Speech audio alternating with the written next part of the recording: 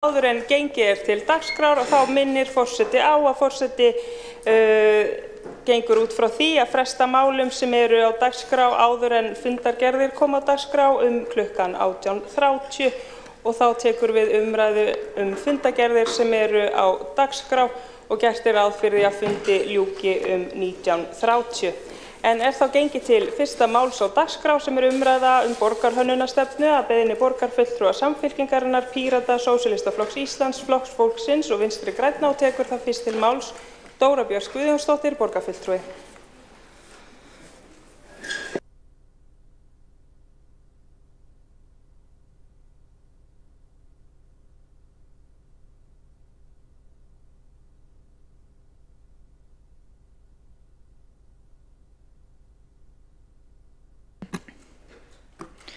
Forseti, ágæta borgarstjórn, kæru íbúar.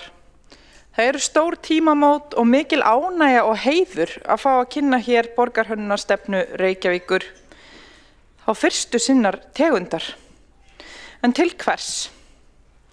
Stefnan sett fram til að huga betur að gæðum í uppbyggingu og þróun borgarinnar til að efla hér enn frekar lifandi, græna og gefandi borg. Þar sem við höldum utan hvort annað.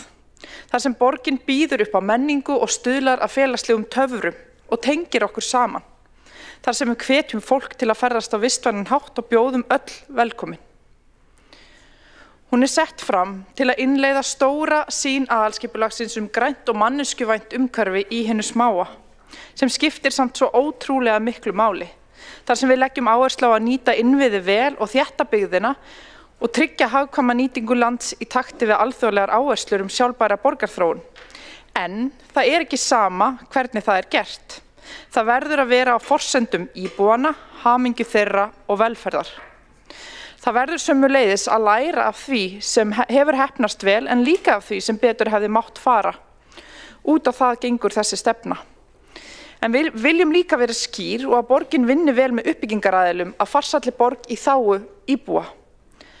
Þannig snýst hún að bæta gæðin en líka að auka skýrleika og styðja við skilvirkni skipulagsgerðar á sama tíma. Það ekki sama hvernig við byggjum upp borgina. Við verðum að tryggja gæðin. Upphaflega þegar ég fór að tala fyrir þessari vinnu, þá var mantran hraði og magn þegar komað uppbyggingu í borginni. Sem betur fer ekki bara að tala að við eigum ekki að vera flækjast fyrir í dag, heldur áherslan orðin meiri á þessi mál sem skipta svo miklu máli, á fagurfræði, hljóðvist, almenningsrými, birtu og ég fagna þessari umræðu. Því að við þurfum líka að spyrja okkur hvernig og fyrir hvern, fyrir fólk, svo fólkinu líði vel í borginni. Þetta gengur allt saman út á það. Ég þakklát frábæru fagfólki sem hefur gegnum árin veitt innblástur með þekkingu sinni og glætt hugmyndirnar lífi með næmu handverki. Ber að nefna sérstaklega borgarhönnuðina Rebekku Guðmundsdóttur og Eddu Ívarsdóttur sem hafa haldið utan vinnuna af myndarskap. Hrönn Valdimarsdóttir, Salome Rósa Þorkelsdóttir og Margrét Lára Baldursdóttir hafa einnig starfað með stýrihópnum sem veitt honum dyggan stuðning auk frábæra ráðgjafa. Í stýrihópnum sitja ásamt mér Hjálmar Sveinsson, Aðalsteinn Haukur Sverrisson, Líf Magnúðardóttir og Kjartan Magnússon og ég vil þakka þeim kærlega fyrir samstarfið en það hefur verið uppbyggilegt og skemmtilegt. Ég vil líka þakka Félagi íslenskra landslagsarkitekta, Arkitektafélagi Íslands og Híbýlaauði kærlega fyrir rýnina á stefnunni og aðstoðina við að gera hana enn betri. Stefnan nú í samráðsgátt til 23. október fram á fimmtudag og við hvetjum fagfólk og íbúa til að kynna sér drögin og rýna þau og veita okkur endurgjöf. Það skiptir okkur ótrúlega miklu máli enda sjá augu betur en auga. Fyrir hvern þessi stefna? Stefnan fyrir öll þau sem vinna að skipulagi og hönnun borgarinnar, hvort sem það eru lóðarhafar, uppbyggingaraðilar, hönnuðir eða starfsmenn borgarinnar. En stefnan einnig mikilvæg sem lofar til íbúa þá þætti sem þarf að tryggja þeim við þróun borgarinnar, á þeirra forsendum. Og hún fræðir þau mikilvægu atriði sem þarf að huga að við hönnun og skipulag farsællar borgar. Viðfangsefni stefnunar eru byggingarefni borgarinnar, þau mjúku og þau hörðu. Hún fjallar mikilvægi mannlegra hlutfalla og hvernig borgin virkar í augnhæð. Mannlegur mælikvarði eða hlutföll vísa til þess að byggingar, götur og opin rými séu hönnuð með líkama og skynjun manneskjunnar sem viðmið. Hvernig byggt umhverfi hannað með þarfir, upplifun og stærð manneskjunnar í huga. Því þetta snýst allt saman þig, elsku borgarbúi. Þínar þarfir, þína drauma, þína velferð og vellíðan. Við erum hérna fyrir ykkur, fyrir þig, það hlutverk borgarinnar. Og þetta snýst líka það að skoða það sem virkar til að vita hvert skuli stefna. Við þurfum ekki að byggja í gömlum stíl til þess að læra af eldri arkitektúr og endurskapa sjarman sem við kunnum svo vel að meta. Við getum hannað byggingar sem uppfylla nútímakröfur og spegla samtíman leið og við draugum lærdóm af því sem virkar, svo sem hlutföllum, efnisnotkun, þakgerðum og öðrum smáatriðum. Fleygað horn opnar torg fyrir framan sig, hallandi þök og uppbrot brýtur upp hæðina. Gangstétt sem rennur yfir gatnamót gerir umhverfið aðgengilegra og öruggara fyrir vistvæna ferðamáta. Nægt bil milli húsa tryggir betri birtuskilyrði. Sveigja í götu skapar eftirvæntingu. Hér eru nokkur dæmi. Mörg smáatriði sem koma saman og skapa heildina sem felst í okkar stóru sýn. Gæðin felast nefnilega í smáatriðunum, en þegar þú upplifar þau hafa ekki verið tryggð eins og í Álfabakkamálinu, þá finnst þér ákvæði að koma í veg fyrir dauða og gluggalausa veggi ekkert smámál. Þannig þetta mikilvægt mál og risastórt mál í rauninni. Svona þættir geta haft jákvæð áhrif á nútímalegar byggingar og skapa samhljóm við umhverfið þar sem hefðir og nýsköpun fara saman. Borgarhönnun fræði og fag vegna þess að upplifun okkar af umhverfi okkar ekki tilviljunum háð. Það eru til viðmið og reglur sem við þekkjum og sem virka til að gera borgina meira aðlaðandi og betri. Svo einfalt það. Uppbrot brýtur niður massan. Svo skipta húsliðar og horn miklu máli. Dauðir veggir eða gluggalausir og óbrotnir fletir draga úr virkni göturlífsins, minnka upplifuna öryggi og draga úr áhuga fólks á að ferðast og nýta rýmið.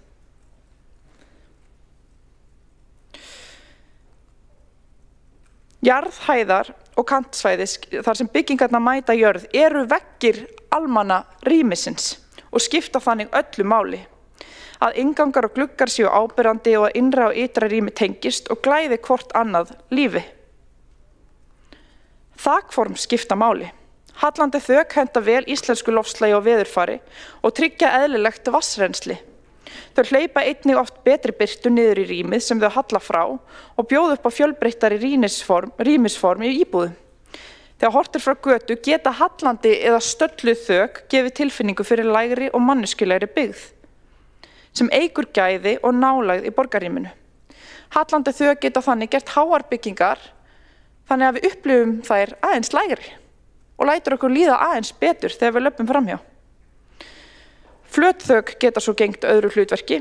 Á þeim hægt að hafa almenningsrými, græn þök sem taka á móti vatni og svo framvegis. Flöt þök í mörgum tilfellum vannýtt borgarrými. Svo gróður mikilvægur, órjúfanlegur hluti farsællar borgar og við viljum að gróður fái tilheyrilegt rými og sé ekki bara einhver auka stærð.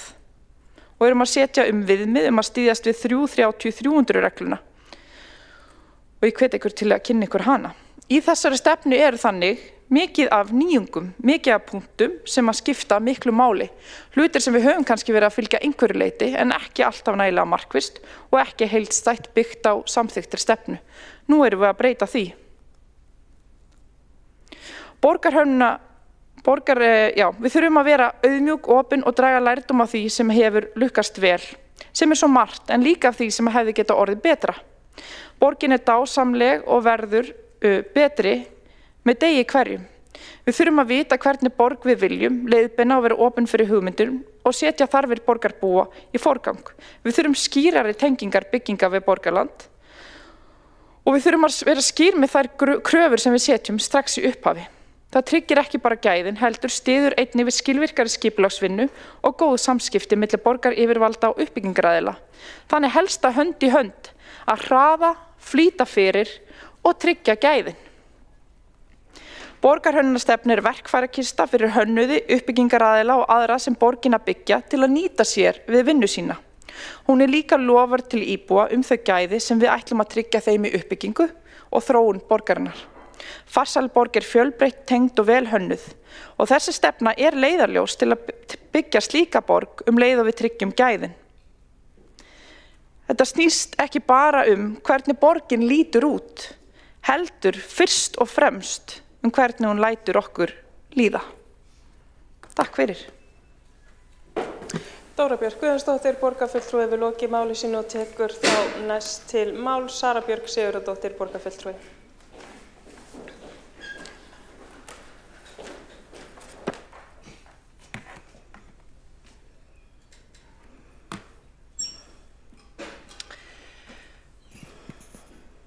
Forseti, ágæta borgarstjórn og þau sem hlusta. Formaður umhverfis- og skipulagsráðs, borgarfulltrúi Dóra Björk Guðjónsdóttir hefur gert stefnudraugunum góð skil í dag. Þetta tímabóta stefnuplagg enda fyrstu drög sinna tegundar lítur dagsins ljós sem leiðbeiningum gæði hönnunar byggðar í borgarumhverfinu. Eiginlega nýtt upphaf en með henni eru mótaðar leikreglur fyrir mörg, íbúa, fagfólk, lóðeigendur, uppbyggingaraðila og pólitíkina sjálfa. Öll sem koma uppbyggingu og vilja gera góða borg en betri. Stefna markar skref í því hvernig við byggjum borgin okkar, hvernig við hugsum rými á milli húsa, gatna, hvernig samspil, gróðu, spirtu og skjóli skuli háttað. Þéttari byggð því fleira fólk, meiri umferð sem aftur kallar á hágæða almenningssamgöngur, vistvæna ferðamáta, öruggar leiðir í skóla, í tómstundir, í þjónustunar heimilum. Góð og heilnæm loftgæði skipta öll máli, þá sérstaklega börn, fólk með undirliggjandi sjúkdóma og eldra fólk. Hvernig á að móta borg sem þjónar fólki, móta borg sem talar við byggðina sem fyrir skapa borgarrými sem laðar að sér fjölbreytt og liðskrúðugt mannlíf, massa fólk sem aftur sækir síðan í verslun og þjónustu. Sjálfbær hverfi með frelsi til að velja vistvæna ferðamáta, þar sem umhverfinu gefinn gaumur, gróður, blóm, smá viljandi villt í bland við grasið. Í sumar sótti ég 4 ólíkar borgir heim, misstórar, en þar áttu það alla sameiginlegt að eiga mörg svæði viljandi villt. Oft pínu trillt, litskrúðug, falleg, græðandi græn. Fyrir fugla, býflugur, lífverur sem fundu sér stað til að búa í borgarlandinu. Við viljum nefnilega skapa samfélag þar sem fleiri lífverur geta lifað og dafnaði. Forseti, það gott að sjá hvernig stefnan reynir að fanga margvíslega gagnrýni á þætti sem einmitt hafa verið umræðan allanhvert skeið. Enda áherslu á að þetta byggði í bland við að brjóta nýtt land, setja saman blandaði byggð til að tryggja félagslegan fjölbreytileika og leið nýta takmörkuð landgæði borgarlandsins sem best í bland við aðra innviði, skóla, götur, stofnanir, allt í takt við alþjóðlega borgarþróun. Að vaksa inn og við áskorun, það ekki sama hvernig það gert og þess vegna mikilvægt að læra af því sem vel gert og líka af því sem ekki hefur heppnast eins vel. Það þarf og það mikilvægt að læra af reynslunni. Þess vegna þessi stefna svo mikilvæg. Reykvíkingum þykir vænt borgina sína, vilja gera góða borg betri og það gott og mikilvægt að íbúar hafi skoðun á sínu nærsamfélagi. Það ótrúlega dýrmætt að okkar fólk skuli koma og tjá sig og segja því hvað þið finnst. Stefnan ákall við vandaðri vinnubrögð sem hafa komið til umræðu samhliða mikilli uppbyggingu síðustu ára. Samstarfsflokkarnir vilja læra því sem miður hefur farið og laga það. Við viljum byggja borg fyrir ólíka hópa, gera kröfu gæði umfram magn og þannig koma til móts við þarfir og fjölbreytts hóps. Meiri gróður og mannvæn svæði laða að sér enn fleira fólk. Þess vegna má segja að borgarhönnunarstefnan sé í senn vegvísir og leiðarljós ólíkra hagsmuna sem verða að ná saman þannig að gæði eins gangi ekki á gæði annarra.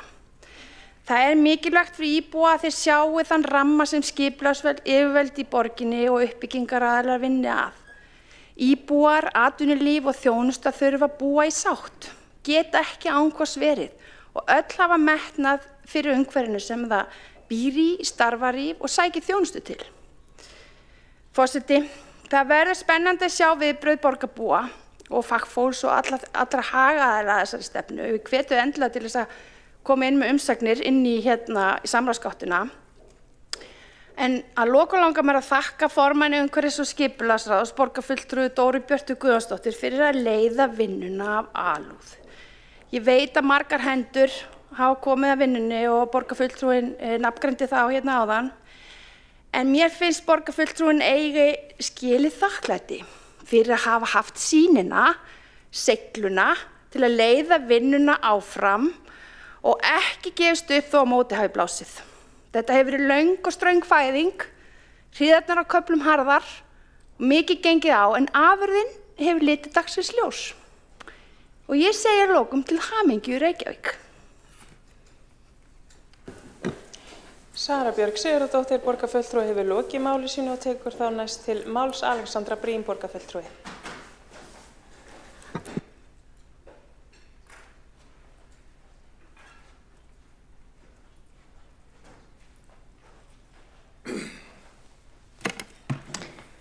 Forseti, borgarstjórn, góðir áheyrendur, það eru forréttindi að fá að eiga hlut í því að ákvarða hvernig borgin okkar þróast til framtíðar. Ég hef oft talað það hvað það áhugavert hvað við getum haft mikil áhrif á framtíðina með tiltölulega litlum ákvörðunum í nútímanum. Og við höfum ýmis tól til þess að hafa áhrif á þetta, hvernig borgin þróast. Með svæðisskipulagi, með aðalskipulagi, með hverfiskipulagi og deiliskipulagi, með því hvernig við ráðstöfum lóðum, með því hvaða ramma við samþykkjum, með því hvað við semjum við ríkið, það hægt ekki ákveða hvað við friðum og hvað ekki, það hægt ákveða hvað við fjármögnum og hvaða framkvæmdir við ráðumst í sjálf og bara ótal margt annað. Bara hvaða svæði við ákveðum að þróa og hvaða svæði við ákveðum að bíða með. En þegar við erum að tala uppbyggingu á tilteknum svæðum, þá getur það að komast frá einhvers konar hönnunarstigi svæðis yfir á raunverulega framkvæmd, tekið töluverðan tíma. Uppbyggingaraðilar hafa stundum ákveðna sýn og borgin hefur svo aðra sýn. Það geta alveg farið ágætlega saman en með kannski ólíkum áherslum. Og oft fara tillögur að nýju deiliskipulagi eða beiðnir nýjar uppbyggingarheimildir geta farið fram og tilbaka, jafnvel oft á mörgum sinnum, þar sem að sá sem vill byggja segir eitt og leggur til eitt og borgin segir nei, ekki alveg svona og ekki alveg svona og skoða þetta betur og við viljum ekki svona. Og svo kemur það tilbaka og kannski því breytt eitthvað eða kannski ekki nóg eða of mikið eða breyti því sem var beðið en sett inn eitthvað annað í staðinn til mótsviða sem ekki heldur nógu gott og þetta getur farið í margar hringi og tekið tíma og verið bara mjög erfitt og leiðilegt fyrir alla aðila. Og stundum endar þetta á því að ekkert gerist. Og það ekki nógu gott. Stundum líka þannig að bara okkar starfsfólk sem í samskiptum við þessu uppbyggingaraðila fyrir hönd borgarinnar upplifir sig ekki hafa alveg nógu skýrar upplýsingar það hverjar okkar áherslur séu raunverulega, hvað okkur finnst mikilvægt þegar við þurfum að velja milli A eða B eða C hjá einhverjum plönum hjá einhverjum uppbyggingaraðilum. Og það getur jafnvel verið bara aðeins misjætt eftir tíma og aðstæðum. Og þá ég ekki einu sinni að tala meirihlutaskipti eða eitthvað svoleiðis. Það getur bara verið misjætt eftir því hvernig umhverfis- og skipulagsráð mannað hverju sinni eða hvaða stóru mál hafa verið nýlega í fréttum eða hvaða starfsmaður vill svo til að tekur á móti málinu. Það alls konar svoleiðis sem getur haft áhrif. Og á það bara hvaða áherslur ráða hverju sinni. Borgarhönnunarstefnu ætlað að taka svolítið á þessu. Henni ætlað að gefa skýr skilaboð það hverjar væntingar borgarinnar séu hverju sinni til þess hvernig uppbygging líti út, hvernig hún láti fólki líða, hvaða áherslur ráða umfram aðrar áherslur, til þess að þegar að uppbyggingaraðilar eru að hanna sínar útfærslur, þá þurfum við ekki að fara í þetta rosalega mikla fram og tilbaka, leggja eitthvað til og fá höfnun eða koma með einhverja tillögur og bla. Þessu ætlað að gefa þessum aðilum fyrirfram mjög skýrt merki. Við viljum hafa skýran ramma þessa hluti sem okkur þykja mikilvægir, hvernig þeim raðað innbyrðis, þar sem að allir þessi hlutir sem að okkur þykja mikilvægir eru tilgreindir og ekkert gleymist, og að því að það gæti alveg verið að við munum eftir einhverju á einu svæði og svo kannski gleymum við á einhverju öðru eða eitthvað þannig að við erum ekki með þetta eitthvað skýrt. Og svo líka mikilvægt að ef það kemur svo í ljós að eitthvað hafi gleymst, þá sé einhver ákveðin staður sem við getum farið og bætt í inn svo það gleymist ekki aftur. Þá þurfa þessir aðilar ekkert að vera að senda tilbaka oft á mörgum sinnum. Þau geta bara farið sjálf og athugað hvort þau eru að uppfylla væntingar. Þá líka skýr staður fyrir borgarstjórn þar sem að hægt að fara til þess að uppfæra eða breyta þessari skipulagssýn ef hún breytist með breyttum tímum eða með breyttum pólitískum aðstæðum. Það bara líka mjög eðlilegt. Sko, þetta ekki auka skriffinnska sem flækir og býr til meiri leiðindi og hægir á eins og einhverjir hafa óttast. Þvert á móti þá eins og ætlað að draga undirliggjandi kröfur og flækjustig upp á yfirborðið, gera eitthvað órætt að einhverju sem rætt og bara skýrt fyrirfram og gera þannig samskipti bæði skýrari og einfaldari og draga úr bara pirringi og tímasóun á báða bóga. Að draga úr því að svör geti orðið mismunandi eftir því hver sé að afgreiða eða hvað í gangi í fjölmiðlum. Og þetta gerist það ekki mikið en það getur gerst og það á ekki að vera þannig.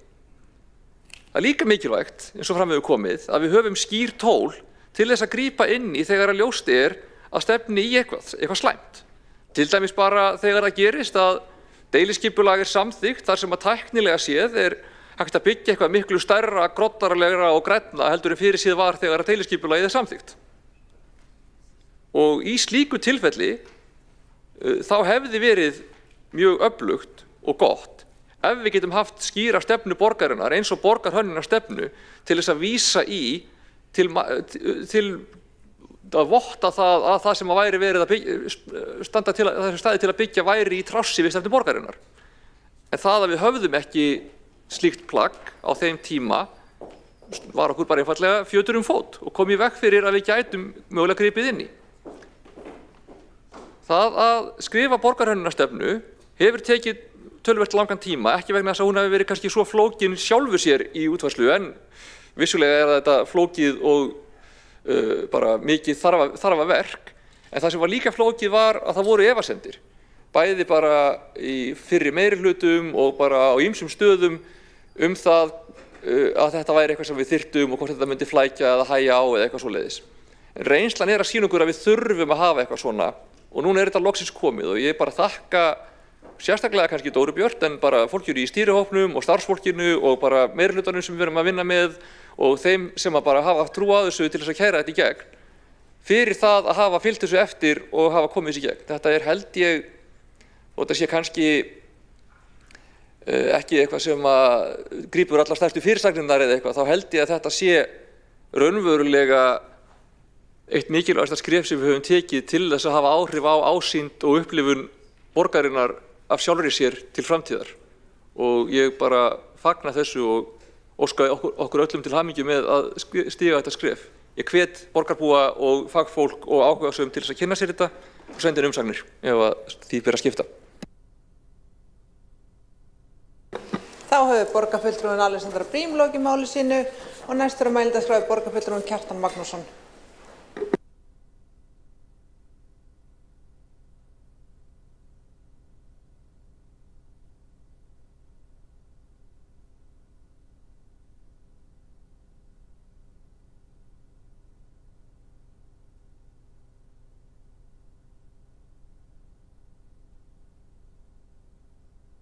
Ég vil taka undir margt af því sem hér hefur komið fram í umsögn eða umræðum hér þessa borgarhönnunar stefnu. Hún nú í samráði og það eftir að koma athugasemdir og kannski verður svona alvöru umræðan tekin þegar það hefur skilað sér og við tökum afstöðu til þess.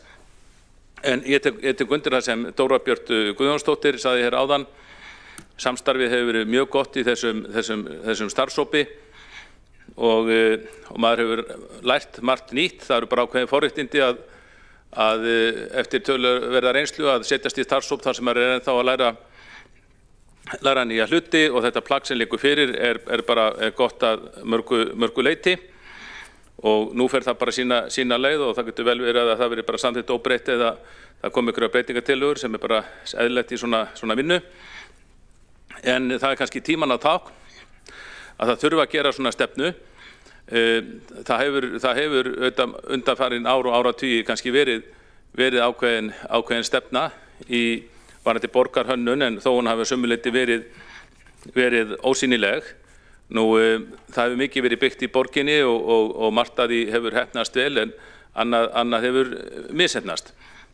Og mér varst athyglisvert í þessari vinnu, þegar við að sjálfsögðu fórum í umræður það, hvað hefði nú ekki tekist nógu vel, þá fannst mér eiginlega flest dæmi vera nefnd úr nýjustu hverfum borgarinnar, Hlíðarendahverfinu og hinni nýju Vogabyggð. Og það kom mér svolítið óvart, þó ekki því ég var alveg sammála gagnrýni sem kom fram á hönnun þessara hverfa. En mér fannst merkilegt að ég átti freka vona að það eru tínt til dæmi úr gömlum hverfum, einhvers konar skuggum fortíðar.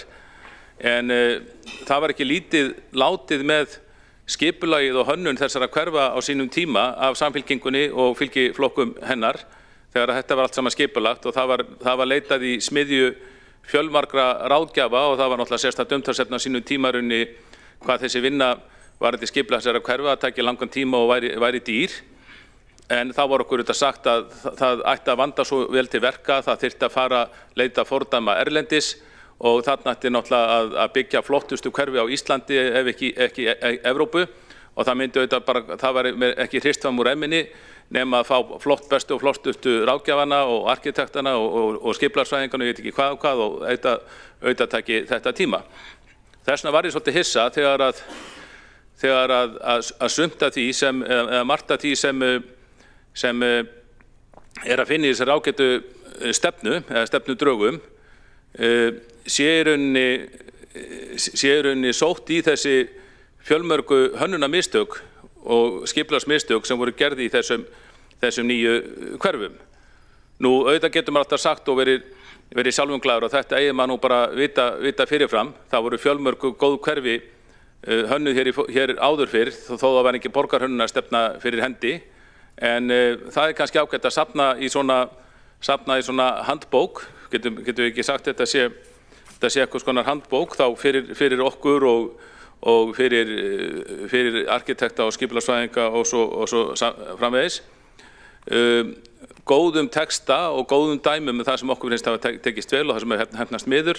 Það var töluverð umræða til dæmis svokallega dauðaveggi í nýjum hverfum, mikla veggi og gluggalausa. Eitthvað sem maður hélt að hefði verið hægt að koma í veg fyrir. En þannig að við getum sagt að þetta sé eitthvað skonar þjónustu handbók eins og þjónustu handbók vetrarþjónustuna sem við munum eftir. Það var rakið til þess að vandræðin í snjómokstri á sínum tíma að það hefði ekki verið nógu góð þjónustu handbók ekki búið að uppfæra hana. Þannig að mér finnst svona í aðalatriðum þá finnst mér hafa tekist vel til við smíði þessa plaggs. Mér finnst textin að mestuleyti góður og það eru birtar fjölmargar skýringarmyndir sem ég hvet fólk til að kynna sér. Og ég bind bara góða vonum við það að þessi hönnunarstefna sem liggur hér fyrir í drögum og getur vel verið að hún eigi eftir að taka einhverjum breytingum sé góður leiðarvísir fyrir okkur inn í framtíðina og kannski tímann að tákna við segjum og ég tek eftir að formaður skipulagsnefndar gerir það hér og ég hef alveg gert það líka út í bæ þegar það kemur gagnrýni á mistök eins og að verið gerði Hlíðarenda og Vogabyggð og svo núna síðast kannski með græna gímaldinu og hérna þessum gímöldum sem í Gufunes gímöldum líka að þá segir maður, þá vísar maður svolítið þessa stefnu og segir vonandi með því að dokumentera þetta, festa þetta blað og ræða þetta hér í borgarstjórn, málstofunum okkar, þá kannski vonandi tekst að koma í veg fyrir slík skipulagsmistök í framtíðinni og að því leyti ef að það gerist þá þetta plagg þetta bara mjög gott og hverrar krónu virði. Þá hefur borgarfulltrúinn Kjartan Magnússon lokið máli sínu og næst á mælendaskrá er borgarfulltrúinn Líf Magnúsdóttir.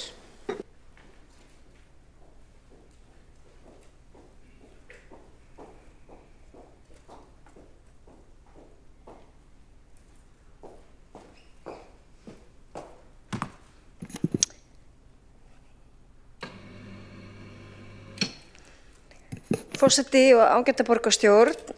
Ég vildi bara rétt koma hingað upp til þess að fagna þessu. Við Vinstri græn vorum með það á stefnuskrá okkar bæði 2018 og 2022 að gera borgarhönnunarstefnu og nú lítur hún dagsins ljós og það ber að þakka fyrir mjög fallega stefnu, góða vinnu og það góða starfsfólk líka sem við búum að. Og ég bind vonir við það að hún leiði okkur í betri borg, í fallegra umhverfi þar sem að meira tilliti tekið til þeirra sem að ferðast það ekki á bílum.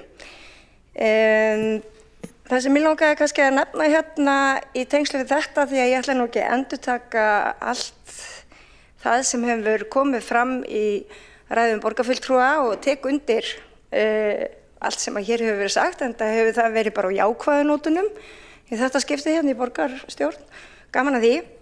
En mér langaði líka að ræða kannski framhaldið, hvað næst, hvernig gerum við þetta? Er þetta bara leiðbeiningar eða þetta eru þetta stefna sem að borgarstjórn setur og markar sér? Og ég hef áður komið hingað upp til þess að ræða stefnur borgarstjórnar vegna þess að sannarlega höfum við skuldbundið okkur til þess að framfylgja þeim. Og mér finnst svo mikilvægt að við séum þá með einhvers konar líka tímaplan, þetta eru auðvitað bara leiðbeiningar, en að við séum þá líka með einhvers konar mælanlega markmið. Og hvernig við förum að því, það er þá bara vinna sem eftir. Og það gæti orðið dálítið snúið vegna þess að margt í þessari stefnu kannski ekki byggt á einhverju ótrúlega hörðu mælanlegu, en við getum alveg búið til einhvers konar mælikvarða. Og ég sé það alveg og ég kannski ætla ekki að setjast yfir það hér, en það er eitthvað sem við getum farið í næst. Svo langar mig líka að nefna það að við Vinstri græn við vorum líka með hugmyndina borgarlandverði.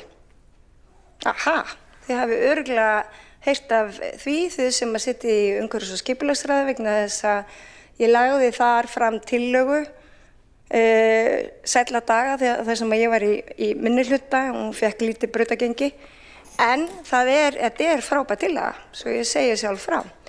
Og hérna gefst okkur tækifæri til þess og ég ætla bara að nefna eitt dæmi. Ef við vorum með borgarlandverði þá væri hlutverk þeirra fjölþætt. Þetta væri ekki bara bílastæðaverðir sem að gengju göturnar og væru að passa að það væri ekki lagt upp á gangstétt og þar fram til götunum, pun intended, að þeir væri þá líka að passa upp á friðlýstusvæðin okkar, upp á hverfisverndina, upp á að frágangur og lóðum væri með réttum hætti, að uppbyggingaraðilar væri ekki freklega að taka sér pláss á gangstéttum og hindra þannig að skapa hættu fyrir gangandi og hjólandi vegfarendur, að þeir væri þá inni til dæmis á skrifstofu samgöngustjóra eða eitthvað slíkt, en myndi líka huga að því að auka enn frekar líffræðilegan fjölbreytileika, passa upp á okkar fagra umhverfi, passa upp á friðlýst svæði, passa upp á hverfisverndin okkar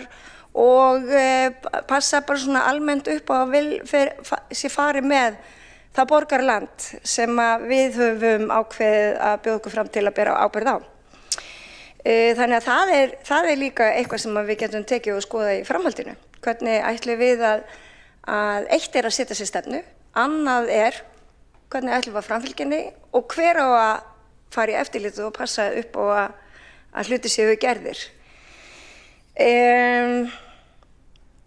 Þannig að þetta var svona það sem að mig langaði að koma og ræða og ég sat í þessum stýrihópi. Stundu gleymdist reyndar að bjóða mér á fund, en það var innilega afsakað. Það bara gerist stundum, ég tók ekki nærri mér. En það var gaman að sitja í þessum hópi, það er gaman að pæla í umhverfi sínu, það er gaman að skoða leiðir hvernig við getum gert betur en það sem hefur verið gert og læra þá líka af mistökunum, en líka gera eitthvað nýtt. Og oft séð hérna í þessum sal, þá það oft gagnrýnt að það séð eftir peningum sem eru settir í okkar manngerða umhverfi. Ég ætla bara að rifja upp Grensásveginn. Ég heyri engan kvart yfir Grensásveginum í dag. þýðir það nokkuð að setja þarna hjólastíg. Það hjólar enginn upp brekkur í Reykjavík. Það geti líka verið mótvindur, þetta agalegt, það enginn að kvarta yfir þessi dag. Minnihlutinn sá ofsjónum yfir milljónunum sem voru settar í þessar framkvæmdir. Fjárfesting heitir þetta. En þetta það sem við þurfum að gera í miklu meira mæli. Við þurfum að fegra líka umhverfið okkar, gera það skaplegra þannig að það sé eftirsóknarvert að dvelja í því. Ég hef aldrei séð neitt liggja á einhverjum grasbala og umferðareyju bara því að grasið grænt, sko. Við þurfum að gera eitthvað meira og þessi borgarhönnunarstefna liður í því að við séum að búa til fallega borg fyrir borgarbúa. Þannig að ég fagna þessu innilega, takk fyrir samstarfið og ég hlakka til að sjá hvað kemur út úr samræðinu og samráðsgáttinni og við þá væntanlega hittust aftur í stýrihópnum og tökum skrens á því. Kjartan Magnússon borgarfulltrúi, Aðalsteinn Ali Rock, Aðalsteinn Haukur Sverrisson borgarfulltrúi og svo það sem að Dóra Björk Guðjónsdóttir borgarfulltrúi fór hérna yfir. Bara takk fyrir mig. Þá hefur borgarfulltrúin Líf Magnúsdóttir lokið máli sínu og næsta mælendaskrá borgarstjórinn Heiða Björg Hilmisdóttir.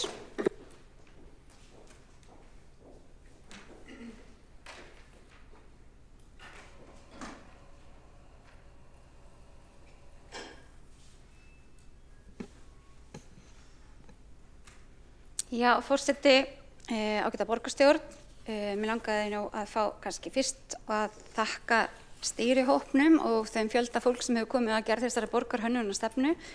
Þetta fyrsta borgarhönnunarstefna Reykjavíkur og markar að mörgu leyti tímamót í skipulagsmálum borgarinnar.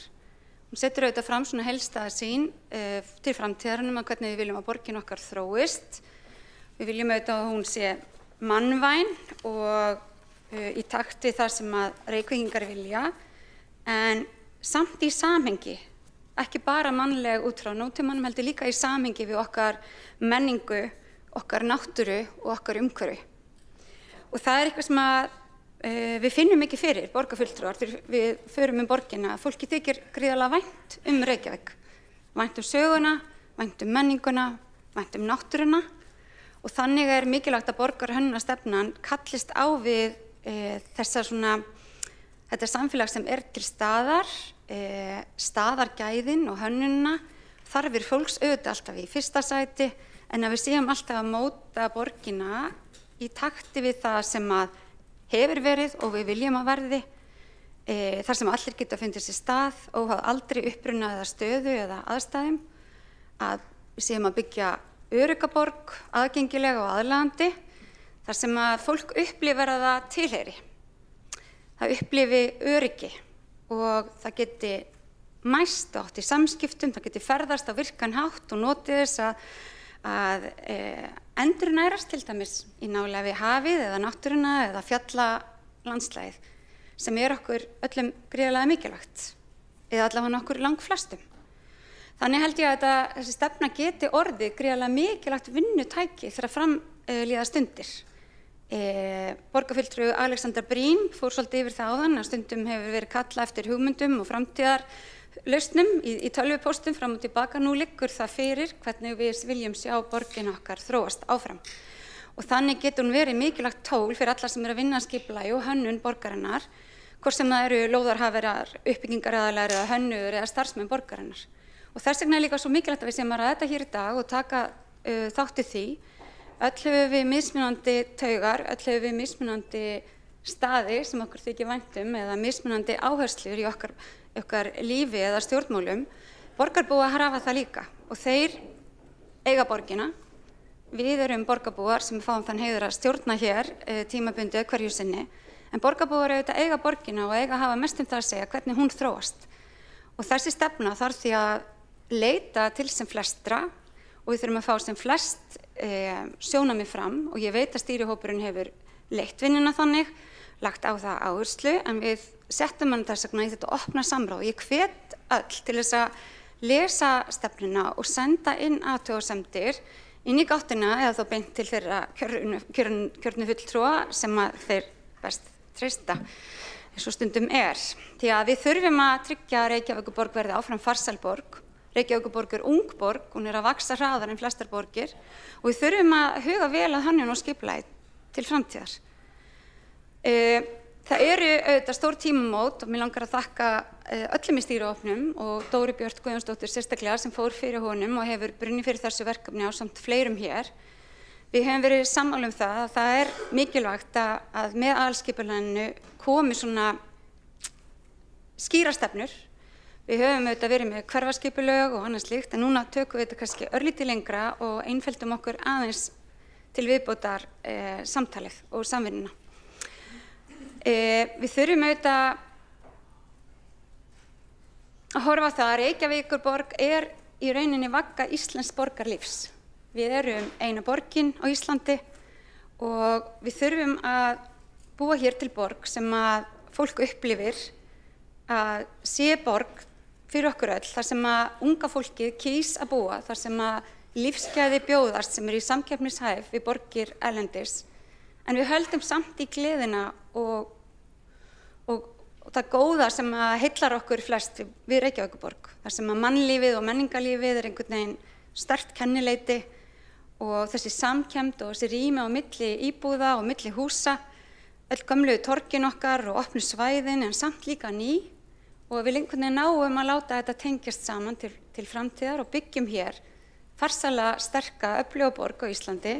Eitthvað sem við höfum ekki hátt fyrir núna, við eigum Reykjavík og við ættum öll að geta verið ótrúlega stolt af. Ég í það minnsta mjög stolt af þessari borgarhönnunarstefnu, mjög stolt af Reykjavíkurborg, hvernig hún að þróast og ég held að með þeim áherslum sem hérna koma fram og með auknu samtali og auknu samráði við borgarbúa, þá munum við alltaf sjá betri og betri borg þar sem að hver og einn getur fundið sér stað, óháð aldri, bakgrunni eða aðstæðum, þar sem að lífsgæði borgarbúa eru á allt í forgangi, en líka lífsgæði dýranna, líffræðilegu fjölbreytileikinn, menningin, lífæðarnar, allt það sem okkur þykir svo ótrúlega vænt um.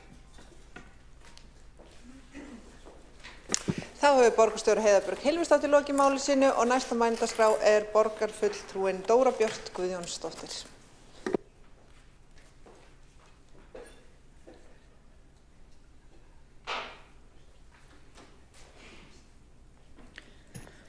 Forseti, kæru félagar hér í borgarstjórn, ég vil bara þakka fyrir mjög góða umræðu þetta mál sem við stöndum saman að og höfum unnið vel saman að í mismunandi flokkum þvert á meirihluta og minnihluta.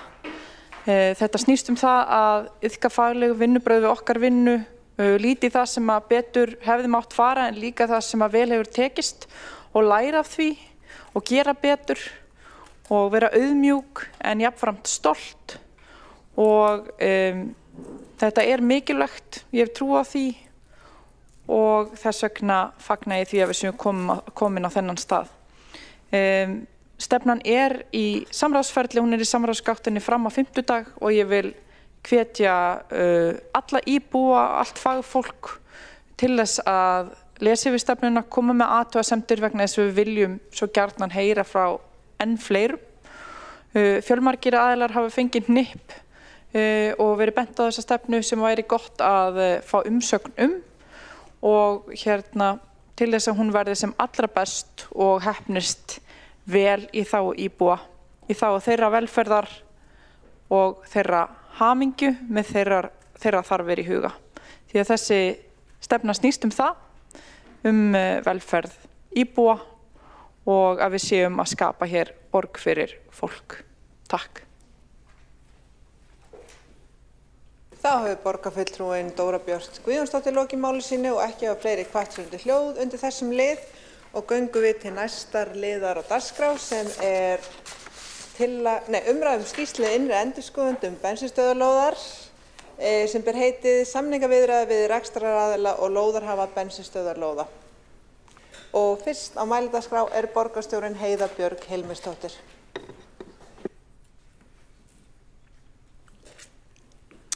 Já, forseti, ágæta borgarstjórn, ég vil hér fyrst leið ég fagna að við erum að ræða þessa úttekt hér. víkja að upphafi málsins, en í júní 2016 gaf Reykjavíkurborg út loftslagsstefnu Reykjavíkurborgar sem fól í sig það markmið að dælum fyrir jarðefnaeldsneyti yrði fækkað 50% til ársins 2030 og að þær yrðu að mestu horfnar árið 2040. Í apríl 2019 var gefin út skýrsla vinnuhóps á vegum Reykjavíkurborgar sem fjallaði stefnu orkustöðvar fyrir bíla og í skýrslunni voru ítarlegar upplýsingar allar bensínstöðvar í Reykjavík, lóðir, stöðu lóðuleigusamninga, leyfilega landnýtingu á lóðum og samkvæmt skipulagsáætlunum og fjölda dæla á hverri stöð.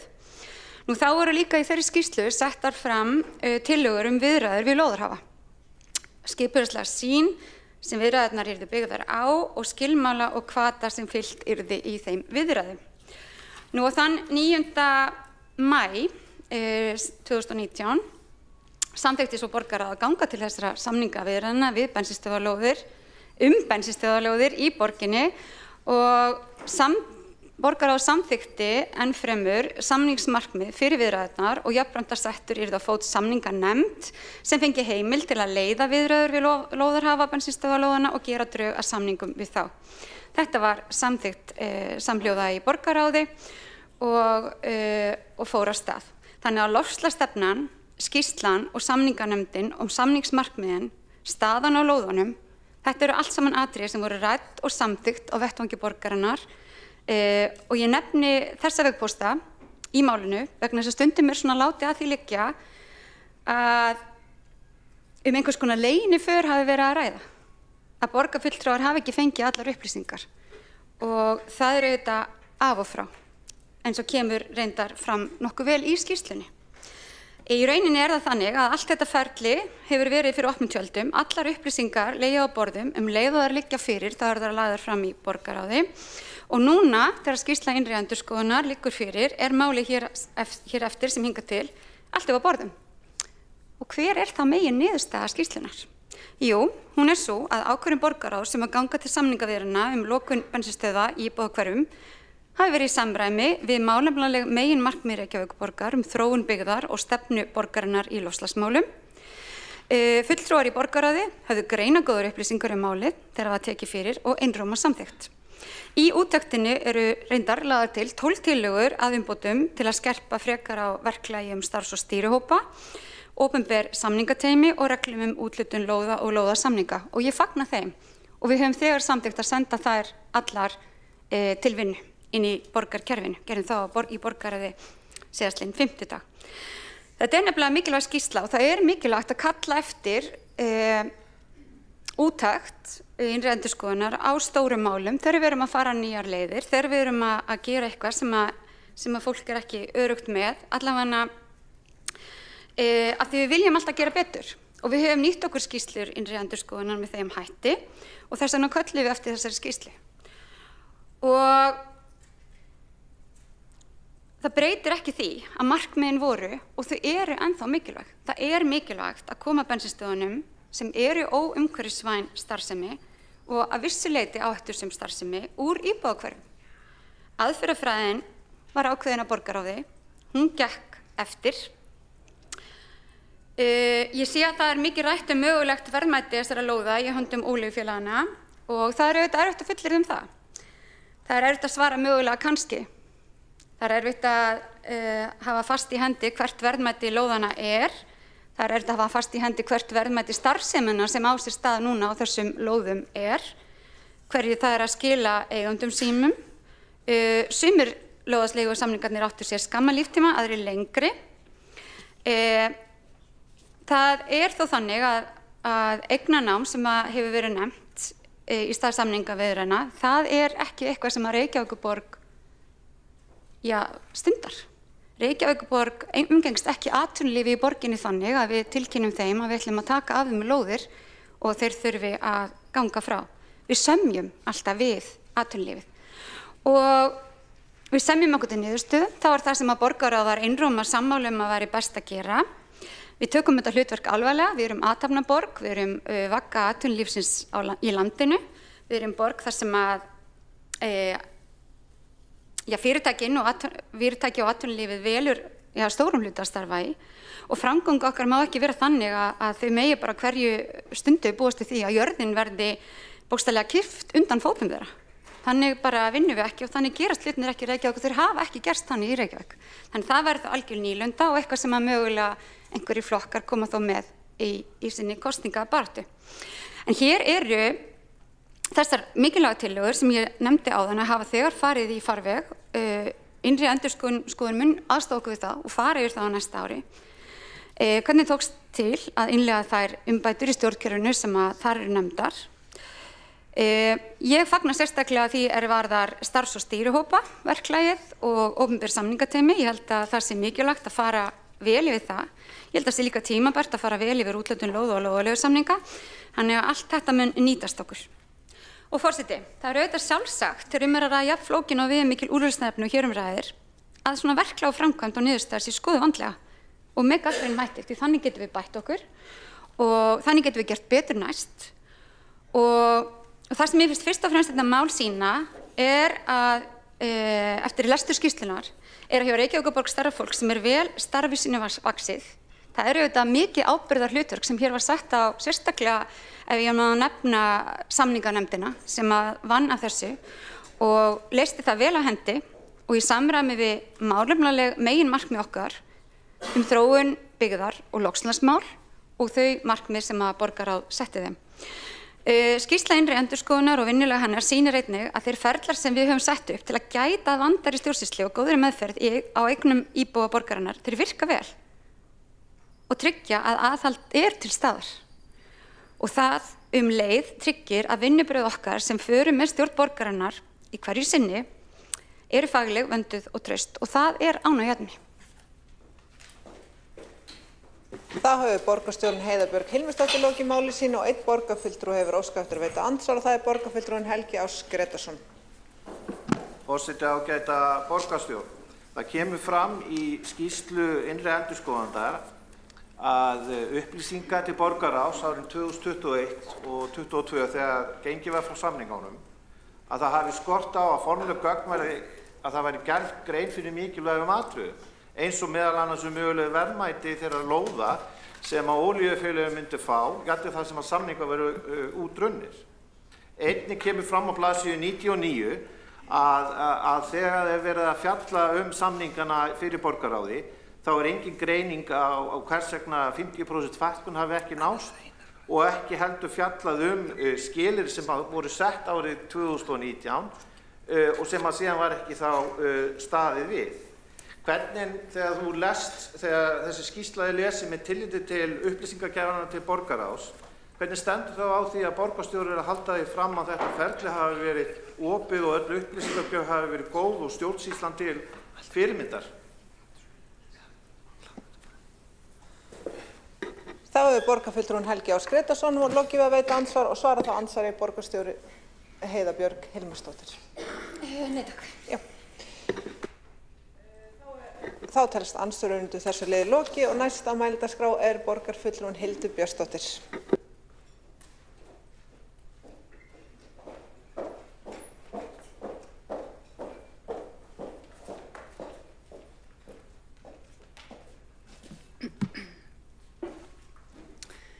Forseti, ágæta borgarstjórn, ég vil byrja á að nýta þetta tækifæri og þakka innri endurskoðun Reykjavíkurborgar fyrir ítarlega og góða skýrslu þetta mál. En ég ætla að byrja á að rekja aðeins forsögu málsins eins og borgarstjóri gerði raunar einhverju leyti í sinni ræðu. En það ágætt að það komi fram að það var árið 2016 sem að loftslagsstefna Reykjavíkurborgar var sett og í henni kemur fram markmiðið sem að samningarnir byggja á, markmið helmingsfækkun bensínstöðva í borgarlandi fyrir árið 2030. Og það var líka talað að þær yrðu að mestu horfnar árið 2040. Það sem athyglisvert í málinu og ég hafði ekki áttað mig á fyrir en ég glögga mig á þessari skýrslu, þá kemur árið 2007 að koma tilmæli frá Samkeppniseftirlitinu til Reykjavíkurborgar þar sem fjallað samkeppnishömlur á eldsneytismarkaði og fjallað þessi skipulagstengdu mál sem snúa að skipulagi bensínstöðva í borgarlandi. Nú 2018 þá farið á stað á fundi með rekstraraðilum á eldsneytismarkaði til að fá upplýsingar framtíðarsýn og áform fækkun bensínstöðva. Við vissum í sjálfu sér ekki heldur af þessum fundum fyrir en að við fáum inn til okkar á fundinum fræga í maí 2019 samningsmarkmið. Þar erum við upplýst að þessir fundir hafi átt sér stað.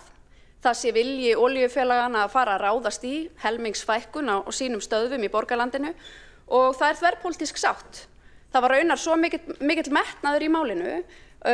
Fólk studdi þetta markmið og vildi gera þetta í samvinnu við olíufélögin að fækka bensínstöðvunum að menn vildu spýta enn frekar í lófa. Vildu ná þessum markmiðum 2025. Og ekki nóg með það heldur var líka bætt inn í ályktun borgarráðs að kröfu okkar sjálfstæðismanna og það var líka þverpólitísk sátt það að fyrir 2025 skildum við ná helmingun olíubirgðastöðvarinnar í Örfirisey. Og ég minni á svona þegar ég segi þetta að við erum stödd á árinu 2025 og hver getur svona með sjálfum sér hugleitt hversu langt við höfum komist við að ná þessum markmiðum. En þessi markmið voru þetta algjör lykilforsenda eða eins og segir í skýrslunni skilmálar eða skilyrði fyrir því að samþykkt yrði að fella niður byggingarréttargjöld. 2019 stuttu eftir að borgarráð samþykkir samningsmarkmiðin þá áréttar samkeppniseftirlitið tilmæli sín frá árinu 2017. Talar að meta þurfi samkeppnisleg áhrif samningsmarkmiða borgarinnar fækkun bensínstöðva og niðurstöður þessara viðræðna áður en endanleg ákvörðun verður tekin framhaldið. Ég minnist þess ekki að þetta hafi fengið sérstaka umfjöllun í borgarráði. Nú 2021 áður en að samningarnir koma til borgarráðs, þá óskar samkeppniseftirlitið aftur upplýsinga stöðu viðræðna við olíufélögin. Og í skýrslu innri endurskoðunar sem við fjöllum hér í dag kemur fram að borgin hafi aldrei framkvæmt mat á álitamálum sem vörðuðu samkeppni á markaði, samkeppni lóðir og hvort í samningum gæti falist úthlutun takmarkaðra gæða. Þrátt fyrir tilmæli samkeppniseftirlits. Nú í sumarleyfi borgarstjórnar koma margir þessara samninga fyrir borgarráð og við höfum margfjallað og gagnrýnt hversu brátt þá bara að og þeir skyldu berast með þessum hætti inn í borgarráð þegar borgarstjórn átti ekki tækifæri á að fjalla þá á opnum vettvangi. Fulltrúar Sjálfstæðisflokks samþykki ekki þessa samninga, voru áfram þetta studdu markmiðið sem var undirliggjandi en það var nokkuð ljóst á þessum tímapunkti að þetta markmið myndi ekki nást. Nú 2022 koma síðustu samningarnir fyrir borgarráð og afstaða okkar svo sama, en þarna fer að renna á fólk svolítið tvær grímur. Okkur fer að þykja eitthvað sérkennilegt að baki þessum samningum og það kallað eftir aðgangi að öllum gögnum sem búa að baki samningsgerðinni og samningaviðræðunum og það sem sérkennilegt í málinu svo leynd sem ríkti þau gögn. Því það mátti ekki leggja þau fyrir á hefðbundnum fundi borgarráðs heldur í lokuðu gagnaherbergi. Mikill trúnaður. Og það var talað að það væru viðkvæm samkeppnisgögn sem lágu þarna inn í gagnaherberginu en af samtölum við olíufélögin kom í ljós að það var ekki að þeirra kröfu að þessi mikli trúnaður ríkti. Nú 2022 eftir mikla umræðu þessa samninga og umfjöllun í fjölmiðlum þá leggjum við sjálfstæðismenn til að þessum samningum verði vísað til skoðunar, innri endurskoðunar og það var samþykkt og við vorum ánægð með það og nú lítur þessi skýrsla dagsins ljós. Nú í henni eru 12 úrbótatillögur. Og það var einhverjir reynt að stíga fram og segja að skýrslan hún staðfesti að það var bara allt í góðu með þessa vegferð og samningana en þessar 12 úrbótatillögur eru svona kannski skýrasta merki þess að hér var þetta ekki allt með felldu. Nú helsta lagalega óvissan sem úti standandi varðandi samningana möguleikinn á því að hér hafi verið að ræða brot á EES-samningnum eða reglum ríkisaðstoð og samkeppni og samkvæmt EES-samningnum telst hvers kyns opinber aðstoð sem raskar eða til þess fallin að raska samkeppni með því að ívilna fyrirtækjum vera brot á samningnum.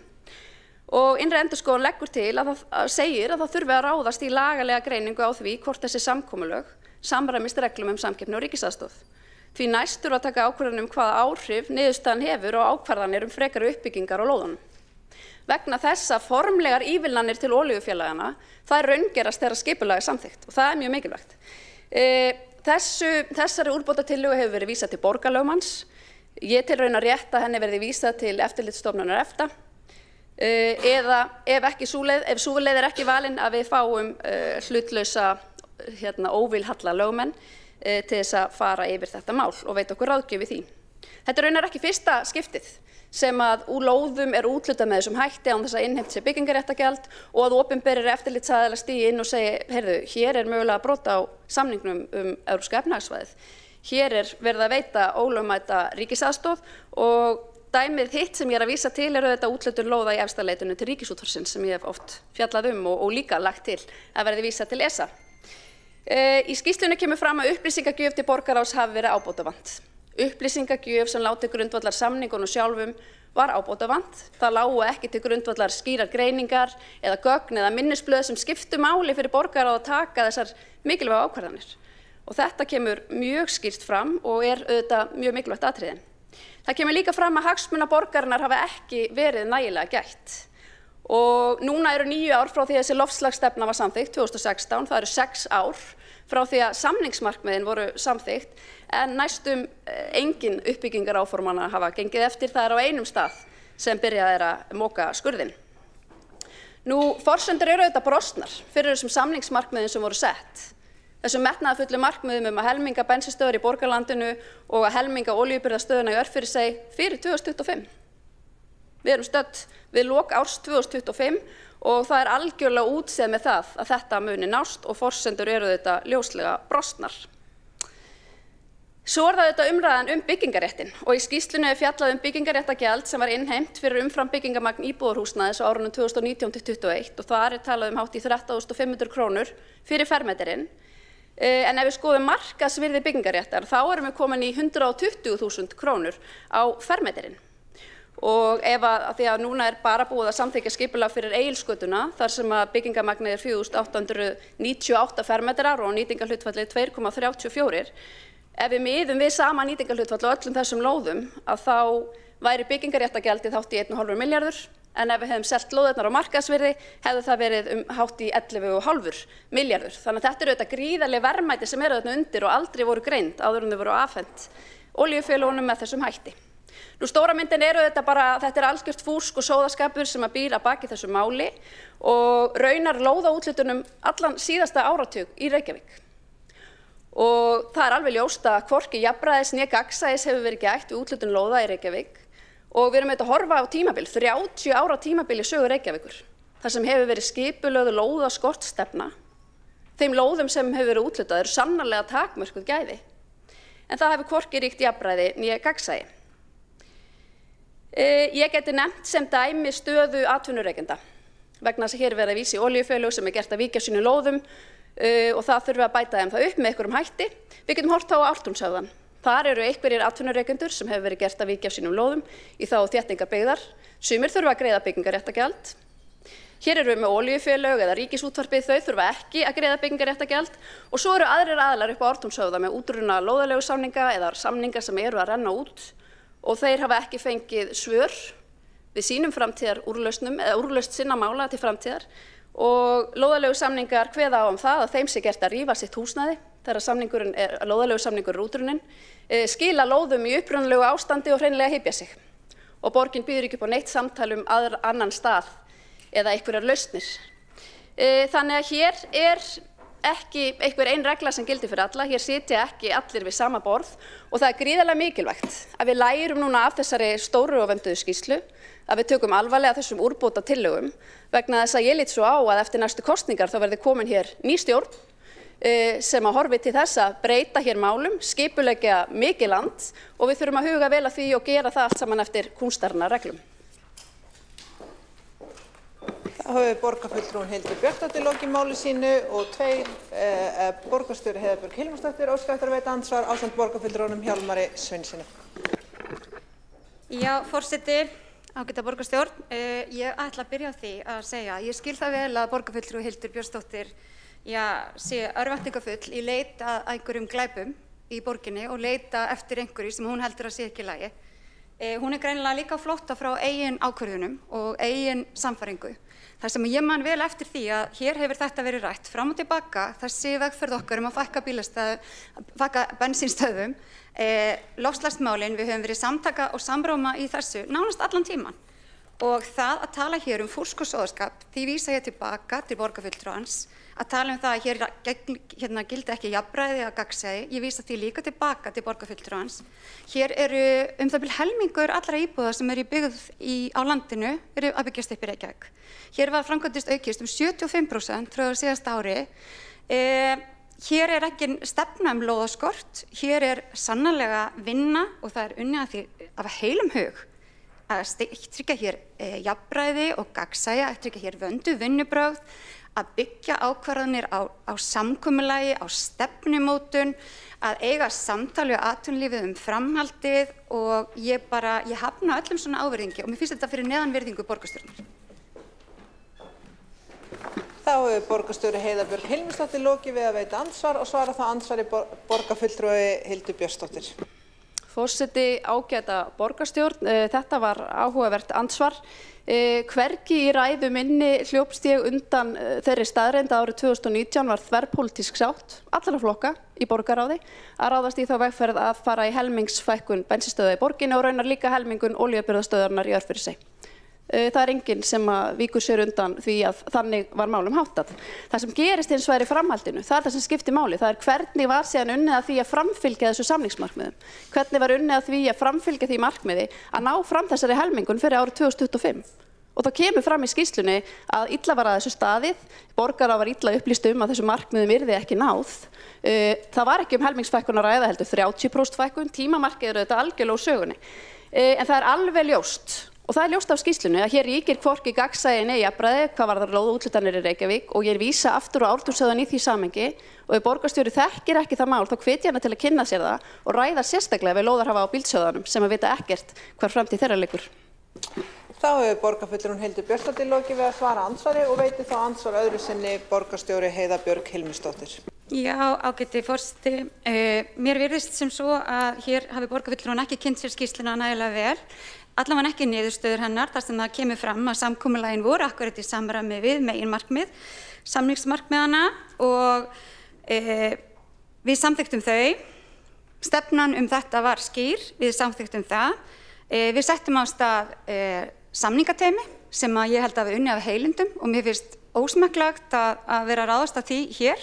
Þau vinna innan ákveðins ramma sem að nú munum við bara skoða hvernig við getum betur staðið við bakið á slíkum samningateymum.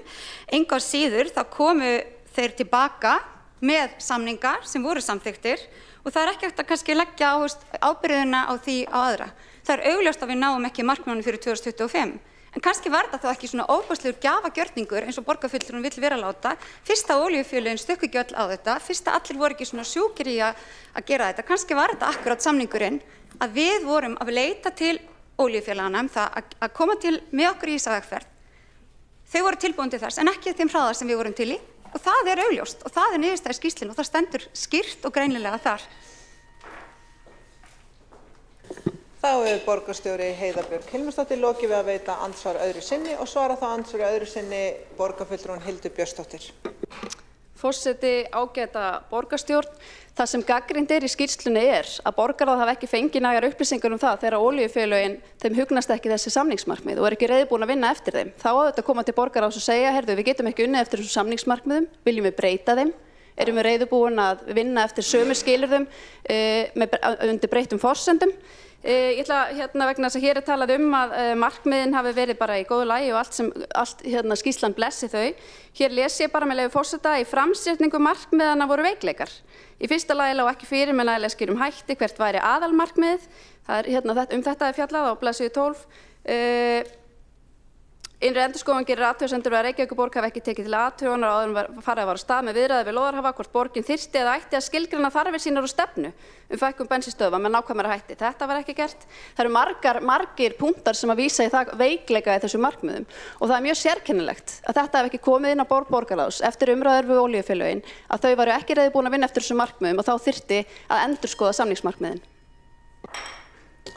Þá hefur borgarfulltrúin Hildur Björnsdóttir lokið við að svara andsvari öðru sinni og næstur þá telst andsvörum undir þessum liði lokið og næstur á mælendaskrá borgarfulltrúin Einar Þorsteinsson.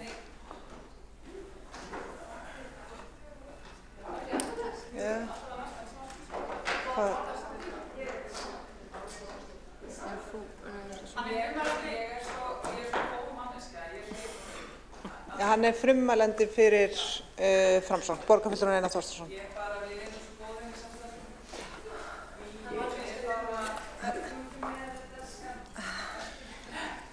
Forseti, ágæta borgarstjórn, það er gott að þessari reikistefnu lokið og við erum að ræða hér bensínstöðvar. og langt skeið allt frá miðju síðasta kjörtímabili hefur verið umræða þessa samninga sem að borgin gerði við eigendur olíufélagana. Og markmiðið, að fækka bensínstöðvum í þágu loftslagsmála og hvetja til húsnæðisuppbyggingar. Þetta markmið sem að hljómar ágætlega, þótt að bensínstöðvar séu nú oft eina sjoppan eða þjónustan inn í þessum hverfum og ég nú svona eiginlega þeirra skoðunar að þessi vandi hefði nú kannski leyst af sjálfu sér. Þessari þjónustu hefði verið umbreytt hægt og rólega í takt við orkuskipti í samgöngum, en gott og vel. Við sjáum það að eftir gagnrýna umfjöllun Kastljós málið í fyrra, þá ákvað borgarstjórn að fela innri endurskoðun að gera úttekt á þessum samningum og aðdraganda þeirra. Og nú hefur embætti innri endurskoðanda skilið af sér þessari miklu skýrslu og mér langar að þakka fyrir hana. Hún er ágætlega unnin. Hún sýnir að það margt sem að hefði mátt betur fara í þessu máli. Og mér rekur nú minni til þess að undir lok síðasta kjörtímabils hafi fyrrverandi minnihluti eða minnihlutin á þeim tíma lagt fram tillögu það að innri endurskoðun færi í könnun á þessu máli í ljósi þeirrar umræðu sem þá var, en sú tillaga náði ekki fram að ganga. Þannig að það var ekki fyrr en í fyrra sem að þetta var samþykkt og ég held við séum hér öll hljótum að vera ánægð með það að hafa látið gera þessa úttekt. Ég ætla ekki að koma hérna upp með þann málflutning sem að við höfum heyrt svona dálítið í samfélaginu að hér hafi verið einhver spilling í gangi, að saka fólk það að Dagur B. Eggertsson og Samfylkingin og í kompaníi við Viðreisn, Pírata og VG hafi verið að færa auðmönnum einhver gríðarleg verðmæti vitandi vits. Ég hef bara ekki hugmyndaflug í það að komast að þeirri niðurstöðu. Ég þekki þetta fólk og ég held að enginn hér vinni þannig. En mér sýnist samt augljóst að málið hefur ekki verið nægilega vel undirbúið. Það eru talsverðir ágallar á strúktúr þessarar vegferðar og málsmeðferð og núna uppi talsverð óvissa framhaldið. Og innri endurskoðun Reykjavíkurborgar kemst einmitt að því. Hún bendir á að þegar borgarráð samþykkir það markmið að fækka bensínstöðvum 50% fyrir árið 2025 í stað 2030, þá er ekki greint hvað áhrif það nýja markmið hefur á samningsstöðu borgarinnar. Og við förum aðeins aftar eins og við höfum nú verið að gera hér í þessum ræðum að þá haustið 2018 settur á fót hópur embættismanna sem að færa það hlutverk annars vegar að setja fram skipulagslega sýn á fækkun bensínstöðva og hins vegar að móta þessi samningsmarkmið vegna áformaðra viðræðna við rekstrarhafa og lóðarhafa. Og hvorki í samningsmarkmiðunum sem samþykkt voru 7. maí 2019 né erindisbréfi samninganefndar frá 14. maí 2019 talað það að greina með heildstæðum hætti hagsmunina sem voru undir. Hvaða verðmæti fólust í því fyrir borgina að umbreyta þessum bensínstöðum í íbúðarhúsnæði eða lóðunum þar sem þessar bensínstöðvar stóðu á eða standa reyndar ennþá. Og svo á móti, hvaða verðmæti myndu skapast hjá olíufélögunum? Og ef maður leitar í þessum skjölum þá hef ég ekki fundið orðið áhættustjórnun eða áhættumat eða heildstæð greining. Ég meina hugsanlega var hún gerð en ég sé ekki að þau gögn hafi verið gerð opinber. Og að því að borgarstjóri minntist hér á samninganefndina, ég þekki allt þetta fólk og það prýðilegt hæfileika fólk á sínu sviði. En þessari samninganefnd var einfaldlega ekkert falið að vinna svona greiningar. En það þyrfti þá augljóslega aðra sérþekkingu til og það hefur verið miklu umfangsmeiri vinna heldur en að greinilega var ráðist í. Og þar að segja á hálfu borgarinnar. En ég held við getum alveg slegið í föstu að olíufélögin gerðu þessa greiningar út frá sínum hagsmunum. Hver var hagnaðarvonin?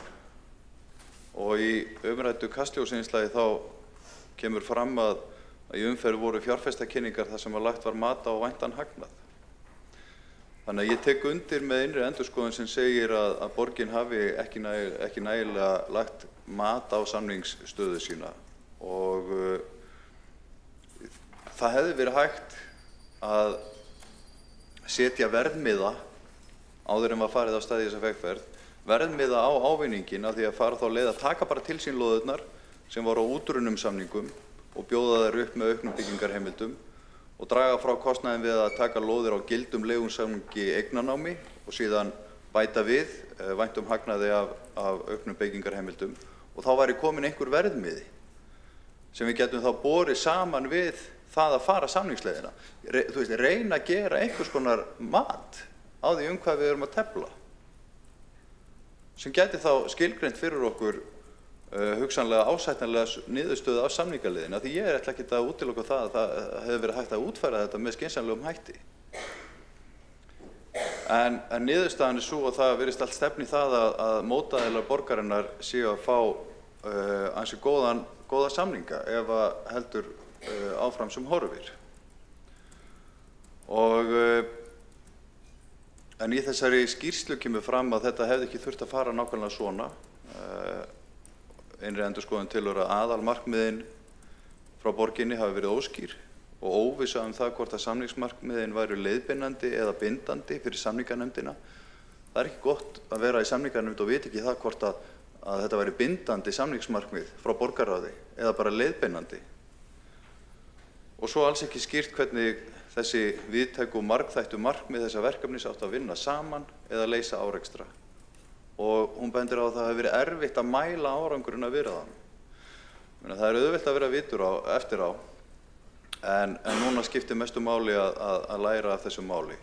Og ég velti aðeins fyrir mér að því að borgarstjóri nefndi hérna áðan að öllum hafi einhvern veginn verið ljóst hvað væri verið að gera með þessum samningum og hver væru áhrifin. Mér langar bara að spyrja borgarfulltrúa Sönnu Magdalenu Mörtudóttur sem segir í þessu umrædda viðtali í Kastljósi að það sé mjög sérkennilegt með leyfi forseta í vitna beint í þessu umfjöllun að veita einungis einu fyrirtæki heimild til uppbyggingar með því að gefa byggingarrétt með þessum hætti í lokuðu samningaferli og svo segir borgarfulltrúin Sanna Magdalena engan hefði getað órað fyrir því að þetta myndi þýða sem sagt að olíufélögin myndi fá svona gríðarlega mikinn byggingarrétt. Ég myndi ekki segja að þetta hefði verið heiðarleg framsetning að segja að okkur hefði átt að vera ljóst í minnihlutanum að þarna væri olíufélög að fá svona gríðarmikinn byggingarrétt þegar orðið byggingarréttur kemur ekki einu sinni fram í þessu skjali. Þessum samningsmarkmiðum sem voru lögð fram til samþykktar. Nú var ég ekki á þessum fundi, við Framsóknarmenn vorum ekki á staðnum þegar þessi samningar voru gerðir eða þessi markmið voru kynnt eða samkomulög undirrituð. En ég var alveg til í að fá aðeins umræðu það. Erum við öll sammála það að hér hafi þessi samningar verið gerðir með opin augun? Hvernig ætlum við að halda áfram með þetta mál? Það þarf að vinna með þessar úrbótatillögur sem innri endurskoðun leggur til og þar ber hæst að það þarf að fara í lagalega greiningu á því hvort að samkomulagin við olíufélögin séu í samræmi við reglur samkeppni og ríkisaðstoð. Og mér langar að vitna í skýrsluna hér með leyfi forseta að þeirri rýni lokinni að því búnu ætti að taka ákvörðun hvaða áhrif niðurstaðan hefur á ákvarðanir frekari uppbyggingu á þeim lóðum þar sem ívilnun hefur enn ekki átt sér stað. Þetta sýnir bara alvarleika málsins og þá stöðu sem við erum hér í borgarstjórn með þetta mál. Innri endurskoðun að mínum að segja að það þarf að bíða með allar ákvarðanir endir þessara samkomulaga þar til búið að leiða til lykta hvort þetta standist lög og reglur. Og ég ætla ekki að gefa mér neitt niðurstöðuna í þessu máli, en ég hvet til þess að við fáum utanaðkomandi aðila til að gera þessa úttekt, svo ekki sé hægt að draga niðurstöðuna í efa með fullri verðingu fyrir embætti borgarlögmann sem kom að gerð þessara samkomulaga á sínum tíma. Og það ekki sanngjarnt að setja embættið í þá stöðu að rýna eigin verk. En eins og ég sagði hér, forseti, í upphafi ræðu minnar, mér dettur ekki í hug að saka kjörna fulltrúa spillingu og ég held að á síðasta kjörtímabili hafi meiri hlutin farið á staði þetta verkefni á góðum hug og metnaði í loftslagsmálum og húsnæðisuppbyggingu.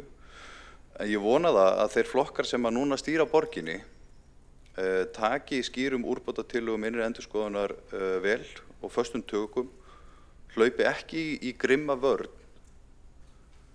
fyrir málið, þótt að það geti verið freistandi svona fyrsta viðbragð.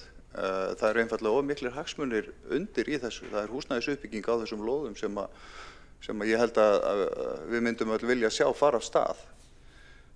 Og við í Framsókn erum auðvitað reiðubúin að styðja við farsæla lausn á þeim málum. En ég væri til í að vita hvort að borgarfulltrúi sósíalista hér sé sammála borgarstjóra, svo ég endurtaki spurninguna, það að þetta hafi honum verið ljóst hvernig þessir samningar væru uppbyggðir og hvaða verðmæti væri verið að tefla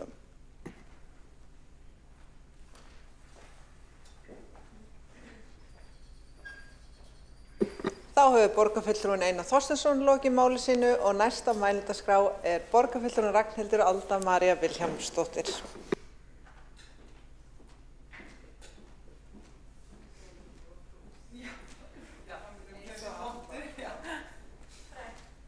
Fram að því að maður stígur í pontina, það er alveg til að breytast.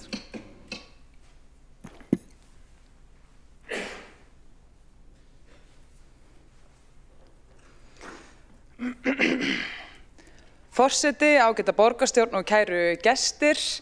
Ég ljósi þess að oddvitinn hérna undan mér var að mínu skapi með svona lufsulega ræðu. Þá ætla ég það sem að þori ekki að tala hlutina eins og eru. Þá ætla ég að segja hérna sögu aðeins frá New York. Í New York á 7. áratugnum fór í gang svona umfangsmikil endurnýjunarverkefni sem átti að bjarga borginni frá hnignun. Borgin tók að skilgreina gamalgróin hverfi sem niðurnýtt og allt lagt í söluna til þess að jafna húsin við jörðu og byggja upp nútímaleg hverfi og þetta var kallað Urban Renewal, sem sagt endurnýjun borgar í nafni framfara. Í reynd fengu fasteignaþróunaraðilar, háskólar og stórfyrirtæki aðgang að gífurlega verðmætum lóðum á undirverði. Kunnulegt, ekki satt? Á meðan að 20.000 íbúar voru fluttir með valdi í burt. Og fyrir þessu voru lagalegar heimildir, enginn þurfti að múta neinum, stjórnsýslan sjálf var þannig verkfæri misréttis og New York var það táknmynd fyrir það sem kallað þetta kerfisbundin spilling. Og þá spillingin innbyggð inn í kerfið, hún sækir lögmæti í formi ferla, samþykta, hefða og vana með þeim afleiðingum að vitleysu gefið og almenningur tekur skellinn. Og eftir lestur skýrslu innri endurskoðunar bensínstöðvarlóðirnar, þá bara útlit fyrir að kerfisbundin spilling hafi hreiðrað sig í borgarkerfinu. Og eins og var í New York, að það var bara tilgangurinn látin helga meðalið. Sagan áþekk, mikill íbúðaskortur og einstrengingsleg áhersla á þéttingu byggðar, þar sem að kastljósinu beint á lóðir bensínstöðvanna, verandi fyrir samfylkingunni svona táknmynd bílaumferðar og mengunar. Línan dregin í aðalskipulagi Reykjavíkur 2010-2030, bensínstöðvum skyldi ekki fjölga, heldur verða víkjandi í borginni, fækka átti bensíndælum 50% fyrir 2030 og minnka landrýmisnotkun bensínstöðva í loftslagsstefnunni 2016. Og með stefnum orkustöðvar fyrir einkabíla skyldi fyrst fækka bensínstöðum á þéttum og viðkvæmureitum, færa þjónustu í fjölorkustöðvar við stofnbrautir og nýta lóðir undir íbúðir og þjónustu. Og árið 2019 þessu hreint í framkvæmd, borgarráð skipar samninganefnd, setur sér skýr samningsmarkmið og skýr tímamörk. Tillaga nýju deiliskipulagi skyldi liggja fyrir áður en að samningur væri undirritaður við olíufélögin og samningsteikninga og framkvæmda ætti eiga sér stað og samþykkt teikninga og framkvæmda ætti eiga sér stað innan 3 ára. Tækist það myndi borgin falla frá byggingarréttargjaldi. Ellegar féllu forsendur samkomulagsins úr gildi og eldri eða útrunni lóðarleigusamningar gilda áfram. Þetta var bara afskaplega skýrt. Og þannig átti að gæta jafnræði milli olíufélagana og tryggja framgang stefnunar og fyrirbyggt líka að lóðarhafar gætu haldið áfram rekstri endalaust án enda. Og þessum grundvelli átti samninganefndin að leiða viðræður og ganga frá drögum að samningum við lóðarhafa. Fljótlega berast tilmæli frá Samkeppniseftirlitinu að borgin yrði að meta samkeppnisleg áhrif samningsmarkmiða borgarinnar fækkun bensínstöðva og niðurstöðu viðræðna samninganefndarinnar áður en tekin yrði endanleg ákvörðun aðgerðir borgarinnar. Og 2 árum síðar, þá bara raunin orðin önnur. Eins og hefur verið að fara yfir, samninganefndin ákvað að semja við hvert og eitt olíufélag lóðir hvers lands í heild sinni, svokölluð heildarpakka aðferð. Og út frá niðurstöðum þeirra viðræðna voru gerðir sér rammasamkomulög við hvert félag fyrir sig og síðan þessi sérstöku samkomulög þar lóðir viðkomandi olíufélags sem stóð til að breyta. Og málið hvert rammasamkomulag og sérstakt samkomulag varð svo afar mismunandi á milli félaga. Til dæmis var rammasamkomulag við Skeljung ekki bindandi, heldur aðeins sett fram sem viljayfirlýsing á meðan að samkomulögin við N1 og Olís báru formlegt skuldbindingargildi og skýr ákvæði lokanir og uppbyggingu. Í sérstöku samkomulögunum fékk Skeljungur svigrúm umfram önnur félög til að segja upp samningum ef deiliskipulag og nýtingar hlutfall væri ekki í samræmi við væntingar Skeljungs og halda áfram rekstur á lóðum sem samkvæmt forgangsröðum borgarinnar áttu að víkja fyrst. Og það kunna vera einhverjar málefnalegar ástæður á baku þetta misræmi milli samninga. En það bara vantar öll gögn það, eins og kemur fram í skýrslu innri endurskoðunar. Og það vantar alltaf faglega greiningavinnu skipulagslegar, fjárhagslegar og lagalegar forsendur samkomulagana sem samningatækni 101 og raun og veru eitthvað sem að þáverandi borgarstjóri hefði bara átt að bera ábyrgð á að það væri gætt að tilmælum Samkeppniseftirlitsins en gerir ekki sem stórskrítið en auk þess fylgdu engar deiliskipulagstillögur samkomulögunum líkt og kveðið var á í samningsmarkmiðunum og samkomulögin voru jafnvel framlengd og áframgefin afsláttur af byggingarréttargjaldinu þó svo að 3 ára tímamarkið væri löngu liðið. Þannig að þessi samningsmarkmið frá árum 2019, þau voru bara algjörlega virt að vettugi, höfða engu og svo bara hendirök tínd saman til þess að réttlæta þessa vegleysu. Móðir dylur barnsins bresti eins og má glögglega heyra í ræðu núverandi borgarstjóra. Því það var ekki bara verið að ganga í berhögg við samningsmarkmið borgarráðs, heldur var þessi mismunur nákvæmlega það sem að Samkeppniseftirlitið hafði varað borgina við. Samningar án auglýsingar og án markaðsverðmæts gætu falið í sér ólögmæta ríkisaðstoð ef sumir aðilar fengju betri kjör en aðrir og með því að semja með þessum hætti án samræmdra forsendna og með mismunandi skuldbindingum stofnaði Reykjavíkurborg sjálf til áhættu á broti gegn EES-samningnum ríkisaðstoð og gegn 61. grein jafnræðisreglu stjórnsýslulaga.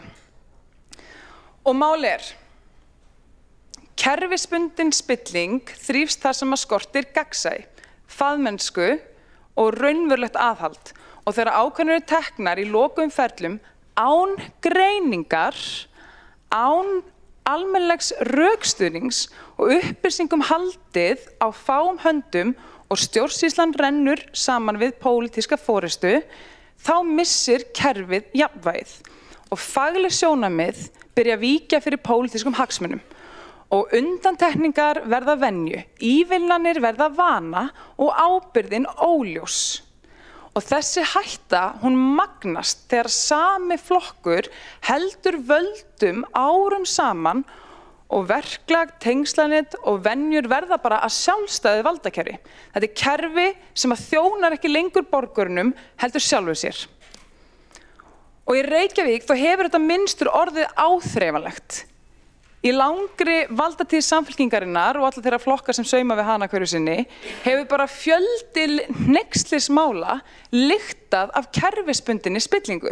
Verið að bragginn, verið að græna gímaldið. Hvað þá þegar borgarstjóri Samfylkingarinnar ákvað verðlauna sjálfan sig með grænu skóflunni fyrir Brákaborg. Þetta bara eins og máltæki segir, langur vani fær vald yfir mörgum. Og með öllum þessum málum sameiginlegur þráður, upplýsingaóreiða, skortur og yfirsýn milli deilda og sviða óljós ábyrgð, faglegt aðhald sem víkur fyrir pólitískum ákvörðunum, starfsfólkið og hlaði verkanum að fylgja fyrirmælum að ofan frá borgarstjóra sem sannarlega var vel upplýstur alla anga bensínstöðvalögmálsins. Eftir höfðinu dansa liminir og dansinn sem stegin var í þessu tilviki, í honum urðu bara hvert feilsporið á fætur öðru. Takk fyrir. Þá hefur borgarfulltrúin Ragnhildur Alda María Vilhjálmsdóttir lokið máli sínu og næst á mælendaskrá borgarfulltrúin Sanna Magdalena Mörtudóttir.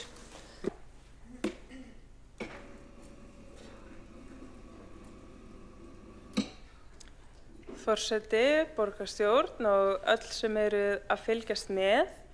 Ég kem hingað upp til þess að lesa bókun sósíalista vegna úttektar innri endurskoðanda samningaviðræður við rekstraraðila og lóðarhafa bensínstöðva lóða. Með leyfi forseta hún svohljóðandi: Fulltrúar sósíalistaflokksins telja það jákvætt að bensínstöðvum fækki í borgarlandinu og að íbúðir og atvinnuhúsnæði rísi á lóðunum, en hafa gagnrýnt fyrirkomulagið í kringum fyrirhugaða íbúðauppbyggingu þar sem olíufélög geta fengið mikinn fjárhagslegan hagnað vegna íbúðauppbyggingar.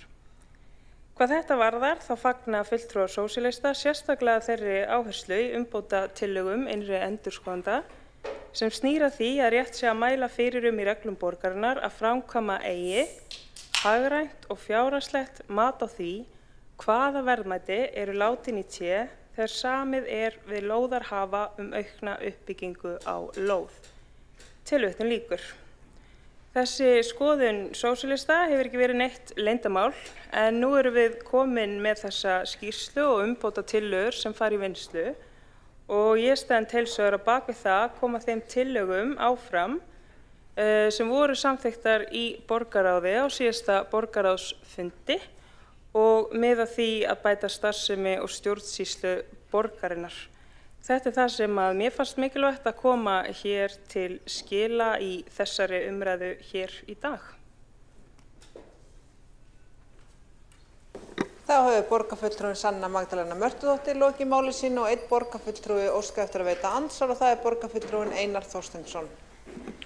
Forseti, mér langar að spyrja borgarfulltrúan Sannu Magdalenu Mörtudóttur hvort að hún standi við það sem hún sagði í Kastljósi að gaf í skyn að borgarfulltrúar meirihlutans hefur verið blekktir. Þeir eru ekki átt að sjá því hvaða verðmæti væri þarna undir og hins vegar hvort að það standi til af hálfu sósíalista að standa við þá uppbyggingarsamninga sem að stendur til að gera uppbyggingu á bensínstöðvalóðum sem að þarf að koma til afgreiðslu núna á næstunni. Það hefur borgarfulltrúin Einar Þorsteinsson lokið að veita andsvar og svara þá andsvari borgarfulltrúin Sanna Magdalena Mörtudóttir. Forseti og borgarstjórn, eins og ég hef þá sagt í þessum þætti að þetta hafi ekki verið skýrt og þá sýnist mér það nú ekki vera nýlunda ef ég skil efni skýrslunnar rétt að það hefði mátt setja það fram með skýrari hætti og svo tel ég bara réttast að taka eitt skref einu. Nú erum við komið með þessa umbótatillögur og þeim verður fyllt úr hlaði. Þá hefur borgarfulltrúin Sanna Magdalena Mörtudóttir lokið að svara andsvari og svara þá andsvari öðru sinni borgarfulltrúin Einar Þorsteinsson. Já, forseti, það liggur fyrir að þarna verða til mikil verðmæti hjá þessum olíufélögum. Borgarfulltrúin gagnrýndi það, bæði aðdragandann og samninginn, og sagði að þetta vera óskýrt í þessu viðtali. Eru sósíalistar þá tilbúnir að afgreiða svona samninga? Ég að spyrja pólitískt, eru þeir tilbúnir að afgreiða svona samninga sem færa þessum olíufélögum svona mikla hagsmuni? Eða verður þetta enn eitt vandræðamáli inn í þessum meirihluta þar sem málin verði ekki kláruð og þau verða bara ýtt fram yfir kosningar? Styðjið þið þetta? Þá hefur borgarfulltrúin Einar Þorsteinsson lokið að veita andsvar öðru sinni og næstur á mælendaskrá borgarfulltrúin Kjartan Magnússon.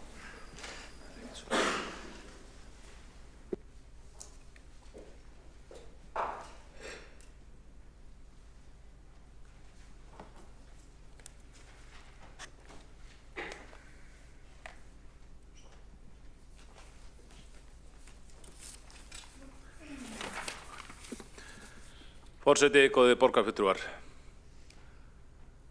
Fúsk, fljótræði, leyndarhyggja, jafnvel spilling. Þetta eru orð sem á allt nota þetta ógæfu mál sem við höfum hér til umræðu í dag.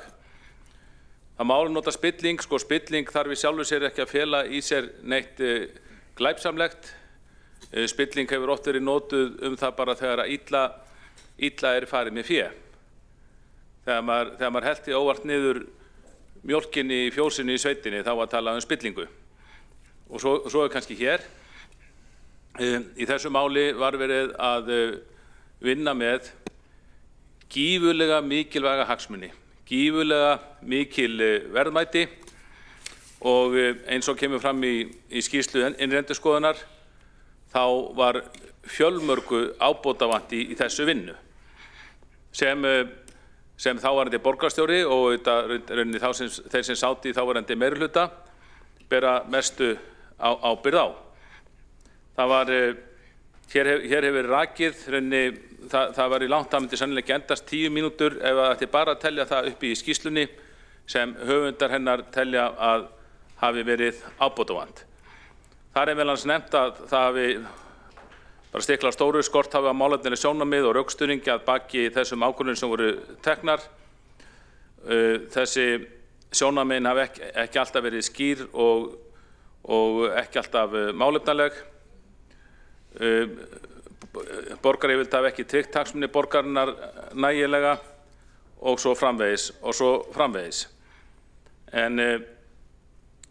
Og það sætir furðurunni þegar eftir svona skýrslu, ég er ekki viss að margir lesi skýrsluna en við borgarfulltrúar þó minnst kosti og þar sjáum við að það er langur listi af atriðum sem gerðir eru alvarlegar athugasemdir við, margar úrbótatillögur og svo framvegis. Og svo kemur borgarstjórinn hingað upp sem væntanlega hefur lesið skýrsluna og talar að þetta hefur bara verið allt í lagi. Þessi skýrsla sýnir bara að það hefur verið vel staðið að málinu. Og svo leyfir borgarstjóri sér að segja að oddviti Sjálfstæðisflokksins sé örvæntingafullur. En ég hef bara ekki kynnst annar eins örvæntingu held ég hér í salnum þegar að það er reynt að verja þessa skýrslu og þegar að við Sjálfstæðismenn vitnum í skýrsluna og bendum á, stiklum á stóru, helstu atriðin sem þar eru gerð athugasemd við og eru þetta bara greinileg fallengun í stjórnsýslu, áfellisdómur. Þá kemur borgarstjóri og ver sín vinnubrögð og sinna manna út í eitt, engin eftirsjá, sér ekki eftir neinu og reynir að draga eitthvað fram úr skýrslunni sem sýni að það er bara vel verið staðið að málinu. Og það er auðvitað ótrúlegt.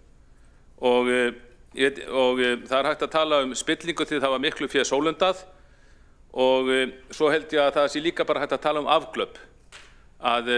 Ég held að fólk sé ekki kannski viljandi að glutara niður öllum sem fjármunum úr borgarsjóði en það er að minnstakosti mikil afglöp að ræða sem fyrrverandi borgarstjóri bara mikla ábyrgð á en líka bara allir sem sátu í meirihlutanum og keyrðu málið í gegn og þar á meðal núverandi borgarstjóri. Svo kemur borgarstjóri hér upp og reynir að verja þessi vinnubrögð. Ef það er ekki örvænting, góðir borgarfulltrúar, þá veit ég svo sannarlega ekki hvað örvænting er. Nú, upplýsingagjöfin í málinu var alveg ömurleg og mörg dæmi það nefndi í skýrslunni. Það var alveg greinilegt að það var verið að keyra mál í gegnum borgarstjórnina og borgarráð og markmiðið var greinilega það að þeir borgarfulltrúar sem áttu rétt upp hönd og samþykkja að þeir fengju algjörlega lágmarks upplýsingar. Málið, það er alveg ferli í málinu, þetta var ekki gert á einum fundi, fyrst voru samþykkt samningsmarkmið en svo þegar samningandi sjálfur koma til samþykktar þá náttúrulega eins og var ekki hér áðan þá voru farnar að renna ekki bara tvær, heldur margar grímur á þá borgarfulltrúa sem þetta að samþykkja og sem betur fer þá studdu borgarfulltrúar Sjálfstæðisflokksins og fleiri flokk ekki samningana og það er eitt af skondnast í málinu þegar síðan er verið að tala þetta núna eftir á og allt þetta rugli komið í ljós þá er einhvern veginn þá var ásökun meirihlutans snerist það að reyna að klína ákvörðun samningan á Sjálfstæðisflokkinn þáttur að hann hefði ekki stutt á. Þótt hann hefði auðvitað stutt samningsmarkmiðin á sínum tíma og auðvitað má deila það en eins og var ekki hér áðan þá er bara þessi samningsmarkmið þó var ekki annað en það er bara algjör forsendubrestur. Það var líka athyglisvert að borgarstjóri fjalla hér að segja að eins og það var eitthvað óviðkvæmilegt að taka lóðir af olíufélögunum. En þarna þarf líka að vísa í söguna, ég held að sé ekki mikið fjallað en það í skýrslunni. Það má ekki gleyma því að lóðaúthlutanir til olíufélaga hafa hér í gegnum tíðina verið eitt viðkvæmasta málið í borgarstjórn. Þegar ég settist í borgarstjórn á sínum tíma, það var sagt að auðvitað ættu menn að takast á hérna málefni í nefndum borgarinnar, en það var sagt að það væri reynt að kannski haga vinnunni þannig að þegar það væri verið að útdeila miklum verðmætum, hvort sem það verið lóðaúthlutanir eða jafnvel bara styrkir, þá reyndu menn að ná samstöðu. Það væri kannski ekki algengt að keyra þannig mál í gegn með tæpasta meirihluta, það væri reynt að ná samstöðu styrkjaúthlutanir og lóðaúthlutanir. Það væri góður bragur á því að menn getur verið einróma þegar þannig mál verið samþykkt. Nú, ákveðins kannski undantekningar á þessi fortíðinni voru lóðaúthlutanir til bensínstöðva. Þær voru, held ég bara alla tíð, frekar umdeildar, mikið fjallað þar í blöðum, skrifaðar greinar gegn þeim, talað dekur borgarstjórnar við olíufélögunum þeim tíma, olíufélögin, Skeljungur, olíuverslunin og SO var að fá bestu lóðnir í borginni og svo framvegis. Og það var alveg rétt að þessi félög fengu í mjög mörgum tilvikum góðar lóðir, enda voru þetta hugsaðar sem þjónustustöðvar fyrir íbúa viðkomandi hverfa. En vegna þess að þeir sem úthlutuðu á sínum tíma, þeir vildu ekki sitja undir þeim ásökum, en að þeir var að úthluta mjög miklum verðmætum til olíufélagana, þá var það í umræðinu sínum tíma og það var sagt þegar sem var úthlutað að þetta væri ekki einhverjar eignir að ræða sem þau getur hirt með sér bara inn í framtíðina. Þetta var ekki 99 ára samningar. Einmitt þetta yfir rætt við fyrirverandi borgarlögmann og lögmenn reyndar. Þess vegna var ákveðið að hafa, eins og er oft atvinnulóðir, hafa miklu styttri samninga, stundum 25 ára samninga, ég held að í mestalagi kannski 49 ára samninga eitthvað svoleiðis. En samningarnir voru mun styttri auðvitað heldur varðandi íbúðalóðir vegna þess að það var litið svo á að viðkomandi atvinnufyrirtæki hefðu þessar lóðir meðan rauninni borginni hentaði. Vegna þess að þau var að reka ákveðna þjónustustarfsemi fyrir bifreiðaeigendur og fyrir hverfin og svo framvegis. Þarna var ekki verið að afhenda lóðir aldur og ævi. Þannig að borgin hefði í hendi sér að taka lóðirnar aftur til sín þegar að hún vildi taka þær til annarra nota.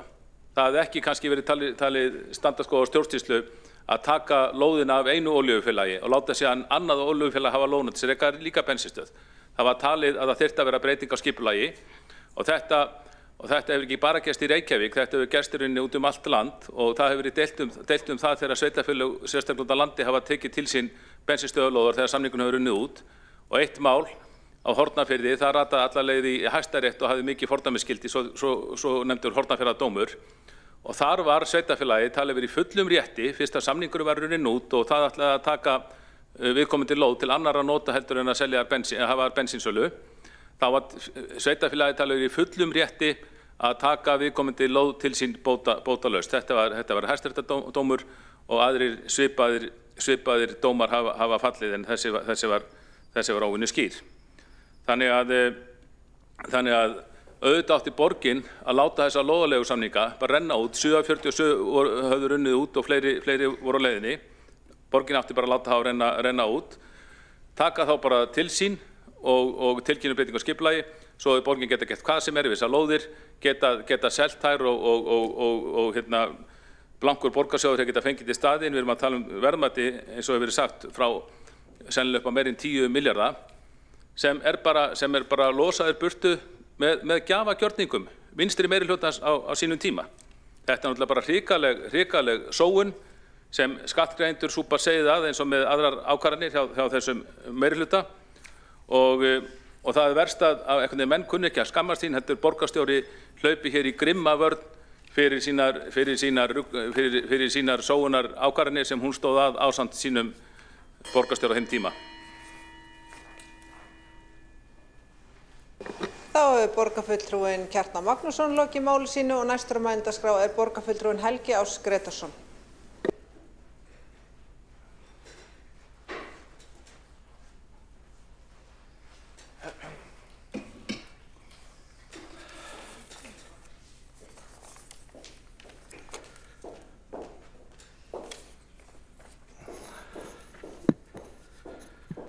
Forseti, ágæta borgarstjórn, við erum hér í dag fyrst og fremst vegna þess að fyrir ári síðan, rétt rúmu, var umfjöllun í Kastljósi í sjónvarpinu sem beindi spjótum sínum að þessum bensínstöðvalóðasamningum. Það var búið að reyna að fá endurskoðun eða úttekt á þessum samningum, þáverandi meirihluti hér í borgarstjórn hafnaði því. En í byrjun maí 2024, þegar fyrir lá að fjalla var málið í Kastljósi og allt saman með furðulegum hætti reynt að minnka vægi þeirrar umfjöllunar, þá tókst hér í borgarstjórn 7. maí að fá samþykkt fyrir því að innri endurskoðun myndi gera þessa úttekt. Og ég vil byrja á því að þakka fyrir úttektina að því marki sem að hún nær. Ég hef lesið margar skýrslur í gegnum tíðina og ég tel að texti þessara skýrslu sé allskýr og að hún sé á margan hátt vönduð. En auðvitað má alltaf deila mannanna verk og innri endurskoðandi bundinn af alls konar verklagsreglum og þannig verður hann að draga hóflegar ályktanir af sínum forsendum. En við í pólitíkinni erum ekki bundin af því. Það sem kannski sorglegast í þessu máli, það eru vinnubrögðin eftir að það búið að ákveða í maí 2019 að reyna að ná samningum við olíufélögin.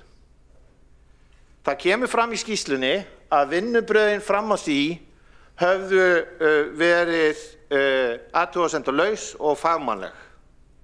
Það sem gerist hins vegar eftir það ferli að borgarráð lítt upplýst gang mála fyrr en að samningur við stóru olíufélögin lagður undir borgarráð 24. júní 2021 en þá hefur borgarráð valdheimildir borgarstjórnar.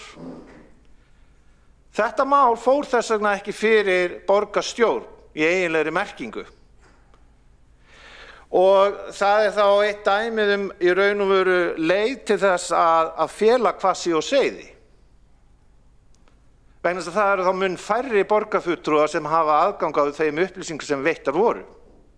Það kemur alveg skýrt fram ítrekað í skýrslu innri endurskoðanda að það skorti lagalegar og hagrænar greiningar áður en að borgarráðsfulltrúar greiddu atkvæði 24. júní 2021.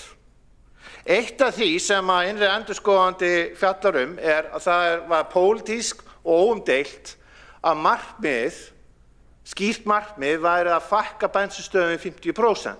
Og það var ákveðin sýn sem að stjórnmálamenn voru sammála En það var ekki nóg. Vegna þess að í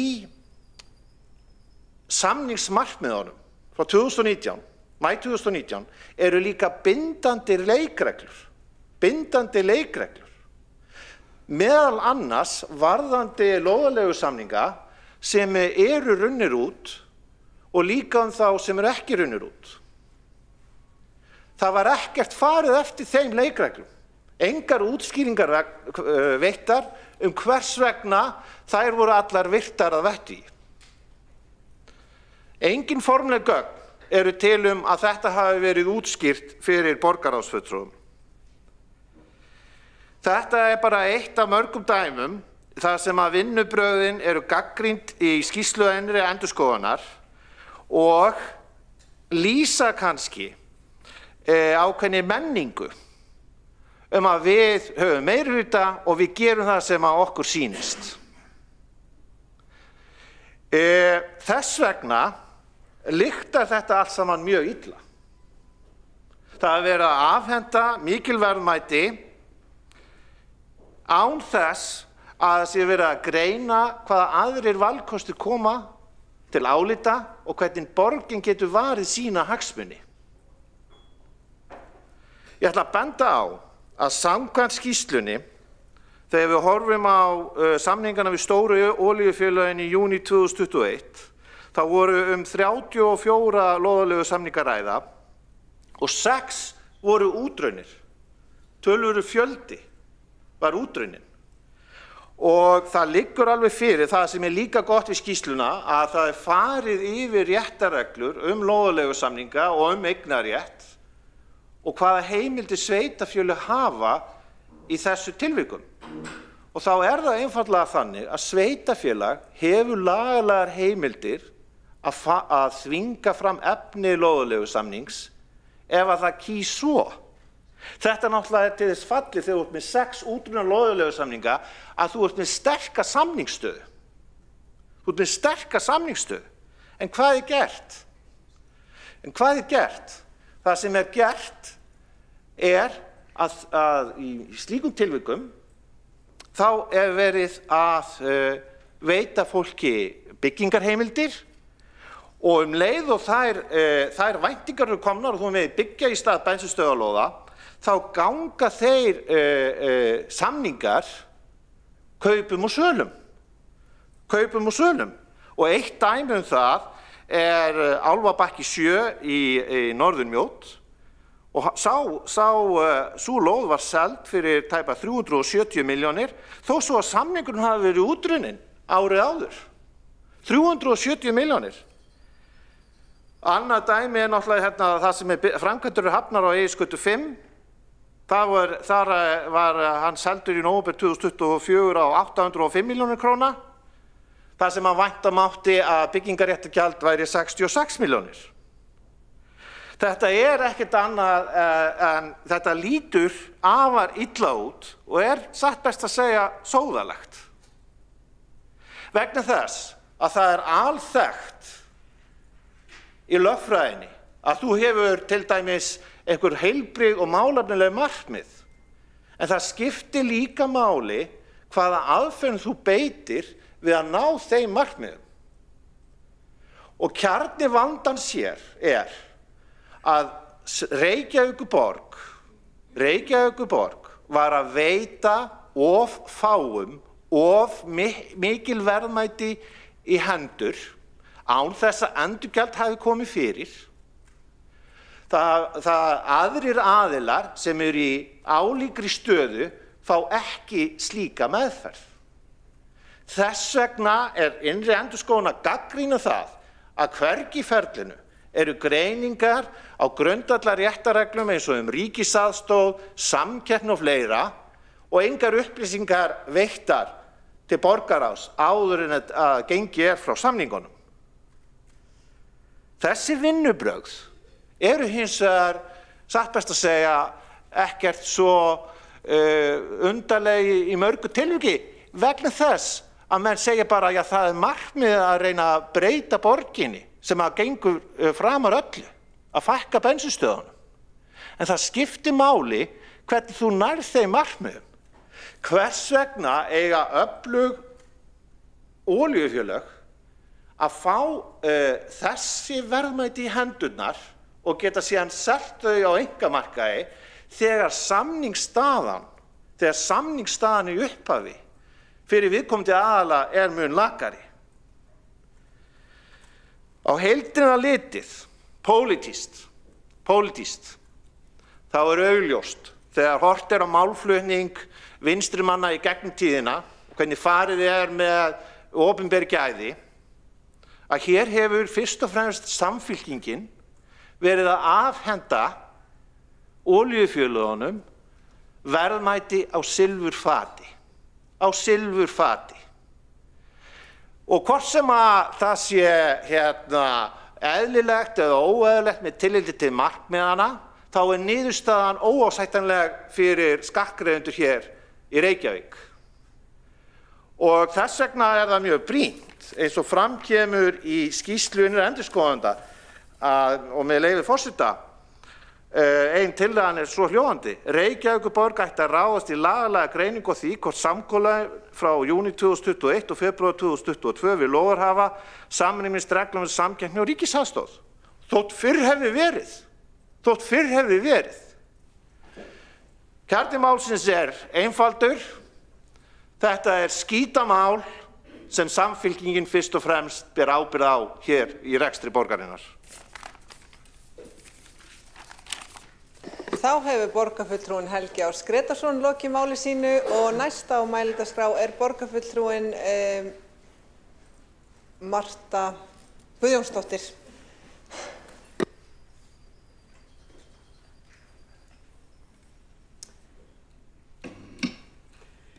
Forseti, ágætu borgarfulltrúar, það ekki á hverjum degi sem við fáum í hendur skýrslu sem staðfesti það sem fjölmiðlar, minnihlutinn og almenningur hafa lengi haldið fram, að Reykjavíkurborg hafi ekki gætt hagsmuna borgarbúa nægilega við gerð milljarðasamninga bensínstöðvarlóðirnar. Skýrsla innri endurskoðunar Reykjavíkurborgar sem lögð var fram í síðustu viku gagnrýnir harðlega stjórnsýslu og ákvarðanatöku borgarinnar við samningana við olíufélögin á árunum 2021 og 2022. Þar segir að verklag, undirbúningur og gagnsæi hafi verið verulega áfátt og hagsmunum borgarinnar ekki gætt sem skyldi. Forseti, þessi niðurstaða í raun staðfesting á því sem fram kom í ítarlegri umfjöllun Kastljós á RÚV árið 2024.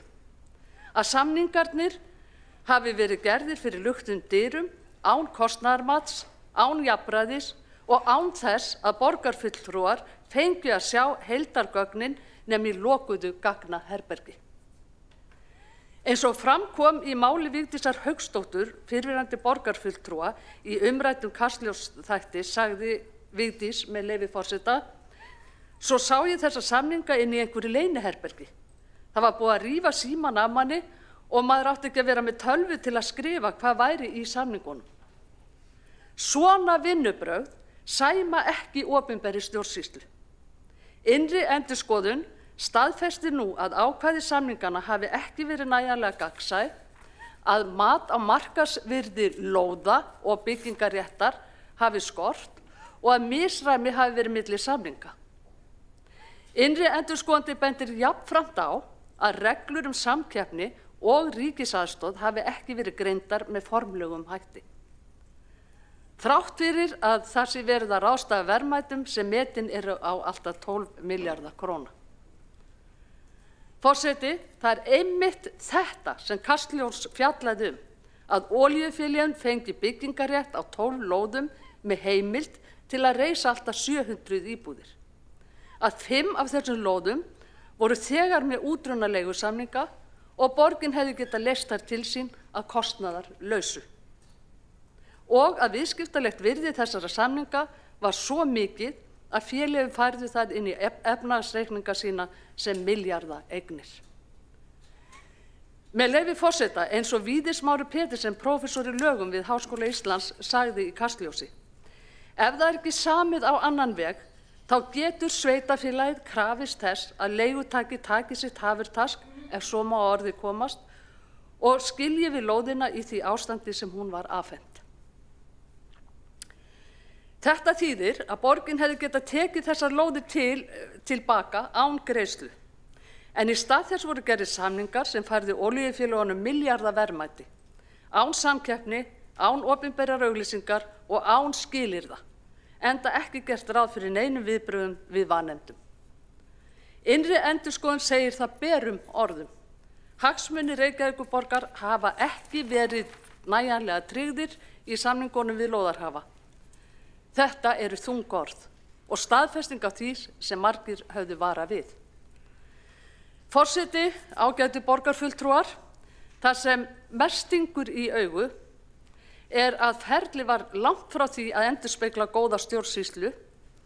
Reykjavíkurborg gerði ekki formlegt mat á verðmætum, engin greining var gerð á áhrifum samningana á samkeppni eða jafnræði.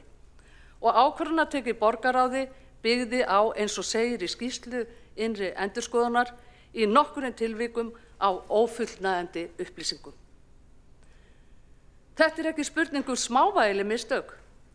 Þetta er spurning um stjórnsýslulegt ábyrgðarleysi gagnvart borgarbúum. Forseti, nú liggur fyrir að bæði fjölmiðlar og innri endurskoðun draga sömu ályktun, að hagsmunagæsla borgarinnar gagnvart borgarbúum hafi verið í molum, að gagnsæi hafi skort og að almenningur og minnihlutin í borgarstjórn hafi haft rétt fyrir sér þegar hann talaði gjafagjörning og pukursamninga. Við í Sjálfstæðisflokknum höfum ítrekað kallað eftir því að þessi samningar yrðu rannsakaðir og draga yrði lærdóm á málinu.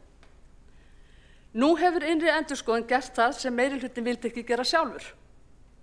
Hún hefur afhjúpað veikleikana og lagt fram skýrar úrbótatillögur. Því legg ég til, forseti, að borgarstjórn samþykki að innleiða, í fyrsta lagi að innleiða allar tillögur innri endurskoðunar án tafar með tímasettum áætlunum og eftirliti endurskoðunarnefndar. Númer 2, birt verði opinberlega allar forsendur og verðmatssamningana til að endurheimta traust borgarbúa. Númer 3, meti verða endurskoða samningana þar sem sýnt þykir að hagsmuni borgarinnar var ekki gætt. Ég óska eftir því að þessar tillögur verði teknar inn með afbrigðum á fundinum. Forseti, ágætu borgarfulltrúar. Þetta mál snýst ekki lengur bara um bensínstöðvar eða byggingarétt. Það snýst um traust til stjórnsýslu Reykjavíkur. Við getum ekki leyft að milljarðaverðmæti borgarbúa séu afhent án samkeppni, án rökstuðnings og án gagnsæis. Við verðum að sýna að við drögum lærdóm, að við stöndum vörð eignir borgarinnar og að svona vinnubrögð endurtaki sig aldrei aftur. Marta Guðjónsdóttir borgarfulltrúi hefur lokið máli sínu og tekur það næst til máls. Alexandra Brím borgarfulltrúi.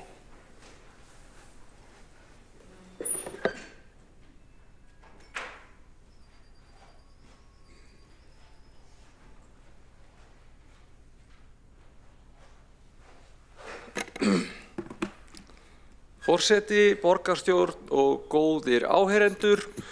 Nú man ég ágætlega eftir þessu máli en ég var ekki í borgarráði og gott ef ég var ekki varaborgarfulltrúi þegar að megnið af þessu máli fór fram, en ég var nú svona ágætlega upplýst það meðan að þetta stóð yfir. Og ég verð að segja, mér finnst bara frábært að fá þessa skýrslu og hún er bara mjög góð. Það er mikið búið að tala um þessa samninga núna í mörg ár, margt við sagt, mörg stór orð, þó að þeim hafi svo ekki alltaf fylgt sams konar ábyrgð eftir á. Mér finnst alveg eðlilegt að fólk hafi efasemdir. Mér finnst alveg eðlilegt að fólk vilji vita meira þegar að mál kemur upp sem að fólki finnst líta skringilega út.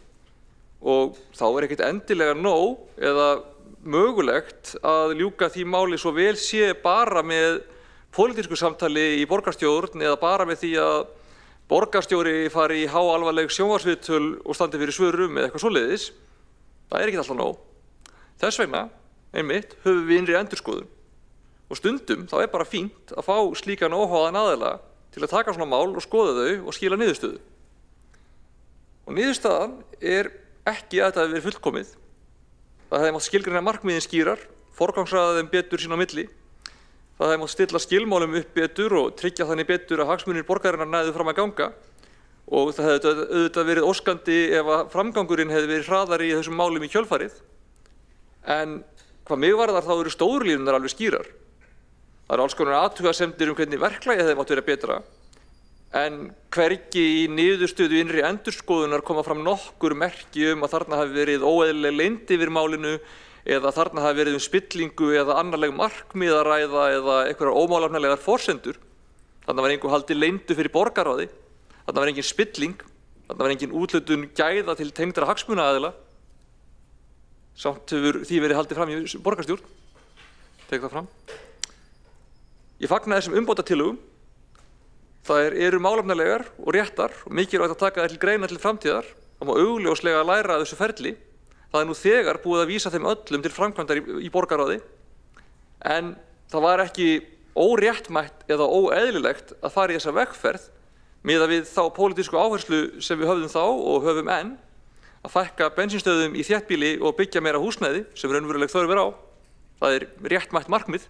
Það má vera borgarstjórn sem hefur það markmið.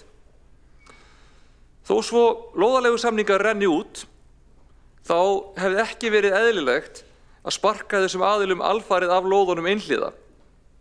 Það tíðkast ekki. Vissulega, það hefði myndast eitthvað svigrúm til að endurskipuleggja eða endursemja lóðina.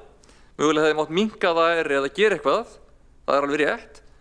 Og það er svona almennt litið svo á að þegar að lóðaleigusamningar eru að endurnýjast, þá sé það svona frekar ósanngjarnt að beinlínis vísa fólki í burtu með húsin sín. Það er ekki á vegum margra nema einhverja ofurhetja að fara burtu með húsin sín, en fólk getur oft tekist á við það þó að bílastæðin eða einhver stór malbikuð plön séu minnkuð.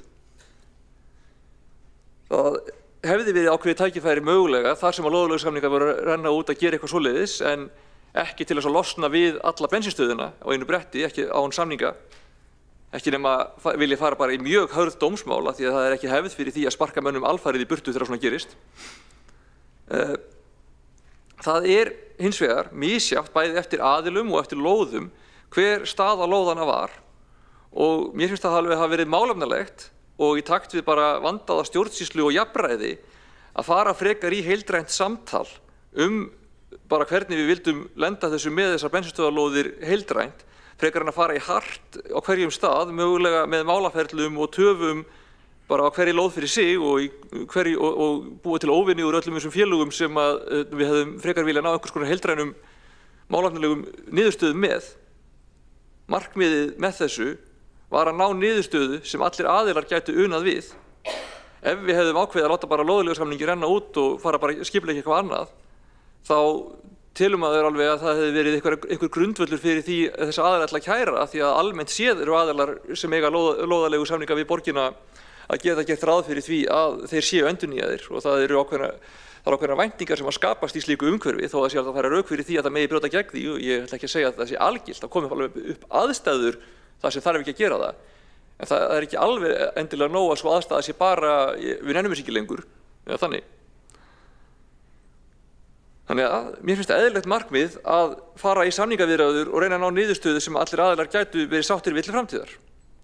Markmiðið að fækka bensínstöðum í þéttbýli, sem vissulega er enn þörf á, það er að segja bensínstöðunum, við erum ekki alveg komin á þann stað að þurfa engar bensínstöðar lengur, en við þurfum þær ekki svona rosalega margar og við þurfum þær ekki á svona rosalega stórum, opnum, gráum svæðum og við þurfum þær ekki endilega svona djúpt inn í þéttbýli og víða. Og okkur vantar húsnæði. Það er verðugt markmið að fækka aðeins bensínstöðvarlóðum í þéttbýlinu og byggja í staðinn húsnæði. Þetta er ekki grænsvæði, þetta er ekki einhvers konar nauðsynleg samfélagsþjónusta, þetta er bensínstöðvaþjónusta sem er orkugjafi sem er verið að fasa út í samfélaginu í heild sinni. Þannig að bara höfum það bak við eyrað.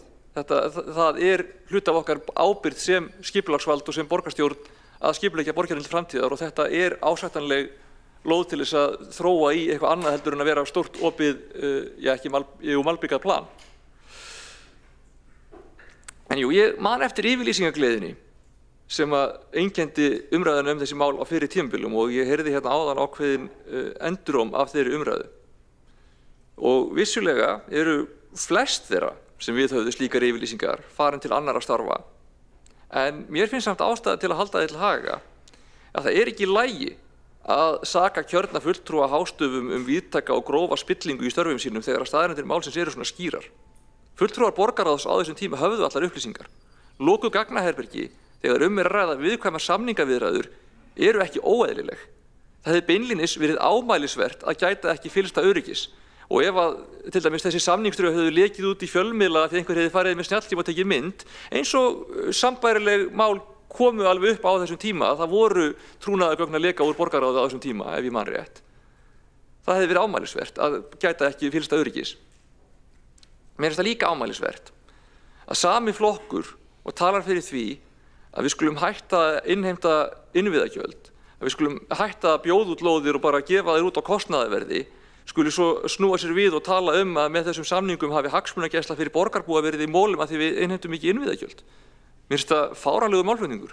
Þarna er verið að semja við aðila sem áttu ákveðin réttindi það að gefa þau réttindi frá sér eða minnstakosti sækja þau ekki fyrir dómi þegar þau rynnu út eða eitthvað svoleiðis, gegn því að fá eitthvað í staðinn, gegn því að þeir myndu byggja eitthvað sem sannanlega vantaði. Auðvitað hefðu átt að gera þetta aðeins betur. Ég tek alveg undir það. Auðvitað hefðu átt að baktryggja okkur fyrir því að þessi réttindi færu svo að ganga kaupum og sölum og tefjast. Auðvitað hefðu að tryggja það. Margt sem hefði mátt gera betur. En það er ekkert að því að hafa gert þetta. Það var ekki spilling, það var ekki leyndarhyggja, það var ekki svindl. Við erum bara pínu ærlega með það hvernig við tölum saman hérna við hvert annað og hvert annað. Við megum alveg vera ósamála það hvort þetta var góð hugmynd. Það má alveg. Og ég get alveg heyrt alls konar það að verklagið hefði mátt verið betra. En ég fagna því að núna getum við rætt þetta mál út frá staðreyndum málsins. Við erum komið með niðurstöðu innri endurskoðunar. Þannig að við bara tölum út frá því en ekki út frá einhverjum óábyrgum fabuleringum og ómaklegum ásökunum eins og hafa einkennt umræðum þetta mál. Ég skrifaði ræðuna þannig að ég ætlaði að segja í fortíðinni en ég ætla að sleppa því að segja það.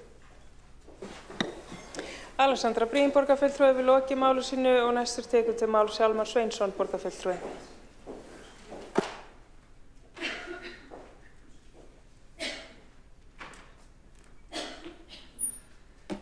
Já, ágæta borgarstjórn og forseti. Þetta eru áhugaverðar umræður en aðeins vanstilltar á köflum og ég þakka Alexandru Briem borgarfulltrúa fyrir mjög góða ræðu.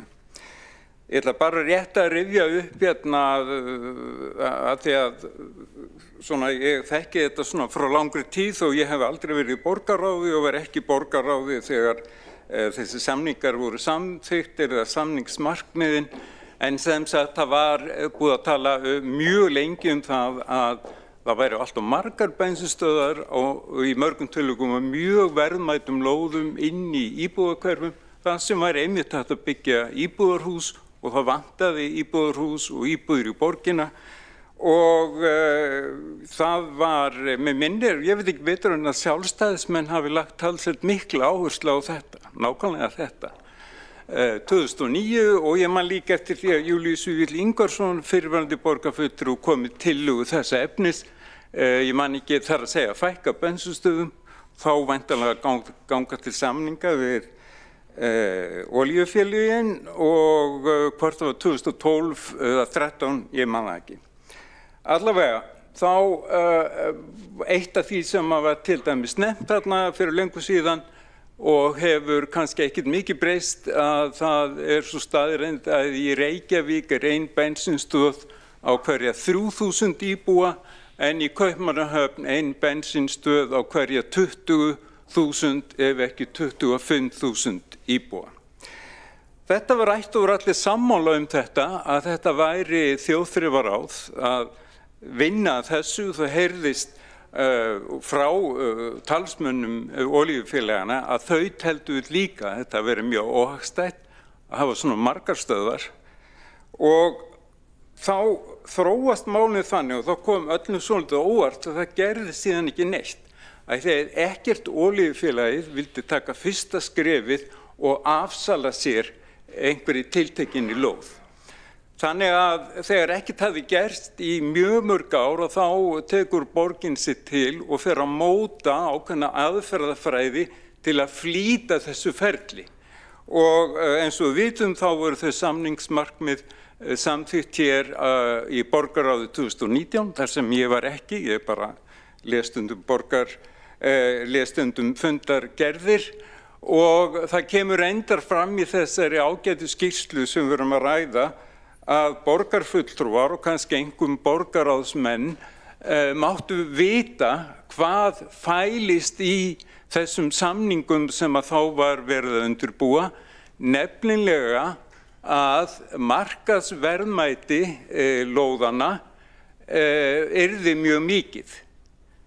og nákvæmlega sama gerðist í rauninu og sömu aðferðafræði beitti borgin við uppbyggingu á aflögðu iðnaðarsvæði í svokallari Vogabyggð og líka í Ártúnshöfða og á fleiri svæðum. Og ég skil sósíalista mjög vel að blöskra það að svona mikil verðmæti sé á hendi nokkur olíufélaga. Ég skil það alveg. En ég meira undrandi að heyra það sagt hér hjá sjálfstæðismönnum eins og það sé ekkit sjálfstæðara en að fara út í einhvers konar eigna upptöku og það kemur mér mjög óvart og mér finnst einhvers svona tvöfeldni verið í þeim málflutningi. Og að því tilefni vil ég bara rifja upp að samkomulagin fólu ekki í sér úthlutun takmarkaðra eða fjárhagslegra gæða. Það voru ekki hött að halda því fram eins og ég sá í fyrirsögn í Morgunblaðinu að olíufélögum hefði verið afhentir jafnvel 20 milljarðar á silfurfati. Og af hverju ekki? Jú, vegna þess að olíufélögin voru og eru einhverjum ennþá lóðarhafar. Bara eins og hérna í húsunum sem við búum í, við erum lóðarhafar og það skiptur okkur einhverju máli hvernig borgin kemur fram við okkur og það skiptir máli að við fáum framlengingu á lóðarleigu. Og að tala líka núna og heyra sjálfstæðismenn tala það að já, það gildi einu almenna borgara en það ekki að gildi það sama fyrirtæki í borginni. Þar sé einhvern veginn eðlilegra að ganga fram með einhvern upptöku, það mjög sérkennilegt. Og og það má líka minna það að flestir þessara lóðarleigusamninga gilda til langs tíma. Lóðarleigusamningurinn Egilsgötu 5 sem núna fyrsta bensínsölulóðin komin í uppbyggingu var held í 49 ár. Og þannig að það ekki verið að afhenda eitt eða neitt. Ef einhver býr í einhver húsi og borgarstjóri kemur, heyrðu, ég ætla að afhenda þér þetta hús, þá segir væntanlega viðkominn, fyrirgefðu, ég á þetta hús, ég þarf ekki á þinni gjöf að halda, ég á þetta og ég hef nýtingarrétt. Ég get byggt við húsið eða sóttum að fá að rífa og byggja nýtt hús, þannig gengur þetta. Og þannig réttar að tala að samningarnir fela ekki í sér gjafagjörning, þeir fela í sér að lóðarleigusamningum þeir eru framlengdir. Og þeir eru framlengdir auðvitað við sama aðila og lóðarhafi. Það ekki verið að leita til einhvers fólks eða fyrirtæki til bæ til að vita hvort að þeir vilji gera eitthvað á lóð viðkomandi lóðarhafa. Auðvitað ekki. Og svo tek ég undir orð borgarstjóra það að þetta tala þessa ofboðslegu miklu gjöf á silfurfati var þó ekki meira en svo að það tókst ekki það sem að til stóð að gera samninga við 50% bensinstöðvana eða lóðarhafana. Það tókst ekki og sjálfstæðismenn lögðu það þó til á sínum tíma. Heldur tókst einverðungu að gera samkomulag tæplega 30% bensinstöðvalóðana. Þannig að það bendur ekki til þess að þetta hafi verið gríðarlega mikill ágóð af þessu. Þar með ég ekki að segja auðvitað olíufélögin sem lóðarhafar auðvitað fá þeir miklar uppbyggingar og mikil verðmæti í sinn hlut að sjálfsögðu, rétt eins og fyrirtækin sem voru inn í Vogabyggð, fyrirtæki sem voru í Ártúnshöfða og víða borgina. Þannig gengur þetta til. Þetta algjörlega sambarilegt við samninga sem voru gerðir þá. Nú, svo vil ég taka undir það sem að hér hefur svo sem komið fram að megin niðurstaða skýrslunar auðvitað svo að megin markmið Reykjavíkurborgar með samningaviðræðum við lóðarhafa bensinstöðvalóða hafi verið málefnaleg og stuðlaði að framgangi gildandi skipulagsstefnu og líka loftslagsstefnu borgarinnar og þar með sem sagt ítt undir en ekki gegn hagsmunum borgarbúana. Og ég veit ekki, við erum að tala kannski 12 lóðir, ég man ekki nákvæmlega sem og ég fór að hugsa að það væri kannski hugsanlegt að byggja 50 lóðir að meðaltali og hverju lóð, sennilega er það eitthvað aðeins meira. Og þá erum við að tala að á næstu árum verður hægt að byggja 500 íbúðir og nota bene 20% þeirra íbúða eiga að vera leiguíbúðir, búseturéttar íbúðir og að félagsbústaðir borgarinnar hafa forkaupsrétt og 5% íbúðana. Þannig að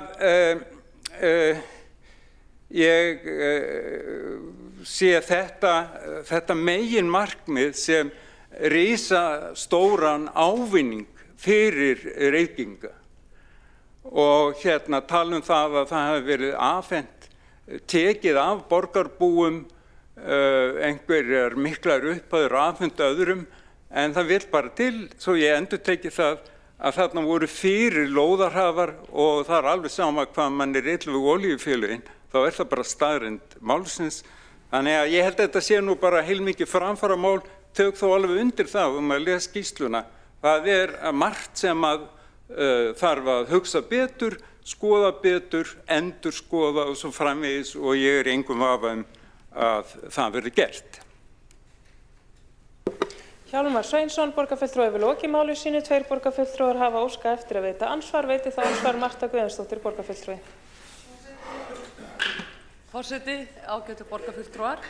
Ég held að borgarfulltrúi Hjálmar Sveinsson átti sig ekki alveg á því. Það kom fram í máli hans augljós misskilningur eða vanþekking á bensínstöðvarlóðunum vegna þess að þetta eru sértækir samningar. Þetta er þjónustulóð og lóðarhafar þeir fá sem sagt lóðarlegu samning á grundvelli þess að selja bensín.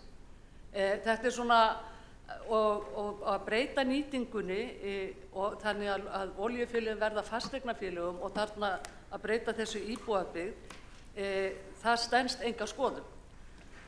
Og það er svo augljóst mál að Reykjavíkurborg hefði geta innleyst þessar lóðir til sín og það sem ég ætla að spyrja borgarfulltrúan finnst honum kannski allt í lagi ef að pylsusali fengi afnot af borgarlandi til leigu fyrir pylsuvagnin sinn, að hann fengi þá að byggja íbúðarblokk á lóðinni.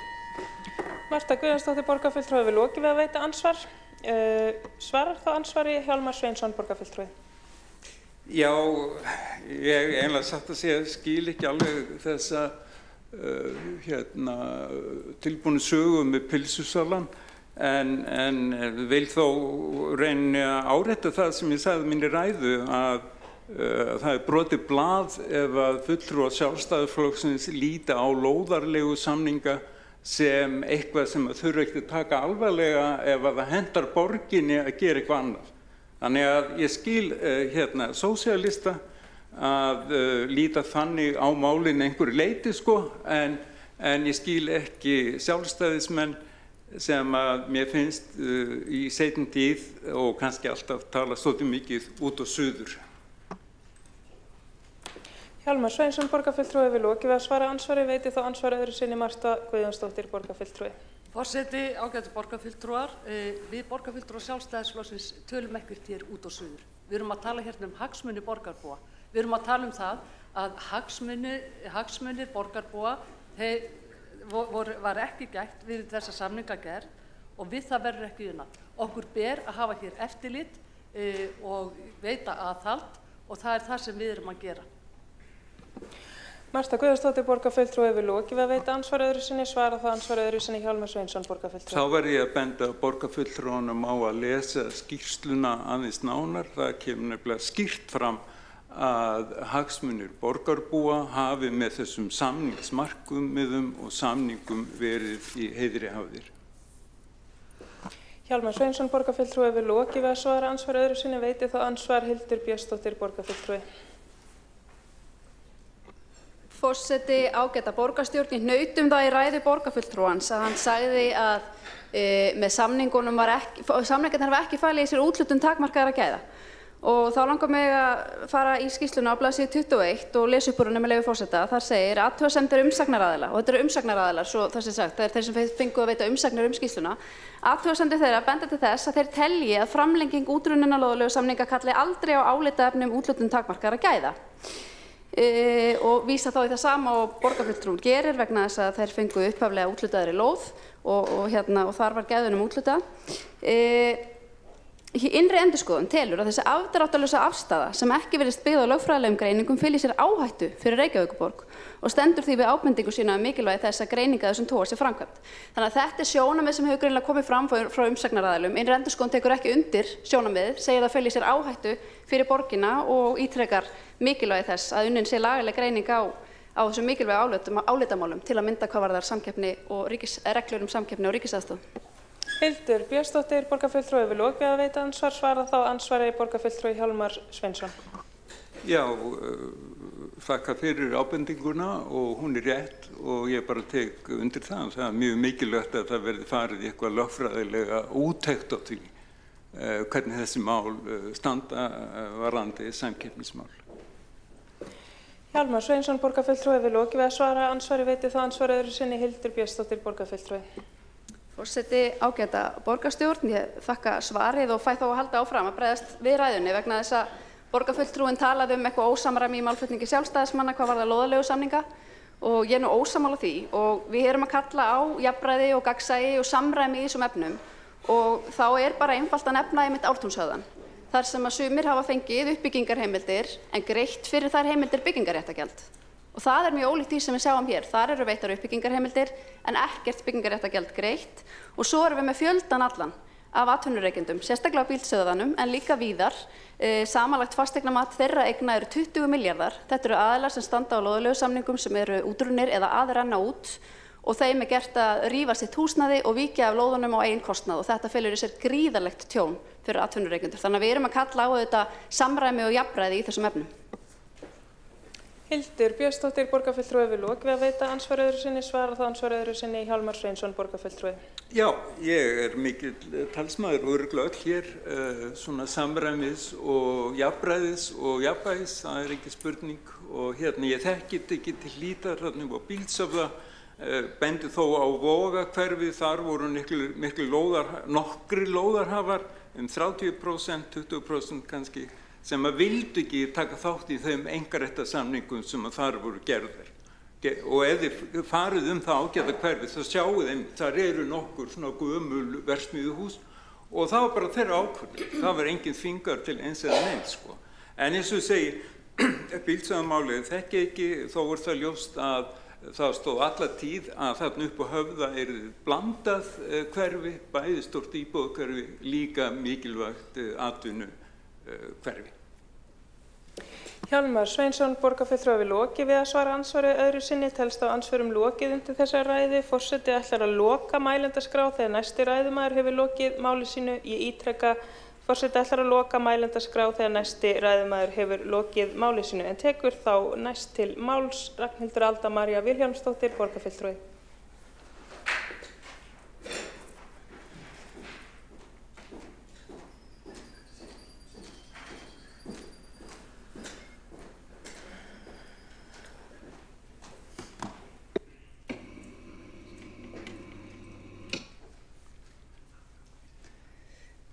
Já, ágæti forseti, eins og heyrist inn á ræðum sumra borgarfulltrúa meirhlutans að þá er almenn skynsemi blóm sem ekki vex í garði hverjum.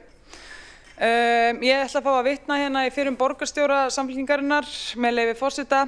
Eru þið alveg galin? Er pólitíska freistingin að reyna að koma klámhöggi á pólitíska andstæðinga svo mikil að þið eru bara tilbúin að segja hvað sem er? Svona gengur ekki.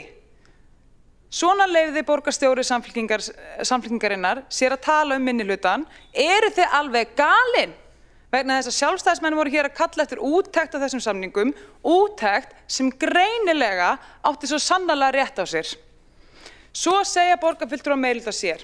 En það var samt engin spilling. Á sama tíma kemur upp hvert hneykslismálið á fætur öðru. Maður þarf ekki að vera eldklár til þess að fatta að augljóslega er þetta ekki lengur undantekningin, þetta er reglan. Að hér kom upp mál aftur og aftur þar sem að verð byggingaréttar, lóða úthlutuna, hvað nú er. Ég nefndi dæmin hérna áðan, það er búið að nefna dæmin hérna í fleiri ræðum. Þetta er ekkert undantekningamál. Þetta er þema í störfum þessa borgarstjórnarmeirihluta að hér komi upp hneykslismál.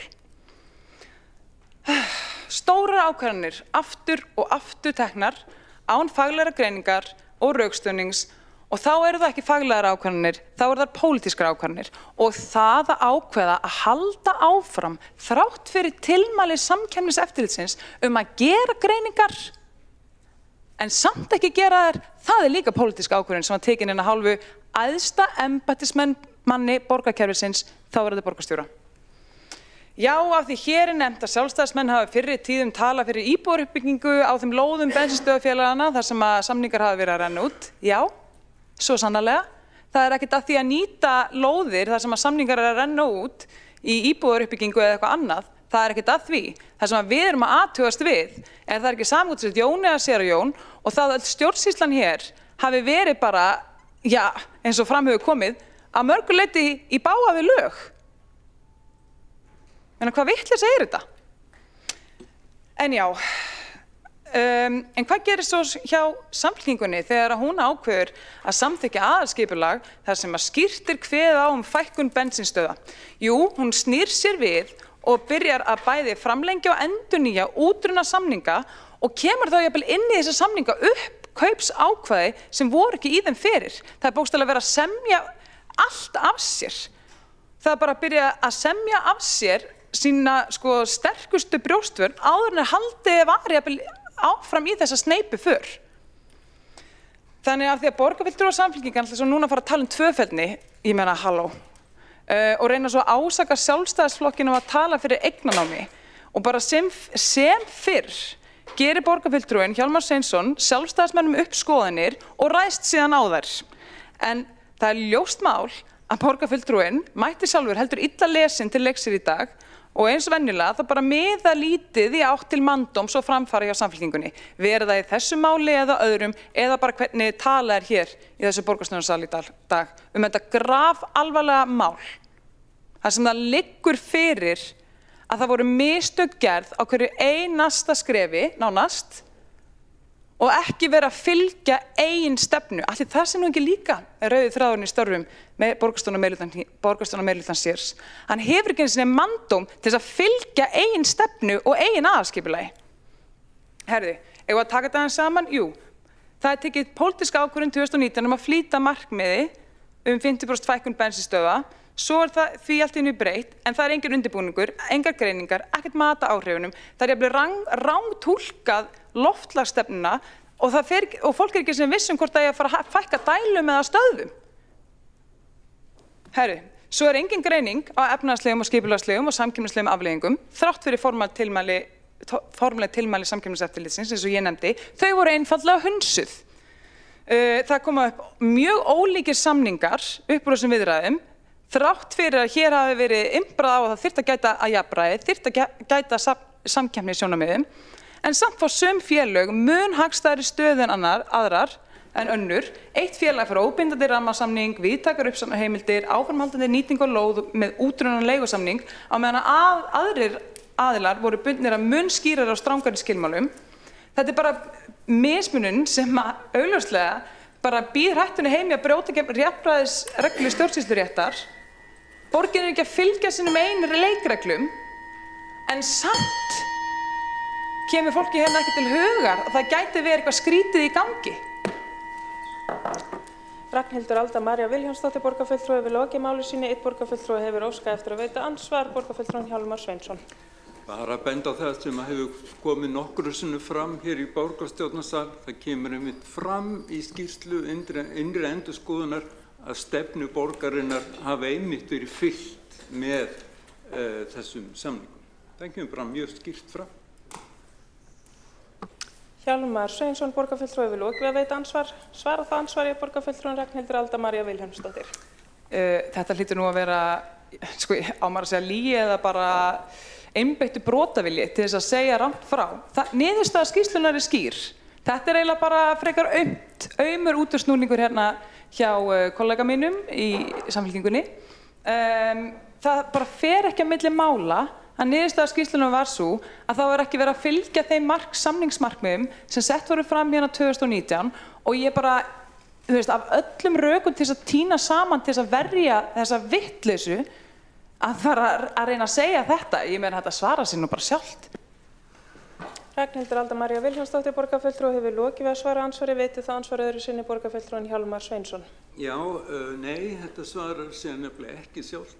Maður þarf að lesa þetta og það kemur skýrt fram að samninganefndin vann á grundvelli samþykktra stefnuskjala, það er að segja loftslagsstefnu borgarinnar frá 2016 og aðalskipulags Reykjavíkur 2010 til 2030 og auðvitað líka það sem kemur fram í aðalskipulaginu, það sem er megin áhersla lögð á þróun hagkvæmrar og vistvænnar byggðar. Þetta er svona frekar skýrt, myndi ég segja, í skýrslunni í sambandi við framfylgd samningana og allt svoleiðis. Þar er gerð margvíslegar athugasemdir og ég get alveg skilið það og þá þarf að skoða það betur. Forseti biðst innilegrar afsökunar á því að hafa gefið til kynna að borgarfulltrúin Hjálmar Sveinsson hafi lokið ræðutíma sínum, svo var ekki.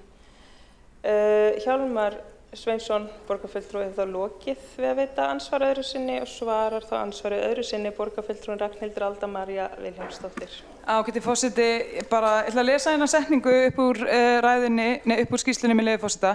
Ekki var gengið þannig frá samkomulögum við lóðarhafa að tryggt væri að uppbygging færi fram í samræmi við væntingar og hagsmuni borgarinnar. Þvert á móti virðast lóðarhafar geta losnað frekar auðveldlega undan frekari uppbyggingaráformum kjósi þeir þar. Þá hefur borið að því að samkomulögin hafi ekki verið endurréttilega en ekki kveðið skýrt á afleiðingar vanefnda, hvorki í rammasamkomulögum né sérstökum samkomulögum við lóðarhafa. Ég gæti haldið áfram að lesa en það kemur rosalega skýrt fram í þessari skýrslu á fjölmörgum stöðum að strax í upphafi vék borgin eða samninganefndin frá upphaflegu samningsmarkmiðunum árið 2019 og ég bara skil ekki, þú þarf að vera eitthvað virkilega óforskammaður að þora að fara hérna upp og halda einhverju öðru fram. Ragnhildur Alda María Vilhjálmsdóttir borgarfulltrúi lokið við að veita ansvar öðru sinni telst að ansvörum lokið undir þessari ræðu og tekur þá næst til máls Marta Guðjónsdóttir borgarfulltrúi.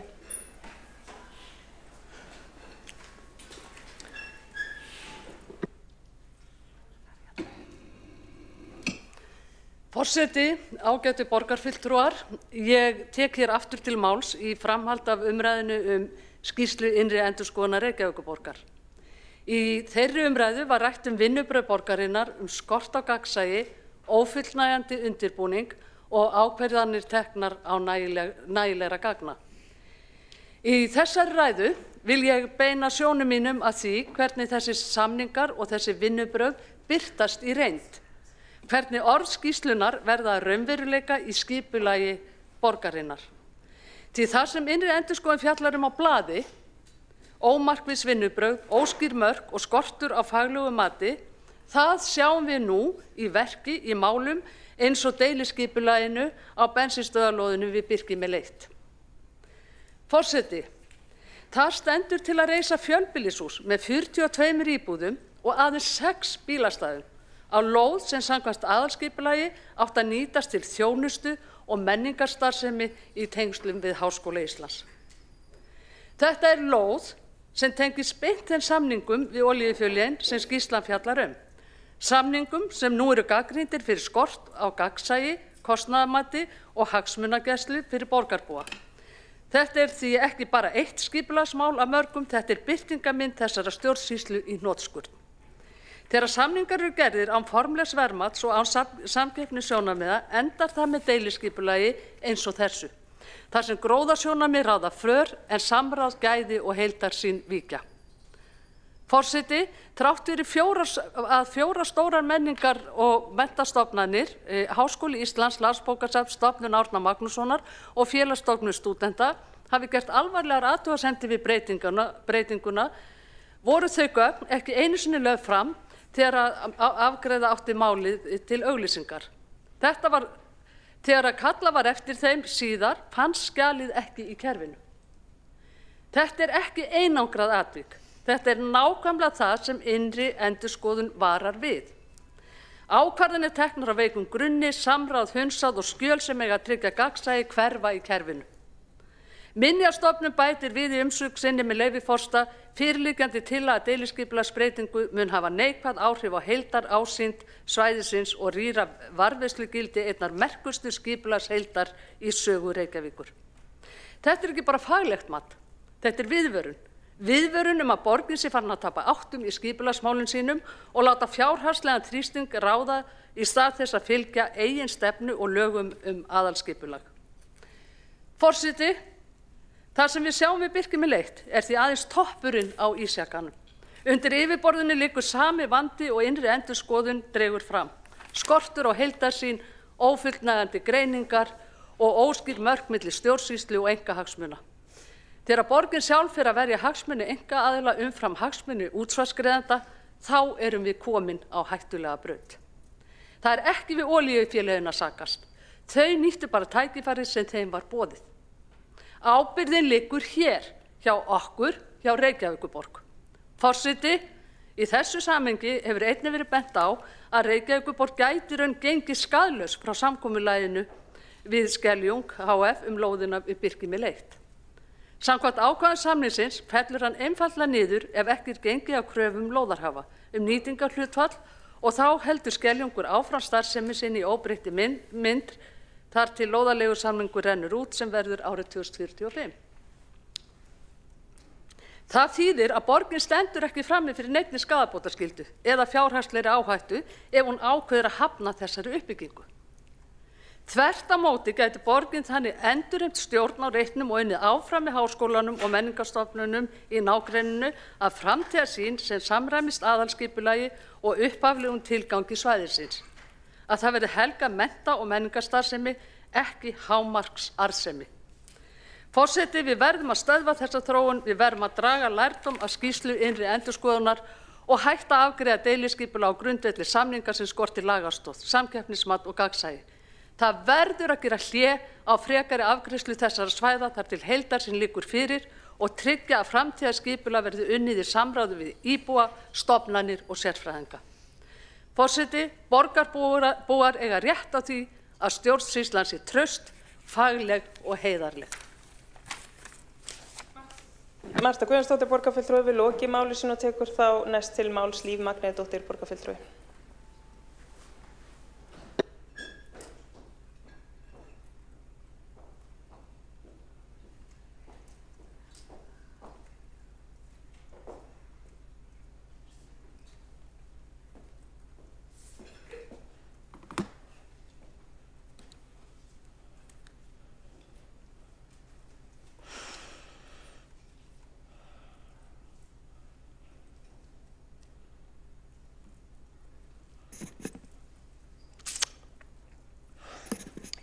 Ágæti forseti og ágæta borgarstjórn.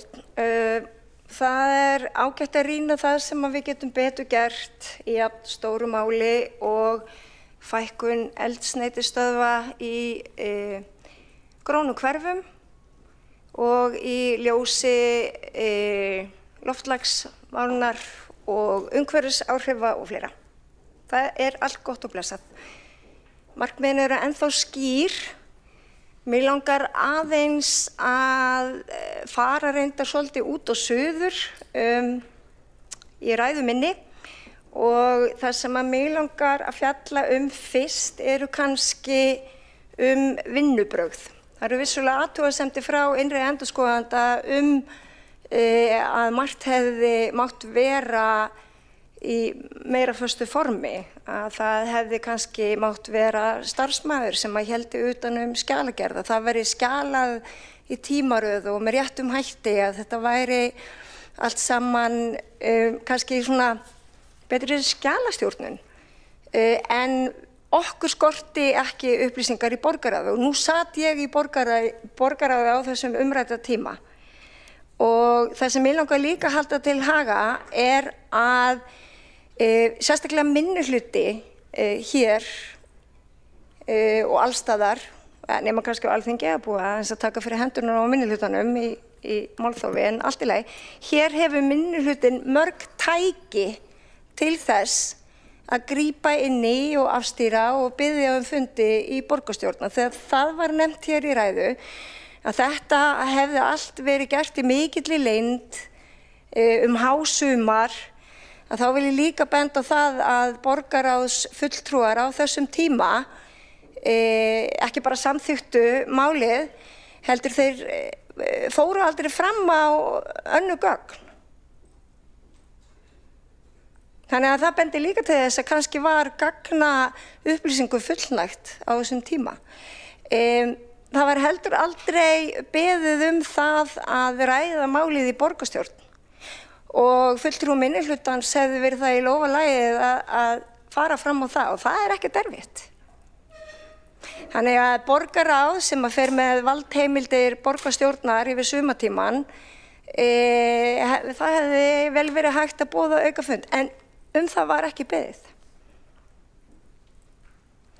Og mér langar aðeins að nefna því að hér halda þeir borgarfulltrúar því fram að þeir hafi verið bara í miklu myrkri varðandi alla upplýsingagjöf og það er bara mjög miður og það er leiðilegt. Og það er auðvitað, við borgarfulltrúar, við höfum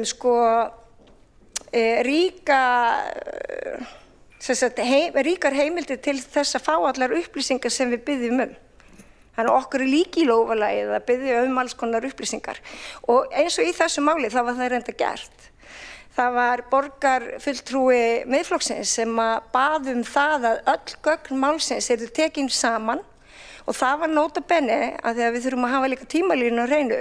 Það var löngu áður en að það voru einhverjir samningar í höfn. Viðræður stóðu bara yfir. Þannig að eðli málsins samkvæmt trúnaður á þeim gögnum og þau það fundin til og sett í þar til gert skjalaherbergi. En að því að ég var reyndar að leita að öðru hérna í fyrradag sem varðar þetta mál að einhverju leiti, jú, en ekki öllu leiti, að því að ég hef mikinn áhuga á því að hérna skoða lóðarleigusamninga.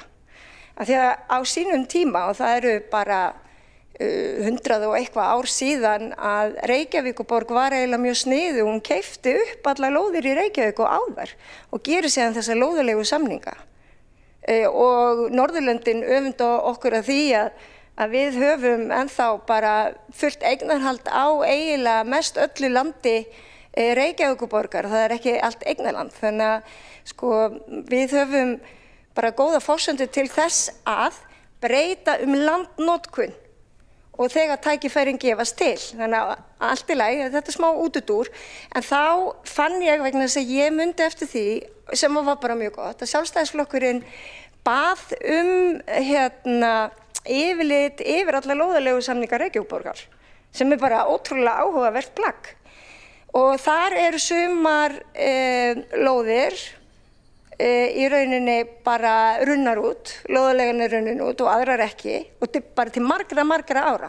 Og það var í rauninni það sem að samninganefndin stendur frammi fyrir og þegar við tökum þá pólitísku ákvörðun sem að mér fannst bara mjög hugrekk og mér fannst bara mikið hugrekki að því að láta á það reyna hvort að við gætum ekki breytt landnotkun á dýrmætu landi inn í miðri íbúabyggð.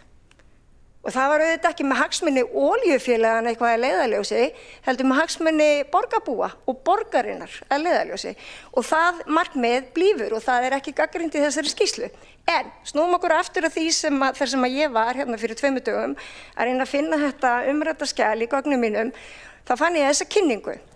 Og þetta er kynningin sem var farið með inn í borgarráð á sínum tíma. og svarið þá hver fyrir sig hvort að þetta hafi verið fullnægjandi eða ekki og auðvitað spyrja borgarráðsfulltrúa að ýmsu undir þessu kynningum og það auðvitað trúnaður því og ég ekki að fara að segja hver spurða hverju vegna þess að við bundið trúnaður því sem að fer fram á lokuðum fundum en hérna kynningin og þar bara farið yfir skýr markmið fækkun eldsneytistöðva í borgarlandinu og nota bene margar af þessum stöðvum renna ekki út samningar á lóðunum rennur ekki út fyrir en eftir bara 20 ára á meðan aðra kannski að renna út. Þannig að það var mikið í húfi fyrir borgina að reyna að flýta því og forgangsraða því sem allra mestu máli skipti og ná þessum samningum til þess að geta byggt á þessu lóðum. Allt í lagi. Hér bara mjög gott yfirlitskort yfir lóðirnar og í eigu hverra og svo framvegis. Og svo talað nú samkomulagin hérna. Við að gera samkomulag við ólíka aðila og á ólíkum lóðalegu samningum, nota bene. Og mér finnst svo einkennilegt að þessi verið að tala hérna eitthvað eignarnám, segjum svo að þú sért bara atvinnurekandi út í bæ og þú færð lóð sem að þú getur byggt þína atvinnustarfsemi á og þú byggir hús og þú ert kannski með einhverja sérhæfða atvinnustarfsemi, fjárfestir í einhverjum tækjum og setur þarna og það gengur bara vel og svo einn daginn kemur borgin og segir bara, heyrðu, snautaðu burt, við ætlum að hafa hérna leikvöll og þú fær ekki krónu fyrir, allt það sem að þú lagðir í. Þannig að það verður að horfa á þetta í einhverju heildrænu vitsmunalegu samhengi. En aftur að þessari kynningu vegna þess að þetta hérna var kynningin og ég ætla að fara hratt yfir hana vegna þess að hér allt tilgreint, hvað var undir, hvernig þetta fer, Kirkjusteg, Knarrvogur, Skeifan, Skúlagata, sumar fara, aðrar ekki, Dælan, Vatnagarðar, Lampaðar, Festi, Krónan, Ellabraut, Fiskislóð, Gagnvör og utanum allt þetta síðan gerðir fyrst gert rammasamkomulag, eins og hefur verið rætt hérna, svo gerðir samningar. Og borgarráð á sínum tíma fær alla þessa samninga til yfirlestrar. Afsakið. Forseti gerir hlé á ræðinni þar sem að glæru kynning borgarfulltrúans Lífar Magnúsdóttur ekki sýnileg öðrum borgarfulltrúum. Beðist velvirðingar á þessu og gerir forseti örstutt hlé á meðan að tæknimálin löguð. Okay. Skúlagata, Stekkjabakki, Sundagarðar, Esjumelar.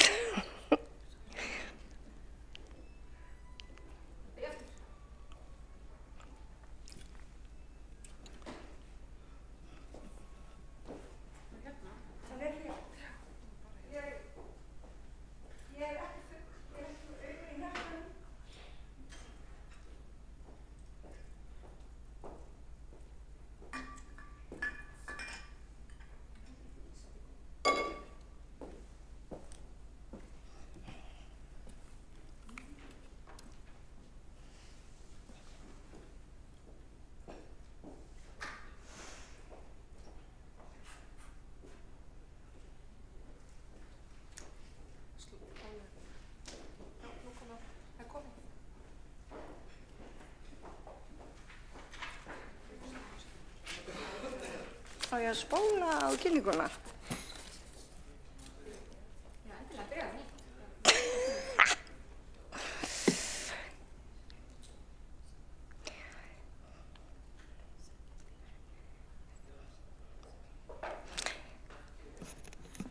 Fæ ég þá aukatíma?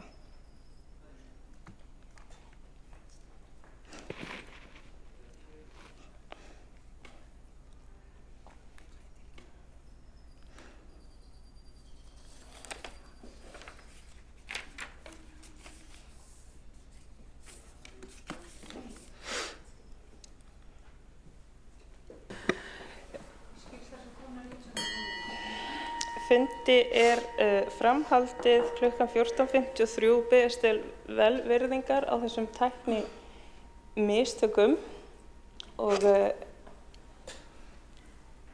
fær borgarfulltrúi Líf Magnúsdóttir viðbættan ræðutíma til þess að koma til skila þar sem að klikka koma til skila vegna tæknilegra mistaka og heldur þá áfram með mál sitt borgarfulltrúinn Líf Magnúsdóttir. Og til þess að fara hratt yfir sögu, þá vorum við komið hérna á kynningu í borgarráði 17. nóvember 2022 af því að hér hefur verið fjallað það að borgarráð hafi ekki fengið tilskildar upplýsingar eða gögnin hafi verið óljós sem er fjarri lagi. Og þetta er ein kynningi sem lá til grundvallar og svo fyrir utan hana lágu þetta allir samningarnir fyrir og hægt var að lesa hvern einn og einasta og mynda sér afstöðu út frá honum.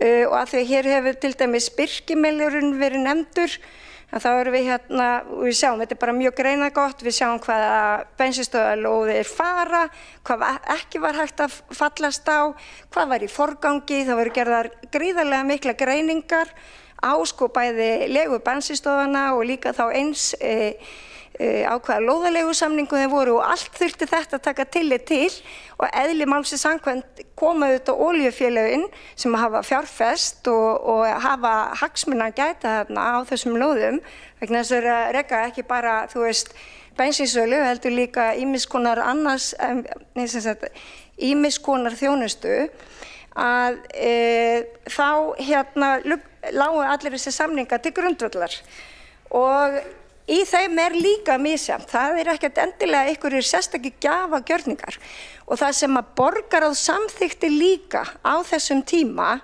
það var að við þurftum að hafa einhverja hvata. Við þurftum að hafa einhverja hvata til þess að reyna að ná markmiðum okkar sem við settum okkur í upphafi og allir voru sammála Og hvaða hvata voru það? Jú, það voru fjárhagslegi hvatar og það kom líka mjög skýrt fram í gögnunum.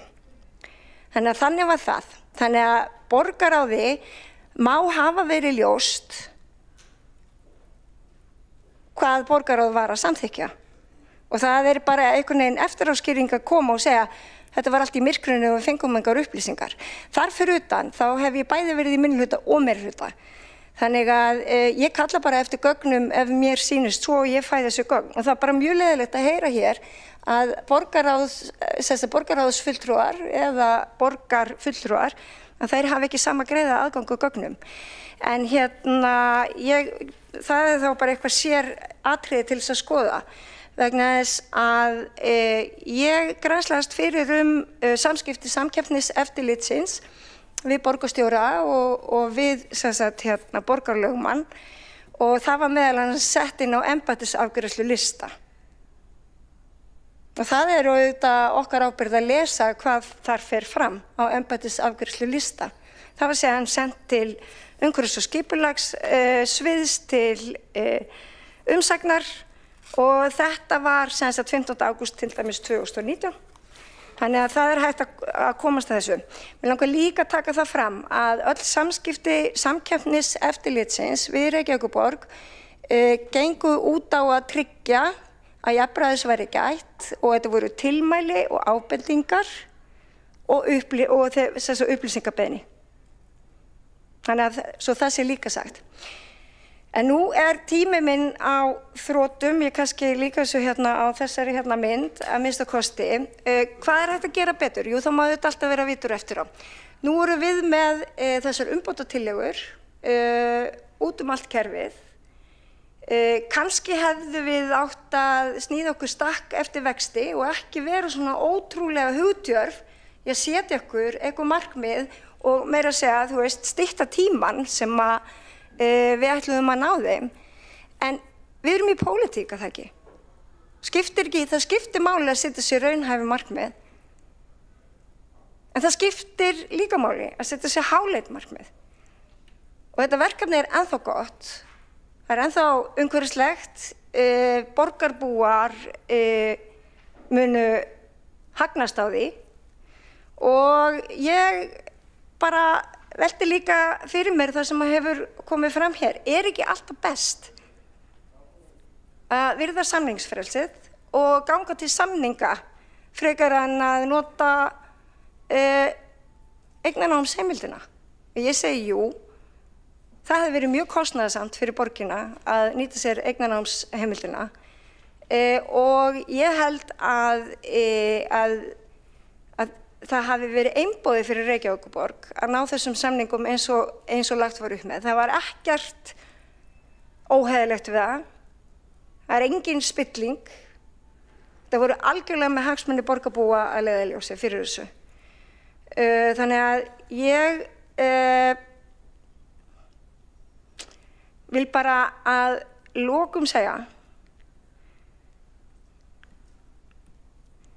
að því að Kjartan Magnússon borgarfulltrúi, nú geti ég verið mjög leiðileg og sagt, en hann nú frammi og ekkert að hlusta á mig, svona eins og minni hluti kemur alltaf upp og segir eitthvað sem frammi. Hann spurði, hann sagði að auðvitað átti borgin að láta þessar lóðarleigusamningar renna út og taka það til sín að því að hrikaleg sóun sem skattgreiðendur súpa seyðið af.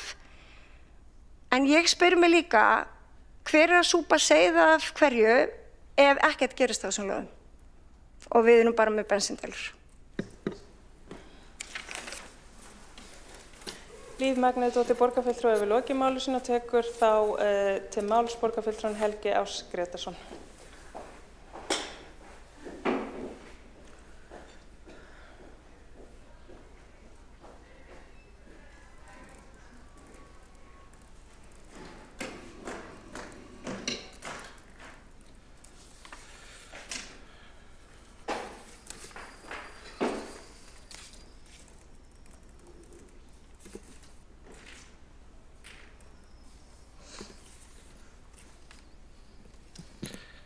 Forseti, ágæta borgarstjórn. Ég vil byrja á því að taka fram vegna þess að það var margt áhugavert sem að borgarfulltrúinn Hjálmar Sveinsson hafði fram að færa og var meðal annars að reyna að greina stjórnmálastefnu sósíalista annars vegar og svo Sjálfstæðisflokksins hins vegar. Sem ég vildi taka fram varðandi það að gagnrýni okkar sjálfstæðismanna lítur að því fyrst og fremst að réttarstaðan áður en til samninga gengið er það hagfelld borginni að það hefði átt að ná betri samningum en raun bar á. Það er kjarni málsins. Og að með samningunum séu of fáir að fá of mikil gæði og að með því sé verið mögulega að raska jafnræði og að mögulega að brjóta reglur samkeppni og ríkisaðstoð. Í upphafi þessar umræðu hélt borgarstjóri ræðu og ég spurði spurninga vegna þess að viðkomandi borgarstjóri var að halda því fram að skýrsla innri endurskoðunar væri hvítþvottur og þetta væri bara allt í góðu lagi, að stjórnsýslan hefði verið í góðu lagi, allar upplýsingar hefði verið veittar. Og hún svaraði ekki einfaldri spurningu sem ég bar upp. Að þessu tilefni vil ég bara benda borgarfulltrúum á mjög mörgum blaðsíðum í skýrslunni eins og blaðsíðu 21, 22, 99, 100, 101, 102 og svo framvegis er verið að gagnrýna upplýsingagjöf sem að borgarráði var veitt sumarið 2021 og svo eftir atvikum 2022. Varðandi síðan líka ummæli borgarfulltrúans Líf Magnúsdóttur aðgang að gögnum, þá var það ekki fyrir en eftir var búið að samþykkja samningin júní 2021 stóru olíufélögin sem að borgarfulltrúi Miðflokksins 9. desember 2021 óskaði eftir að fá aðgang að öllum gögnum samninganefndarinnar og sá aðgangur var veittur. Bara með leyfi forseta, það var ástæða til að lesa upp nokkur ummæli, hér til dæmis úr skýrslunni á blaðsíðu 100. Innri endurskoðun telur að fyrirlagning málsins fyrir borgarráð hefði í ljósi framangreinda þátta átt að vera betur og ítarlega útfærð. Hérna bendir innri endurskoðun til dæmis á að rétt hefur verið að upplýsa borgarráð sérstaklega þýðingu þess að uppsagnarákvæðinu sérstöku samkomum voru gagnkvæm og láðar gátu í reynd valið að vinna ekki að uppsendum uppbyggingaráformum. Ekki liggur fyrir hvort þetta var gert á munnlega á fundinum. Einnig annars staðar í kafla 251 er verið að greina þarna annars vegar á milli markmiða sem allir eru sammála að fækka bensínstöðvalógunum og hefja uppbyggingu íbúðar. en síðan öðru máli skilmálana sem að settu voru fyrir niðurfellingu byggingaréttargjalda. Ágæta borgarstjórn, við sjáum hér gamalkunnug vinnubrögð Samfylkingarinnar í borgarstjórn. Þegar einhver vond mál koma upp og jafnvel vondar skýrslur, þá verið að reyna að þyrla upp moldviðri, afbaka það sem að stendur í skýrslunum og halda því fram að stjórnsýslan hér í borginni sé fullkomlega eðlileg. Við höfum gengið í gegnum þetta aftur og aftur. Það sem að kannski, það sem að innri endurskoðandi gerir í þessari skýrslu sem að það að skilgreina, ná utan alla staðreyndir málsins, draga varlegar ályktanir út frá staðreyndunum og koma með ábendingar. Það er alveg ljóst að alltaf því með skipulegum hætti hafi greiningar á lagalegum og hagrænum þáttum verið ófullnægjandi með ófullnægjandi móti, bæði við að vinna að gerð samningana og klára þá, og að borgarráðsfulltrúar hafi ekki verið nægilega vel upplýstir. Mér persónulega, vegna þess að mín reynsla hér í borgarstjórn, að það sé allsendis ófullnægjandi að vegna þess að borgarstjórn æðsti lýðræðislegi kjörni vettvangurinn og málstofa, að allt og mörg mál, stór mál, eru afgreidd í sumarleyfi borgarstjórnar þar sem að í raun og veru eru völdin færð í hendur mun færri borgarfulltrúa en hér í þessari málstofu. Og þetta mál ein birtingarmynd þess ágalla sem á stjórnkerfi borgarinnar. Helgi Áss Grétarsson, borgarfulltrúi, hefur lokið máli sinni. Einn borgarfulltrúi hefur óskað eftir að veita andsvar. Líf Magnúsdóttir. Forseti, að því að Helgi Áss Grétarsson, borgarfulltrúi, kemur hingað upp og endurtekur aftur að borgarráðsfulltrúar hafi ekki verið nægilega vel upplýstir,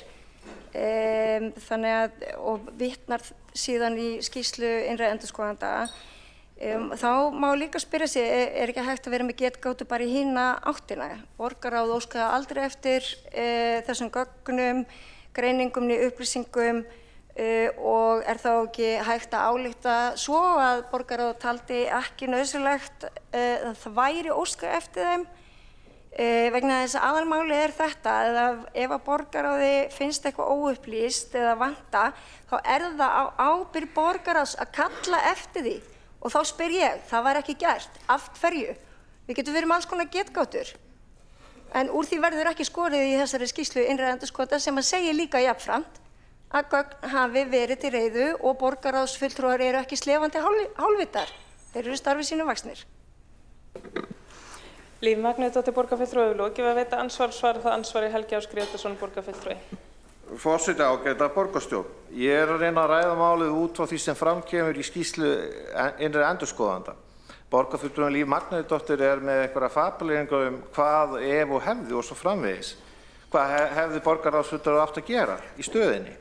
Kjarni málsins sá að það niðurstaða innri endurskoðanda að það hafi ekki verið nægilega faglega staðið upplýsingagjöf til borgarráðsfulltrúa á þessum tíma, að fullt af mikilvægum atriðum eins og varðandi samkeppni, ríkisaðstoð og svo framvegis, og að engin greining hefði verið gerð á því hversu mikil verðmæti myndi vera búin til með þessum samningum. Það kann að vera ágætis ábending hjá borgarfulltrúanum Líf Magnúsdóttur að borgarráðsfulltrúar hefðu átt að stunda meiri rannsóknarstarfsemi, en þá komum við aftur að þeim punkti. Ég ekki hrifinn af þeim vinnubrögðum hér í stjórnkerfi borgarinnar að málstofan hérna, borgarstjórn, kippt út úr sambandi þegar verið að afgreiða svona stór mál. Helgi Áss Grétarsson, borgarfulltrúi, hefur lokið að svara ansvari. Veitir þá ansvar öðru sinni borgarfulltrúin Líf Magnúsdóttir?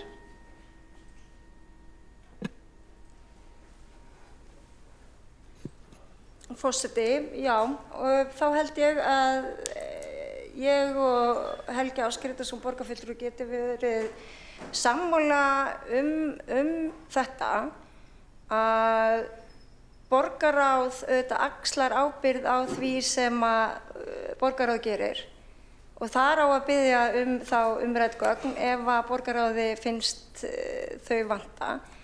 Og svo verður líka það að segjast að valdheimildir borgarstjórnar flytjast til borgarráðs yfir sumartímann því að borgarráð tekur sér aldrei frí.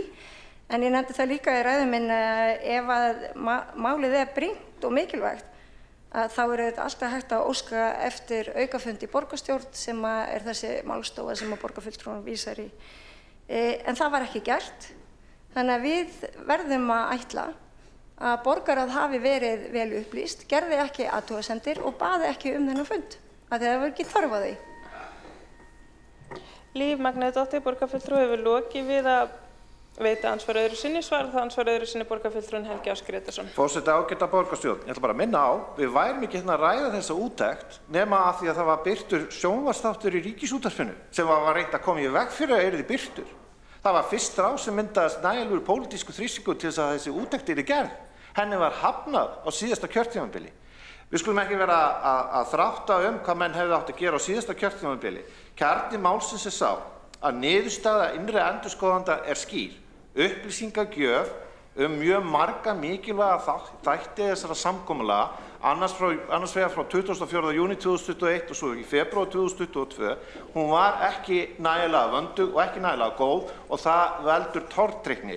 Sérstaklega í ljósi þess að viðsemjendur borgarinnar fengu svo mikil verðmæti í hendurnar í staðinn fyrir að láta af sinni starfsemi.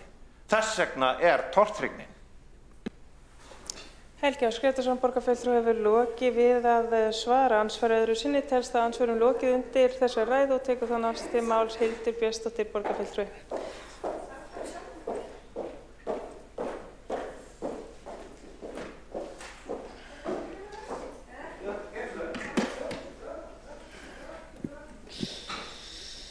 Forseti ágæta borgarstjórn, mig langar að byrja á að bregðast við ummælum borgarfulltrúa Lífar Magnúsdóttur hér áðan varðandi viðbrögð við þessum samningum og hvað menn hefðu geta gert og hvað menn hefðu geta beðið En þegar að fyrsti pakki samninga kemur fyrir borgarráð árið 2021 að þá gagnrýna sjálfstæðismenn og skrásetja í bókun að útfærslan hafi ekki fengið umræðu í skipulags- og samgönguráði og sé að það stórt mál og það þurfi að vanda betur. Þannig að strax gerum við þessar athugasemdir. Nú þegar að seinni hluti samninga kemur fyrir borgarráð 2022, þá segjum við algjörlega ótímabært að afgreiða þessa samninga vegna þess að við, sjálfstæðismenn, höfum þegar lagt til að innri endurskoðun færi yfir samningana. Þannig að við stöldrum þarna mjög snemma við og báðum meiri gögn og báðum meiri greiningar. En tillögu okkar athugun innri endurskoðunar var hafnað á þessum tíma. Nú, við erum með samninga sem eru sérkennilegir ekki síst fyrir þær sakir að þeir byggja á ákveðnu verklagi sem að þrír opinberir eftirlitsaðilar hafa núna gagnrýnt. Ítrekuð tilmæli komu frá Samkeppniseftirlitinu sem að varaði við brotum á reglum samkeppni. Ríkisendurskoðun hafði fjallað samningana Efstaleitið og fjallað þar mögulegt brot á reglum samkeppni og ríkisaðstoð. Og núna höfum við þessa skýrslu innri endurskoðunar sem meðal annars bendir á þá lagalegu óvissu sem uppi einmitt mögulegt brot á reglum samkeppni og ríkisaðstoð. Þannig að tvær þessara stofnana, og það athyglisvert, þær höfðu þegar gert þessar athugasemdir þegar að samningarnir koma fyrir borgarráð 2021 og 2022, en samt sem áður var haldið að staði í þessa vegferð án þess að ráðast í nauðsynlegan undirbúning eða vinna lágmarksmat á því hvort þessar úthlutanir gætu falið í sér brot á þessum reglum EES-samningsins. Og það auðvitað mjög vont. Og innri endurskoðun kemur með úrbótatillögu í þessum efnum og hvetur til þess að framfari lagaleg greining og þegar að hún liggur fyrir þá þurfa að meta hvernig eigi að halda áfram með þessar lóðir.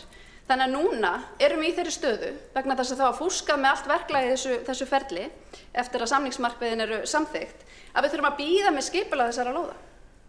Og það vont fyrir borgina í meiri húsnæðiskrísu, það vont fyrir aðilana sem halda á lóðunum og að vinna að skipulagi og það auðvitað bara vont fyrir borgarana. Þannig að það auðvitað svona stóra myndin nákvæmlega núna og það sem að veldur okkur mestu óhagræði þessi biðstaða sem uppi og það verður auðvitað að fá úr þessu skorið. Nú borgarstjóri kom hérna upp fyrr í dag og hélt í fram að bæði jafnræðis og gagnsæis væri gætt við allar lóðaúthlutanir í Reykjavík og í þessu samhengi þá ætla ég að vísa í umfjöllun skýrslunnar verðlagningu og byggingarétti almennt í Reykjavík með leyfi forseta, ég hef lestur.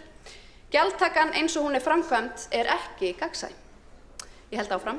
Að mati innri endurskoðunar Reykjavíkur mætti auka gagnsæi og jafnræði í stjórnsýsluframkvæmd borgarinnar að þessu leyti með verklagsreglum fyrirkomulag og útreikning byggingarréttargjalds. Nú, lestir líkur. Áhugavert, á síðasta borgarráðsfundi kom borgarstjóri með tillögu að því hvernig þetta vinna úr 12 úrbóta tillögum innri endurskoðunar Reykjavíkurborgar.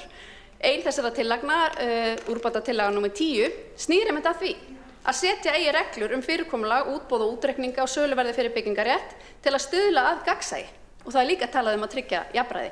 Þannig að það mjög sérkennilegt að borgarstjóri komi hér upp og segi við og lóðaúthlutanir þá tryggt gagnsæi og jafnræði, en samt var hún sjálf síðastliðinn fimmtudag að vísa inn í ferli útbótatillögu það hvernig við getum betur tryggt gagnsæi og jafnræði í þessum efnum. Nú, það kemur líka fram í skýrslunni og það áhugavert þegar við erum að rýna hvaða verðmæti voru þarna undir, að það talað þessar spurningar þá hagsmuni sem voru afhentir og hvert endurgjaldið hefði átt að vera. Og ég ætla að fá með leyfi forseta að lesa. Við úthlutun takmarkaðra gæða af hálfu opinberra aðila eins og sveitarfélaga meginreglan sú að gæta verði jafnræðis, þannig að allir sem áhuga hafa á gæðunum eigi þess kost að sækja nýtingu þeirra eða taka þátt í samkeppni þau. Þá það meginregla í réttarreglum ríkisaðstoð að markaðsverð getur þurft að koma fyrir slík réttindi. Og líkt og áður rakið eðlilegast þegar slíkt á við að finna út markaðsverðið með opnu ferli eða í öllu falli á grundvelli verðmats óháðs sérfræðings.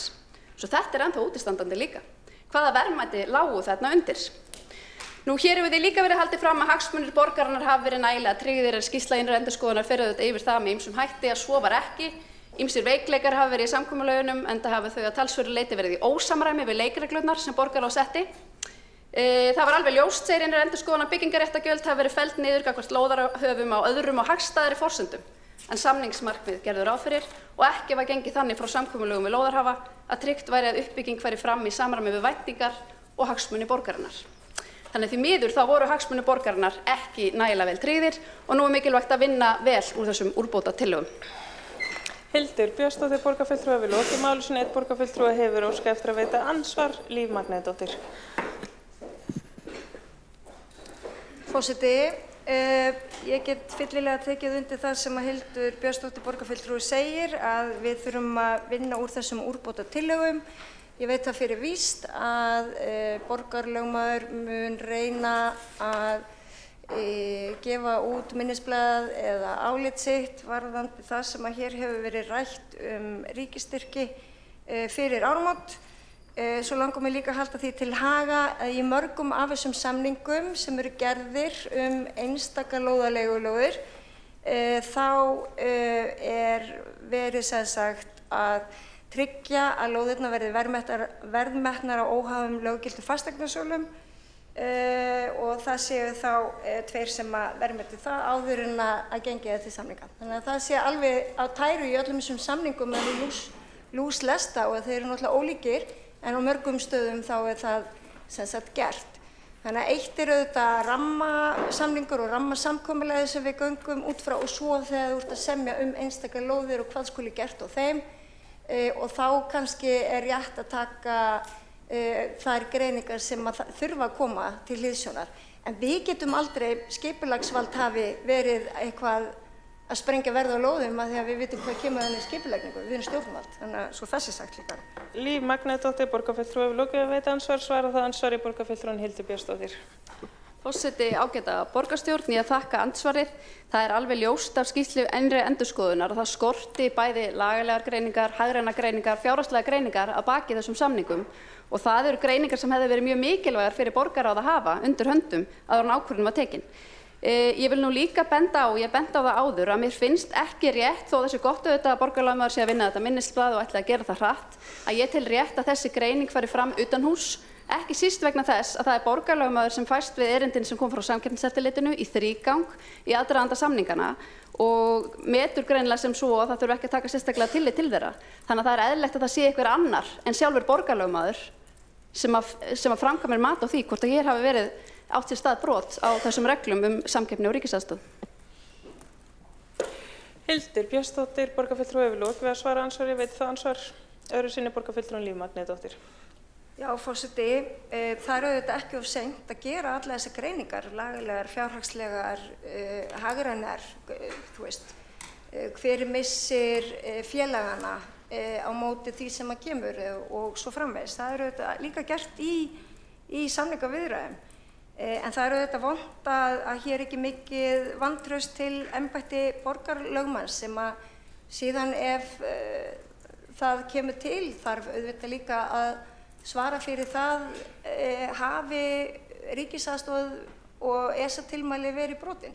Þannig að embættið þarf alltaf að svara fyrir það, hvort sem að það fengið út úr, þú veist, af óháðri, svo kallari lögmannsstofu út í bæ eða ekki. Þannig að það ágætt að það svar komi frá embætti borgarlögmanns, en það auðvitað ekki gott ef að það ekki mikið vantraust til embættisins. Líf Magnúsdóttir borgarfulltrúi við lokið við að veita ansvar öðru sinni, svara þá ansvar öðru sinni Hildur Björnsdóttir borgarfulltrúi. Forseti ágæta borgarstjórn, það er ánægjan ein að lýsa því yfir hér að það ríkir ekkert vantraust til embættis borgarlögmanns af minni hálfu eða frá okkur sjálfstæðismönnum. Hér er hins vegar að ræða álitaefni sem að borgarlögmaður hefur fengist við í aðdraganda samningana og gerir ekki athugasemdir við í samningunum sjálfum. En það er hins vegar álitaefni þessar lögspurningar eru uppi í skýrslu innri endurskoðunar. Þannig að það er eðlilegt að við fáum annað mat á því, annað álit á því frá einhverjum hlutlausum aðilum, hverjir sem það verða. Það geti verið eftirlitsstofnun EFTA, það geti verið umboðsmaður Alþingis eða það geti verið lögmannsstofa út í bæ. En eftir sem áður skiptir öllu máli að þetta verði gert vel og við getum fengið niðurstöður sem við getum borið fullt traust til. Hildur Björnsdóttir borgarfulltrúi við lokið við að svara ansvar öðru sinni telst að ansvarum lokið undir þessar ræðu og næst tekur til máls borgarstjóri Heiða Björg Hilmarsdóttir sem lokar jafnframt þessum umræðum. Já, forseti, ágætu borgarfulltrúar, ég ætla að byrja að þakka fyrir þessar umræður þessa mikilvægu skýrslu frá innri endurskoðun og þakka auðvitað fyrir skýrsluna og góða vinnu sem liggur að baki henni. Maður sér það vel þegar maður flettir í gegnum hana og ég hingað til bara að lesa hann á netinu og búin að vera að fletta þessi gegn. Maður sér að þetta er mikil vinna, líka bara á plagginu. Það eru margar ábendingar sem allar hafa farið nú þegar til vinnu. Ég held að það sé mikilvægt að við höldum okkur öllum svona við staðreyndir. Það er svona, mér stundum líður svolítið eins og við séum ekki öll að lesa sömu skýrslu. Við erum auðvitað með góðar ábendingar en við erum líka með góða skýrslu sem sýnir okkur það að í stórum dráttum þá gekk þetta býsna vel. Það er ekki gerðar stórar eða miklar athugasemdir við framkvæmdina þó að margir vilji nefna það þannig eða fara með þetta þannig. Það er í rauninni þannig að við höfum byggt upp vandaða stjórnsýslu, við höfum byggt málin á samningsmarkmiðum og stefnu borgarinnar. Við héldum áfram með það, við vinnum með atvinnulífinu þegar það er þessi kostur í stað þess að fara fram með offorsi, þá eigum við samtal og samráð. Það hafa aðrar borgir gert líka í Evrópu. Ég veit að það var skoðað víða hvernig að þessu hefði verið staðið og ég veit að sambærilegar leiðir hafa verið farnar í öðrum borgum. Það var verið að reyna að tryggja jafnræði á milli aðila þannig að við myndum ekki skemma samkeppnisstöðu olíufélaga á markaði. En markmiðið var auðvitað að koma þessum bensínstöðum, þessu óumhverfisvænu og áttursömu starfsemi úr íbúðahverfunum. Og ég held að það sé gott að fá svona skýrslur og við erum búin að senda þessa 12 athugasemdir eða úrbóta tillögur til vinnu. Og ég segi aftur, eins og ég sagði upp að við ræðum minnar og einhverjir virðast ekki hafa heyrt það, að ég held að það séu allar mjög góðar. Og þær fjalla auðvitað núverandi samkomulag við lóðarhafa, tillögur samningaviðræður, breytingar á lóðanýtingu, hvernig við förum með það. Það fjalla tillögur starfs- og stýrihópa, umgjörðin í kringum það. Tillögur reglur og verklag við úthlutun lóða og lóðaleigusamninga, vissulega, við förum yfir það. Og svo framvegis. Hér eru undir þessum yfirköflum 12 tillögur og ég bara þakka fyrir þær, þakka fyrir umræðuna og ég held að við getum öll þakka fyrir það að við séum opin með það að við viljum vinna vel fyrir borgarbúa en ég held að þetta öll líka vanda okkur kannski örlítið meira við það að reyna ekki að þyrla upp ryki og leiðendum þar sem ekki ástæða til eins og borgarfulltrúi Lífi Magnúsdóttir fór yfir hér í ágættri kynningu sinni, þá gefst alltaf borgarráðsfullum tækifæri til þess að kynna sér gögn mála nokkuð ítarlega. Meira að segja ítarlegar heldur en eru opinbert, því það voru gerð sérstök gagnaherbyggi sem átutar gátu sótt í. Hér voru gerðir samningar, hér var skýrt markmið. Við erum náttúrulega með eflaust Evrópumet í fjölda bensínstöðva inn í borg, í það minnsta met á Norðurlöndum, ef mér skilst rétt. Og allir voru sammála um það, og ef að þessi gríðarlegi ESA áhyggjur réttmæti þess að ganga til samninga við bensínstöðvar voru uppi alltaf, þá skil ég ekki af hverju borgarfulltrúar samþykktu það að fara af stað yfir höfuð, því að það var eitthvað sem var ákveðið og samþykkt, og það er grundvöllur þess að við förum af stað, að við séum að fara þessa samningsleið. Það var eitthvað sem við vorum öll sammála um. Svo langar mig að hvetja ykkur í þessari góðu skýrslu að skoða líka athugasemdir samninganefndarinnar, eða samningateymisins, samninganefnd, sem var skipuð með erindisbréfi. Og ég veit að borgarstjóri þáverandi var ekkert allskostar sannfærður það að það væri rétt að flýta þessu markmiði, 50% fækkun fyrir 2025, og ég held að það hefði verið rétt metið hjá honum, að það hefði verið betra að miða við 2030. En það var eitthvað sem borgarráð samþykkti og sammæltist á fundinum, allir fulltrúar, og við þurfum þá öll að bera ábyrgð á því, þau sem sátu þann fund og tóku þátt í þeirri ákvörðun. Það er alltaf gott að vera vitur eftir á, og það er alltaf gott að gera betur, og það er auðvitað það sem við erum að gera. Þess vegna óskum við eftir þessari skýrslu, og þess vegna erum við með þessar niðurstöður, og þess vegna setjum við allar þessar tillögur í vinnu. Borgarlögmaður hefur unnið af heilundum á þessu máli eins og öðrum, og embættilega borgarlögmanns er auðvitað mun meira heldur en ein manneskja, og ég ber til þeirra fullt traust sem og annarra starfsmanna borgarans sem hafa komið að þessu mikilvæga máli. Heiða Björk Hilmisdóttir borgarstjóri hefur lokið máli sínu og telst á umræðum undir þessum dagskrárliði lokið og verður gengið til 10 mínútna fundahlés, og fundi verður áframhaldið 15:36.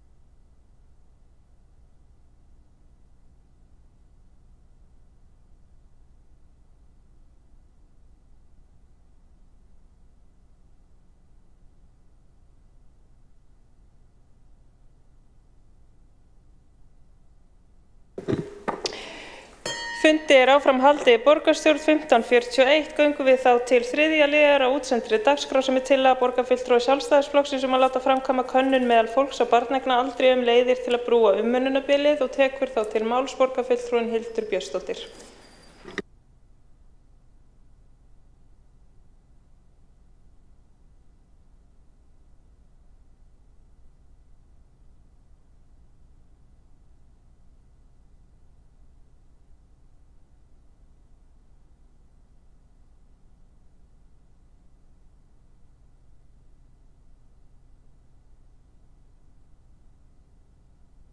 Fólks á barneignaaldri leiðir til að brúa umönnunarbilið. Og þá erum við auðvitað að tala þetta umönnunarbil milli fæðingarorlofs og leikskóla eða daggæslu. Nú markmið með þessu yrði að kanna með hvaða hætti væri mögulegt að mæta fjölbreyttum þörfum barnafjölskyldna í Reykjavík. En jafnframt myndum við vilja rannsaka hverjir hafa borið byrðarnar undanfarin ár af bæði umönnunarbilinu og þeim þjónustubresti sem reglulega kemur upp á leikskólastiginu. Nú, hvers vegna leggjum við þetta til og hvers vegna skiptir þetta máli? Nú, sá hópur Íslendinga sem velur að eignast ekki börn, hann fer stöðugt stækkandi hér á Íslandi. Raunar hefur fæðingartíðni hérlendis verið í frjálsu falli frá bankahruninu. Almennt hefur Ísland státað af hærri fæðingartíðni en hinn Norðurlöndin en nú erum við komin á svipaðan stað og hver íslensk kona eignast að meðaltali 1,56 börn. Þetta eru niðurstöður nýrrar rannsóknar á fæðingartíðni hérlendis en í viðtali við hana Ásdísi Aðalbjörgu Arnalds í umfjöllun þessa rannsókn þá segir hún, og ég ætla að leyfa mér að vísa í hennar ummæli orðrétt með leyfi forseta: Það er almennt talað 2,1 barn á hverja konu til þess að viðhalda til dæmis velferðarkerfinu, því einhverjir þurfa að vera hér til að borga skatta. Það er annað sem við sjáum í þessum viðtölum og hér vísar hún í viðtöl við konur að baki þessari rannsókn. Til dæmis við ungu konurnar sem hafa enn ekki ákveðið hvort þær ætla að eignast börn. Þær lýstu yfir áhyggjum af því að verða foreldri og voru ekki endilega að sjá sig í því hlutverki, af því að, og þær töluðu mikið að þeim fyndist stjórnvöld ekki gera nægilega mikið. Ásdís segir þar sérstaklega vísa til bilsins sem er á milli fæðingarorlofs og leikskóla.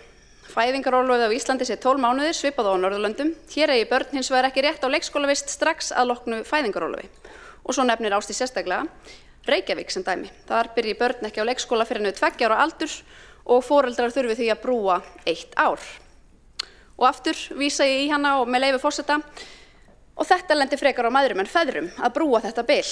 Það skýrist til dæmis af launamunni kynjanna. Það getur verið fjárhagslega hagkvæmara að móðirin lengi sinn tíma heima og hverfi af vinnumarkaði heldur en faðirinn. Þetta sjáum við í viðtölunum með þessar ungu konur og þær vilja þetta ekki.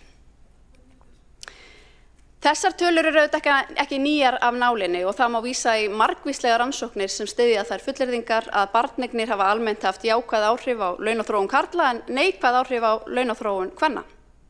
Barneignir hafa neikvæð áhrif á lífeyrisréttindi kvenna og margvíslega réttindi og stöðu kvenna á vinnumarkaði. Og núna vitum við, og við þekkjum það kannski mörgur okkar umhverfi, ég þekki það á mínu umhverfi og svo er rannsókn núna sem liggur til grundvallar, að fólk og gjarnan konur en fólk frestar barneignum eða dregur úr barneignum vegna þess að það er of kvíðavaldandi að búa við þá óvissu hvort fólk fái lausn sinna mála í kjölfar fæðingarorlofs og hversu lengi fólk þarf að vera frá vinnumarkaði eftir barneignir, eftir að fæðingarorlofi lýkur, áður en að einhverjar lausnir standa til boða. Nú það er alveg ljóst að við þurfum að gera betur til að bæta aðstæður barnafólks í Reykjavík. Og nú vil ég bara vísa í tölfræði frá Hagstofunni. Ef við lítum aftur til ársins 1998, tölfræðin hleypur okkur ekki aftar en það, þá sjáum við að þrátt fyrir að íbúum Reykjavíkur hafi frá árinu 1998 til 2025 fjölgað tæplega 30%, þá hefur börnum á leikskólaaldri fækkað 10%. Þetta eru sláandi tölur, ekki síst vegna þess að á sama tíma þá hefur börnum á leikskólaaldri fjölgað 44% í nágrannasveitarfélögum. Fólk hefur kosið með fótunum. Nágrannasveitarfélög hafa staðið sig betur, bæði hvað varðar húsnæðisuppbyggingu og uppbyggingu leikskólaþjónustu. Og það er alveg ljóst að við verðum að tryggja mun barnvænni borg. Við hljótum öll að vera sammála að vilja að hér í borginni vilji fólk búa þegar það stofnar til fjölskyldu, á meðan börnin vaxa á grasi, þegar fólk flytur það heiman, þegar amma og afi eru orðin gömul, í gegnum öll æviskeiðin. En fjölskyldur eru vissulega ólíkar og þarfir þeirra eru margvíslegar og við þurfum að vita hvað ungt fjölskyldufólk vill. Og það auðvitað mikilvægt veganesti fyrir alla okkar stefnumótun og áætlanagerð hvað varðar lausnir að við vitum hvað fólkið þarna úti að biðja frá okkur. Vill það vera lengur heima eftir fæðingarorlof? Vill það fá dagforeldri? Vill það að við bjóðum upp á dagheimili? Vill það lausnir inn á vinnustaðnum sínum? Vill það leikskólapláss? Styður það frekari einkarekstur í leikskólakerfinu? Hvað vill fólk? Hvað það að biðja Hvað skiptir það máli? Þess vegna leggjum við til að ráðist verði í greiningu á þörfum barnafólks í Reykjavík, hvaða þjónustu þau óska eftir, hvernig við getum betur mætt þeim og hvernig við getum stuðlað að enn fjölskylduvænni borg. En við leggjum líka til að mælt verði hverjir beri byrðarnar, því eins og ég nefndi áðan að þá búa margvíslega rannsóknir að baki þeirri staðreynd að barneignir hafa almennt komið verr niður á vinnandi mæðrum en vinnandi feðrum.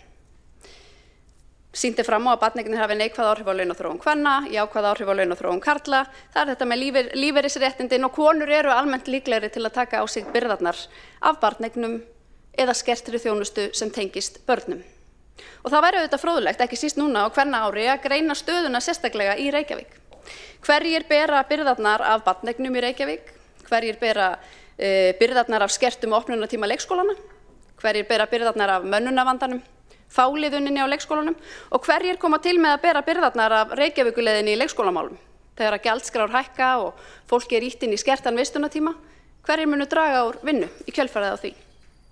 Við sjálfstæðismenn, við viljum búa betur af fjölskyldum í Reykjavík, við viljum stuðla að barnvænu samfélagi, við viljum styðja fólk til að eignast fleiri börn og við viljum byggja á gögnum og rannsóknum og greiningum og þess vegna leggjum við til að farið verði í þessa vegferð svo við getum betur fundið út hvernig við getum mætt fjölbreyttum þörfum barnafólks í Reykjavík.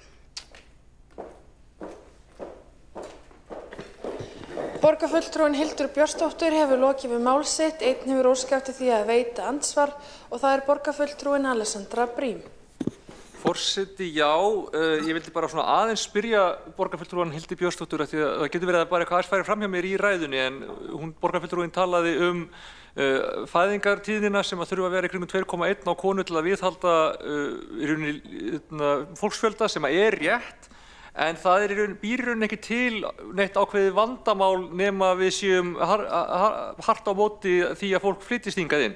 Og flest lönd á Vesturlöndum taka inn fólk sem bara er að leita sér að tækifærum og er bara fullgildir þátttakendur í samfélaginu sem að í rauninni vinnur upp þessa lægri fæðingartíðni og í sjálfu sér ekkert að því nema maður sé hugmyndafræðilega mótfallin því að það sé viðsettanleg lausn á þessu vandamáli.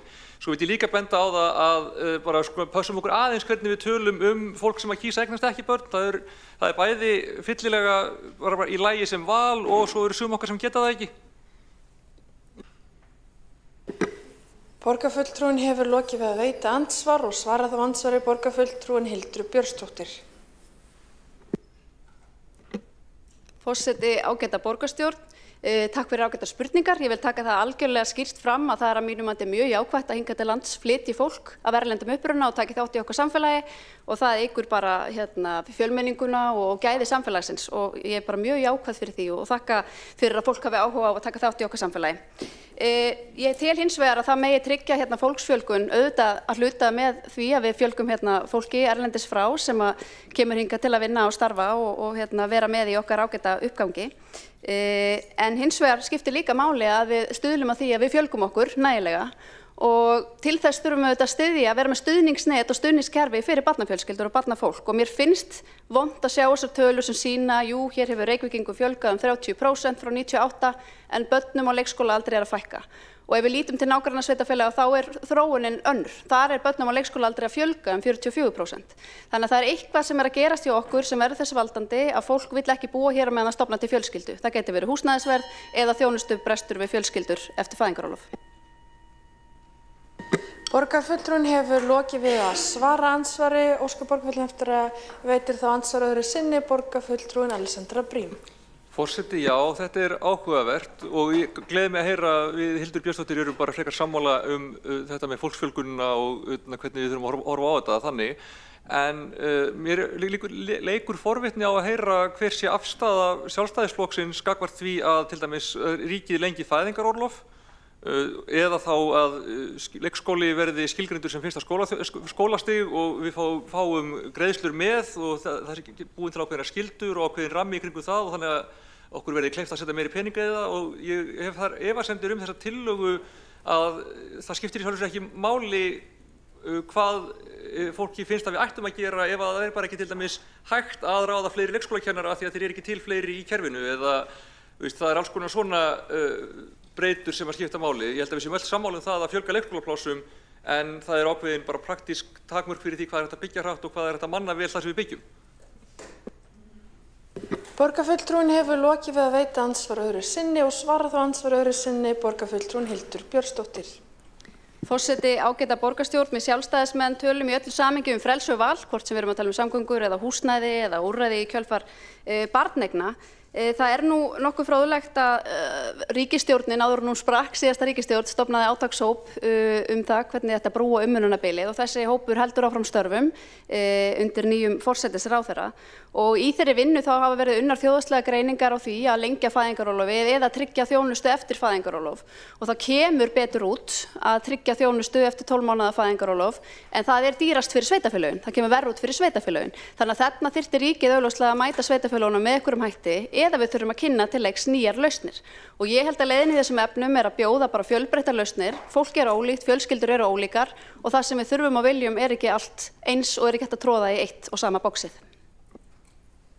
Borgarfulltrúin hefur lokið við að svara andsvar öðru sinni og er þá andsvarum undir þessari ræðu lokið. Næsta mælendaskrá er borgarfulltrúin Helga Þórðardóttir.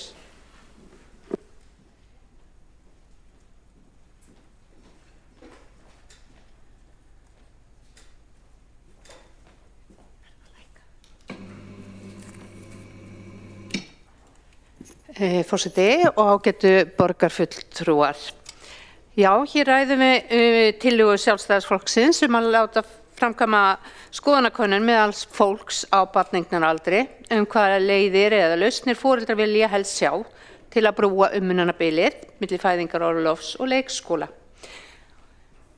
Líklega myndu flestir foreldrar vilja lengja fæðingarorlofið en mér þætti ákjósanlegast en það er ekki í höndum okkar heldur ríkisins, löggjafans og hér hefur verið mikið rætt við eignumst færri börn og það séu færri börn í Reykjavík eða út af landi. Þá datt mér bara í huga að segja ykkur bara svona, ég ætla svo sem ekki að ræða það mikið en tímarnir breytast og ég get bara sagt þá lífsreynslu sögu að ég flutti 1986, já, var í 1,5 ár á Patreksfirði.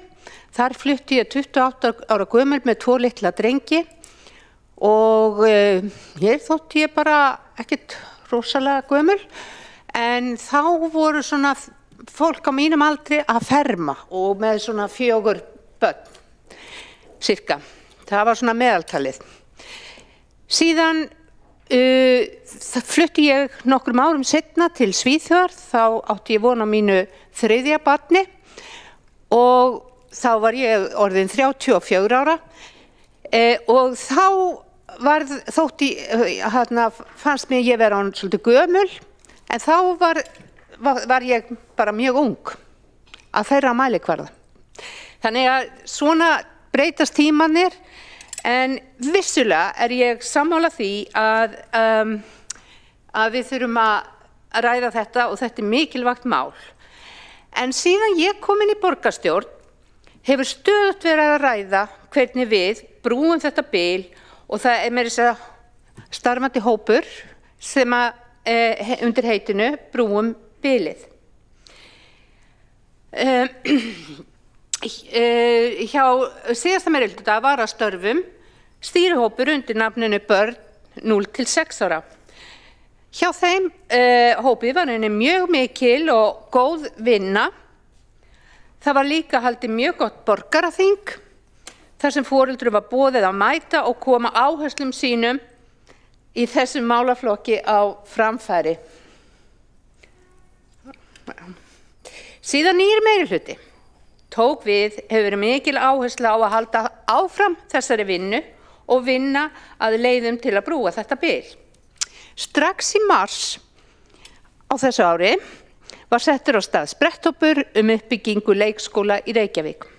Spretthópnum var falið að yfirfara aðgerðaáætlun stýrihópsins Brúum bilið sem felur í sér markvissa uppbyggingu leikskólarýma í borginni til að bjóða börnum frá 12 mánaða aldri í leikskóla borgarinnar og kom með tillögur að nýjum verkefnum með áherslu á framkvæmdir og uppbyggingu til næstu 5 ára. Ég sat í þessum spretthópi svo ég þekki vel til vinnunar en við lögðumst í gríðarlega skoðun á leikskólahúsnæði borgarinnar og kortlögum hvar væri hægt að bæta við húsnæði og einnig hvar væri mest þörf fyrir leikskólapláss.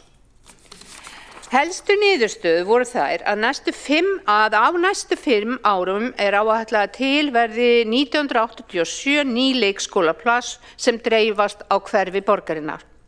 Flest leikskólapláss bætast við í Háaleitis og Bústaðahverfi eða 521 talsins og næst flest í Vesturbæ eða 418 talsins. Þetta náttúrulega bara svona gróft, síðan við náttúrulega að reyna að bæta við, sérstaklega í Vesturbænum því þar þörfin mikil. En við fylgjumst síðan með verkefninu við sem erum í Brúum bilið hópnum og ég veit ekki betur en þetta sé nokkurn veginn að standast og við rekum virkilega á eftir málum þar. Þegar við skilum í maí þá var stofnaður nýr spretthópur sem fekk það hlutverk að vinna að umbótum á náms- og starfsumhverfi leikskóla, huga að skipulagi leikskóladagsins, dvalartíma, barna og nýrri gjaldskrá. Meginmarkmið hópsins hann ennþá að störfum, svo ég segi að standa vörð faglegt leikskólastarf, draga úr ófyrirséðri fáliðun, sem sagt tryggja stöðuleika í leikskólanum. Ég líka þessum hópi og það mikil vinna þar í gangi og Líf leiðir þessa vinnu.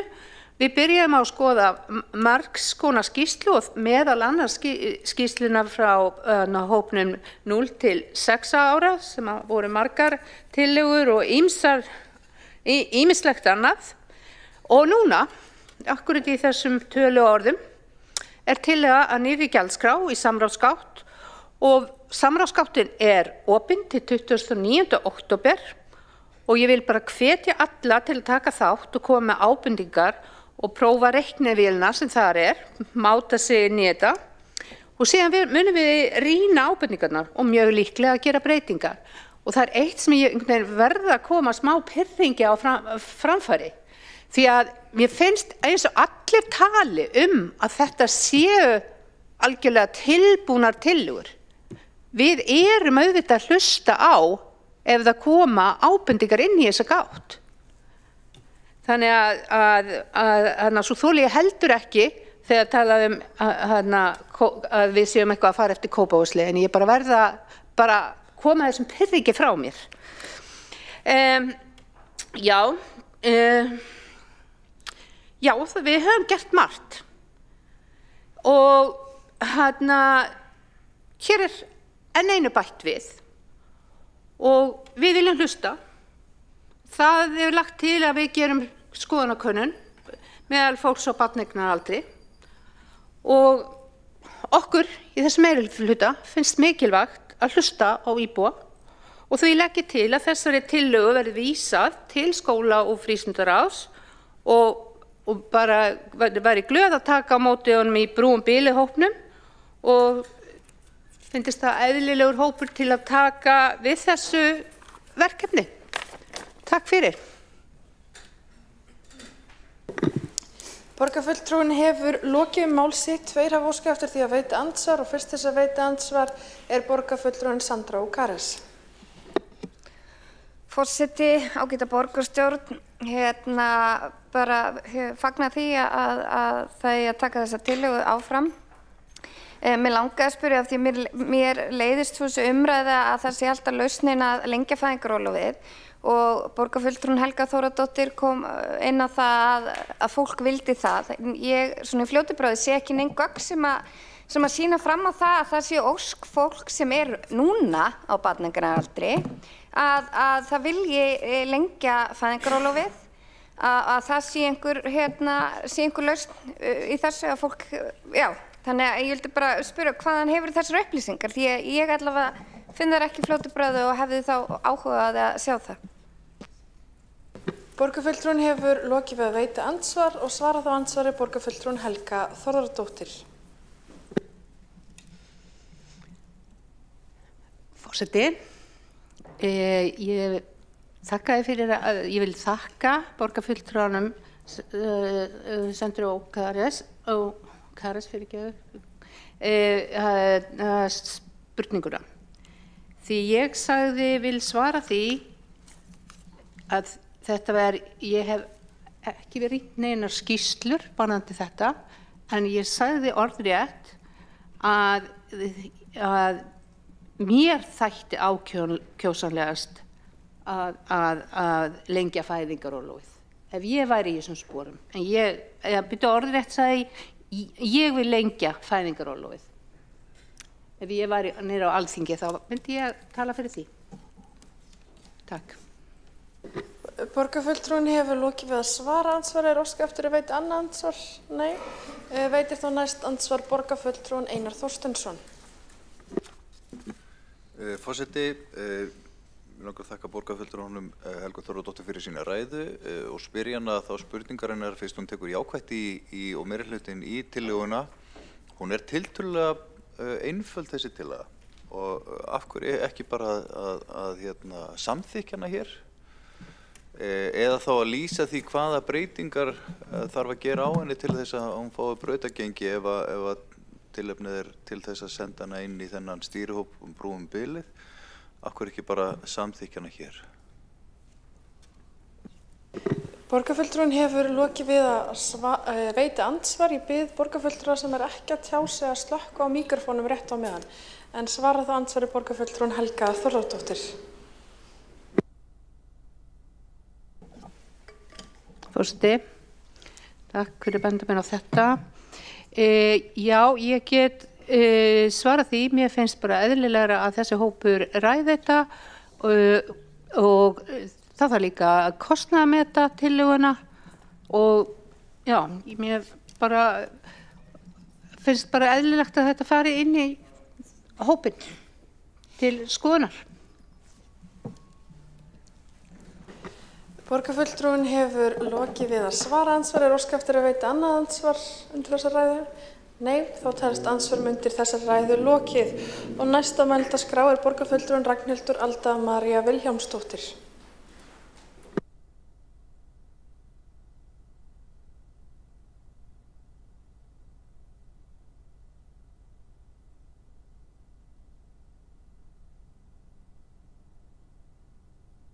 Á ég kvikja? Já, hér, svona. Ok. Ágæti forseti og borgarstjórn. Það máltæki sem kemur úr Grettisögu sem segir hlýtur jafnan illt af athuguleysi og hefur það nú ekki sannast satt fyrir málum. Allavega, þessi tillaga, hún frábær, hún hógvær, hún skynnsöm, hún gengur út á það að bara líta í öll horn og setja áherslu á að þjóna þörfum íbúa sama hverjar þær kunna að vera. Það bara verið að setja íbúin í forgrunn, spyrja einfaldlega, hvað henda þér, hvað hugnast þinni fjölskyldu og hvernig getum við þjónusta þig sem best og svo getum við væntanlega upp úr þessu fengið alls konar hugmyndir, jafnvel aðrar en þær sem hafa hér komið. Og mér finnst það bara afar skynsamlegt og vil nota tækifæri til þess að þakka Oddvita Framsóknar einmitt fyrir afar skynsamlega spurningu. Þegar hann spurði hvers vegna ekki hægt að afgreiða þetta bara hér, vegna þess að það augljóst mál að ekki þetta dýr tillaga. Kostnaðarmat hefur aldrei verið fyrirstaða þegar kemur af tillögum frá þessum borgarstjórnar meirihluta, svo sannarlega. Ekki hafa þau aldrei hafa þau verið að bera það fyrir sig. Að þó að við sem ánum með hvað sæmilega vel tekið í tillöguna þá því bara ekki til fyrirstöðu að panta bara góða könnun og spyrja bara fjölskyldunar hvað hendar ykkur. Eins og fyrst segir þá hefur hérna verið reifað ýmislegt varðandi hvort sem það sé lenging fæðingarorlofs og greinilega eins og kom fram í máli borgarfulltrúans hvað flokkur fólksins? Helgu Þórodóttur, stól úr mér hérna allt í einu. Sem kom fram í máli Helgu Þórodóttur búið að kortleggja ansi vel hvaða takmarkanir hafa borginni í núverandi þjónustuveitingu sem og hvar má finna einhverjar lausnir.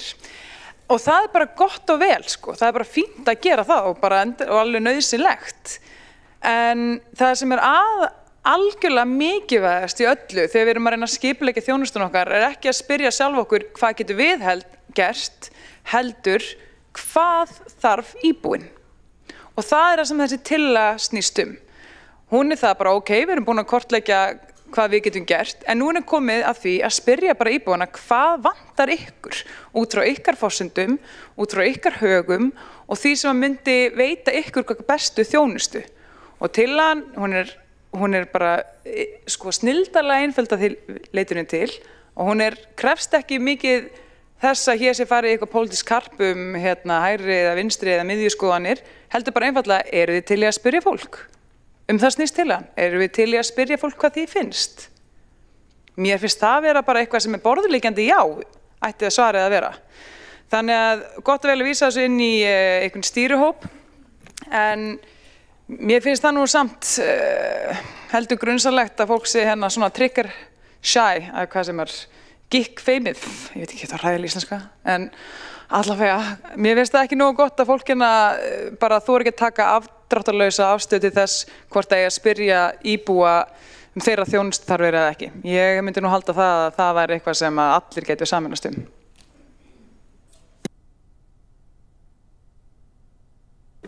Borgarfulltrúinn hefur lokið við mál sitt.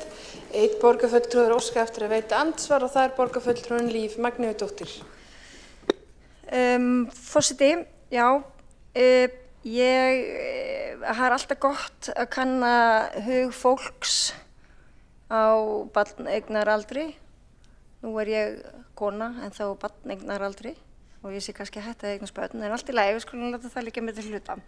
Mér langar bara að benda á að það var haldið borgaraþing málefni 0–6 ára og þar var unnið mjög ítarlegt skjal bara utan allt þetta og kom fram bara ýmislegt fæðingar, orlofið, ýmislegt hvernig hægt var að brúa bilið, ýmislegt hvað þjónustu foreldrar vilja og ég held að sé vel hægt að vinna með þær tillögur eins og Helga Þórodóttir borgarfulltrúi fór yfir svo sem í þessum hópi.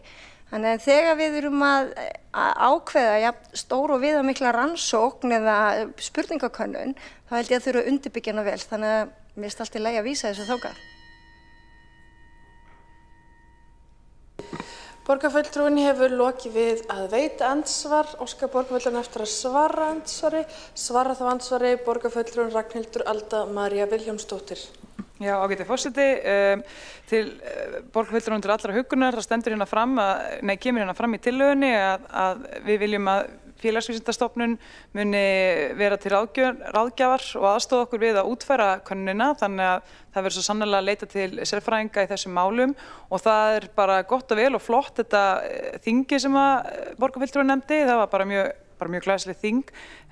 Hins vegar getum við ekki fullyrt svo að á meðal þeirra sem sóttu borgaraþingið séu allir sem að tala fyrir hvern og einasta hóp. Það kann að vera að, sá hópi fólk sem kannski mest þyrfti að skoða nýja þjónustuleiði til hafi bara einfaldlega ekki átt sem málsvara á þessu þingi.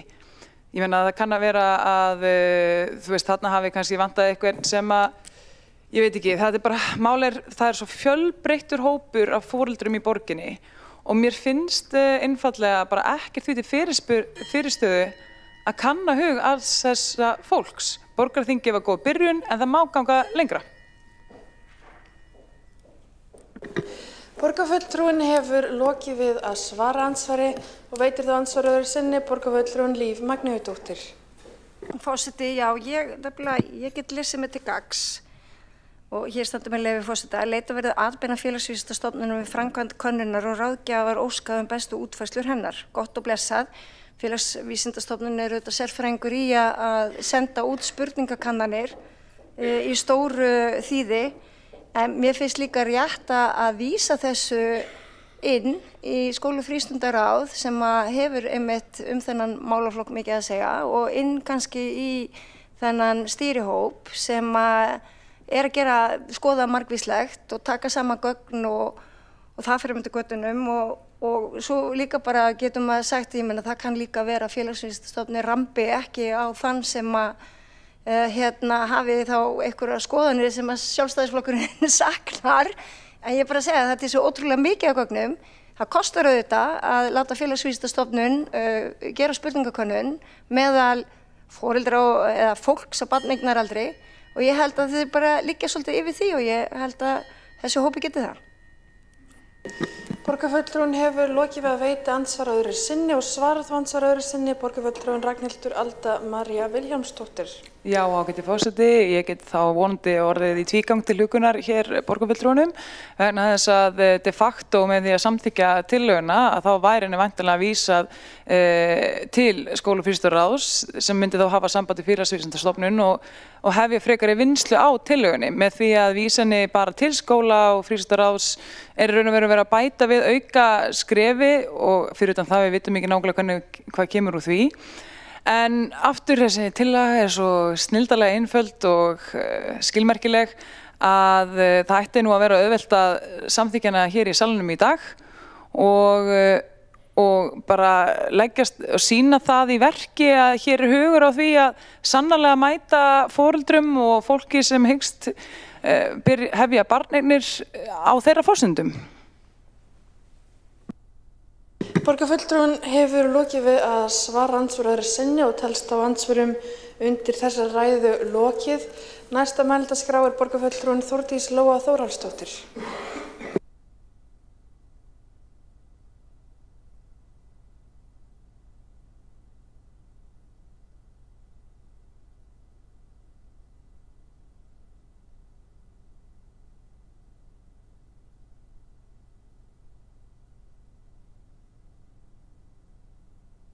Ok, takk fyrir. Ég ætlaði nú bara að lýsa ánægju minni með þessa tillögu. Mér finnst engum máli skipta hvort hún verði vísað í skóla og frístund. Mér finnst aðalega hún myndi alltaf hvort þeir enda þar. Mér finnst það bara eðlilegt. Mér finnst bara að við verðum með tækifæri í höndunum. Við erum greinilega á kafi í mikilli vinnu. Við erum með stýrihóp sem leggur fram drög að tillögu og ég skal lofa því að segja ekki Kópavogsmódalandi hef ég ekkert verið í neinum samanburði í minni gagnrýni. Við höfum lagt tillögu fyrir borgarráð síðast sem að vísað inn í stýrihópinn sem ég mun fara yfir seinna á fundinum í dag. En ég held að hér séum við í dauðafæri, kæra borgarstjórn, með að spyrja foreldra, framtíðarforeldra og núverandi foreldra í Reykjavík, hvernig þau vilja haga sínum málum og ekki síst ná til hópa sem við höfum ekkert endilega gögn Við erum líka með dauðafæri við að fá info og upplýsingar það hvað er í næstu skrif og þá er ég að hugsa næsta kjörtímabil eins og þið eru náttúrulega öll hér byrjuð í kosningabaráttu og við eigum nákvæmlega að vera að hugsa hver verða verkefnin á næsta kjörtímabili. En við erum greinilega að fara að sigla í einhverja tillögu pakka núna fljótlega með stýrihópnum. Þetta er frábær tillaga til þess að framkvæma núna bara strax þetta haustið eða í byrjun ás til þess að fá niðurstöður sem við síðan getum verið með í höndunum fyrir næstu kosningavertíð. Því að það er nákvæmlega svörin þarna, það hefur ótrúlega mikið breyst á undanförnum árum. Það er ekki mörg ár síðan að hér var mjög svo lifandi dagforeldrakerfi. Ef við tölum, og þá er ég nú bara að segja frá samtölum, ef maður tala við ungt fólk í dag sem á barneignaraldri, þá segja þau, við viljum ekki dagforeldrakerfi, við viljum ungbarnaleikskóla. Við viljum mögulega lengra fæðingarorlof, aðrir vilja styttra, ekki lengra fæðingarorlof, aðrir vilja val, sumir vilja fá einhvers konar heimgreiðslur. Það er gríðarlega mismunandi hugmyndir það hvað fólk hefur. Það er ekki frábært að draga þar allar upp, vera með alvöru upplýsingar úr megindlegri rannsókn og könnun það hvað hóparnir að segja og hvað þau vilja og geta þá mætt þeim með einhverju valborði af lausnum. Og þetta alveg tilvalið fyrir okkur fyrir næsta næsta kosningaár sem bara að byrja og rétt handa við hornið. Þannig að ég segi bara frábær tillaga, gott að heyra að hún að fara inn í skólafrístundaráð og ég ger bara ráð fyrir því að minnhlutinn sem meirihlutinn verði bara einarður þar að koma þessu verkefni í vinnu. Við þurfum að fá að heyra hvað ungt fólk vill. Við getum ekki bara lesið í það í ykkur samtölum okkar í ykkurum kóktelbóðum eða fermingar hlaðborðum. Við þurfum að heyra hvernig fjöldin og við erum ekki að tala einhverja eiginlega rannsóknir eins og borgarþing, heldur við erum að tala megindlega könnun, þar sem að fjöldin allur verður spurður og ég treysti engum betur en Félagsvísindastofnun til að ná til þess hóps. Takk fyrir. Borgarfulltrúinn hefur lokið við mál sitt. Næstur á mælendaskrá borgarfulltrúinn Einar Þorsteinsson.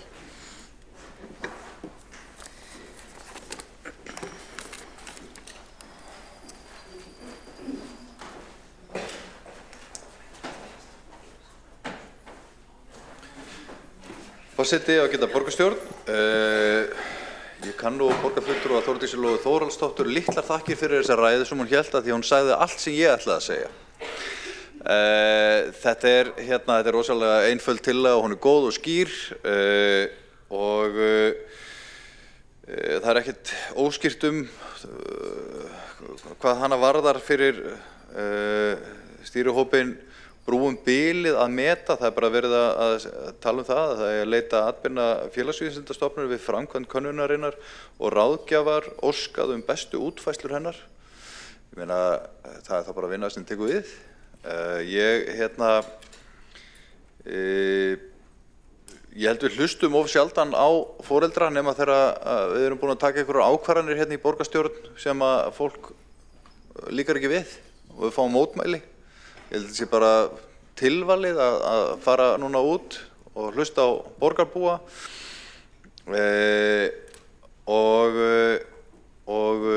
byggja á þeim fjölbreyttu sjónarmiðum sem eru þarna úti það hvernig við eigum að hlúa að barnafjölskyldum.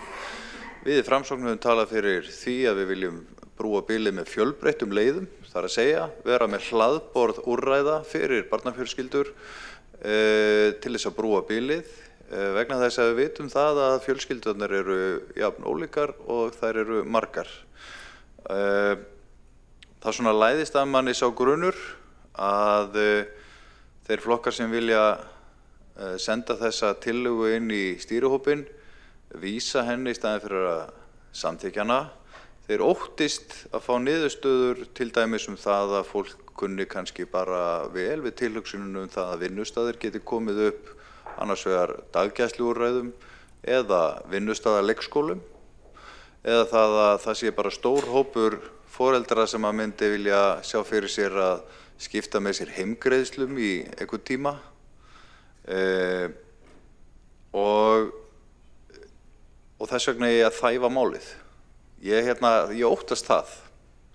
Það er bara mikilvægt að borgarstjórn lýsi afstöðu sinni skýrt hér að þau vilji láta ráðast í þessa könnun. Við erum í vinnu fyrir borgarbúa og það er bara tilvalið að samþykkja þessa tillögu. Takk fyrir. Einar Þorsteinsson borgarfulltrúi hefur lokið máli sínu og tekur þá næst til máls Magnea Gná Jóhannsdóttir borgarfulltrúi.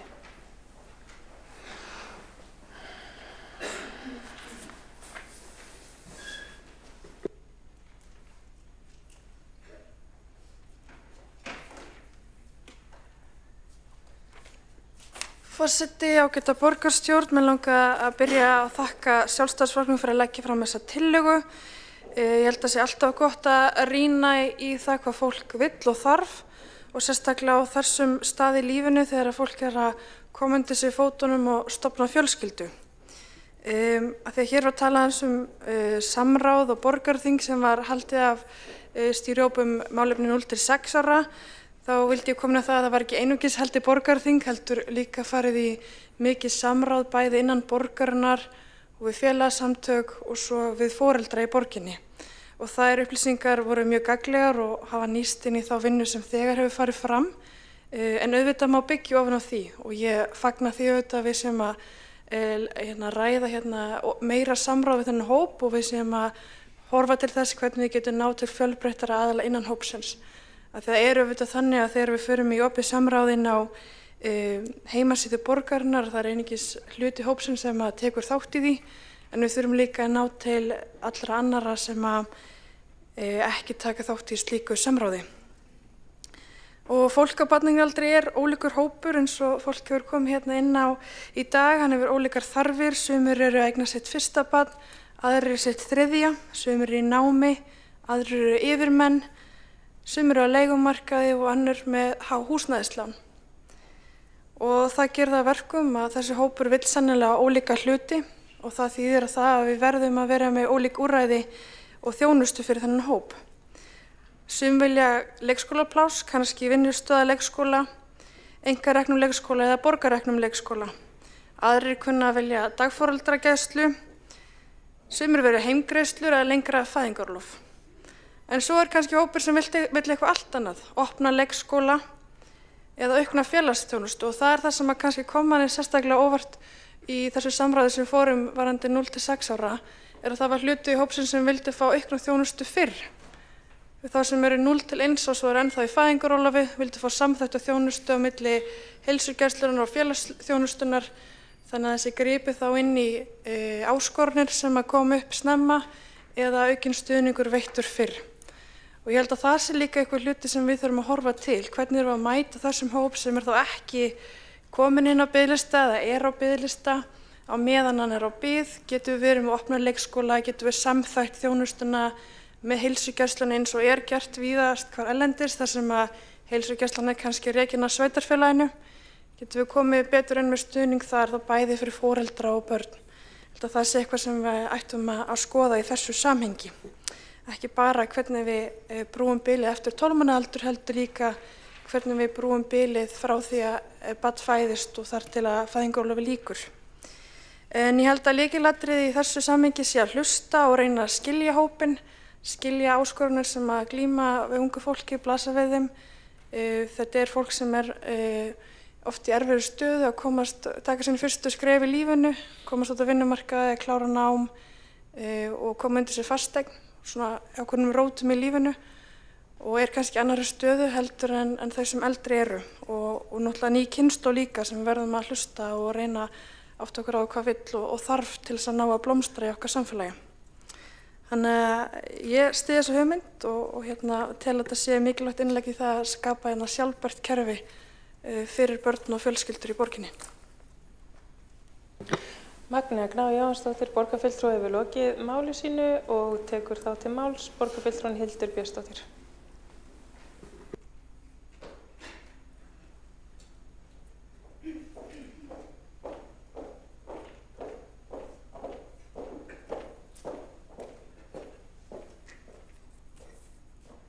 Forseti, ágæta borgarstjórn, ég þakka umræðuna hér í dag tillögu okkar sjálfstæðismanna að kanna hug og vilja og þarfir barnafjölskyldna í Reykjavík. Við sjálfstæðismenn, eins og ég sagði hér í upphafsinnleggi, við viljum auðvitað bjóða úrval lausna fyrir fólk á barneignaraldri í Reykjavík og við viljum mæta þeirri áhugaverðu og eiginlega ískeikilegu þróun að börnum á leikskólaaldri hafi fækkað 10% frá árinu 1998. Það er eitthvað sem við þurfum að horfa svolítið alvarlegum augum og huga að því hvernig við vinnum gegn þessari þróun og stuðlum að því að hér sé blómleg borg fyrir börn og borg þar sem gott er að stofna til fjölskyldu. Best hefði þetta verið að mínu mati og eðlilegast að samþykkja þessa tillögu hér í dag. Hún er nú frekar einföld í sniðum og hér hefur borgin oft farið í margvíslegar kannanir og greiningar og það er nú alveg hægt að leggja svona gróft mat á það hvað tillaga þessum toga kostar. Þannig að það ætti nú ekki að þurfa að flækja málið, en gott og vel. Næst besta leiðin er að vísa þessu inn í skóla- og frístundaráð og við samþykkjum það. En ég vil bara brýna þau sem taka við þessari tillögu að mæla ekki aðeins vilja til þeirra lausna sem við eigum til staðar í dag, vegna þess að það gætu verið aðra lausnir þarna úti sem við erum ekki að bjóða upp á nú þegar. Og ég nefni þá í þessu samhengi þó að sú lausn sé komin á einum stað, en það er eins og daggæsla á vinnustað, eins og sú sem Arion banki er að bjóða. Það er möguleikinn á vinnustaðaleikskólum. Það gæti líka verið möguleikinn á einhverjum allt öðrum úrræðum, að við förum að taka hér upp dagheimili eða eitthvað slíkt. Þannig að við þurfum líka að passa að greiningin sé einhvern veginn þannig úr garði gerð að við getum líka kannað hvaða aðra lausnir eru þarna úti sem við höfum nú þegar ekki gripið til. Annars þakka ég bara fyrir umræðuna og vona að málið fái góðan framgang inn í skóla- og frístundaráði. Hildur Björnsdóttir, borgarfulltrúi, hefur lokið máli sínu. Ekki hafa fleiri kvatt sér hljóðs undir þessum lið og göngum við þá til atkvæðagreiðslu tillöguna.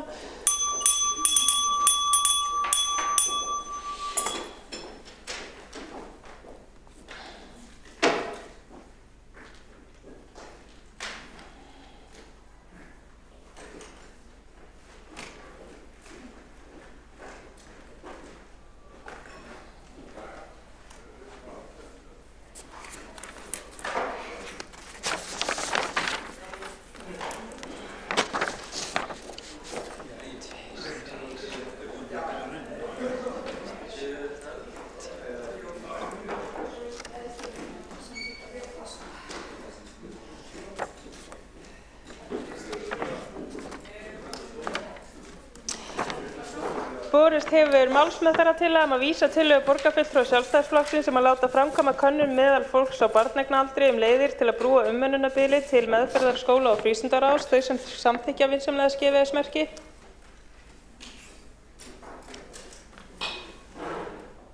Þá tillagan samþykkt með öllum 23 atkvæðum borgarstjórnar. Gengið til næsta liðar á dagskrá sem tillaga Framsóknarflokksins aðgerðir til að styðja við 16 til 29 ára sem ekki eru í námi, vinnu eða virkni og tekur til máls Magna Gná Jóhannsdóttir borgarfulltrúi.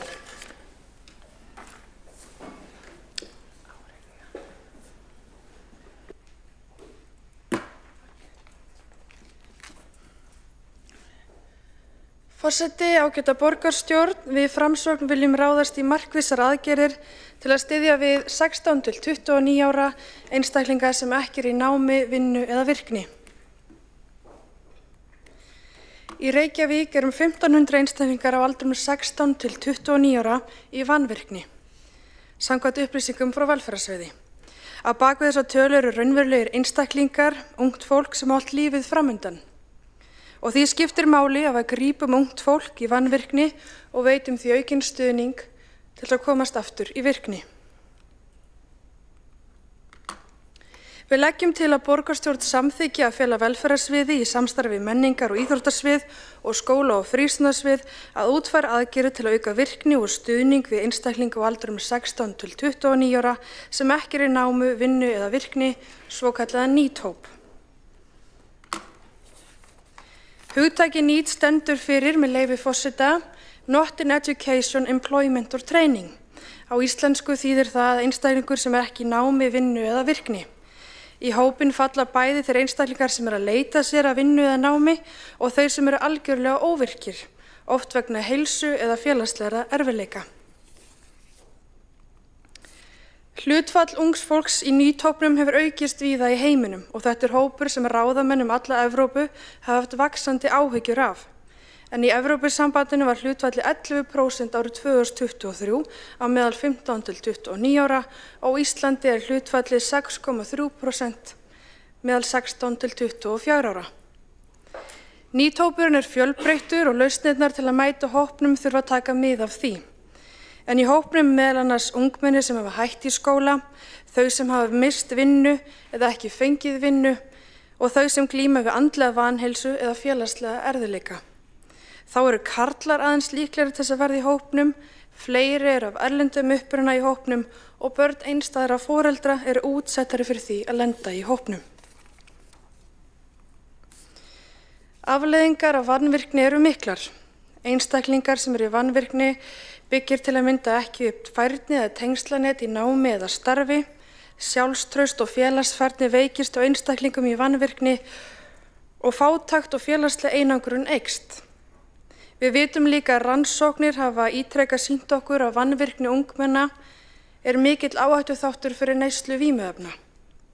Þá hefur vanvirkni áhrif á framleiðni þjóðarinnar og getur haft för með sér aukinn kostnað í velferðarkerfinu. En til að mynda nýgengi örorku mikil á meðal ungs fólks. Sveitarfélögin hafa verið að horfa til þess hvað hægt sé að gera til að mæta þessum vaxandi hópi ungs fólks. Í Árborg hefur verið þróað verkefnið Elja virkniráðgjöf með samþykkingu á velferðarþjónustu, skólaþjónustu, frístundastarfs og einstaklingsmiðaðri nálgun, þar sem ungu fólki mætt á sínu eigin forsendum. Þar er lögð áhersla á að styðja þátttöku ungmenna í samfélaginu út frá styrkleikum þeirra og þeim möguleikum eða tækifærum sem standa einstaklingum til boða, hvort að það er nám, atvinna, sjálfstyrking eða lífstilsbreyting. Það verkefni hefur gefið góða raun. Í Reykjavík eru ýmis úrræði til staðar, eins og skólasóknarteymi, hitthúsið og fjölsmiðjan, en það vantar heildstæða stefnu og samhæfðar aðgerðir fyrir nýtópin til að ná betur utan hann og styðja einstaklinga aftur í virkni.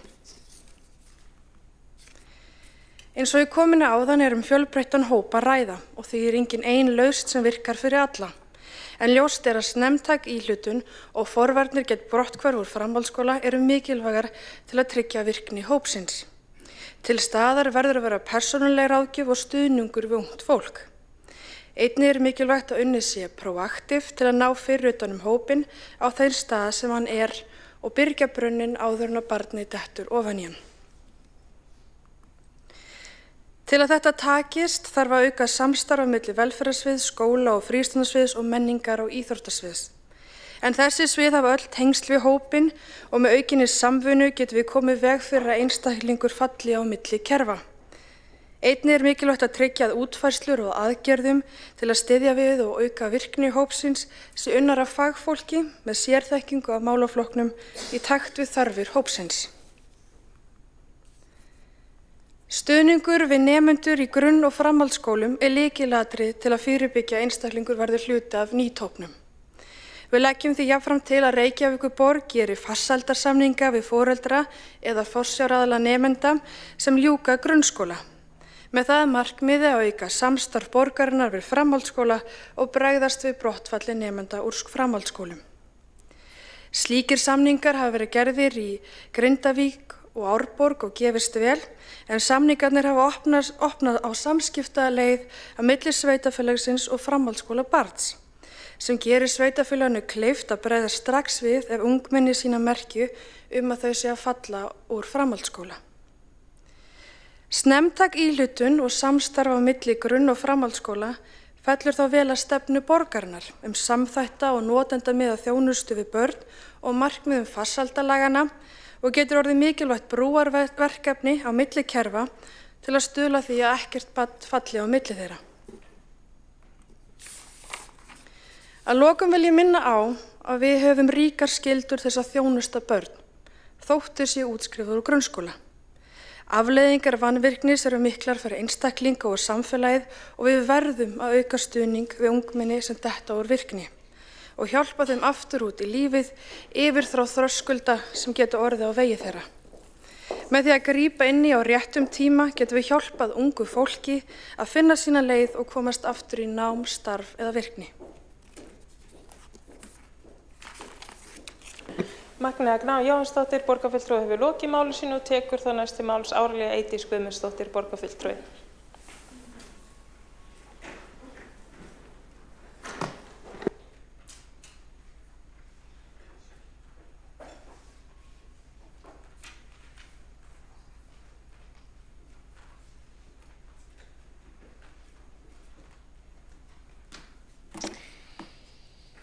Virðulegi forseti, ágætu borgarfulltrúar og þið sem að á hlýðið.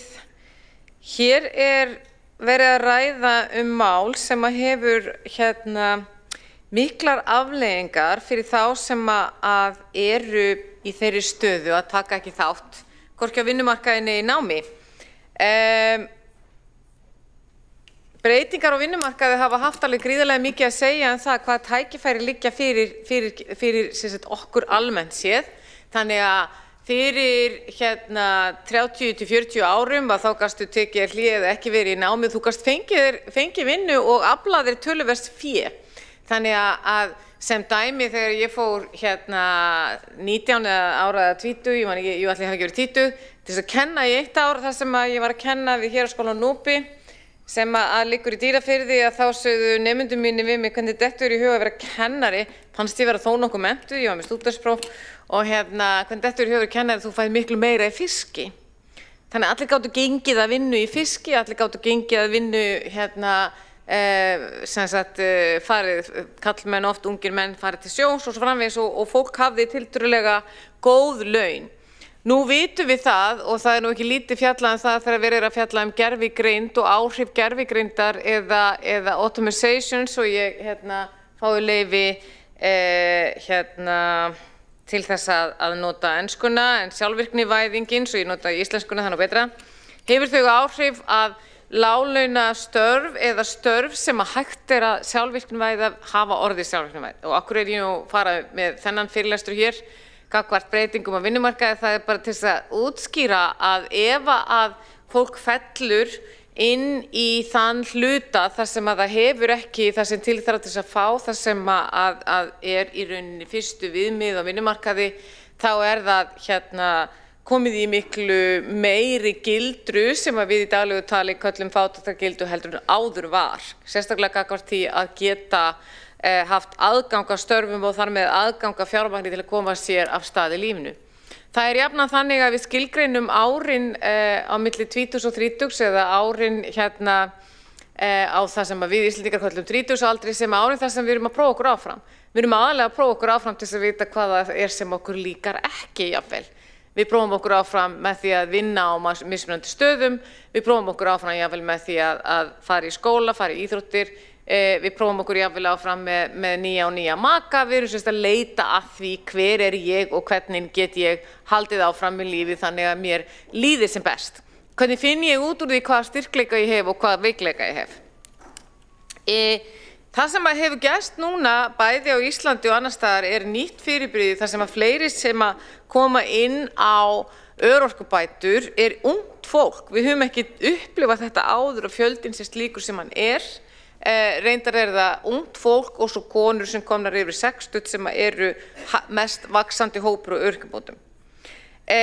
Ég gerði það mér til gamans að reikna það út, sem sagt hvað kostar það ef að ungur einstaklingur sem tvítugur fer inn á örorkubætur miðað við bæturnar eins og þær eru í dag og náttúrulega bara miðað við það ef við myndum ekki breytast auðvitað þessi tala miklu hærri vegna þess að inn í það kemur verðbólga, vísitölu þróun og svo framvegis, en núna ef við tækjum þessu tölu þá 238 milljónir. Þetta sett yfir æviskeiðið.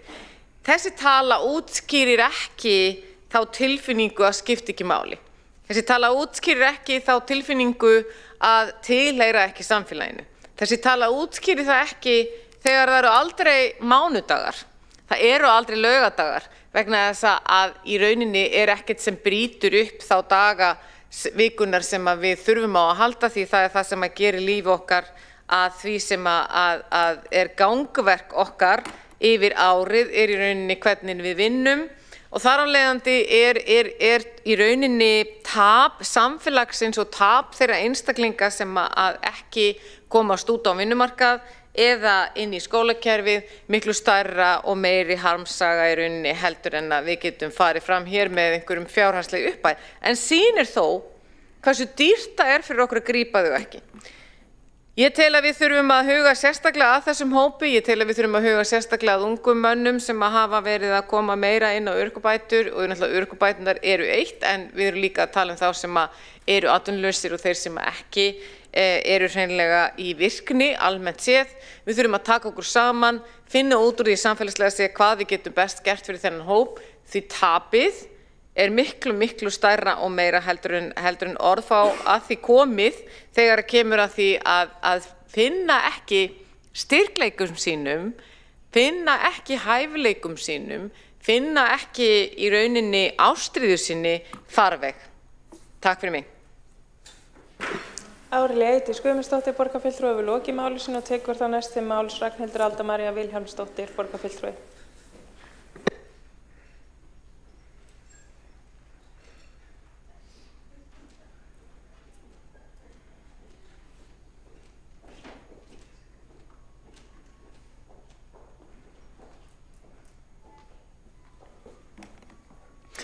Já, ágæti forseti og borgarstjórn. Þetta nú bara eintóm lofræða sem að mun koma fram hér undir þessum lið. Mér finnst þetta bara að vera frábær tillaga hjá Framsóknarmönnum og og bara eitthvað sem að maður hefði nú átt að hugsa út í sjálfur en þeir eru bara svo klárir og snegri til og bara frábært hjá þeim. Mikið gott að eiga svona hauk í horni fyrir þennan hóp. Það bara, ég ætla svo sem ekki að fara mikið dýpra ofan í það sem hefur verið tíunda hérna vegna þess að fyrir ræðmenn hafa gert þessari tillögu bara afar góð skil. Ég ætla bara að segja að það ljóst mál og liggur fyrir að þessi hópur hefur legið svolítið á milli skips og bryggju. Við erum með alls konar úrræði sem að við höfum reynt að beita til þess að ná betur til þessa hóps en ekki tekist upp og þess vegna finnst mér eiginlega frábært að þessi tillaga hafi komið hérna á borð. Það hefur verið eftirspurn eftir henni, það hefur verið kallað eftir henni. Við erum hérna með í hópi framsóknarmanna fólk sem hefur einstaklega mikið vita á nákvæmlega þessu málaflokki og ég bara vildi hvetja borgarstjórn til að samþykkja þessa frábæru tillögu og hrósa framsóknarmönnum mikið fyrir að leggja hana fram. Takk. Ragnhildur Alda María Vilhjálmsdóttir, borgarfulltrúi hefur lokið máli sínu og tekur þá næsti máls borgarstjóri Heiða Björg Helminsdóttir.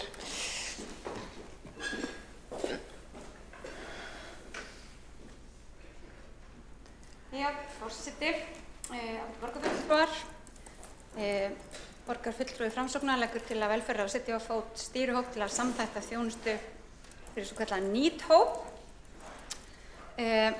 Hópur sem auðvitað eitthvað sem við eigum alltaf að vera með fókus á og athygli okkar á að koma í veg fyrir að stækki og helst koma í veg fyrir að sé til. Það ungt fólk sem ekki í menntun eða virkni eða vinnu. Þetta alþjóðlegt vandamál, eitthvað í þróun samfélags sem gerir það verkum að fleiri einhvern veginn detta svona út á jaðrana og upplifa sig ekki þáttakendur. Reykjavíkurborg hefur verið með fjölþætta þjónustu vinahóp en hún fer fram á mörgum sviðum borgarinnar og það hafa svona gegnum tíðina ýmis úrræði verið sett á fót. Ég var sem formaður velferðarráðs, mér var mjög umhugað þennan hóp og eins sem formaður samband sveitarfélaga. Og ég ekki ein það. Velferðarvaktin hefur sannarlega fjallað hópinn, fyrrverandi félagsmálaráðherra sett af stað sérstaka vinnu tengt þessum hópi og svo hefur líka samband sveitarfélaga á höfuðborgarsvæðinu verið að skoða svona meira hvernig við getum tekið betur utan allavega boð virkni úrræði. Svo liggur fyrir líka að vinna frá tveimur starfshópum sem ekki kláruðu eða ekki hefur verið klárið að vinna úr. Annars vegar hópur sem var að móta virknistefnu borgarinnar og hins vegar hópur sem var að endurskoða stefnu starfsemi hins hússins. Eftir þessa hópa liggur hins vegar mikil vinna og í framhaldi af því þá hefur þetta verið svona vinnuheiti hjá okkur. Og ég þakka Magneu Gná Jóhannsdóttur bara fyrir að fylgja því eftir. Því að við höfum verið að láta taka saman í rauninni alla þá þjónustu sem að Reykjavíkurborg og aðrir opinberir aðilar hafa verið að bjóða þessum hóp fólks og fjölskyldum þeirra.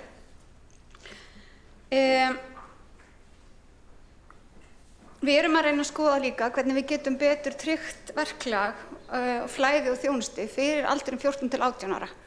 Og það auðvitað krakkar sem hætti grunnskóla og fari í framhaldsskóla, þar sem kemur svolítið nýtt verklag, svolítið nýr heimur. Við höfum verið með sérstakt verkefni í kringum það hjá Reykjavíkurborg sem hefur tengst ákveðnum framhaldsskólum. En miðstöðvarnar hafa verið núna að reyna að hnýta betur á milli grunn- og framhaldsskóla og komið í veg fyrir þetta þjónusturof sem stundum hefur átt sér stað, tengt á betri borg fyrir börn og farsældinni. Og ég held að það sé gríðarlega mikilvægt. Það líka að störfum ofbeldisvarnahópur og við erum félags- og húsnæðismálaráðuneytisins.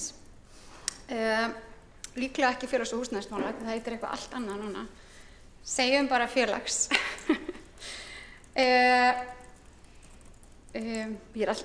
Eftir þessar breytingar á þessu ríkisstjórn þá er aldrei alveg viss hvort ég rétt heiti, kannski þetta félags- og húsnæðis. Allavega, látið það liggja milli það. Þar hópur, undirhópur sem að fjalla NEET-hópinn og þar á Reykjavíkurborg fulltrúa Og síðan eins líka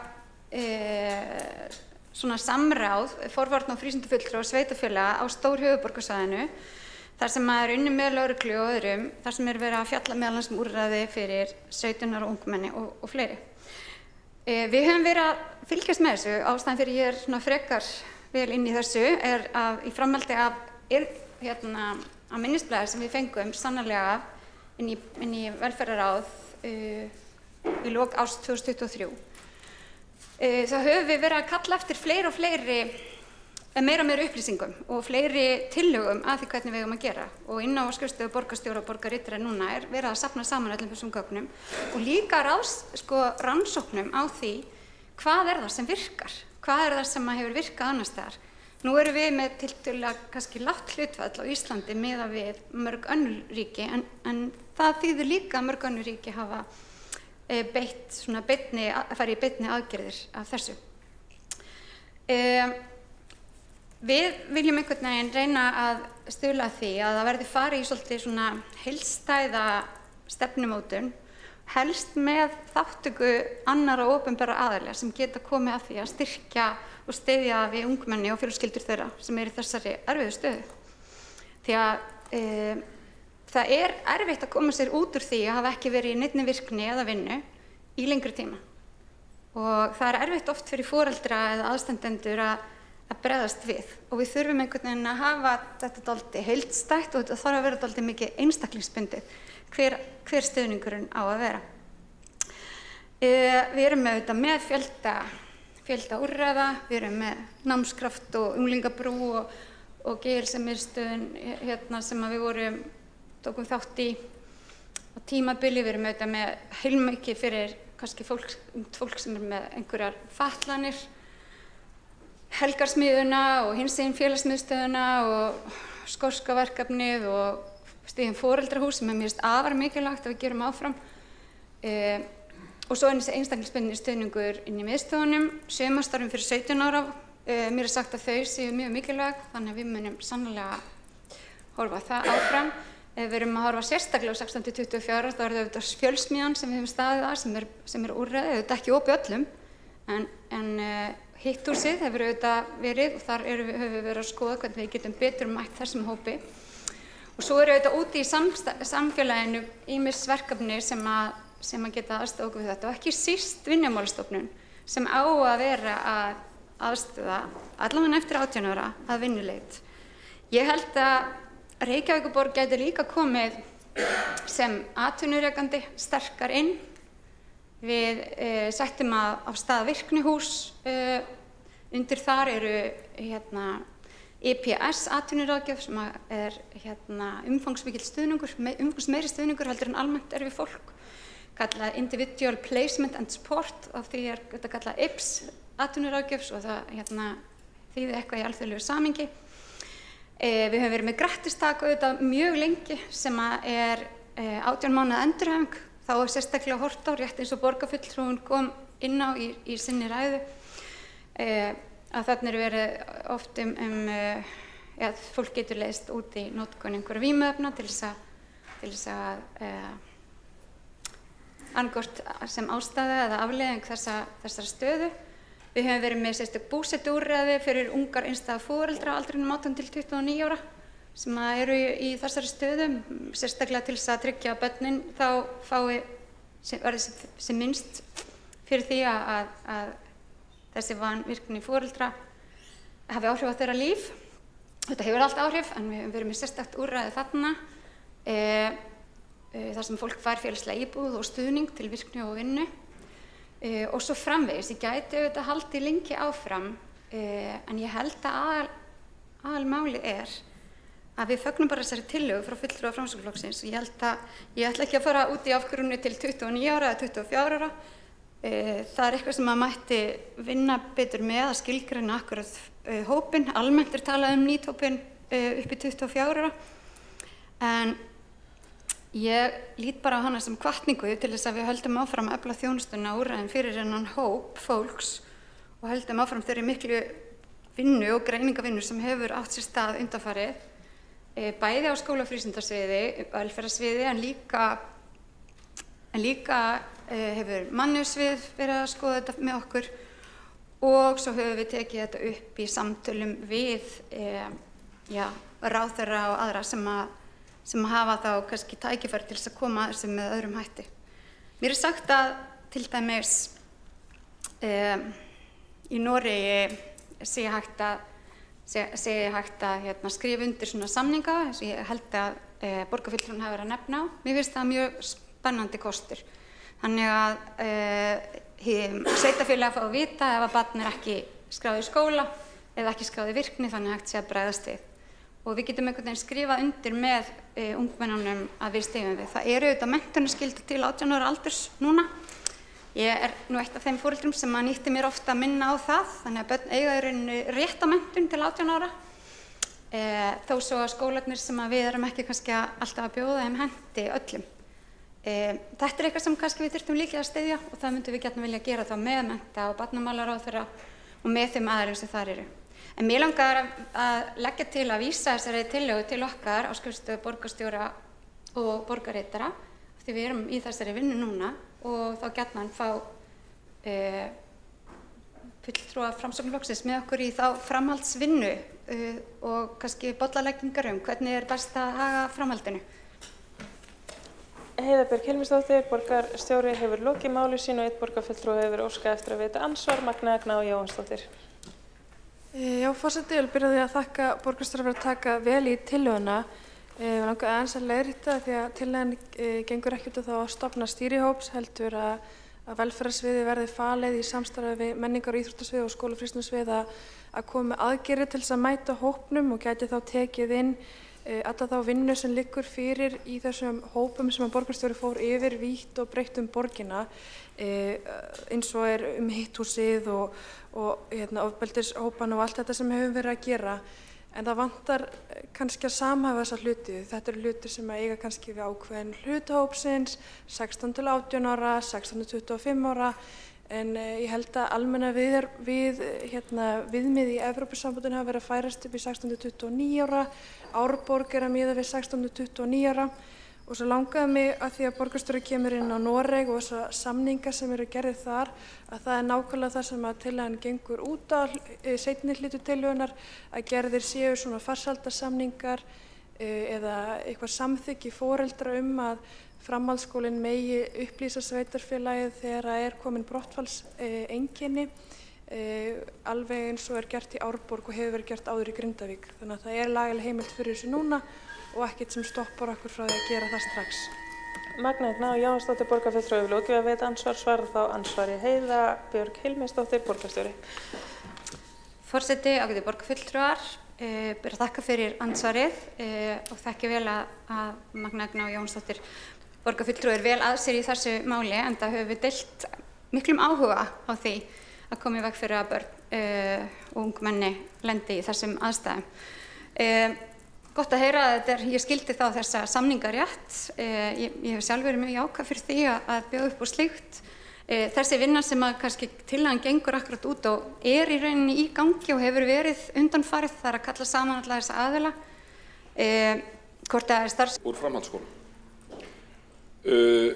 Þetta rauninni ekki sérstaklega flókið og ég óttast hreinlega að ef við myndum fara að gera eitthvað annað eins og að vísa þessu til skrifstofu borgarstjóra eða eitthvað annað þá verður þessu bara svona, ég ætla ekki að segja drepið á dreif en málið tefjist kannski óþarflega þrátt fyrir áhuga borgarstjóra og ég fagna honum og þetta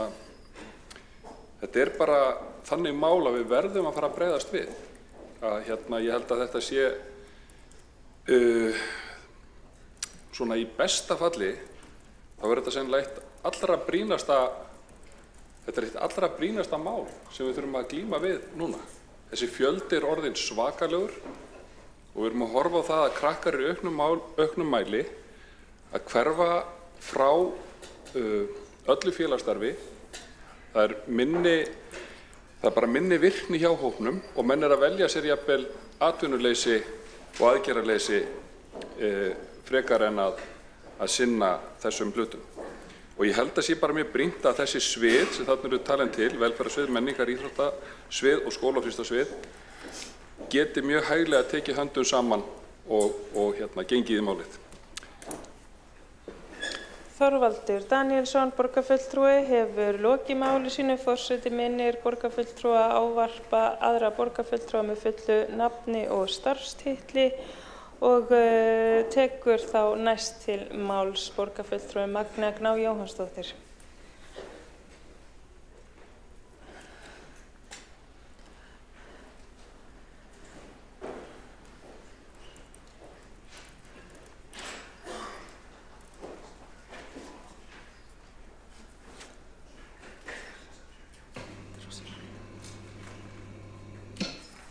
Forseti, ágæta borgarstjórn, mér langaði að byrja á því að þakka ykkur öllum fyrir umræðina og taka jákvætt í tillöguna.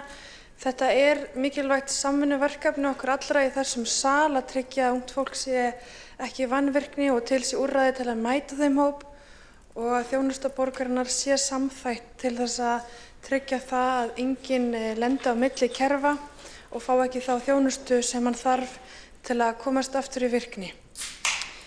Þetta snýst allt þessa einstaklinga, þessa 1500 einstaklinga sem eru nú í borginni á aldrinum 16 til 29 ára og eru ekki í námi, vinnu eða virkni.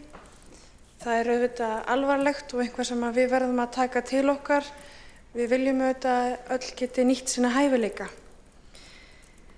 Og við vitum að afleiðingarnar eins og ég fór yfir í fyrir ræðu eru miklar fyrir þessa einstaklinga og samfélagið allt.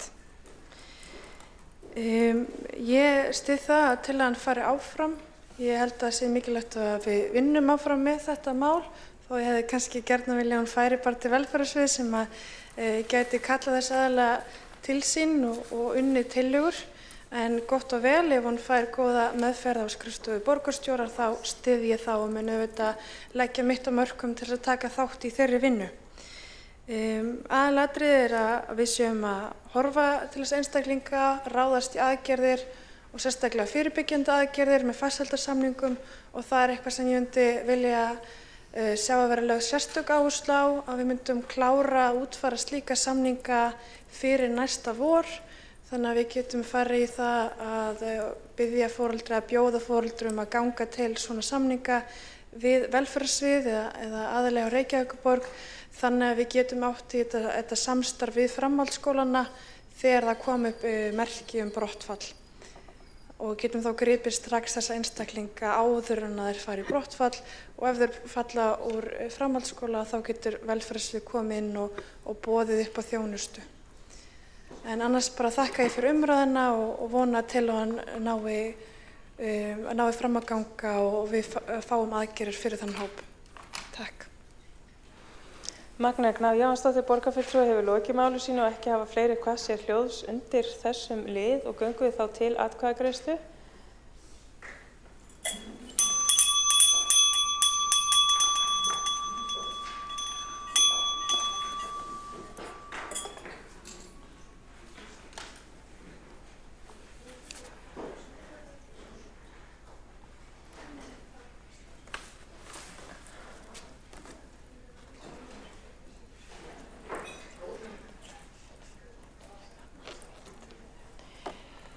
Borist hefur málsmeðferðartillaga að vísa tillögu Framsóknarflokksins sem heitir aðgerðir til að styðja við 16 til 29 ára sem ekki í námi, vinnu eða verkni til meðferðar skrifstofu borgarstjóra og borgarritara, skammstöfun SBB.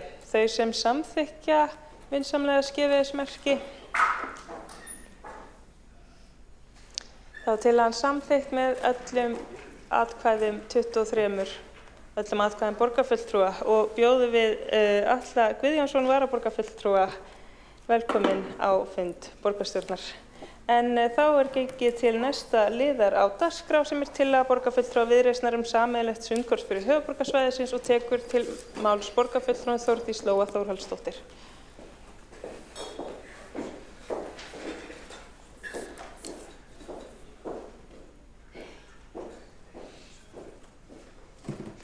Forseti, ágæta borgarstjórn.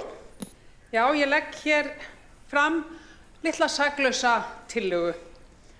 Tillögu aukna þjónustu til allra íbúa höfuðborgarsvæðisins hér í borgarstjórn Tillögu sem ekki kostnaðarauki fyrir sveitarfélögin en hins vegar mikil aukin gæði fyrir fastagesti sundlauga á stórhöfuðborgarsvæðinu.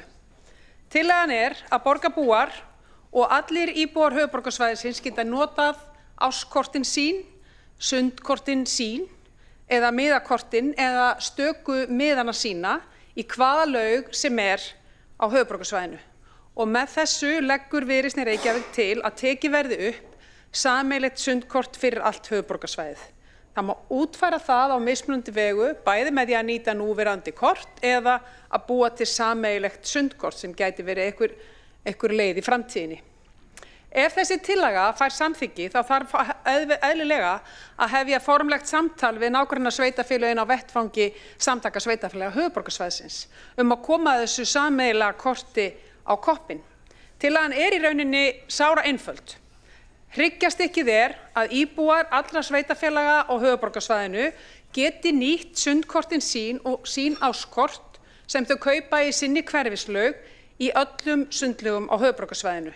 Slíkt myndi fela í sér mikinn sveigjanleika fyrir íbúa alls svæðisins. Höfuðborgarsvæðið jú eitt atvinnu- og íbúasvæði. Við búum á einum stað, við vinnum á öðrum stað og mögulega stundum við frístundir og sund á þriðja staðnum. Við þekkjum það öll hvernig við notum stór höfuðborgarsvæði í útivist og frístund og við þekkjum það líka öll hvernig við förum í mismunandi sundlaugar eftir því bara hvað okkur hentaði í hvert skipti. Aðgangskort í sundlaugar höfuðborgarsvæðisins ættu því að gilda þvert á sveitarfélagsmörk og auka þannig gæði við íbúa. En þetta ekki alveg svona einfalt þó þetta hljómi einfalt því að bara í dag Reykjavíkurborg með mismunandi kort fyrir sundlaugar annars vegar og hins vegar fyrir Nauthólsvík. Hvað það sem dæmi? Einföldum þetta. Það mikilvægt að taka fram að Viðreisn hér ekki að leggja til neina rekstrarlega sameiningu sundlauga. Við erum ekki að leggja til sameiningu sveitarfélaga eða samrekstur að neinu leyti. Heldur erum við aðeins að auka framboð og gæði fyrir íbúa höfuðborgarsvæðisins. En af hverju erum við ekki löngu búin að taka þessa ákvörðun? Við erum saman með Strætó, við erum saman með Sorpu, við erum saman með slökkviliðið, við erum saman með ferðaþjónustu fyrir fatlað fólk, við vinnum saman að almannavörnum, við vinnum saman á skóla frístundamálum, við vinnum saman að velferðamálum. Sveitarfélögin hafa einnig tekið að sér sérþjónustu fyrir önnur sveitarfélög. Þetta þekkjum við vel hér í Reykjavík, þar sem við rekum öfluga skóla fyrir börn með sérþarfir og önnur sveitarfélög njóta góðs af. Við rekum velferðarþjónustu fyrir jaðarsetta hópa sem öll sveitarfélögin á höfuðborgarsvæðinu njóta góðs af og fjöldinn allur af leikskólabörnum úr öðrum sveitarfélögum í leikskólum borgarinnar og í skólum borgarinnar og fjöldinn allur af börnum íbúa Reykjavíkurborgar í leikskólum á höfuðborgarsvæðinu eða í öðrum skólum á höfuðborgarsvæðinu. Og utan þetta allt saman haldið nú þegar. Og í dag nú þegar fljúga greiðsluseðlar á milli bókhaldsskrifstofa sveitarfélaganna á hverjum degi. Þetta ekkert sérstaklega flókið, það búið að búa til bakkerfi sem nú þegar í virkni. Hér fljúga peningar á milli sveitarfélaga á hverjum dagi. Og hvað svona flókið þá við að gera þetta þegar að ræða gæði fyrir mörg þúsund íbúa í hverri viku? Sem geta nýtt sér aukið og fjölbreytt val sundlauga á stórhöfuðborgarsvæðinu. Hver þekkir það ekki að fara í sund upp í Mosó því þar svo góð aðstaða fyrir börnin að skella sér í gömlu Kópavogslaugina, hún svo falleg og dásamleg. Salalaugin full af börnum og fjölskyldum alla daga og svo má ekki gleyma hverfalaugum borgarinnar sem hver og ein hefur sinn sjarma. Í Árbæjarlauginni þrætt pólitík og í Vesturbæjarlauginni, já, þar nú þrætt allt og í dag viðhald og sánur. Hver og ein laug hefur sinn sjarma og sína fastagesti. En gesti laugana eiga það líka sameiginlegt að fara á milli lauga, fara að heimsækja aðrar laugar.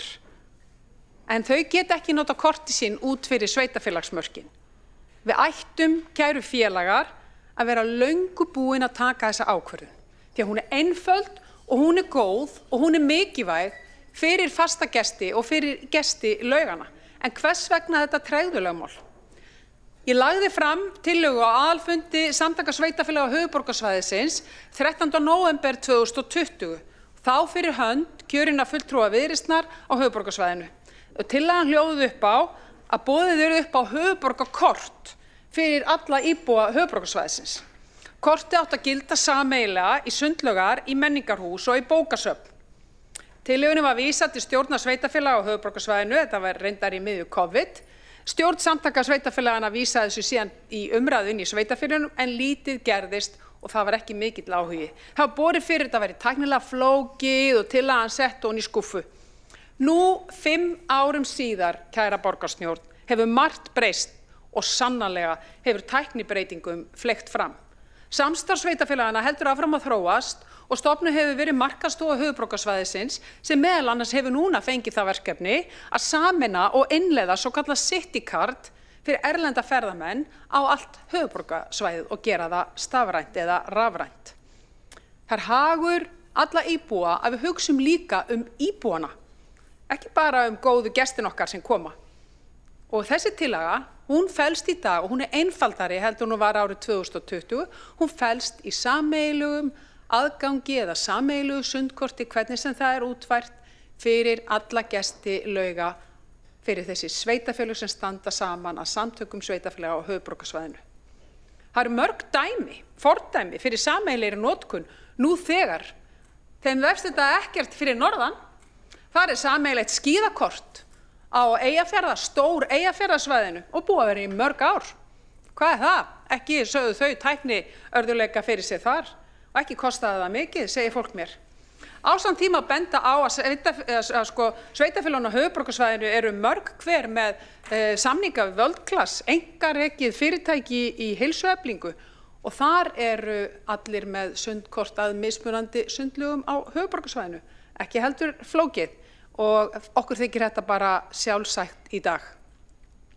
Sveitarfélögin hljóta því að geta fundið lausn á svona einföldu og góðu máli sem hefur bein áhrif á íbúa sveitarfélagana. Okkur er ekkert að vanbúnaðir, kæra borgarstjórn, hættum að afsokkur með ímynduðum hindrunum. Í dag er einungis verið að leggja til sameiginlegt sundkort. Kæri forseti, mér langar að segja að þetta er svona just do it mál. Á íslensku myndi að staðfærast, gerum þetta bara. Takk fyrir. Þórdís Lóa Þórhallsdóttir, borgarfulltrúi hefur lokið máli sínu og næstra mældaskráður Hjálmar Sveinsson. Borgarfulltrúi sem hefur einungis verið að grínast og nota. Það er heitt í þessum sal. Tekur þá næstu máls, Magna Egna Jóhannsdóttir, borgarfulltrúi.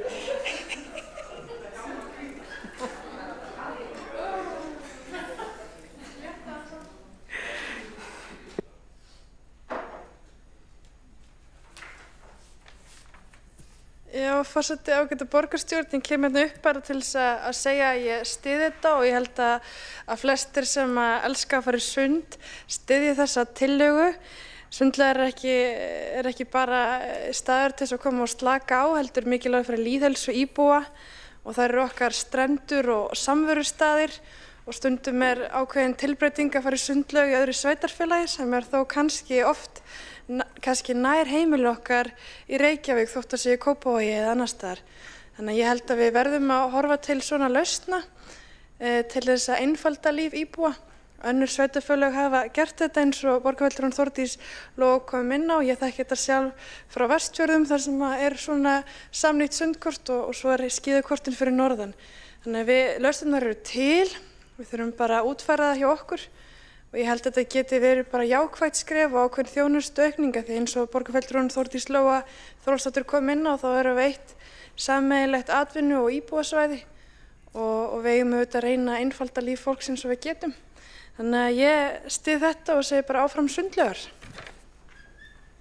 Magna Egna Jóhannsdóttir, borgarfulltrúi hefur lokið máli sínu og tekur það til máls borgarfulltrúin Kristinn Jón Ólafsson.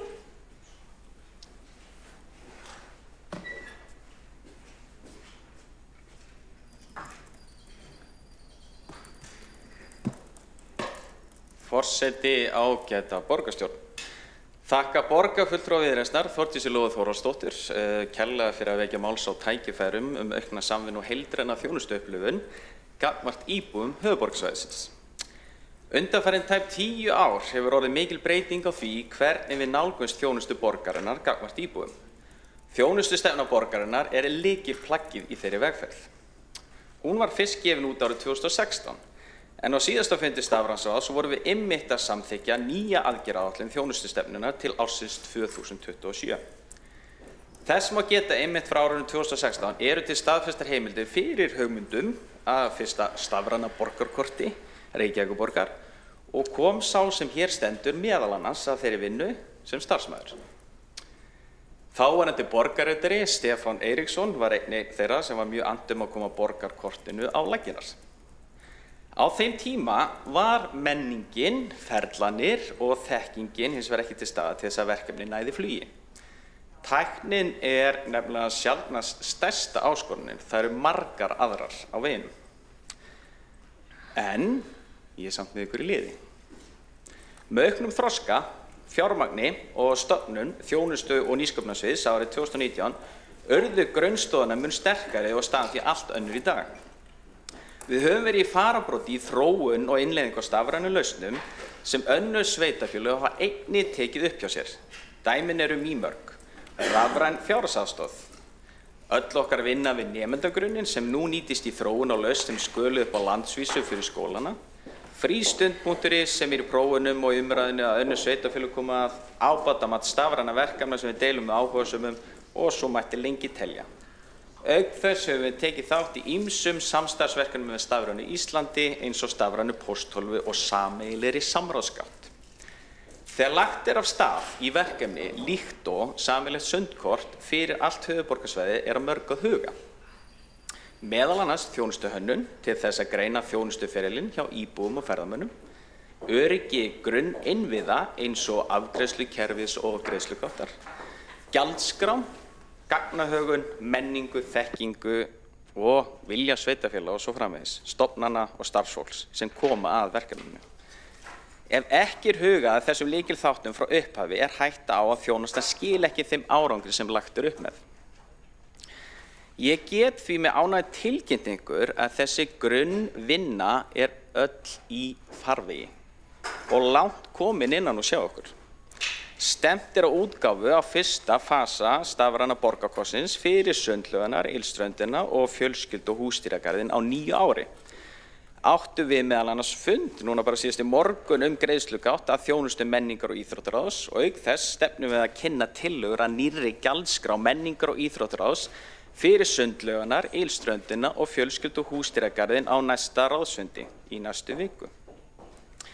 Til þess að gefa ykkur smjörþefna því sem koma skal hvað varðar gjaldskrár, breytingar á menningar og íþróttasviði, þá stefnum við meðal annars að því að bjóða upp á mánaðarlega áskrift að árskortum sem löngu tímabært og sameiginlegt kort fyrir sund og Ylströnd ef það verður samþykkt. Líkt og borgarfulltrúinn Þórdís Lóu Þórhallsdóttir var kallað eftir. Þannig að við erum að gjörbreyta gjaldskráni fyrir þessa þjónustustofnanir og erum bara rétt að byrja. Hvort að íbúar ætti að geta nýtt árskort sem þeir kaupi sinni hverfislaug í öllum sundlaugum á höfuðborgarsvæðinu líkt og getið í tillögunni þyrfti að rýna vel. Meðal annars út frá kostnaði og sanngjarnri tekjuskiptingu ef áhugi væri fyrir því hjá sveitarfélögunum. Í dag rekum við 8 sundlaugar í Reykjavík sem skila tekjum upp á 1,2 milljarð króna á ári á meðan rekstrarkostnaðurinn hljóðar upp á rúma þrefalt hærri upphæð eða 3,8 milljarð króna. Þannig að í raun þyrfti gjald fyrir hverja heimsókn í laugarnar að vera meðaltali rúma 2.000 krónur óháð aldri til þess að reksturinn skili sér í nulli. Það þó auðvitað ekki markmiðið þar sem við erum ekki í sundlaugarekstri til þess að koma út í gróða. Þetta snýst að skapa heilbrigt og lýðheilsuvænt samfélag. Sundlaugarnar eru ákveðið hryggjarstykki í lýðheilsu og menningu íbúa Reykjavíkur og það skiptir máli að tryggja aðgengi að þeim í takt við okkar íþrótta- og lýðheilsustefnur. Þakka fyrir þetta tækifæri að geta ávarpað vinn okkar tengt stafræna borgarkortinu og komandi uppfærslu gjaldskrár menningar og íþróttaráðs hér í borgarstjórn. Velti þó fyrir mér hvers vegna tillagan sameiginlegt sundkort á höfuðborgarsvæðinu borin hér fram í ljósi allra þeirra vinnu sem nú þegar í gangi. Mögulega hefur borgarfulltrúinn og tillöguflytjandinn farið á mis við þróun stafræna borgarkossins í fundargerðum stafræns og menningar- og íþróttaráðs á þessu kjörtímabili, en samt átti að vera meðvituð það samtal sem hefur átt sér stað á milli Markaðsstofu höfuðborgarsvæðisins og Reykjavíkurborgar að skoða það að nýta lausn Reykjavíkur sem grunn að stafrænu korti einnig fyrir ferðamenn. Við þurfum nefnilega fyrst að byrja að krefja áskoranir og tækifærin innan hús vel og vandlega líkt og við höfum verið að gera með fókus á opnar lausnir og skölun áður en við höldum út á við að fullu og drögum enn fleiri hagaðila að borðinu. Næstu skref fyrir stafræna borgarkortið og greiðslugátt af þjónustum sundlaugana, Ylstrandarinnar og fjölskyldu- og húsdýragarðsins felast meðal annars í þjónustuhönnun, samþættingu undirliggjandi kerfa og notendaprófunum, ásamt því að taka samtalið áfram með Markaðsstofunni og vonandi áhugasömum sveitarfélögum í kjölfarið tækifæri þess að skala stafræna borgarkortið víðar. Það líka í takt við hlutverk og áherslu Markaðsstofunnar sem meðal annars að þróa og markaðssetja höfuðborgarsvæðið sem eina heild og efla vitund og þekkingu áfangastaðinn sem svæðið hefur upp á bjóða jafnt fyrir ferðamenn og íbúa. Í ljósi fyrrgreinds legg ég því til að tillögunni verði vísað frá þar sem það nú þegar á dagskrá hjá Markaðsstofunni að rýna tækifærin á því að skala upp vinnu Reykjavíkurborgar sameiginlegt stafrænt kort sem gæti þó einnig náð yfir meðal annars sundlaugar og söfn annarra sveitarfélaga ef vilji fyrir því hjá þeim til að efla aðgengið að þjónustuframboði hins opinbera bæði fyrir íbúa og ferðamenn sem ég hef fulla trú á og vonum. Að lokum, borgarfulltrúi Viðreisnar Þórdís Lóa Þórhallsdóttir hefur verið formaður stjórnar Markaðsstofu höfuðborgarsvæðisins með glæsibrag undanfarin ár. Vil ég nýta tækifæri hér og þakka henni hér formlega fyrir þau góðu störf og á sama tíma ég tek við keflinu mikilli þökk. Takk fyrir. Kristín Jón Ólafsson, borgarfulltrúi hefur lokið máli sínu og tekur þá til máls borgarfulltrúi Þórdís Lóa Þórhallsdóttir.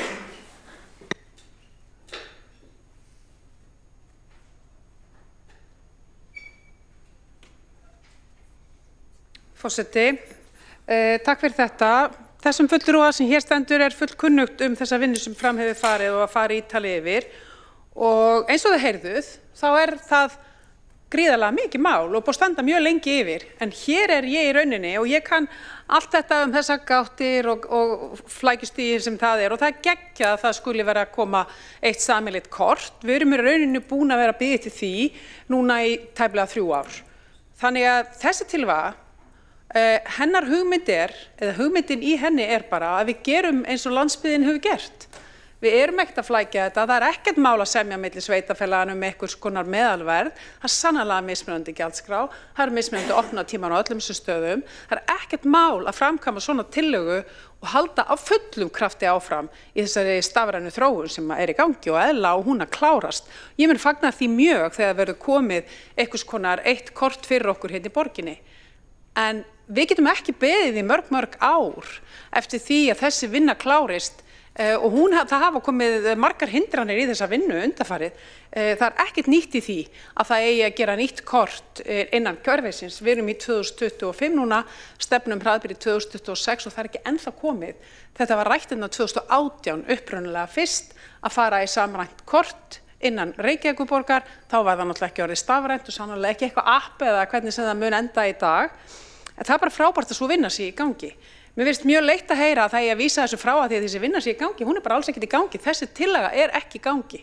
Þessi tillaga snýst að Reykjavíkurbúar og borgarbúar og höfuðborgarsvæðis íbúar geti nýtt núverandi kort sín, núverandi miða sem þeir að kaupa í sínum hverfislaugum í öðrum sundlaugum.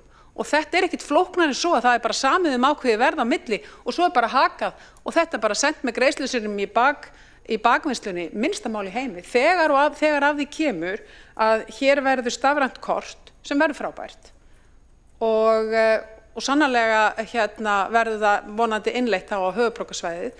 En ég vildi einfalda þetta því að þegar við byrjum á þessu 2020 þá vorum við búin að ræða þetta síðan 2018.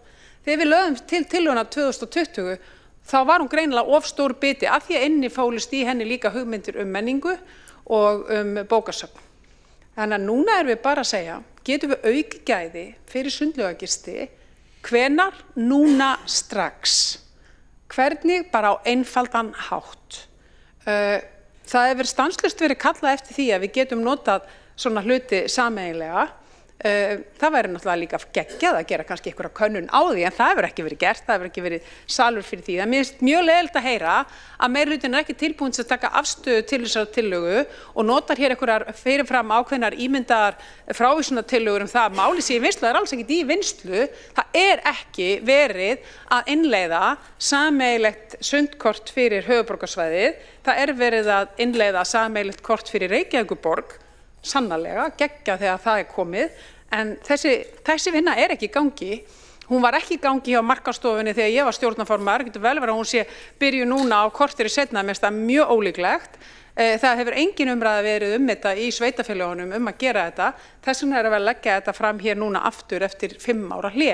Við einföldum tillöguna, gerum eins og þau gera á Vestfjörðum, gerum eins og þau gera í Eyjafirðinum, nýtum okkur bara þau tæki og tól sem eru til staðar, það þarf ekki að finna upp neitt. Ég styð heilshugar þjónustu stefnu borgarinnar á þessa heilstæðu og heildrænu nálgun sem við höfum. Ég held við séum að gera gríðarlega gott mót þar. En við getum ekki látið kerfislæga hugsun hindra okkur í að gera eitthvað svona mál sem eru bara, gerum þetta. Þórdís Lóa Þórhallsdóttir, borgarfulltrúi, við lokið máli sinni. 2 borgarfulltrúar hafa óskað eftir að veita andsvar og veiti þá andsvar Magna Gná Jóhannsdóttir, borgarfulltrúi. Já, forseti, ég ætla að koma upp í ansvar til þess að taka undir með borgarfulltrúum Þórdís Lóu Þórhallsdóttir. Það er galið að vísa tillögunni frá. Það er raun og veru ekkert sem hindrar okkur frá því að gera samninga á morgun eða ganga til samninga og útfæra þessa tillögu með sveitarfélögum sem hafa áhuga að taka þátt í þessu. Auðvitað snýst það að sveitarfélögin þurfa að koma með okkur í þetta verkefni, en í raun og veru ættum við að geta gengið til samninga eða samningaviðræða við sveitarfélögin á morgun ef við samþykkjum þessa tillögu. Við þurfum ekki að bíða eftir einhverju stærri útfærslu, við getum leitað í þau tæki og tól sem eru til og hafa verið nýtt af hinum sveitarfélögunum og það er bara einfaldlega óþarf að fara að bíða með þetta eitthvað áfram. Eins og Þórdís Lóa Þórhallsdóttir borgarfulltrúi kom inn á, þetta búið að vera í umræðunni sem 2018. Það er ansi mörg ár. Magna Gná Jóhannsdóttir, borgarfulltrúi, við lokið að veita andsvar, svar það ansvarið Þórdís Lóa Þórhallsdóttir, borgarfulltrúi.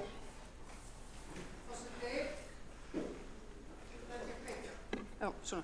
Forseti, mér langar að þakka Magnu fyrir ansvari, en kannski ágætt ég fá tækifæri til þess að koma einu að ég sé, mér finnst alveg galið að vísa þessari tillögu frá. Það hefði verið frekar einfalt að vísa henni bara inn í samtalið í SSH, sem eru samtök sveitarfélaganna á höfuðborgarsvæðinu, því það er þar sem að þessi umræða á fyrst og síðast að vera, og þetta er hægt að leggja þessa tillögu fram á aðalfundi SSH líka, en það hefði verið frábært að Reykjavíkurborg hefði farið á stað og borgarstjórn samþykkt það að hleypa tillögunni þangað. Takk fyrir.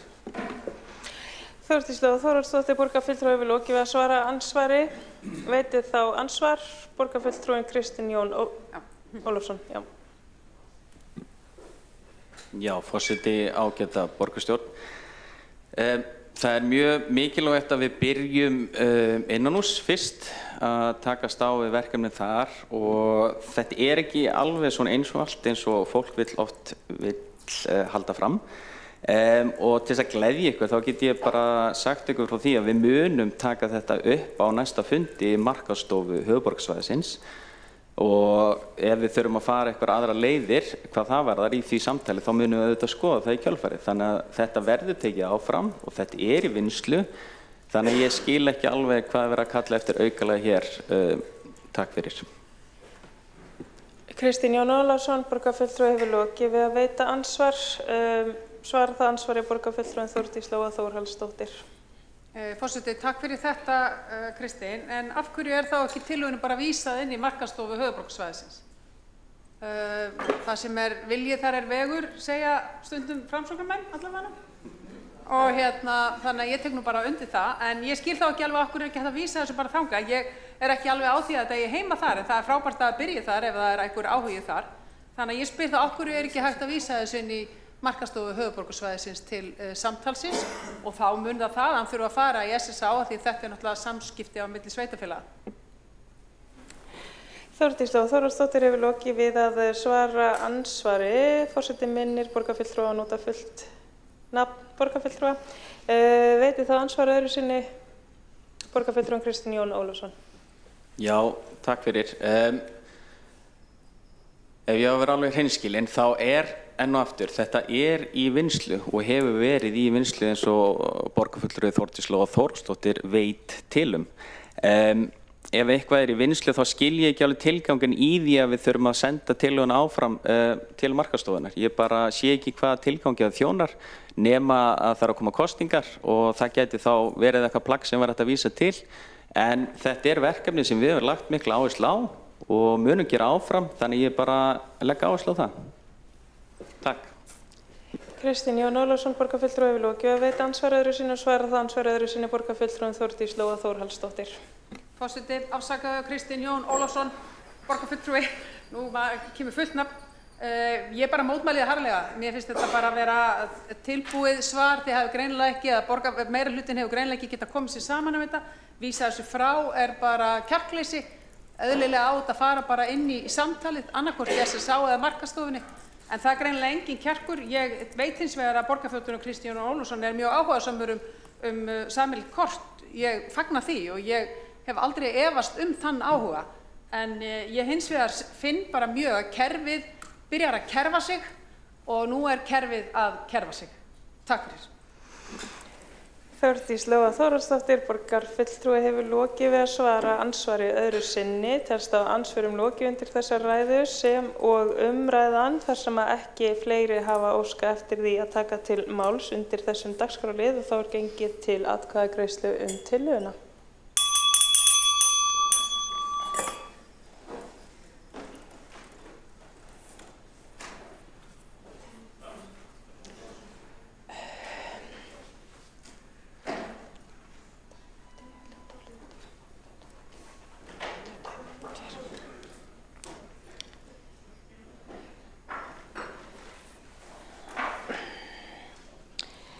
Borist hefur málsmeðferðartillaga að vísa tillögu borgarfulltrúa Viðreisnar sameiginlegt sundkort fyrir höfuðborgarsvæði frá. Þau sem eru samþykkt því vinsamlegast gefið þess merki. Þau sem á móti kunna vera. Það var samþykkt með 12 atkvæðum borgarfulltrúa samstarfsflokkana að vísa tillögunni frá gegn 11 atkvæðum borgarfulltrúa Sjálfstæðisflokksins, Framsóknar og Viðreisnar. Borist hefur beiðni frá Sjálfstæðisflokknum að fresta 7. lið á útsendri dagskrá sem umræðan deiliskipulag Birkimels 1 á beiðni borgarfulltrúa Sjálfstæðisflokksins og lítur forseti svo á að það sé samþykkt. Þá gengið til næsta liðar á útsendri dagskrá sem liður númer 7 til á borgarfulltrúa Sjálfstæðisflokksins sem að staði verði við samkomulag við Víking og tekur þá til máls borgarfulltrúan Kjartan Magnússon.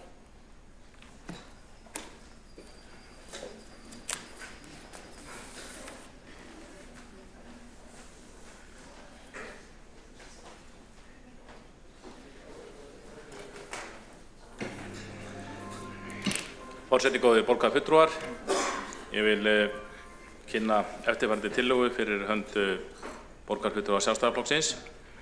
Til þá svo, borgarstjórn felur borgarstjóra að gera viðeigandi ráðstafanir í því skyni að Reykjavíkurborg standi við fyrirheit sín stækkun athafnasvæðis knattspyrnufélagsins Víkings í Stjörnugróf í samræmi við samþykkt borgarráðs 10. júlí 2008.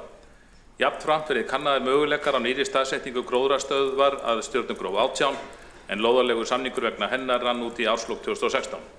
Knattspyrnufélagið Víkingur hverfisíþróttafélag sem gegnir mikilvægu hlutverki í þágu íþrótta og æskulýðsmála í bústaðahverfi, Fossvogi, Háaleiti og smáíbúðahverfi. Þetta nú mál sem að skoða frá ýmsum hliðum, meðal annars sem lóðamál og ekki kannski á það bætandi á þessum fundi. En þetta eins og mörgunur lóðamál á sér langan aðdraganda. Íþróttafélagið Víkingur, það var hér áður fyrir með aðstöðu við Hæðargarð og það kom að því að borgin ásældist það svæði undir byggingar, þar á meðal íbúðir fyrir eldri borgara og samdi við Víking að flytja starfsemi félagsins niður í Fossvoginn í Fossvoginn hérna í lautina og borgin fengi þá í staðinn athafnasvæði Víkings við Hæðargarð. Nú, það gekk eftir og það var farið á sínum tíma eftir ákveðni greiningu á þörfum íþróttafélagsins á sínum tíma og þetta var nú 1980 eitthvað á 9. áratugnum, þannig að þá var rauninni þáttaka barna og unglinga miklu minni í íþróttastarfi heldur en nú er. Þetta er mikið íþróttahverfi og þáttakan hefur aukist mikið, þannig að þegar félagið var flutt þá var leitað eftir því við þáverandi lóðarhafa gróðrastöðvar sem þarna er að Stjörnugrá 18 að víkja, en hann setti þá hins vegar upp svo hátt verð að borgin treysti sér ekki alveg til að ganga að því og var samið það milli Víkings og borgarinnar að þegar að tíma liðu fram og lóðalegu samningurinn inni út, þá myndi borgin leysa til sín landið eða hluta þess hluta sem borgin sem er á forræði borgarinnar, og þá verði Víkingssvæðið stækkað. Þetta var samkomulag og ég held að þetta samkomulag, lóðalegu samningurinn þáverandi hafi átt að vera til 2005 eitthvað svoleiðis, en 2001 þá samþykkti borgarráð að framlengja samningin til 2016. Víkingum fannst á þeim tíma vera komið illilega aftan að sér og gengið á bak gamals loforðs með því og myndu vel á það á sínum tíma, en það var ekki hægt að breyta þessum samningurum, bara var framlengdur og gilti. En hins vegar gerist það á 100 ára afmæli Víkings í júlí 2008, þá kviknaði svo hugmynd að borgin myndi gefa Víkingi fyrirheit þetta svæði sem eins konar 100 ára aldara afmælisgjöf og þá formulega, og gefa þetta vilyrði að Víkingur fengi svæðið í síðasta lagi þegar að lóðalegu samningur inn út árið 2016 og það var gert og það var samþykkt samhljóða í borgarráði. Þarna voru Sjálfstæðisflokkur og Framsóknarflokkur í meirihluta, en vinstriflokkarnir samþykktu einnig þetta vilyrði. Nú, síðan næstu árin fljótlega svona eftir 2011-12 þá fórum við Sjálfstæðismenn að minna á loforðið og hvað fólst í því, þetta samþykki borgarráðs, og hvetja til þess að það yrði farið í að undirbúa málið, finna þá jafnvel nýja lóð fyrir umrædda gróðrastöð eins og oft hefur verið gert og festa þetta einhvern veginn. En það er óhætt að segja það að málið mætti mikilli tregðu innan embættismannakerfisins og ekki síður rauninni nýs meirihluta sem var þá á vegum Samfylkingarinnar og Bestaflokksins, og svo breyttist það nú eins og gengur, en næstu meirihlutar voru alltaf undir þá forsætið Samfylkingarinnar með hennum ýmsu ágætu vinstri flokkum. En það gekk mjög treglega. Við Sjálfstæðismenn tókum málið á vettvangi íþrótt- og tómstundaráðs, borgarráðs og hér í borgarstjórn og ræddum þetta margoft, en þáverandi meirihluti var mjög tregur að vísaði málunni bara endalaust til nefndar, til svæfingar og vildi ekki taka þau. Þó var það þannig að þegar að samningur rann loksins út í árslok 2016 þá var hann ekki framlengdur. Og þá væntanlega með það í huga að það yrði þá á endanum staðið við þetta vilyrði, einróma staðið borgarráðs gagnvart Víkingi. Það hefur hins vegar ekki ennþá verið gert og við Sjálfstæðismenn í vor lögðum fram tillögu að nýju, þessa tillögu sem við erum nú að fjalla hér í dag, að það er bara skýrt, að borgarstjórn, það verður bara mjög skýrt hjá borgarstjórn að það ætti að standa við þetta loforð. Því að auðvitað menn að standa við loforð sín og borgarstjórn á líka að standa við sín loforð, þó ekki væri annað. Nú, þetta mál hefur síðan Það gekk mjög erfiðlega að fá að tekið fyrir því hefur verið frestað nokkru sinnum, örugglega 5-6 sinnum, bara hérna með atkvæðagreiðslu í borgarstjórn, en nú það loksins komið á dagskrá og ég myndi segja að það var bara gott tækifæri fyrir borgarstjórn að samþykkja tillöguna og sýna þannig vilja borgarstjórnar. Nú, eins og ég segi, málunni hefur verið frestað hvert annað í marga mánuði og kannski að frumkvæði meirihlutans þá var síðan málið tekið upp í borgarráði í ágúst og samþykkt að skipa samningateymum um stækkun athafnasvæði Víkings og málið þá sennilega komið í þann farveg. Ég myndi samt telja mjög brýnt að borgarstjórn myndi með skýrum hætti gefa til kynna þann vilja sinn að þetta samhljóða samþykki borgarráðs frá 10. júlí 2008 það öðlist gildi. Og með því að samþykkja tillöguna þá var ljóst að borgarstjórn myndi vilja standa við þessi fyrirheit sín, þetta loforð stækkun athafnasvæðis Víkings og þetta samningateymi gæti þá fengið þetta verið skýr viljayfirlýsing sem samningateymið gæti fengið í hendur. Nú Víkingar eru, ég vil sérstaklega þakka stjórn Víkings fyrir þá þolinmæði og þrautsegi sem hún hefur sýnt í þessu máli. Þeir hafa ekki alls ekki verið erfiðir en að undanförnu þegar mörg ár eru liðin frá því að lóðarsamningurinn rann út að þá hafa þeir eðlilega farið fram á skýr svör frá borgarstjórn og hversu vilji borgarstjórnar í þessu og þeir hafa sendt okkur, eins og þeir hefur kannski orðið vöru við borgarfulltrúar, þeir hafa sendt til okkar áskoranir og áskoranir að þetta verði efnt og alveg ljóst og meðal annars sagt í því að þeir væru tilbúin að fylgja málinu eftir lögfræðilega ef það verði ekki leyst pólitískt. En við sjálfstæðismenn lítum svo á að þetta mál hafi verið leyst pólitískt þarna árið 2008 þegar að allir flokkar í borgarráði nema heldur þetta Vinstri grænir sem sáttu hjá studdu þessa tillögu þá en þá höfum við tækifæri hér í dag til þess að sýna vilja okkar gagnvart þessu fyrirheiti, gagnvart þessu íþróttafélagi og gagnvart íbúum í bústaðahverfi, Fossvogi, Háaleiti og smáíbúðahverfi. Ég vona því að eftir langa meðgöngu bæði þessa máls og líka það bara að fá málið tekið hér fyrir í borgarstjórn þá hafi borgarfulltrúar haft það mikinn tíma og það góð tækifæri til að kynna sér málið að þeir muni samþykkja tillöguna og gefa þannig til kynna skýran vilja borgarstjórnar í þessu máli. Kjartan Magnússon, borgarfulltrúi, hefur lokið máli sinni. Einn borgarfulltrúi hefur óskað eftir að veita andsvar, Hjálmar Sveinsson. Já, ég hef haft mikinn tíma til að hugsa þetta og kem hérna oft í gróðrastöðuna Mörk og ég held nú að margir borgarbúar muni satt þeirrar fallegu vinjar, grænu fallegu vinjar inn í Meiriborg í Fossvogsdalnum. Svo ég segi það nú. Þannig að mér finnst þetta nú ekki alveg sjálfsagt, svo þú segir nú bara alveg svo og í öðru lagi langar með að spyrja borgarfulltrúana því að nú vitum við það að Víkingur tók við hinum flotta íþróttasvæði við Safamýri 2019.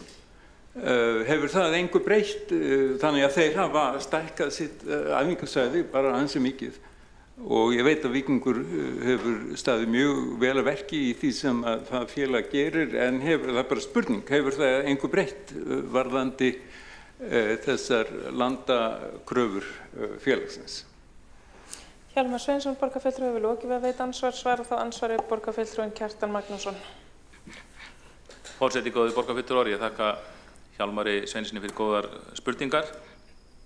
Ég honum að mörguleyti sammála það að þetta falleg vinn í miðri borginni, þetta svæði. Borgin á þó að gera inn í allt svæðið og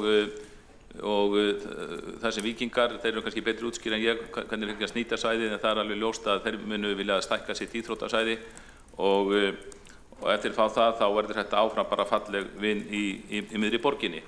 Það fallegasta við þetta svæðið finnst mér nú vera Meltunga sem allt og fái borgarbúar vita af sem aðeins ofan við svæðið en samt svona hefur verið sögulega hluti af því. Það fallegasti staður í borgin og hann verður að sjálfsögðu ekki skertur. Nú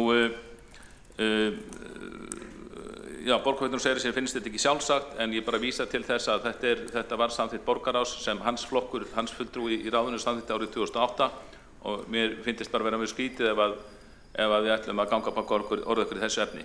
Varðandi Safamýri, þá það kannski þeir hafa útskýrt það meðal annars í sínum erindum til okkar stjórn Víkings að þeir telja sig þurfa stærra svæði í Víkinni vegna bara stór aukins fjölda sem stundar íþróttið á félaginu. Kjartan Magnússon, borgarfulltrúi, hefur lokið við að svara andsvari við það ansvar öðru sinni, borgarfulltrúin? Nei. Telst á andsvörum lokið undir þessari ræðu og þá tekur til máls borgarfulltrúin Aðalsteinn Haukur Sverrisson.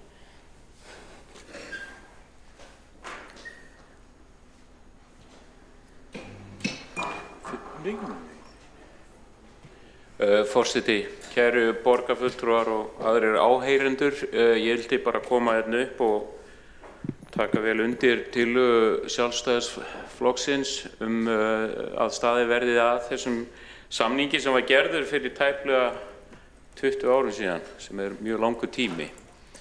Og það í rauninni svolítið furðulegt að þetta hefur tekið þennan langa tíma að leysa úr þessari vegferð. Það vissulega inn í þessu svona agnúar eins og til dæmis veru gróðrarstöðunar og ég held að þessi enginn að tala það að gróðrarstöðin eigi að hverfa bara frá borgarrýminu en ég held að það sé náttúrulega verkefni borgarinnar að finna því nýja staðsetningu. Þetta var samningur sem var gerður 2008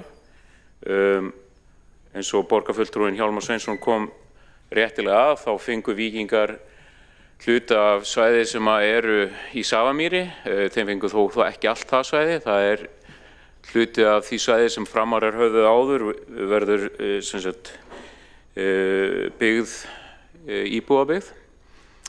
En kjarni málsins sá að þegar að þessi samningur var gerður og þegar að Víkingar tóku við Safamýrinni þá var ekkert samkomulag það að það væri gengið tilbaka varðandi samningin sem var gerður 2008.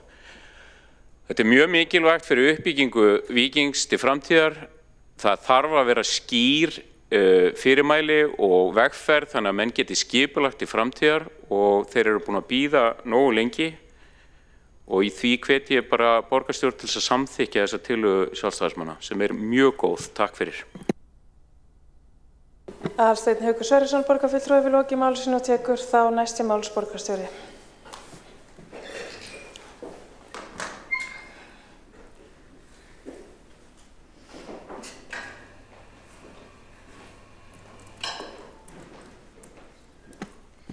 Forseti og ágæta borgarstjórn,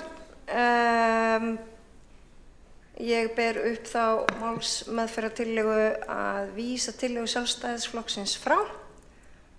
Þetta verður auðvitað að hafa sinn gang og Kjartan Magnússon borgarfulltrúi fór yfir það svo sem í ræðu sinni að á fundi borgarráðs 21. ágúst í ár að þá var samþykkt í rauninni tvenns konar erindisbréf. Annars vegar erindisbréf samningateymi uppbyggingu athafnasvæðis knattspyrnufélags Víkings og hins vegar erindisbréf samningateymi framtíðar aðstöðu gróðrarstöðvarinnar Markar. Og á meðal þessara verkefna athafnasvæðið fyrir knattspyrnufélagið Víking var að móta og semja langtímasýn fyrir aðstöðu þeirra í stjörnugróf 18, þess að Markarsvæðið, og ná saman einhvers konar tímalínu fyrir þessar breytingar og fyrir árslok. Og þessi hópur ennþá að störfum, þannig að það kannski algjörlega ótímabært að sleikja puttan og reka hann upp í vindinn og samþykkja þessa tillögu sjálfstæðismanna. Við getum auðvitað ekki bara samþykkt tillögu sem gengur út á það að samþykkja hagsmuni gagnvart einum en hunsa hagsmuni einhvers annars. Og þess vegna samþykktu við þessi 2 erindisbréf í borgarráði í ágúst af því að þetta í rauninni þríhliða samningaviðræður. Hér eru við, stjórnvaldið, að gæta hagsmuna tveggja aðila og þriggja, sem náttúrulega líka Reykjavíkurborg, og reyna að finna farsæla lausn. Og ég held að það vilji enginn ganga freklega að gróðrastöðinni Mörk og ég held að knattspyrnufélagið Víkingur vilji það allra síst. Þannig ég held að við þurfum að leysa þetta þarna við samningaborðið í yfirstandandi viðræðum og bíða með það að taka afstöðu til tillögu Sjálfstæðisflokksins vegna þess að hvað vorum við að ræða hérna áðan í liði 2? Jú, við vorum að ræða það flókna umhverfi sem að lóðaleigusamningar skapa okkur sem dæmi. Og hér var kallað eftir því að það þyrfti að liggja yfir hlutum og kalla fram tölur og fá lögfræði mat á hinu og þessu og það einmitt það sem verið að gera núna, þessi samningateymi. Þannig að hér held ég að við þurfum að fá miklu betri yfirsýn yfir málið heldur en bara þessi tillaga gengur út á og ég legg til að við vísum henni fram. Borgarstjóri hefur lokið máli sínu, einn borgarfulltrúi hefur óskað eftir að veita andsvar, borgarfulltrúinn Kjartan Magnússon. Forseti, góðir borgarfulltrúar, ég lýsi yfir furðu minni út af þessari frávísun. En einu sinni vill vinstri meirihluti hér tefja þetta mál og einhvern veginn vísa því til einhverja vinnu í borgarkerfinu og þæfa málið. Þetta mál sem þarf ekkert að þæfa. Sumarið 2008 þegar það var unnið að þessu máli þá var það skoðað mjög vel hér í embættismannakerfinu og öllum steinum velt við og farið yfir þetta lögfræðilega og hvaða heimildi borgin hefði, hvað þetta að gera og mörguleyti bara vönduð vinna. Og þetta mál hefur oft verið skoðað síðar og bara búið að skoðast árum saman þannig að það þarf ekkert að skoða þetta aftur og það bara greinilega einhver skollaleikur í gangi varðandi þetta mál að ýta því svona, láta það svona hreykjast rangala borgarkerfisins og eru þetta bara léleg stjórnsýsla eins og svo margt annað sem þessi meirihluti stendur fyrir. Kjartan Magnússon, borgarfulltrúi hefur lokið við að veita ansvar, svara þá ansvari borgarstjóri Líf Magnúsdóttir. Forseti, eins og ég sagði hérna áðan í ræðu minni að þá á þessi vinna að liggja fyrir í lok ársins, eða fyrir árslok. Ég held að við getum alveg beðið þangað til. Það margt sem að þarf að gera sem að ekki bara hrist fram úr erminni. Það þarf að til dæmis að vinna drög fyrir forsögn að deiliskipulagsgerð á þessum grunni sem að lagt var upp með. Það þarf að meta ástand mannvirkja sem dæmi. Það bara ýmislegt sem að hangir á spýtunni mannvirkja, þá ég að tala um gróðrastöðina Mörk til dæmis. Það ýmislegt sem að hangir hérna á spýtunni og ekki bara einn fókus í þessu máli. Þetta þríhliða samningur sem verður að reyna að vinna að. Og eins þyrfti auðvitað ráðast í úttekt á umferðaröryggismálum og fleira. Það sem sagt ýmislegt sem að í þessu mengi og það vinna í gangi og ég vona bara okkur auðnist að klára hana fyrir árslok eins og stemt að. Líf Magnúsdóttir, borgarstjóri hefur lokið við að svara ansvari, veit þá ansvar öðru sinni, borgarfulltrúinn Kjartan Magnússon. Forseti, góðir borgarfulltrúar, það hefur náttúrulega, eins og ég fjallaði málið að skoða vel á sínum tíma. Það hefur oft verið rætt í borgarstjórn og menningar og íþróttaráði eða íþrótt- og tómstundaráði og svo borgaráði og það sætir furðu ef að stofnanaminnið í kerfinu ekki meiri en þetta að það þurfi að í hver sinn sem þetta mál kemur til skoðunar og umfjöllunar þá bera fulltrúar meiri hlutans því alltaf við að það þurfi að skoða málið upp á nýtt. Ég held að fá mál hafi verið skoðið eins oft í borgarkerfinu og eins oft og vel og þetta og stjórn Víkings hefur náttúrulega verið stöðugum viðræðum við borgina málið og að mér skilist líka lóðarhafar hérna í Mörkinni. Þannig það sýnir bara lélega stjórnsýslu og einhverja svona ákvarðanafælni að vísa þessu í máli enn skoðunina ef það ætlunin. Kjartan Magnússon, borgarfulltrúi hefur lokið við að veita ansvari öðru sinni. Svara þá ansvari. Telst að ansvarum lokið undir þessari ræðu og þá tekur til máls borgarfulltrúinn Þorvaldur Daníelsson.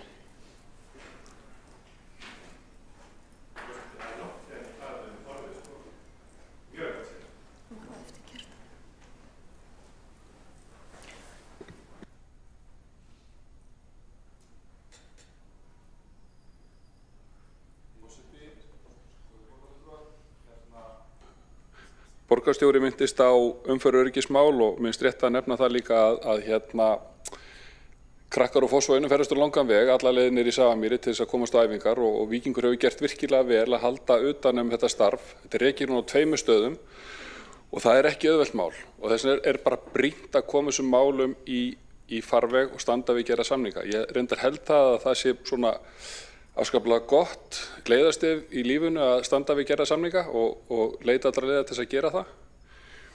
Og sömuleiðis langar mig til þess að hvetja borgaryfirvöld okkur til þess að því að borgin á mannvirkin við Safamýri að sinna þá allavega viðhaldi á þeim mannvirkjum og ganga þannig frá að það sé hægt að læsa húsnæðinu, það er ekki hægt í dag. Öllu viðhaldi þar er verulega ábótavant niður í Safamýri og það hefur ekki breytt því að við verðum að standa við það líka. Og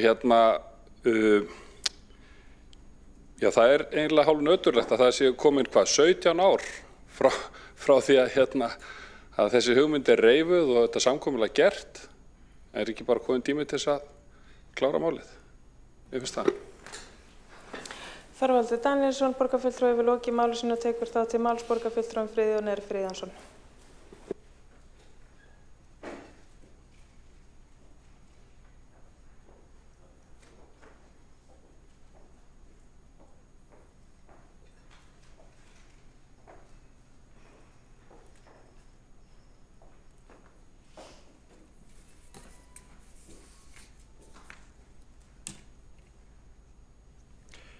Forseti,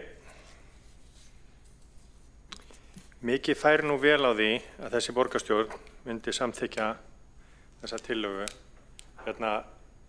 í dag í ljósi þess að knattspyrnufélagið Víkingur tekur á móti Íslandsmeistaratitli núna næstkomandi sunnudag á heimavelli sínum og staðfestir þá enn betur hversu stöndugt og öflugt félag Víkingur er orðinn meðal íþróttafélaga í borginni. Ég man þá tíð þegar ég var alveg upp í Fossvoginum að Víkingur var ekkert sérstaklega stöndugt og öflugt félag og flakkaði milli deilda og lenti í alls konar vesenni. Vorum með gott handboltalið en þeir voru ekki eitt af stóru liðunum í Reykjavík. Núna eru þeir orðnir eitt af stóru liðunum í Reykjavík. Meistaraflokkur kvenna hefur náð mjög eftirtektarverðum árangri síðastliðin ár og urðu bikarmeistarar fyrir 2 árum síðan. Þó að lengra sé liðið síðan að handknattleikurinn hafi verið afreks eða slegist meistaratitla.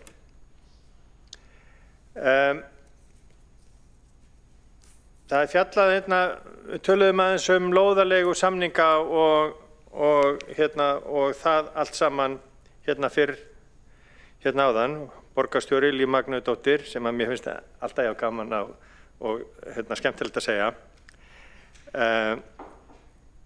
Þannig að það er ágætt bara að fara í lóðarleigu samningin sem hefur verið framlengdur núna í 17 ár og rann út árið 2008. Lóðin var leigð frá 1. janúar 1968 til 40 ára og á henni hvíða alls konar kvaðir það að á loknum leigutímanum verði allur rótfastur gróður á lóðinni, tré og runnar, endurgjaldslaust eign Reykjavíkurborgar. Leigusala er ekki skylt að endurgreiða, ef ég má vitna með leyfi forseta í lóðarleigusamninginn, leigusala er ekki skylt að endurgreiða eða bæta á einn eða annan hátt aðrar ræktunarframkvæmdir og honum ber ekki heldur að greiða neina bætur fyrir hitalagnir, vatnslagnir, framræslu eða skólplagnir sem lagðar hafa verið á lóðina. Leigusala beri heldur ekki að greiða á neinn hátt kostnað við vegi, bifreiðastæði eða vegna mannverkjagerðar á lóðinni. Staða Reykjavíkurborgar inn í þessum lóðaleigusamningi er býsna skýr, en auðvitað, eins og segir í tillögu okkar, og þeir eru sem að Kjartan Magnússon mælti hérna fyrir og hefur ítrekkað reynt að koma hérna á dagskrá, að leita verði leiða til þess að finna nýja staðsetningu fyrir gróðrarstöðuna. Eins og æskuvinur minn úr Fossvoginum, borgarfulltrúi Framsóknarflokksins, Þorvaldur Daníelsson sagði, og ég held að hann sé ennþá víkingur, við eigum að standa við gerða samninga og það væri sérstaklega vel á því að við myndum gera það núna í þessari viku sem er hamingjuvika á heimavelli hamingjunar. Friðjón Friðjónsson, borgarfulltrúi við lokið máli sinu, tveir borgarfulltrúar hafa óskað eftir að veita ansvar, veiti það ansvar borgarfulltrúinn Hjálmar Sveinsson. Já, það kom reyndar fram hérna í máli borgarstjóra að það verið að vinna í þessu máli og kom líka fram að þetta ekki alveg eins einfalt eins og lítur út fyrir. Það eru 3 aðilar allavega. Ég minni líka á það í þessari umræðu, það var jú borgin, það voru við sem að tókum þá ákvörðun að Víkingur en ekki Valur fengi Safamýrarsvæðið. Þannig að þú veist, það hefur verið þannig séð hefur Víkingur komið allavega frekar vel út úr þeim samningaviðræðum, mjög svo vel. Og svo það líka spurning, af hverju þykir borgarfulltrúanum Friðjóni Friðjónssyni svona gaman að kalla Líf Magnúsdóttur borgarstjóra? Er það ekki bara sjálfsagt að hún sé borgarstjóri eins og aðrir geta verið? Hjálmar Sveinsson, borgarfulltrúi, hefur lokið við að veita ansvar, svara það ansvari borgarfulltrúinn Friðjón Friðjónsson. Forseti, við skulum bara byrja á því mikilvæga fyrst. Mér þykir bara svo vænt borgarfulltrúan Líf Magnúsdóttur og þess vegna finnst mér svo gaman að segja að hún sé borgarstjóri, vegna þess að í dauða mínum átti ég vona því þegar að ég sá atkvæðin koma upp úr kjörkásunum 2396 fyrir tæpum 4 eða 3,5 ári síðan. Þannig að þess vegna finnst mér að sérstaklega gaman að taka mér þessi orð í munn. Þið voru 3.900 annars ára. Það er alveg rétt að Víkingur tók á sig mikla skuldbindingar með því að taka þessi Safamýrina og það er flókið að framkvæma það og meðal annars lögðum við til í íbúðaráði Háalitis og Fossvogs að greitt yrði fyrir strætósamgöngum milli Safamýrinnar og Stjörnugrófarinnar. Þannig að við höfum bara standað með félaginu. Friðjón Friðjónsson, borgarfulltrúi, hefur lokið að svara ansvari, veit það ansvar öðru sinni. Veitir þá ansvar borgarfulltrúinn Alexandra Brím. Forseti, já, ég vildi kannski bara fara yfir það. Ég held að ekkert okkar hafi nokkuð á móti knattspyrnufélaginu í Víkingi eða almennt því að standa við gerða samninga. Ég held að það séu bara hlutir sem við munum alltaf gera. En ég ekki að fara að samþykkja pólitískt að taka upp einhliða skilning annars aðila í samningum þar sem verið að semja hvernig að útfæra þá. Það mér finnst það furðuleg tillaga og ég held við bara látum okkar samninganefnd klára að semja þetta við þá og ljúkum málinu þannig. Mér finnst það mjög skrítið að alltaf eitthvað að ákvarða eitthvað svona í þessum sal með þessum hætti. Ég held ekki að við myndum nokkuð tímann geta samþykkt eitthvað svoleiðis. Alexandra Brím, borgarfulltrúi, lokið við að veita ansvar, svara það ansvari borgarfulltrúinn Friðjón Friðjónsson. Forseti, hér ekkert verið að tala það að taka upp einhliða skilning annars aðilans. Hér bara verið að tala það, tillagan gengur út á það að staðið verði við þau loforð sem að gefin voru fyrir hartnær 20 árum síðan. Það er ekkert flóknari það. Borgarfulltrúinn Kjartan Magnússon fór vel yfir það í fyrstu ræðinni. Friðjón R. Friðjónsson, borgarfulltrúi, hefur lokið við að svara andsvarið. Helst að andsvörum lokið undir þessari ræðu sem og umræðum innan dagskrárlið þar sem ekki hafa fleiri hvassi hljóðs er þá gengið til atkvæðagreiðslu.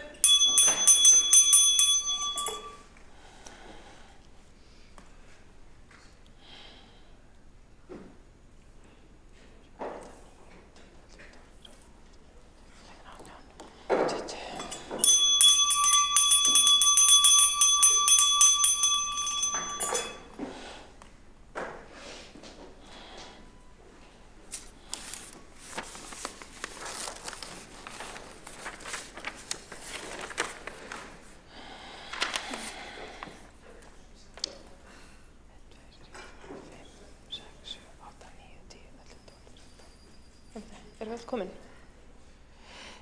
Borist hefur málsmeðferðartillaga að vísa frá tillögu borgarfulltrúa Sjálfstæðisflokksins að staðið verði samkomulag við Víking þau sem samþykkja að vísa tillögunni frá vinsamlegast gefi þessi merki.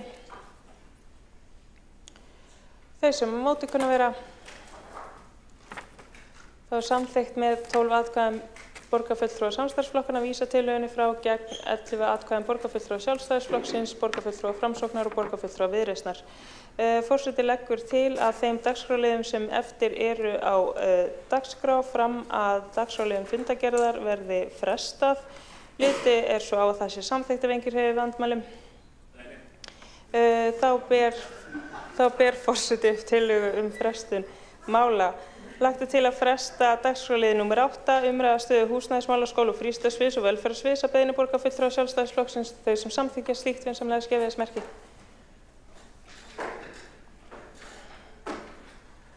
Þau sem á móti kunna vera. Þá er samþykkt að fresta með 12 atkvæðum borgarfulltrúa samstarfsflokkana gegn 6 atkvæðum borgarfulltrúa Sjálfstæðisflokksins. Aðrir borgarfulltrúar sitja hjá við afgreiðslu málsins. Þá er lagt til að fresta tillögu borgarfulltrúa Sjálfstæðisflokksins með hverfislögreglustöð í Breiðholti. Þau sem að samþykkja vinsamlegast gefi þess merki. Þau sem á móti kunna vera.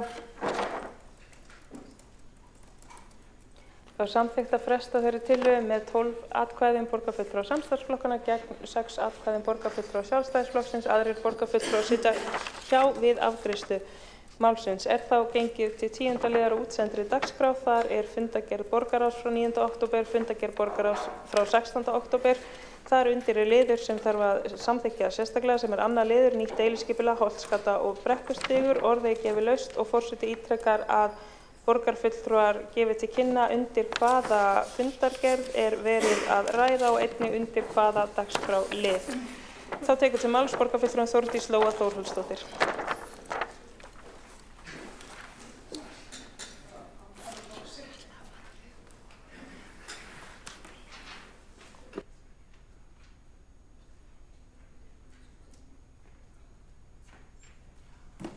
Forseti, borgarfulltrúi tekur undir máls undir fundargerð borgarráðs frá 16. október, mál 33 og það er málamiðlunartillaga Viðreisnar. Málið snýst tillögur, aðeins að hækka hérna ljósið, málið snýst tillögur til úrbóta í leikskólum í Reykjavík og við Viðreisn höfum mótmælt þeirri krónupíningu sem felst í tillögudrögum sem nú liggja í samráði. Við höfum hins vegar lýst yfir ánægju okkar með það að það eigi að hefja upp skráningu, þannig að þetta er nú ekki allslæmt. Við erum ekki sammála hluta af tillögunum en hins vegar alveg sammála og öðrum hluta af tillögunum. En við höfum ágjörð því að vinnandi fólki í borginni sé refsað og við viljum frekar hvetja fólk áfram í stað þess að refsa því og lögðum því fram á síðasta borgarráðsfundi málamiðlunartillögu. Tillagan byggir á því að veita afslætti og breyta skipulagi leikskóladagsins eins og ég veit að hugmyndir liggja nú þegar fyrir en tillagan líka samræmist einnig því að við samræmum frídaga í leik- og grunnskólum borgarna. Það er annars vegar vetrarfrí og starfsdaga í borginni allri, ekki bara í einhverjum hverfum. Við tökum upp hanskan fyrir stóran hóp foreldra. Það er vinnandi fólk sem vinnur fullan vinnudag og hefur ekki svigrúm til að minnka við sig vistun á þess að það eigi hættu á að missa vinnuna eða yfir höfuð bara hafi kannski ekki áhuga á því. Gjaldskrártillögur sem nú liggja fyrir þýða verulega hækkun í gjaldskrá fyrir stóran hóp foreldra og höfum við séð á samfélagsmiðlum núna undanfari fólk búið að reikna sig í þessa nýju reiknuvél sem bara góð og gild og í samráðsgáttinni og það hleypur á mörg þúsund krónum. En gott og aðgengilegt leikskólakerfi mikilvægt jafnréttismál fyrir atvinnuþátttöku kvenna, fyrir öflugt samfélag og fyrir barnafjölskyldur og hvert skref áfram í jafnréttisbaráttunni skiptir máli. Virðist mótmælir því öllum breytingum sem snúa því að krónupína foreldra til að stytta vinnudaginn sinn umfram raunverulega viljan þeirra. Svona ákvarðanir hafa áhrif á starfsþróunarmöguleika kvenna að okkar mati, lífeyrisréttindi þeirra og auk þess að vera þjóðhagslega óhagkvæmt. Vil ég bæta við að það væri náttúrulega frábært ef við hefðum einhverja tölur þetta allt saman hvað fólk vill sem áður hefur komið fram hér á fundinum í dag. En tillagan okkar sem við lögðum fyrir borgarráð síðasta fimmtudag, hún snýr að því að skráning barna, sá hlið tillöguna sem liggur fyrir í samráðsgáttinni sem skráning barna okkur fyrst það sjálfsagt fyrir sjáanleika og fyrir rekstur leikskóla. Við hins vegar komum kannski með aðeins sveigjanlegri útgáfu að því. En við trúum því að slík aðferðafræði hafi í rauninni góð áhrif út í atvinnulífið því þá þarf atvinnulífið einnig að bregðast við langtímaskipulagi hvað varðar frí og sveigjanleika fyrir foreldra og ég held sér bara alveg komið tími á það í atvinnulífinu að það verði þrýstingur á það. Þannig að við styðjum góðar hugmyndir betra skipulag og fyrir sjáanleika sem einnig verður þó einhverju leyti að vera sveigjanlegur fyrir fjölskyldur. Ég ætla að fá að lesa upp tillöguna sem við lögðum fyrir í borgarráði og ég fylgi því einnig eftir hér með bókun sem ég hef sett inn en tillagan í 5 liðum og þetta svona einhvers konar málamiðlun og tillögun ætlað að mæta bæði þörfum foreldra en líka þörfum leikskólana bætt starfsumhverfi. Ég treysti stýrihópnum, tillögunum var vísað þangað, ég treysti stýrihópnum til þess að meta þetta upp. En við leggjum sem sagt til að skráning verði tekin upp í upphafi hverrar annar vistunartíma í kringum frídaga eins og upp var talið dagana fyrir jól, milli hátíða, dymbilviku í vetrarfríum og styttri föstudögum. Sveigjanleiki verði fyrir foreldra staðfesta vistutíma með niður í 4 vikna fyrirvara en eftir það myndi afsláttur falla niður og tillaga liður númer 2, hann fjallar afslátt að afsláttur verði gefin fyrir ónýtt pláss í kringum frídaga og styttri föstudaga, ekki verði aukagjald fyrir foreldra sem þurfa fulla vistun. Afsláttur verði 4.000 krónur, þetta tala sem kemur bara upp úr upprunalegu tillögunni fyrir hvern skráningadag og ef engin skráningadagur nýttur fellur námsgjald niður í maí. Þetta rauninni bara eins og það í tillögunni núna.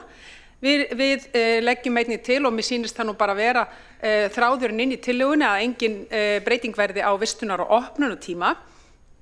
Við leggjum einnig til að tekið verði upp samræmt skipulag í öllum hverfum borgarinnar og það verði bara skildað að það verði vetrarfrí og starfsdagar verði algjörlega samræmdir og það verði gert á einhvern svona stærri máta heldur en það gert í dag og við sjáum til dæmis bara núna að vetrarfrí sem að koma upp kemur nákvæmlega niður á dag á föstudaginn sem náttúrulega frídagurinn stóri hjá konunum og það hjákátlegt í dagan að vetrarfríin komi akkurat niður á þennan dag. Svona þetta hefði verið hægt að koma í veg fyrir.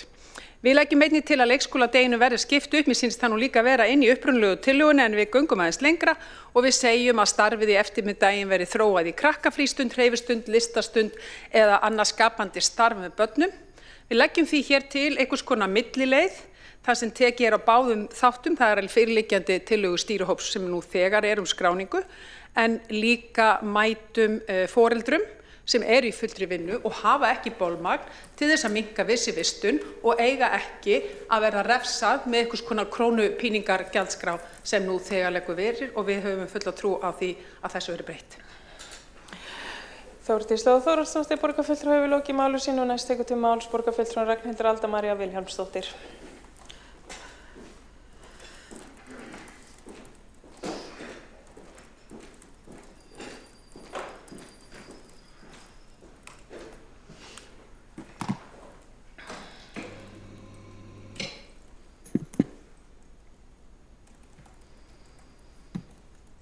Ágæti forseta borgarstjórn, ég tek til máls undir liðnum 10. lið fundargerðar borgarráðs á 6. október, annar liður nýtt deiliskipulag Holtsgötu og Brekkustíg.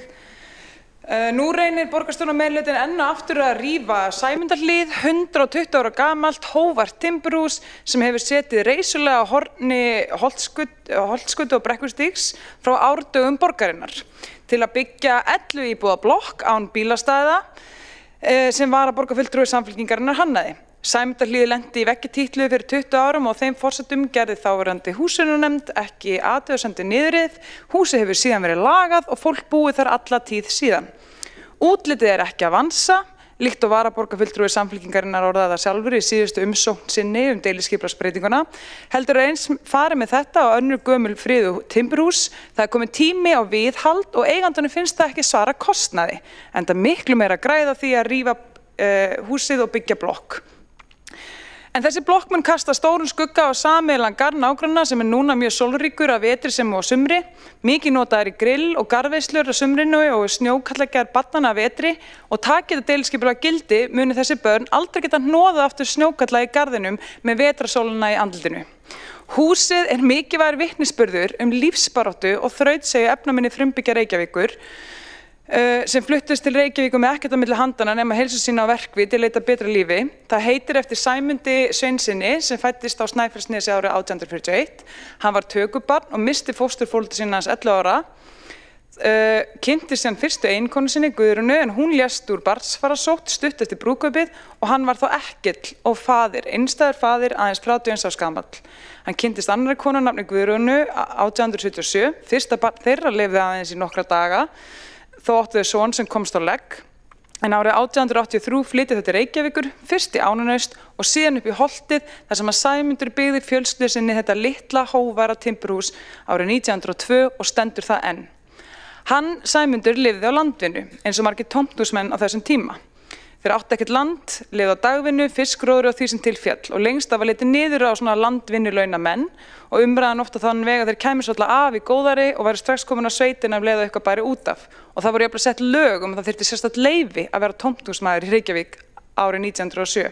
En þeir voru þó hornsteinn þessara vinnandi stéttar sem byggðu upp vesturbæ Reykjavíkur og í dag eru þetta bara eintómir tómthúsmenn í borginni.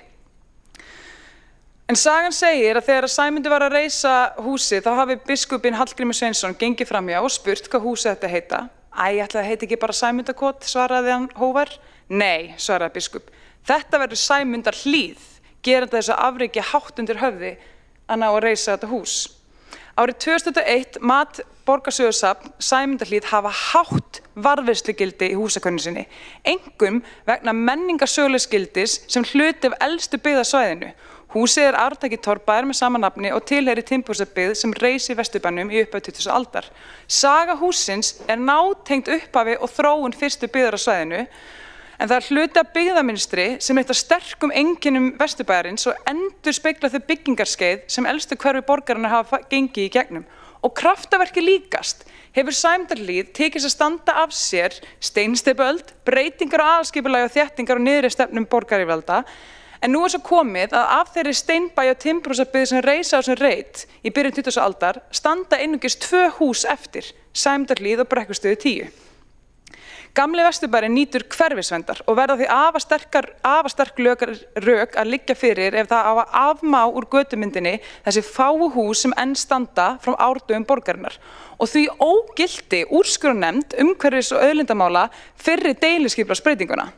Og það sem bara magnað hér þetta helbera skeytingarleysi sem þessi borgarstjórnarmeirihluti sýnir úrskurðarnefndinni og bara ber hérna gagnvart fyrri úrskurðarnefndarinnar og það bara vekur mikla furðu en varpar sannarlega ljósi á viðhorfin sem hér eru og vinnubröðin sem hér líðast og enn fremur hræsnina. Því svo sannarlega kemur fram bara í nýrri borgarhönnunarstefnu sem var samþykkt hérna á sama fundi og þetta var leyft.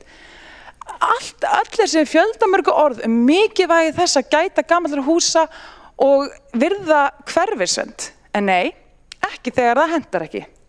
Þið ættu að skammast ykkar. Borgarfulltrúin Ragnhildur Alda María Vilhjálmsdóttir hefur lokið máli sínu. Einn borgarfulltrúi hefur óskað eftir að veita andsvar, Hjálmar Sveinsson. Já, þetta var nú undarleg kveðja frá kollega hér í borgarstjórnarsal sem ætti að vita það fullvel að við nákvæmlega eins og hún viljum vanda okkur og viljum gera hluti sem eru réttir að gera. Þannig að ég frábið með svona skeytasendingum og skeytasendingar og það borgarfulltrúanum ekki til sóma. Nú, borgarfulltrúinn fullyrti það í sínu máli að varaborgarfulltrúi Samfylkingarinnar stæði að baki þessari deiliskipulagstillögu. Hvaðan hefur fulltrúinn það? Ég les það hér í fundargerð að lögð sé fram umsókn Axels Kaper dagsett 7. júlí 2025 nýtt deiliskipulag fyrir lóðirnar 10 og 12 Holtsgötu og 16 við Brekkustíg. Axel Kaper ekki, svo ég viti, í Samfylkingunni og þaðan að síður varaborgarfulltrúi, rétt skal vera rétt. Hjálmar Sveinsson, borgarfulltrúi, lokið að veita ansvar, svarar. Þá ansvari borgarfulltrúin Ragnhildur Alda María Vilhjálmsdóttir. Já, bara til þess að svara þessu, þá það þannig ágæti forseti að umræddur varaborgarfulltrúi Samfylkingarinnar sannarlega stóð bak við fyrstu umsókninni. Í þessari umsókn hefur hann hins vegar keypt sig inn í umrædda teiknistofu og annar tveggja manna sem á hana og þar leiðandi var í þetta sinn þessi umsókn lögð fram í nafni teiknistofunar en ekki bara hans sjálfs. Og af því við erum að tala um eitthvað sem ekki til sóma, það hlýtur að vera ekki til sóma að rífa hús þvert á eigin markmiði aðalskipulagi, þvert á hverfisvernd, þvert á niðurstöðu úrskurðarnefndar umhverfis- og auðlindamála. Það það sem ekki til sóma. Ragnhildur Alda María Vilhjálmsdóttir, borgarfulltrúi, hefur lokið við að svara. Ansvari veit þá ansvar öðru sinni borgarfulltrúin Hjálmar Sveinsson. Já, borgarfulltrúin verið að reyna að dreifa þessu máli sem ég myndist á og sannleikurinn sá að borgarfulltrúin fór með rangt mál og það eiga borgarfulltrúar ekki að gera. Hjálmar Sveinsson, borgarfulltrúi, hefur lokið við að veita ansvari öðru sinni svara. Þá ansvari öðru sinni borgarfulltrúin Ragnhildur Alda María Vilhjálmsdóttir. Ég það bara ágæti forseti að hrella borgarfulltrúanum með því að það ekkert rangt við það sem ég sagði. Þetta bara allt eitthvað sem til á netinu eða vantar frekari sönnunargögn það sem ég var að segja. Þannig að ég bara mæli með að borgarfulltrúin kynni sig sjálfur hver það sem sannarlega liggur á bak við deiliskipulagstillögunum sem koma hérna inn í gegnum umhverfis- og skipulagsráð.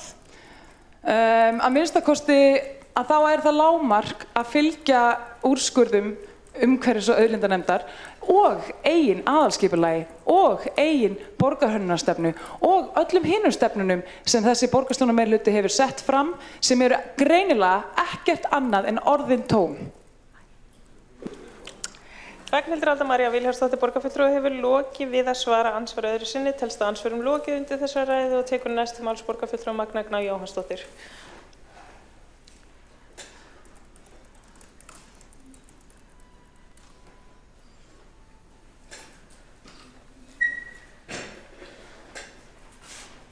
Forseti, ágæta borgarstjórn, kem hérna upp í fundargerð borgarráðs frá 16. október 2005 í 33. lið sem til að Viðreisnar. Mér langaði bara að gera ákveðna athugasemd við 3. lið tillögunnar þar sem talað að vistunar- og opnunartími leikskóla skuli standa óbreyttur. Því að þó ég sé hlynnt því að við höfum að reyna að hvetja til minnkunar vistunartíma barns, þá það þannig núna að opnunartíminn gera það verkum að ef að barn með 8,5 tíma vistun þá verður það helst að koma fyrir 16:30 ef að leikskólinn lokar 16:30 og vera farin út úr húsi 16:30 þá leikskólanum skellt í lás sem að styður kannski ekki jafn vel við barnafólk sem þarf að koma sér á milli staða í þeirra umferðartempi sem við þekkjum á höfuðborgarsvæðinu til og frá vinnu. Og hér mætti kannski aðeins endurskoða opnunartímann með það fyrir augum að tryggja það að fólk geti þá verið með vistunartíma svo sannarlega til 16:30 og þurfa ekki að mæta 16:20, eitthvað sem mætti hafa í huga þegar þetta endurskoðað að reyna að búa til aukinn sveigjanleika þarna þannig að við séum svo sannarlega þjónusta barnafólk eins og við viljum og getum tryggt að foreldrar geti stundað sína atvinnu en líka sótt börn á réttum tíma og notið þess vistunartíma sem þeir að borga fyrir. Magna Agna Jónsdóttir borgarfulltrúi hefur lokið máli sínu og þá tekur til máls borgarfulltrúin Ragnhildur Alda María Vilhjálmsdóttir.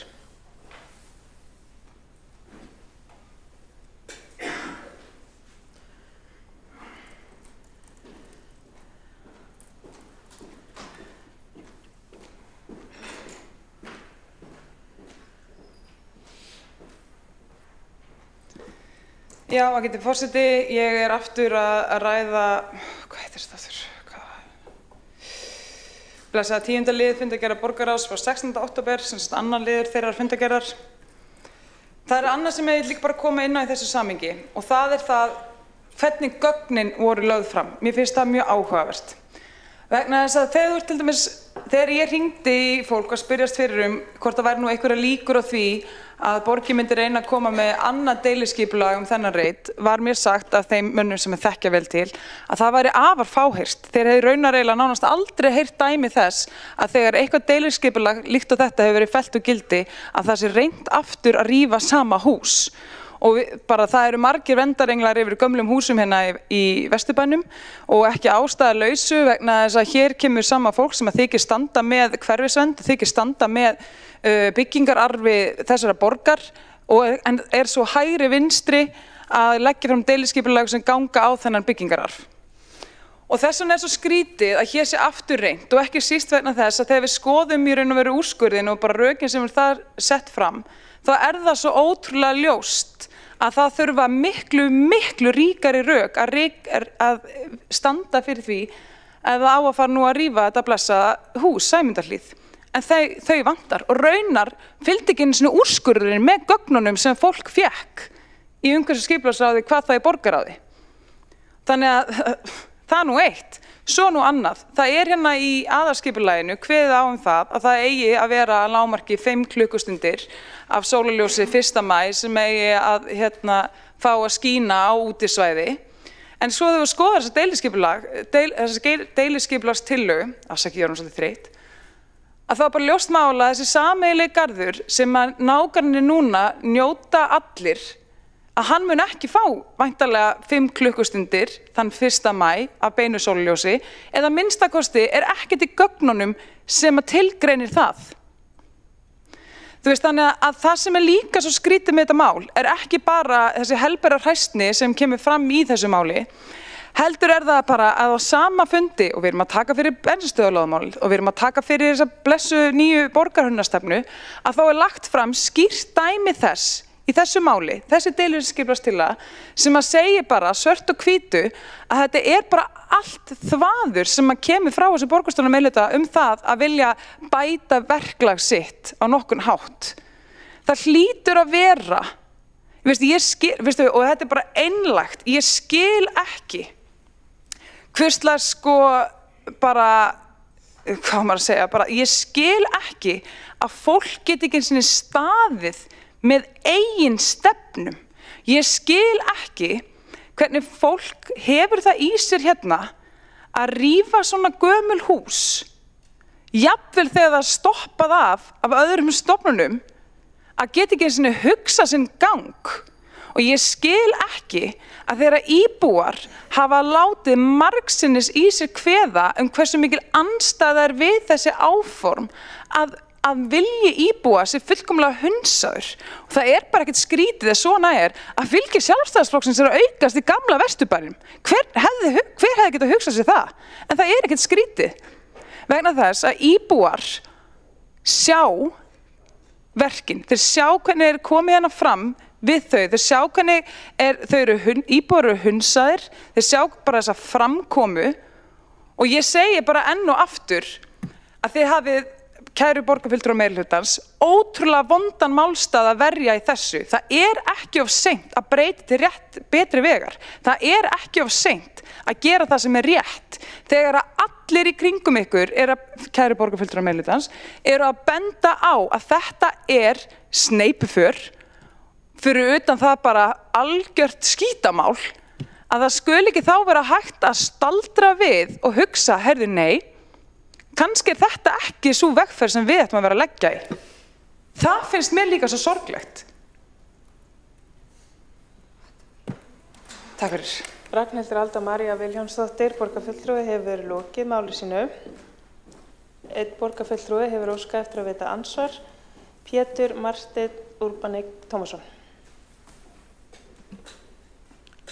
Já, takk. Mér langar kannski að leiðrétta svona misskilning sem virðist hafa komið fram. Ég starfaði lengi hjá úrskurðarnefnd umhverfis- og auðlindamála þó nokkur ár. Úrskurðarnefndin hefur enga skoðun á borgarskipulagi sem slíkri sko. Hún fer yfir formsatriði, hvort að þau hafi verið uppfyllt eða ekki. Í þessum tiltekna úrskurði þá það er sérst í aðalskipulagi Reykjavíkur hverfisvernd innan gömlu hringbrautar og í aðalskipulaginu kemur fram að það þurfa að færa sterk rök fyrir tilteknum hlutum sem á að breyta innan gömlu hringbrautar. Það hafi ekki verið gert í því deiliskipulagi sem fellt voru gildi og þess vegna var það fellt úr gildi. Það var ekki það að húsið væri ljótt eða neitt slíkt, það einfaldlega vantaði sterkari rökstuðning á þeim tíma. Þannig að ég get ekki séð að borgin sem neinum hætti að fara gegn úrskurðinum heldur þvert á móti. Ef að rökstuðningur hefur verið bættur þá er verið að fylgja úrskurðinum. Takk. Pétur Marteinn Urbanek Tómasson, borgarfulltrúi, hefur lokið við að veita ansvari borgarfulltrúi Ragnhildur Alda María Vilhjálmsdóttir. Já, og getið forseti, hér tala náttúrulega einn af þeim gáfulegri mönnum Samfylkingarinnar, þannig að maður verður nú að reyna að svara því eitthvað. En það stendur bara í aðalskipulaginu: menningarsöguleg gildi verði höfð í heiðri við skipulagningu, hönnun, uppbyggingu borgarinnar á öllum stigum, skipulagningu hverfa, hönnun og svo framvegis.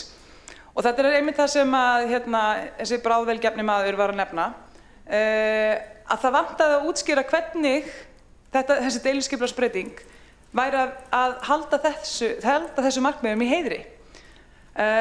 Og eins og ég segi, þegar allt kemur til alls, við erum borgarfulltrúar með ákveðna sýn á hvernig uppbygging á að vera í borginni, hvernig þéttingin á að fara fram og svo framvegis. Og það kemur skýrt fram í húsakönnun borgarsögusafns að það að rífa þetta hús mun rjúfa þessa sögulegu heild. Það hefur hátt varðveislugildi, hátt menningarsögulegt gildi og þar að leiðandi segja enn og aftur við borgarfulltrúa meirihlutans að gjör svo vel að hafa manndóminn til að fylgja eigin aðalskipulagi. Takk fyrir. Ragnhildur Alda María Vilhjálmsdóttir, borgarfulltrúi, hefur lokið að svara ansvari. Veitir ansvar öðru sinni? Þá telst ansvarin lokið undir þessa ræði og þá tekur til máls borgarfulltrúinn Helgi Ás Gretarsson.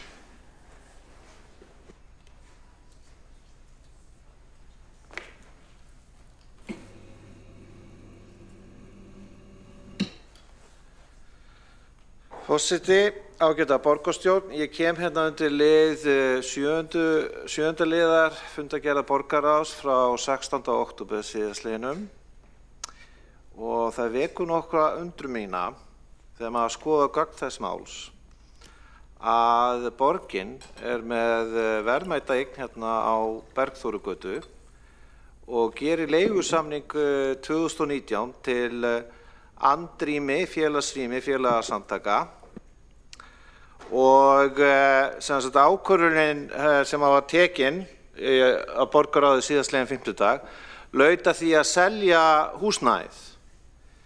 Það vekur nokkra undrun mína að þessi samningur sem varðar húsnæði sem telur 130 fermetra að niðurgreidda leigu sé að ræða.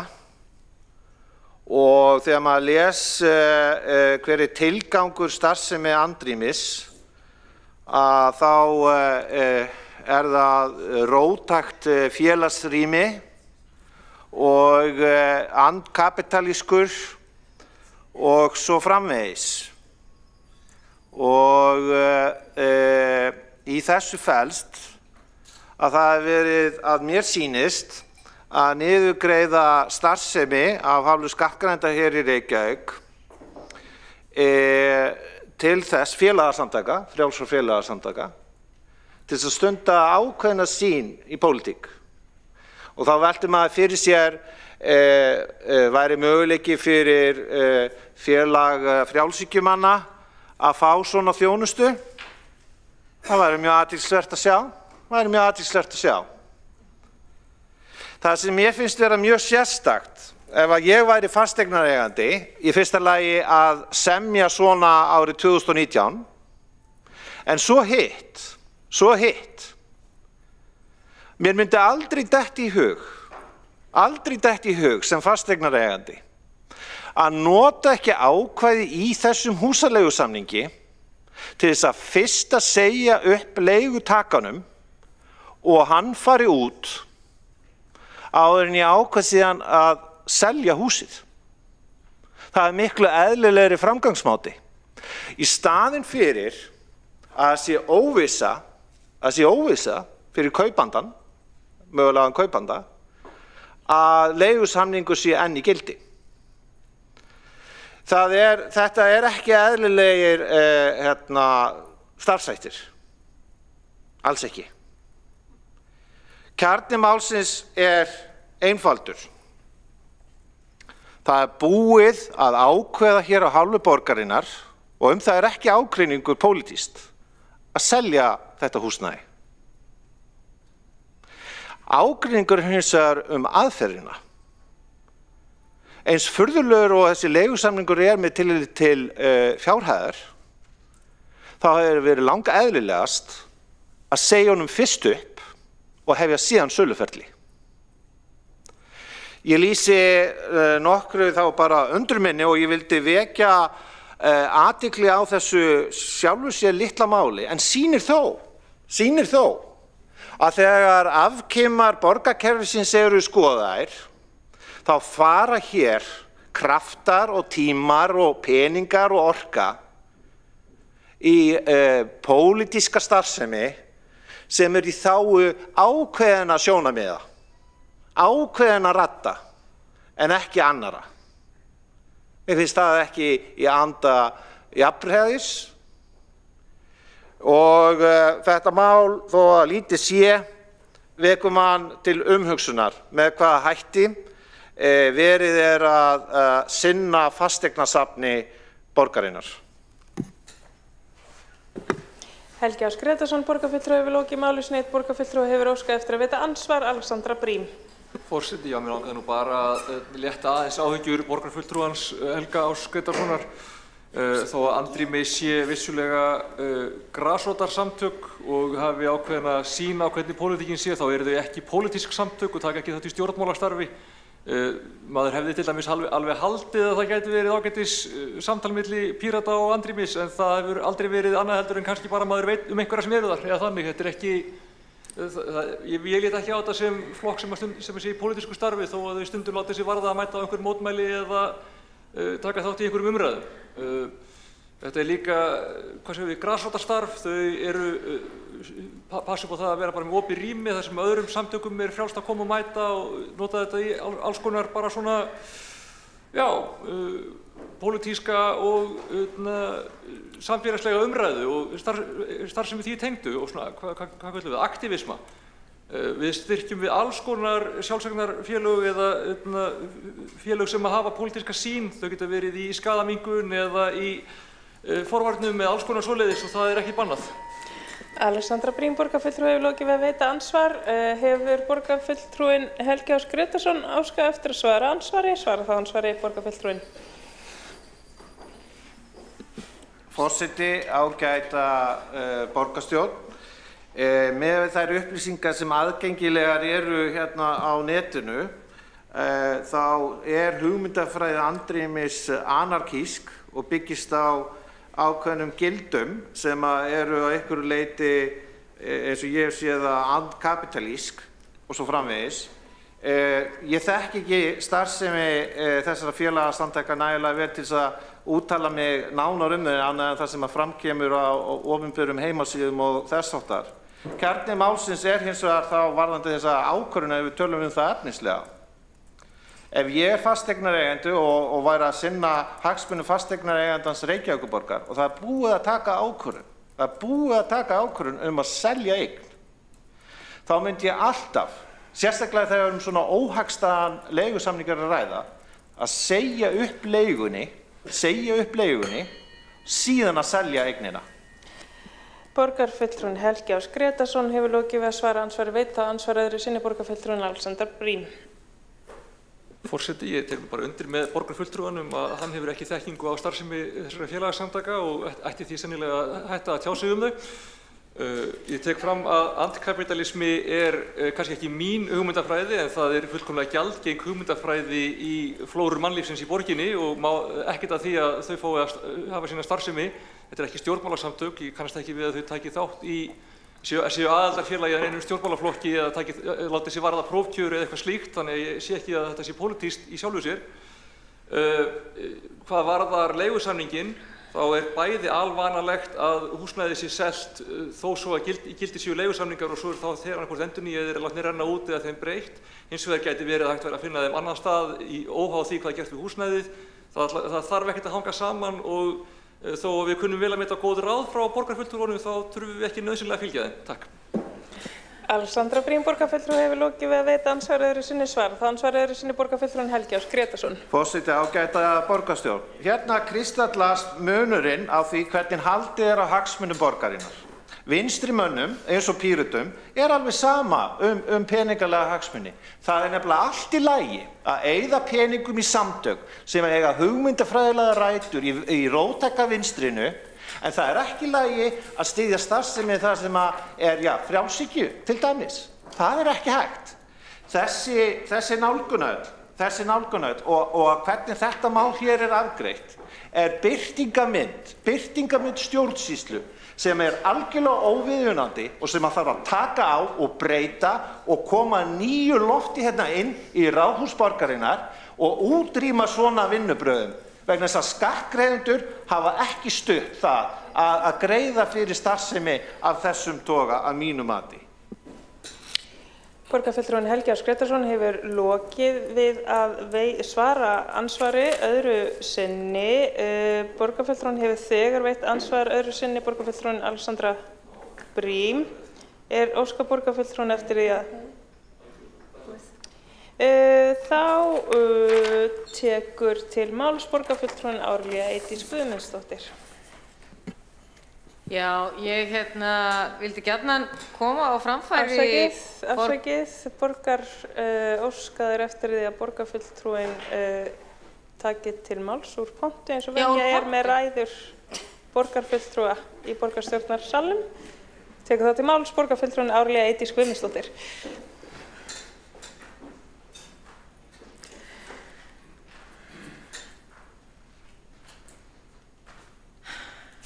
Virðulegi, nú er ég þreytt. Virðulegi, hvað er þetta? Forseti. Afsakaðu mig, kæra Sanna. Ágætu borgarfulltrúar. Ég ætlaði í rauninni að koma fram undir umræðanum sem að koma fram áðan og þess vegna veit ég hvort þetta túlkað sem ræða ekki. Það vakti líka athygli mína þegar að það að leigusamningi skuli ekki vera sagt upp þegar selja á fasteign. Það mjög sérstakt. Og ég spurði sjálfa mig af hverju það væri. Ég var ekki sérstaklega að velta fyrir mér af hvaða samtök væri þarna en mér fannst það best að segja að koma fram svo mikill hroki í andsvörunum áðan. Mér finnst það ekki viðeigandi í þessum sal. Við erum hér til að fara gagnrýnum augum yfir það sem gerast í borgarkerfinu og það algjör óþarfi að koma fram með hroka þegar við erum að svara hvort öðru. Og það þurfti ekkert að setja niður í við þá því að mér finnst mjög eðlilegt og ég held að flest allir sem ekki þekktu málið hafi spurt sig býtu, af hverju ekki búið að segja þessum samningi upp en þess að það bara eðlilegir viðskiptahættir. Þannig að ég vil bara gjarnan að borgarfulltrúar líti í eigin barm áður en að þeir svara að hroka hvort öðru vegna þess að við erum hér til þess að fara við erum öll kjörnir fulltrúar til þess að fara gagnrýnum augum það sem að okkur ber að fjalla Takk fyrir. Árlía Eydís Guðmundsdóttir borgarfulltrúi hefur lokið máli sinni. 2 borgarfulltrúar hafa óskað eftir að veita ansvar borgarfulltrúinn Alexandra Briem. Forseti, já, þakka borgarfulltrúanum bara fyrir falleg orð í minn garð. Ég viðurkenni það að stundum kemur upp í mér ákveðin skætingur sem ég kannski myndi ekki skilgreina sem hroka, en við getum verið ósammála það. Þegar að mér finnst vera að tala harkalega niður til mín eða tala af vanþekkingu málefni sem að fólk kannski ætti að kenna sér áður en að tjá sig of mikið Ég vil meina að þegar að Helgi Slepjan leikur af mönnum eins og stundum gerist hérna í borgarstjórn, talaði að hér þurfum við að opna nýjir og ferskir vindar og losa þessi hræðilegu vinnubrögð sem hafa verið til margra ára og þessir vinstri flokkar sem hafa verið hérna við völd allt of lengi og hort fram hjá því að við styrkjum alls konar samtök sem má teljast íhaldssöm eða hægri sinnuð, þá bara kemur stundum upp í mér ákveðin púki þar sem að mér finnst allt í lagi að tala af svona svipaðri virðingu til þeirra sem þannig tala eins og þeirra tala til mín. Alexandra Briem, borgarfulltrúi, hefur lokið við að veita ansvar. Forseti minnir á að við erum á umræðu fundargerð borgarráðs. Svara þá ansvari. Þá veitir ansvar borgarfulltrúin Líf Magnúsdóttir.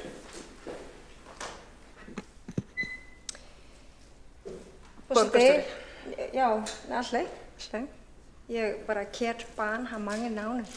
Herðu, forseti, mér langaði bara að koma hérna upp og vekja athygli á því að andrými, sem eru vissulega félagasamtök, anarkistar, antikapitalistisk, taka hins vegar á móti frjálshyggjufólki og stórmeisturum, húsið þeirra stendur opið, að þau eru með 6 mánaða uppsagnarfrest á leigusamningi. Þannig að þegar við ákveðum að setja húsið á sölu, þá væntanlega fylgir leigusamningur með, vegna þess að við gerum ráð fyrir því að selja þetta hús innan 6 mánaða. En það sem sagt, þannig liggur í málinu, svo það sé sagt. Ég í andsvörum og getur ekki komið upp í andsvör við mig. Líf Magnúsdóttir, borgarstjóri, hefur lokið við að veita ansvar. Svara það ansvari. Borgarfulltrúin Árlía Eydís Guðmundsdóttir. Nei. Ég þakka bara borgarstjóra Líf Magnúsdóttur fyrir svarið vegna sem ég fannst það ekki augljóst og það kom ekki fram áðan vegna sem það mjög skrýtnir viðskiptahættir í rauninni að selja það bara gerist yfirleitt ekki á Íslandi, þetta alþekkt erlendis, þannig að takk fyrir svarið, minni okkur á að þegar við förum í andsvör líka við þurfum ekki og það nú það sem að lífi gengur út á og það nú það sem lífi færir manni með hverju árinu sem líður að við þurfum ekkert annað heldur en að koma fram að virðingu við okkar samborgara. Takk fyrir. Árlía Eydís Guðmundsdóttir, borgarfulltrúi, hefur lokið við að svara ansvari. Var borgarfulltrúin Helgi Ásgrímsson að óska eftir því að komast á mælendaskrá og skils mér þá að taki til máls borgarfulltrúin, borgarstjórn, nei. Þá hafa ekki hvatt sér hljóðs undir þessum dagskrárlið, þá gengið til atkvæðagreiðslu.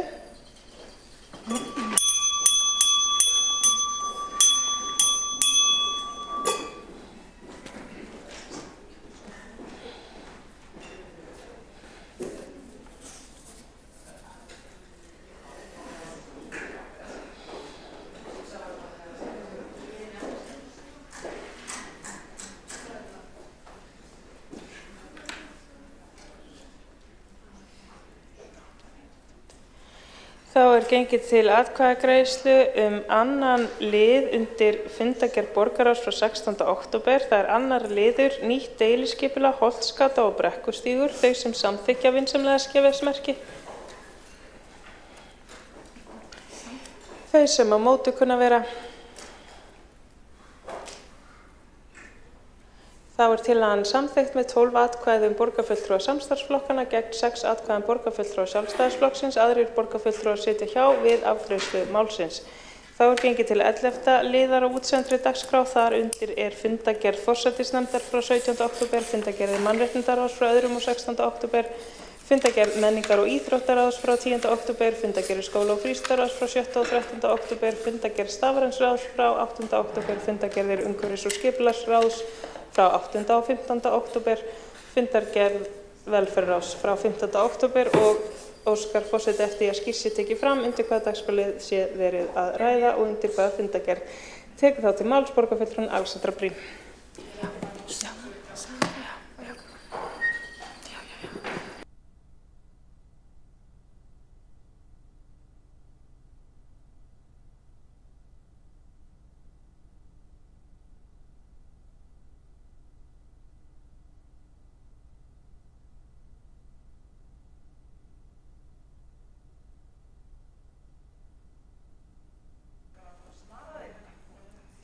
snarlega. Skulum sjá. Forseti, borgarstjórn og áheyrendur, ég að tala undir fundargerð stafræns ráðs frá 8. október og ég ætlaði að tjá mig aðeins nýja aðgerðaáætlun þjónustustefnu Reykjavíkurborgar. Og það sem sagt, núna á þessum fundi, síðasta fundi stafræna ráðsins, þá var tekin fyrir aðgerðaáætlun þjónustustefnu Reykjavíkurborgar fyrir árin 2025 til 2027. Og mér langaði bara svona aðeins að fara yfir hvers vegna það skiptir máli. En þjónustustefna Reykjavíkurborgar eiginlega ein af okkar mikilvægustu stefnum. Hún hefur verið mikilvægt leiðarljós í umbreytingu á þjónustu borgarinnar á síðustu árum og farið hefur verið í töluverðar breytingar bæði á verkferlum og bara í samhengi við alla stafræna umbreytingu. Það áhersla á notendamiða þjónustu sem hefur verið lögð til grundvallar og núna erum við komin með nýjustu aðgerðaáætlunina í því. Það nauðsynlegt að við notum tímann og fylgjum eftir þessum góða árangri sem við höfum náð og höldum áfram að efla þjónustu borgarinnar samkvæmt þessari þjónustustefnu. Þá þurfum við að mæla þjónustuna, við þurfum að mæla upplifun notenda, við þurfum að fara í öfluga þjónustuhönnun og við þurfum sérstaklega að efla fræðslu til starfsfólks. Það hlutur sem gleymist mjög oft af því að þetta hefur verið grundvöllurinn að því hvernig við veitum þjónustu og hefur gefið okkur svona leiðarljósið í það að þegar við erum að taka fyrir einhverjar þjónustubreytingar eða þjónustuferla, þá skoðum við hver ferill notandans í gegnum að koma til okkar í þjónustu. Hvernig horfir þjónustan við notandanum, hvað gerist á hverju stigi notkunar og hvernig við getum reynt að eyða flöskuhálsum eða tvívirkni eða einhverjum hringjum sem fólk getur lent í. Það snýst þessa notendamiðuðu þjónustu og í rauninni þá heimspeki. Hún kemur út úr þjónustustefnunni sem var samin þarna fyrir nokkrum árum og ég held bara að við þurfum að vita og það hefur skipt miklu máli. Því að þetta hefur verið lykillinn í því að breyta kerfinu hjá okkur úr því að vera kerfislægt yfir í að vera notendamiðað.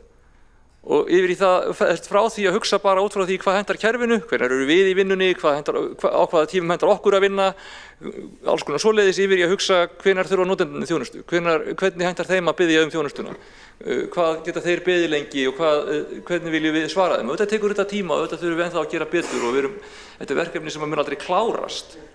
En þetta mjög mikilvægt og af því að þetta virkar svo sjálfsagt í dag, þá ákveðin hætta á því að við gleymum því að þetta verður alls ekki alltaf verið svona og það alls ekki sjálfsagt eða sjálfgefið að þetta verði svona áfram ef við gleymum þessu og pössum ekki upp á það. Þannig ég hvet ykkur til þess að kanna bara lesa bara aðgerðaáætlunina sem liggur fyrir í fundargögnum og kynningur hana. Ég segi ekki að þetta sé brjálæðislega spennandi en þetta brjálæðislega gott og brjálæðislega bara faglegt og eitthvað sem við megum vera stolt af að við séum að gera vel og ætlum að gera vel áfram. Þannig að bara þakka ykkur fyrir áheyrnina. Það alltaf gaman í borgarstjórn að geta tekið smá tíma líka í að tala eitthvað sem skemmtilegt og fallegt. Alexandra Brím, borgarfulltrúi, hefur lokið máli sínu og tekur það næst til mál Sara Björg Sigurðardóttir, borgarfulltrúi.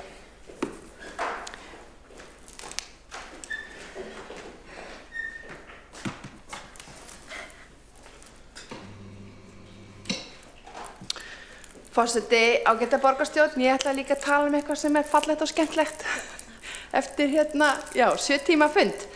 En mér langar að tala undir fundargerð menningar og íþróttaráðs frá 10. október, dagskrárlið 5, eða þegar var samþykkt að ganga til samninga við Sporið lagningu skíðabrauta á Austurhöfum. Samningurinn gildi til 2 ára og fyrir ykkur sem viti ekki þá eru Austurheiðar eiginlega hin nýja heiðmörk Reykvíkinga. Ég vil kalla það þannig. En það á líka að vinna í kringum Rauðavatn eða á Rauðavatni. Síðasta vetur fóru þúsundir borgarbúa og væntanlega fleiri sem komu að bara út af vetrarleika á Sporinu. Og við erum að tala byrjendur, við erum að tala lengra komna, við erum að tala miðsvetrasól, stillu og þetta var einstakar aðstæður sem sköpuðust við Rauðavatn og á Austurhöfum í lok desember og janúar. Með samningum með tryggt áframhaldandi öflugt samstarf við fyrirtækið Iceback Adventures sem stendur að baki sporinu lagningu gönguskíðaspora þegar veður og aðstæður leyfa samhliða opnast tækifæri fyrir byrjendur að kynnast gönguskíðum. Og í vetur að þá var einmitt hægt að pröfa gönguskíði, það var gönguskíðaleiga og það var líka hægt að fara á námskeið og það væri geggjað ef þetta væri í boði næsta vetur. Það er nefnilega mikilvægt að skapa hvata og stuðla bættri lýðheilsu íbúa með aukinni hreyfingu, vetrarleika, nota veturinn þegar hann er í sínu fegursta og bara nýta sér þessa innviði sem við höfum eins vel og hægt er. Þegar þetta er einmitt í að anda lýðheilsustefnu borgarinnar og stefnu í íþróttamálum.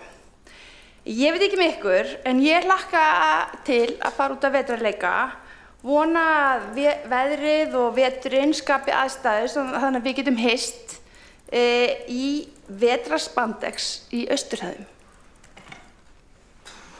Sara Björk Sigurðardóttir borgarfulltrúi hefur lokið máli sínu og þá tekur næst til máls borgarfulltrúin Þórdís Lóa Þórhallsdóttir.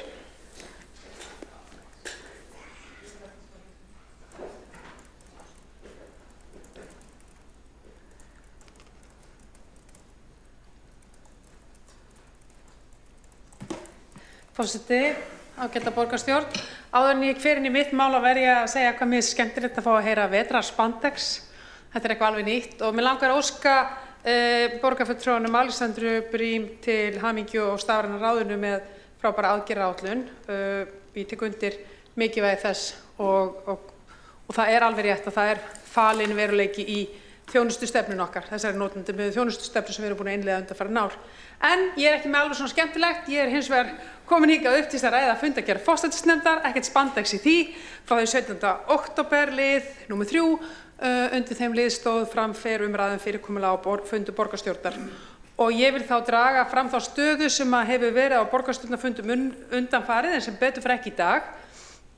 Okkur hefur gengið ágætlega í dag að fara í gegnum dagskrána, en borgarstjórnarfundir eru mikil jafnvægislist og þetta er okkar lýðræðislega málstofa hér og sem kjörnir fulltrúar þá höfum við tækifæri hérna til að koma hugmyndum okkar á framfæri og tillögum og við verðum að geta vænst þess að þær fái afgreiðslu og umræðu.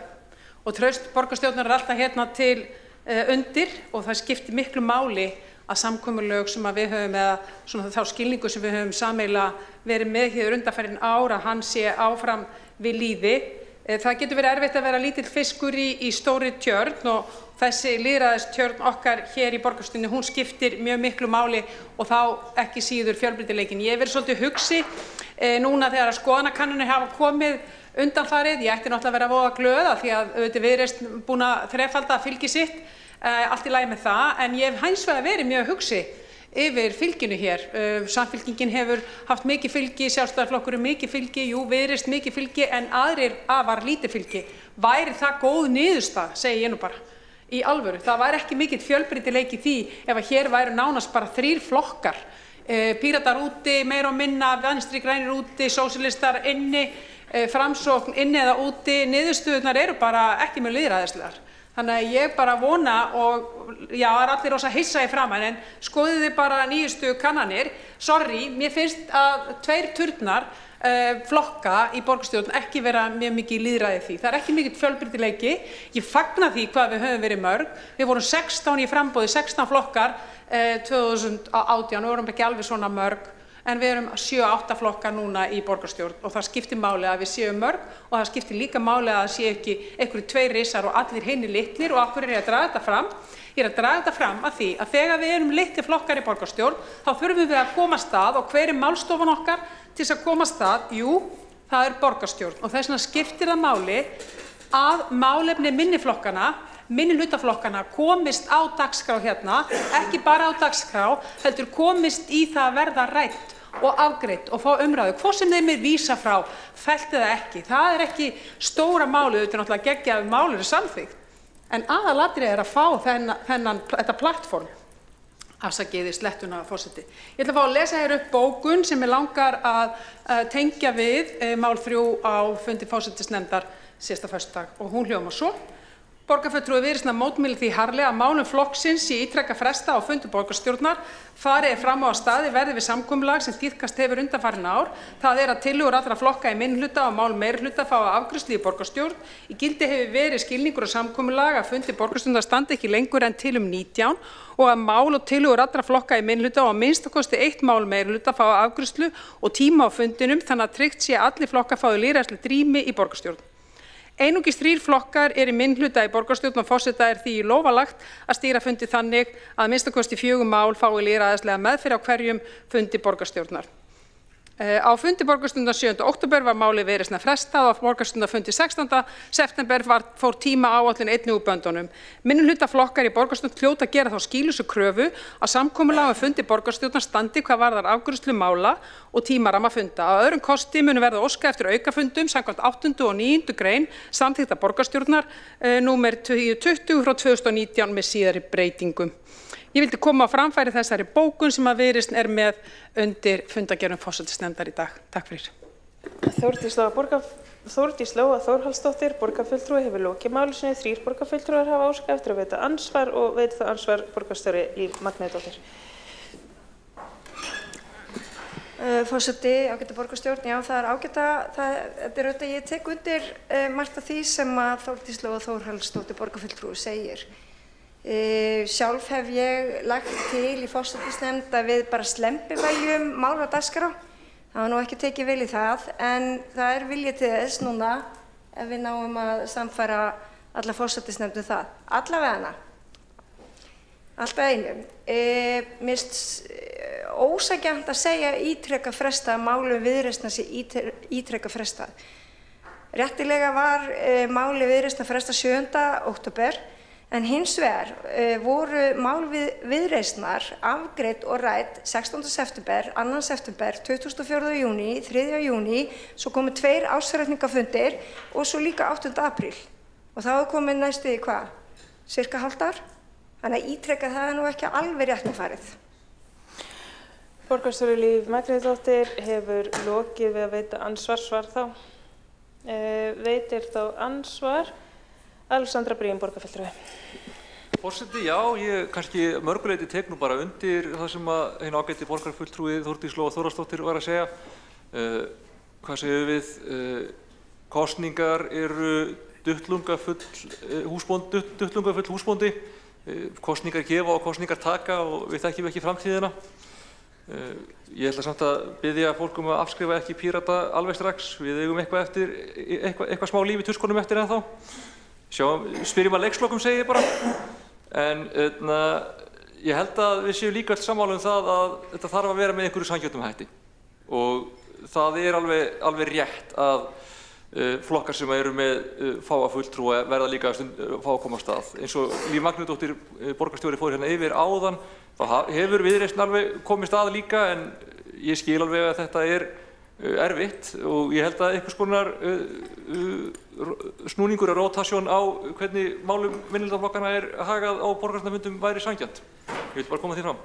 Þórdís, nei, Alexandra Briem, borgarfulltrúi, hefur lokið við að veita ansvar, það ansvar er borgarfulltrúin Þórdís Lóa Þórhallsdóttir.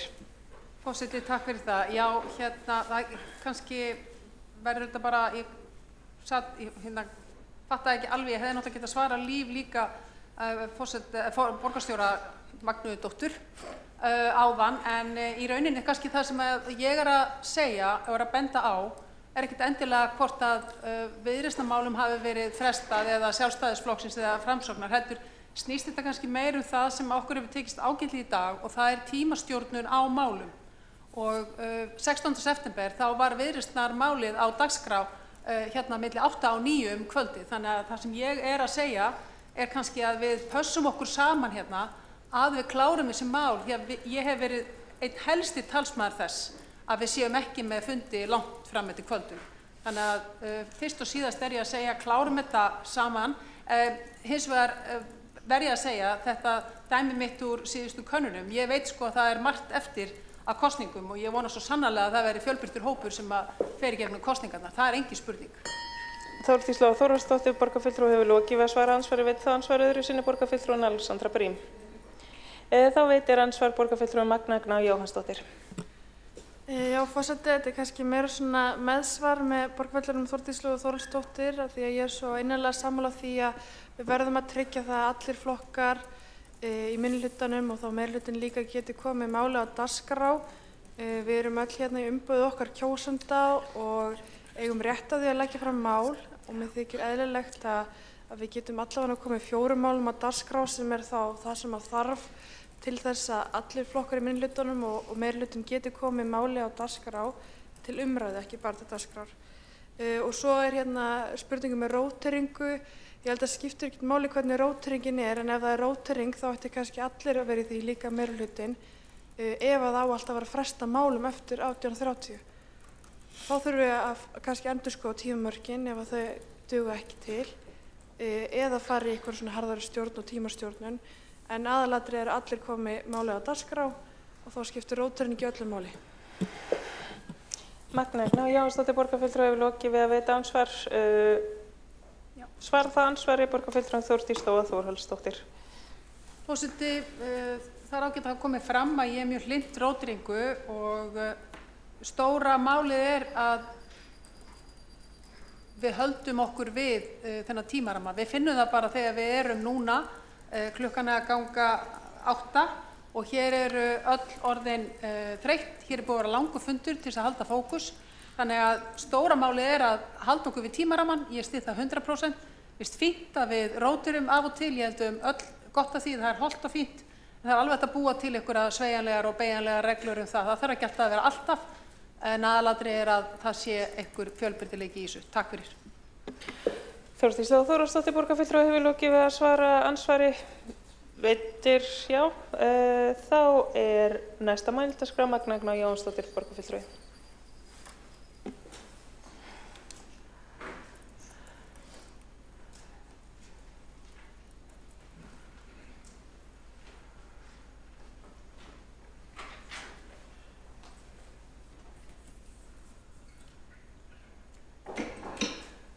Forseti, ágæta borgarstjórn, ég kem hérna upp í fundargerð velferðarráðs á 15. október í lið 14 sem var að fyrirspurn mína í velferðarráði dagdvölin á Þorrasel sem að búið er að ákveða að flytja til þess að koma heilsugæslu miðbæjar fyrir í því húsi Vestugötu 7. Og þó að ég taki það fram að ég sé mjög hlynnt því að heilsugæslan hafi samastæði í miðbænum sem hentar starfseminni, þá verðum við að hafa í huga að þarna er viðkvæm þjónusta sem fer fram fyrir eldra fólk og meðalaldur þjónustuþega er 84 ár og þarna eru 100 einstaklingar sem að mæta í hverju viku og eru þar í dagdvöl. Og nú stendur til að flytja þessa þjónustu en ekki hafa komið skýr skilaboð til þessa hóps hvenær það verið gert og hvernig og hver þá tímalínan er. Og það hefur skapað mikla óvissu og rót hjá þessum hóp sem að lítur á dagdvöluna ekki bara sem þjónustúrræði heldur sitt annað heimili og mörg áttu erfiðleikum með að byrja að mæta þarna. Það er stórt skref að byrja að taka þátt í dagdvöl fyrir marga en þarna hefur myndast einstakt samfélag eldra fólk sem að kemur þarna saman á hverjum degi og hérna mjög jákvæð orka þarna inni. Þannig að ég vil brýna fyrir meirihlutanum að vanda til verka þegar kemur að þessu og vera með skýr skilaboð.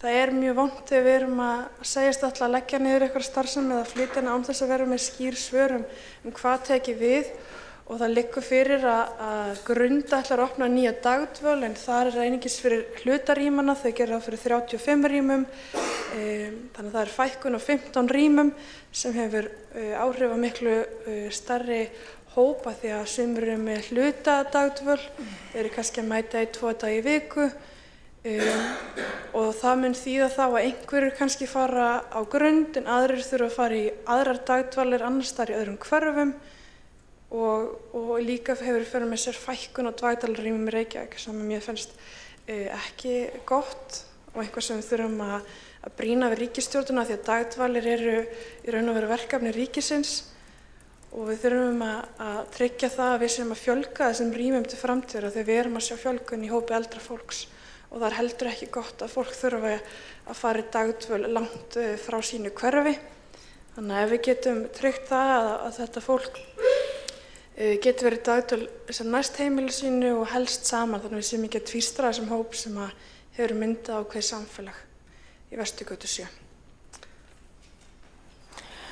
Magna Gnarr Jóhannsdóttir borgarfulltrúi hefur lokið máli sinni. 2 borgarfulltrúar hafa óskað eftir að veita andsvar. Veitir það andsvar borgarfulltrúum Þórdís Lóa Þórhallsdóttir.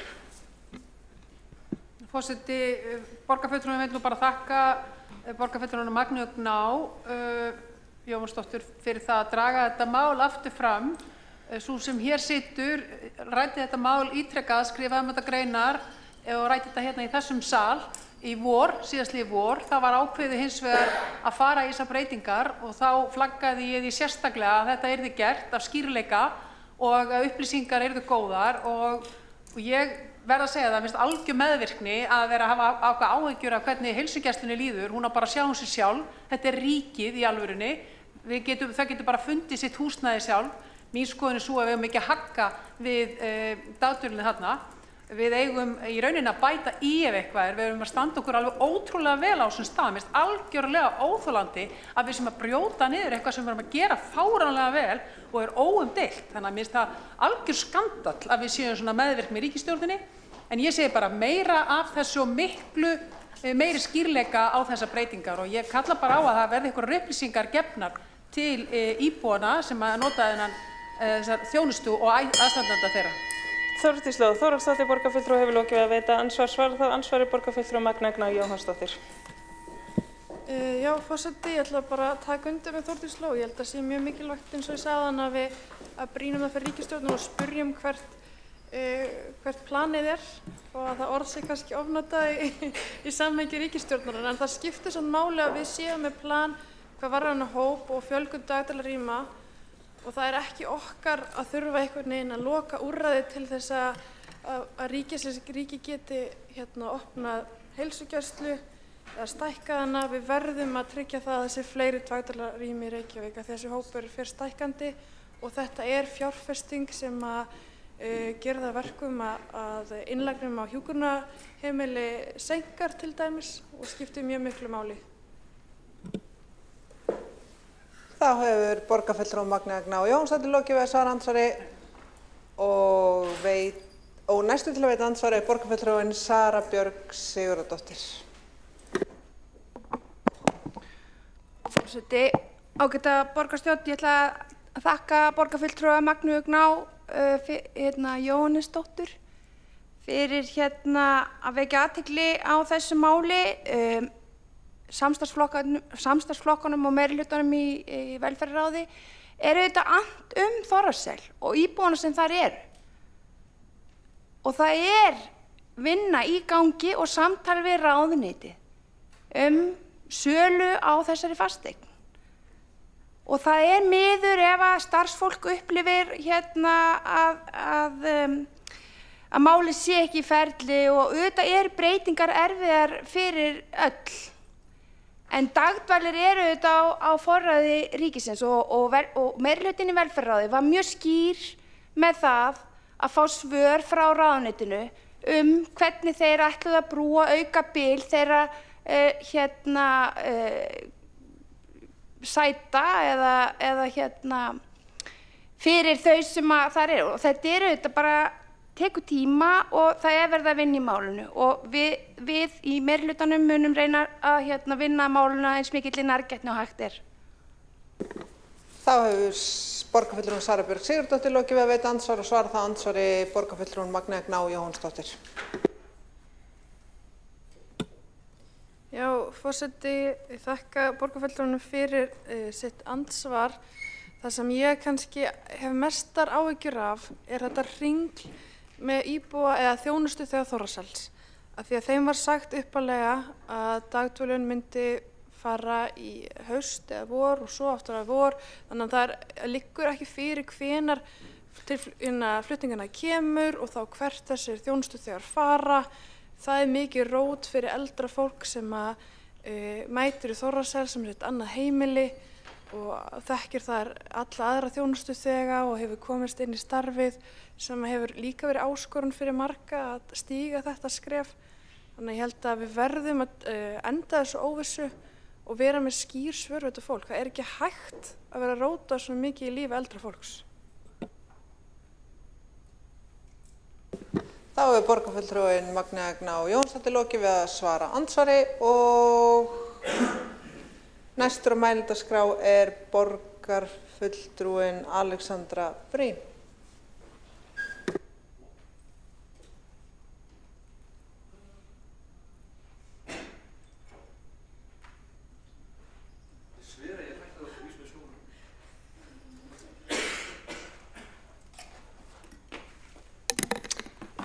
Forseti, ég er komin hingað til þess að ræða nokkur mál. Fyrsta sem ég ætla að ræða er gagnbókun samstarfsflokkana við bókun Viðreisnar vegna fundargerðar forsætisnefndar. Ég ætla bara að fá að lesa hana upp að því við erum of sein að senda hana inn með formlegum hætti. Borgarstjórn Reykjavíkur er lýðræðislegur vettvangur þar sem allir flokkar geta lagt fram sín mál til umræðu. Áhersla er lögð á að dagskrá fundar sé skipulögð með þeim hætti að sem flest mál komist til umræðu og leitast er við að allir flokkar, jafnt í meirihluta og minnihluta, komi sínum tillögum til umræðu. Leitast hefur verið við að starfa eftir samkomulagi að fundir borgarstjórnar standi almennt ekki lengur en til 1930 og efnislegri umræðu tillögur og umræður á dagskrá ljúki kl. 18:30. Þá tekur við umræða fundargerðir sem eru lagðar fram. Þetta fyrirkomulag hefur verið hluti af stefnu borgarstjórnar fjölskylduvænan vinnustað. Svo ætlaði ég aðeins að ræða annan lið fundargerðar skóla- og frístundaráðs frá 13. október. Það er skýrsla sem unnin var menntastefnu Reykjavíkur til 2030, helstu vörður innleiðingar. Og mér langaði bara að tala það hvað ég er ánægð með menntastefnu Reykjavíkurborgar. Hún er svona hin mikilvægasta stefnan okkar. Hún var unnin bara eins og við munum vonandi í miklu og góðu samráði skólasamfélagsins, foreldra, nemenda, fræðasamfélagsins og almennings og hefur margsannað gildi sitt. Og í skýrslunni þá var fjallað þessa innleiðingu á árunum 2023 til 2024, teknar saman 97 almennar aðgerðir og kannski bara sérstaklega nefna innleiðingu menntastefnumótsins fyrir miðlun og árangur og áframhaldandi þróun menntunar, innleiðingu farsældarlagana og betri borgar fyrir börn, torgið sem er stafrænt fræðslukerfi fyrir starfsfólk og MEM sem er samstarfsverkefni með ríkinu inngildandi menntun og skólaþjónustu og við bara leggjum áherslu á hvað þetta er mikilvægt. Kannski fyrir mig persónulega finnst mér svo skemmtilegt hvað við leggjum mikla áherslu á læsi í menntastefnunni og þá auðvitað meinum við að kunna að lesa, en við meinum ekki bara að kunna að lesa.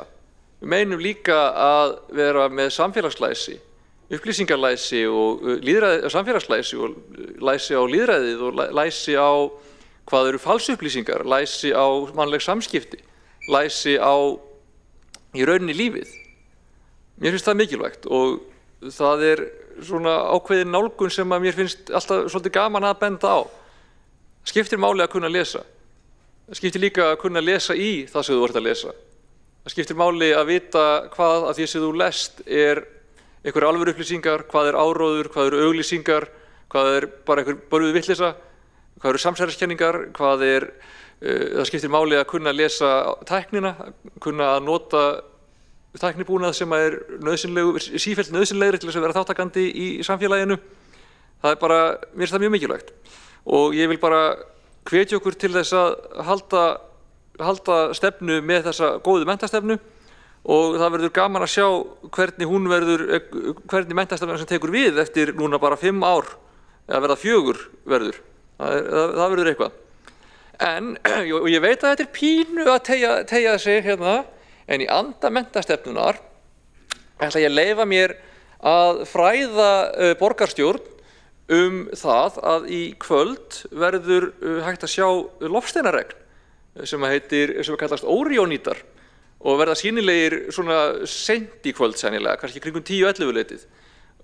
Yfirleitt í kringum þar sem Óríón er á himninum og ég bara mæli með að þið ykkar sem hafið lausan tíma og aðstöðu til annarkur kíkið út og jafnvel eitthvað þar sem er minni ljósmengun og kíkið á þetta. Þetta verður örugglega gaman. Ég ætla að reyna að komast í þetta sjálf. Takk. Þá hefur borgarfulltrúinn Alexandra Brím lokið máli sínu og við þökkum fyrir þessar upplýsingar. Og þá er næstur á mælendaskrá borgarfulltrúinn Helgi Ás Gretarsson.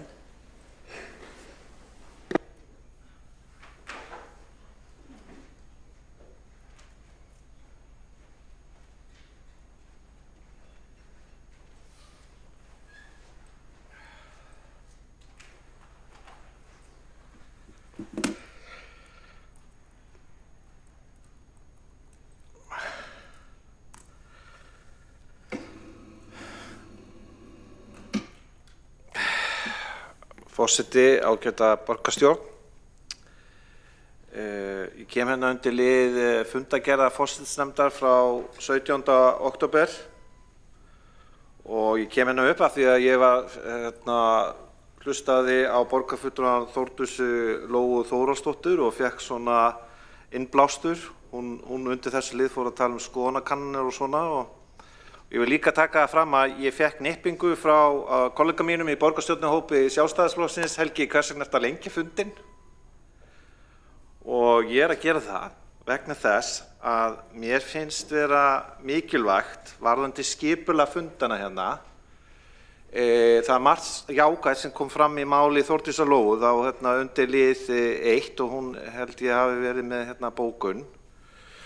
Og það er að allir fulltrúar allra flokka fái að koma sínum málum að. Þetta er okkar sameiginlega málstofa.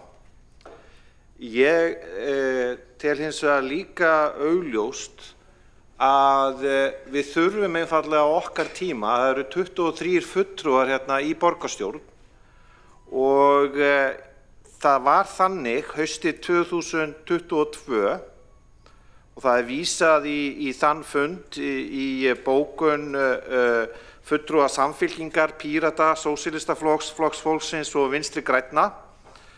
Þetta er mikilvægt að segja þetta svona, þetta eru ekki bara samstarfsflokkar, þetta eru allir þessi flokkar og þá að telja á þannig upp. En þá er vísað í þessa fundargerð frá árinu 2022 og þar eru þau prinsipin sem við erum að fara eftir. En á þeim fundi, haustið 2022, þá lögðum við fulltrúar Sjálfstæðisflokksins til að fundi borgarstjórnar myndi hefjast klukkan 9, ekki klukkan 12. Með því að hefja fundina fyrir.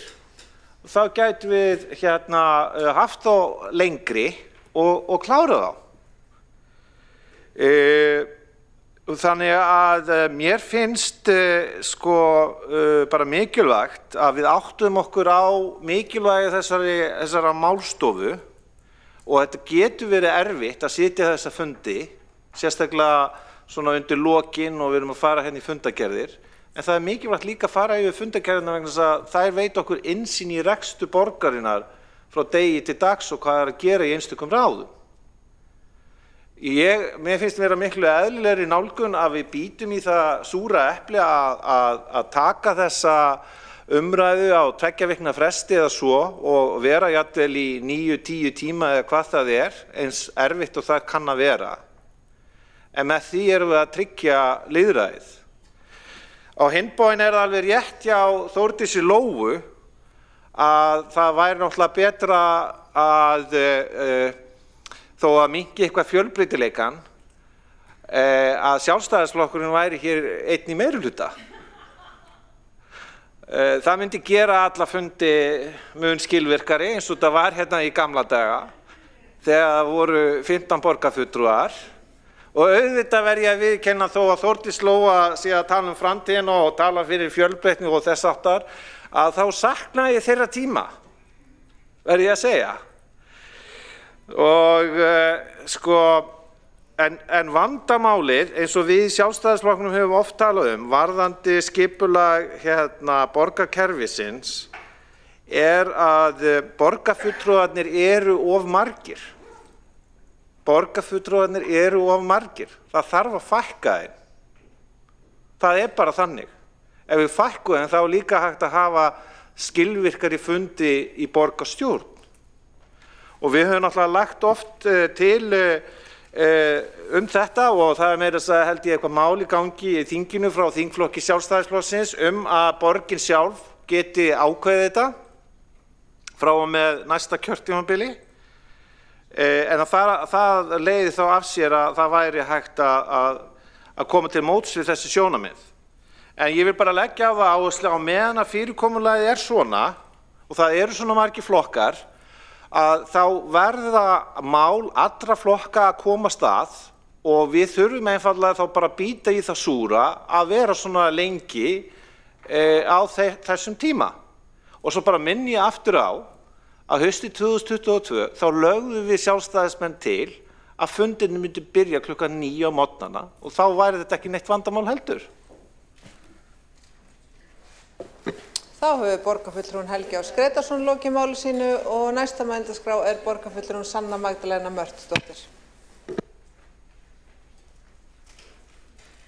Forseti, borgarstjórn og öll sem að fylgjast með, ég kem hingað upp undir fundargerð velferðarráðs frá 15. október og lið 14 þar sem fjallað Þorrasel og við ræddum þetta ítarlega í velferðarráði eins og borgarfulltrúin Magnea Gná Jóhannsdóttir meðvituð á nokkrum fundum og eftir afgreiðslu á tillögu velferðarráðs sem var lögð fram í nafni velferðarráðs allt ráðið en var samþykkt af öllum nema fulltrúa Framsóknar sem sat hjá við afgreiðslu málsins og þá var sem sagt eftirfarandi tillaga samþykkt með leyfi forseta. Á grundvelli fyrirliggjandi gagna samþykkir velferðarráð erindi heilbrigðisráðuneytisins dagsett 7. desember 2024 vegna beiðni flutning dagdvalarinnar Þorrasels vegna stækkunar heilsugæslustöðvar miðbæjar að Vesturgötu 7. Einnig velferðarsviði falið að vinna að verklokaáætlun fyrir Þorrasel. Velferðarráð verði upplýst framgang málsins. Ég vek athygli á því að öll þessi gögn sem að tengjast málinu eru undir fundargerð borgarráðs frá 10. júlí síðastliðnum þar sem að allur gagnapakkin var lagður fram úr velferðarráði þegar trúnaði var aflétt. Þannig ég vek athygli borgarstjórnar á öllum þeim gögnum sem þar undir fyrir ykkur sem vilja kynna ykkur slíkt og ég ætla að leyfa mig líka að ítreka að við auðvitað leggjum greiðlega mikla áherslu á að það veri huga vel að breytingu sem best varðandi notendur þjónustunnar, aðstandendur og starfsfólk og við leggjum auðvitað áherslu á í dreigða fram hér að það er ekki fækkun rýma að ræða.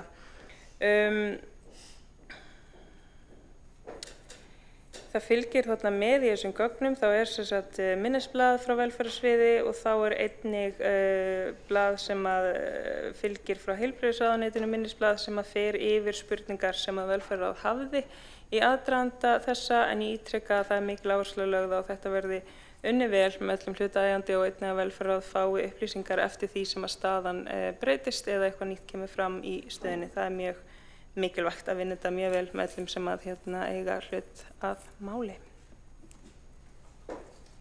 Þá hefur borgarfulltrúin Sanna Magdalena Mörtusdóttir lokið máli sínu og einn borgarfulltrúi hefur óskað eftir að veita andsvar, það er borgarfulltrúin Magnea Gná Jóhannsdóttir. Já, forseti, ég þakka fyrir þessa ræðu. Það sem ég var einfaldlega að benda á er að það er ennþá óvissa hvenær þessi flutningar fara fram. Ákvörðunin var samþykkt í byrjun sumars og þá voru notendum tilkynnt það að það yrði flutningar í haust, svo er það í vor. En þau vita raun og vera ekkert hvernig tímalínan verður, hvert þau eru að fara, hvort þau fara í grund, hvort þau fara eitthvað annað. Það er óvissan og þau veit ekki hverju verður þá saman. Og svo er hitt að það er fækkun af því að grund er bara opnað 35 rými. Það þýðir að við þurfum að finna 15 rými í einhverjum öðrum dagdvölum því það er ekki komið nein tillaga það að við ætlum að stækka einhverjar dagdvalir eða ríkið ætlar að stækka einhverjar dagdvalir. Þannig að raunfækkunin 15 rými sem hefur mikil áhrif á miklu stærri hóp af því að það þýðir það að einhverjir eru með hlutatild dagdvalarrými og fara þá einhver staðar annars staðar dagdvalar þar sem að losnar en það er raunfækkun 15 dagdvalarrými í Reykjavík með þessum aðgerðum. Þá hefur Magnea Gná Jóhannsdóttir lokið að veita andsvar og svara það andsvari Sanna Magdalena Mörtusdóttir.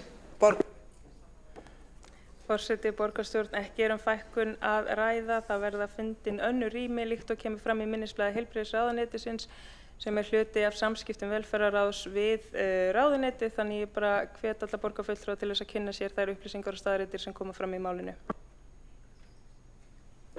Þá hefur sannarlega borgarfulltrúin Sanna Magdalena Mörtusdóttir lokið við að svara andsvari og veiti þá andsvar öðru sinni borgarfulltrúin Magnea Gná Jóhannsdóttir. Já, forseti, það er ekki það sama að finna dagdvalarrými í öðrum dagdvölum þar sem losnar dagdvalarrými og fjölga dagdvalarrými í öðrum dagdvölum.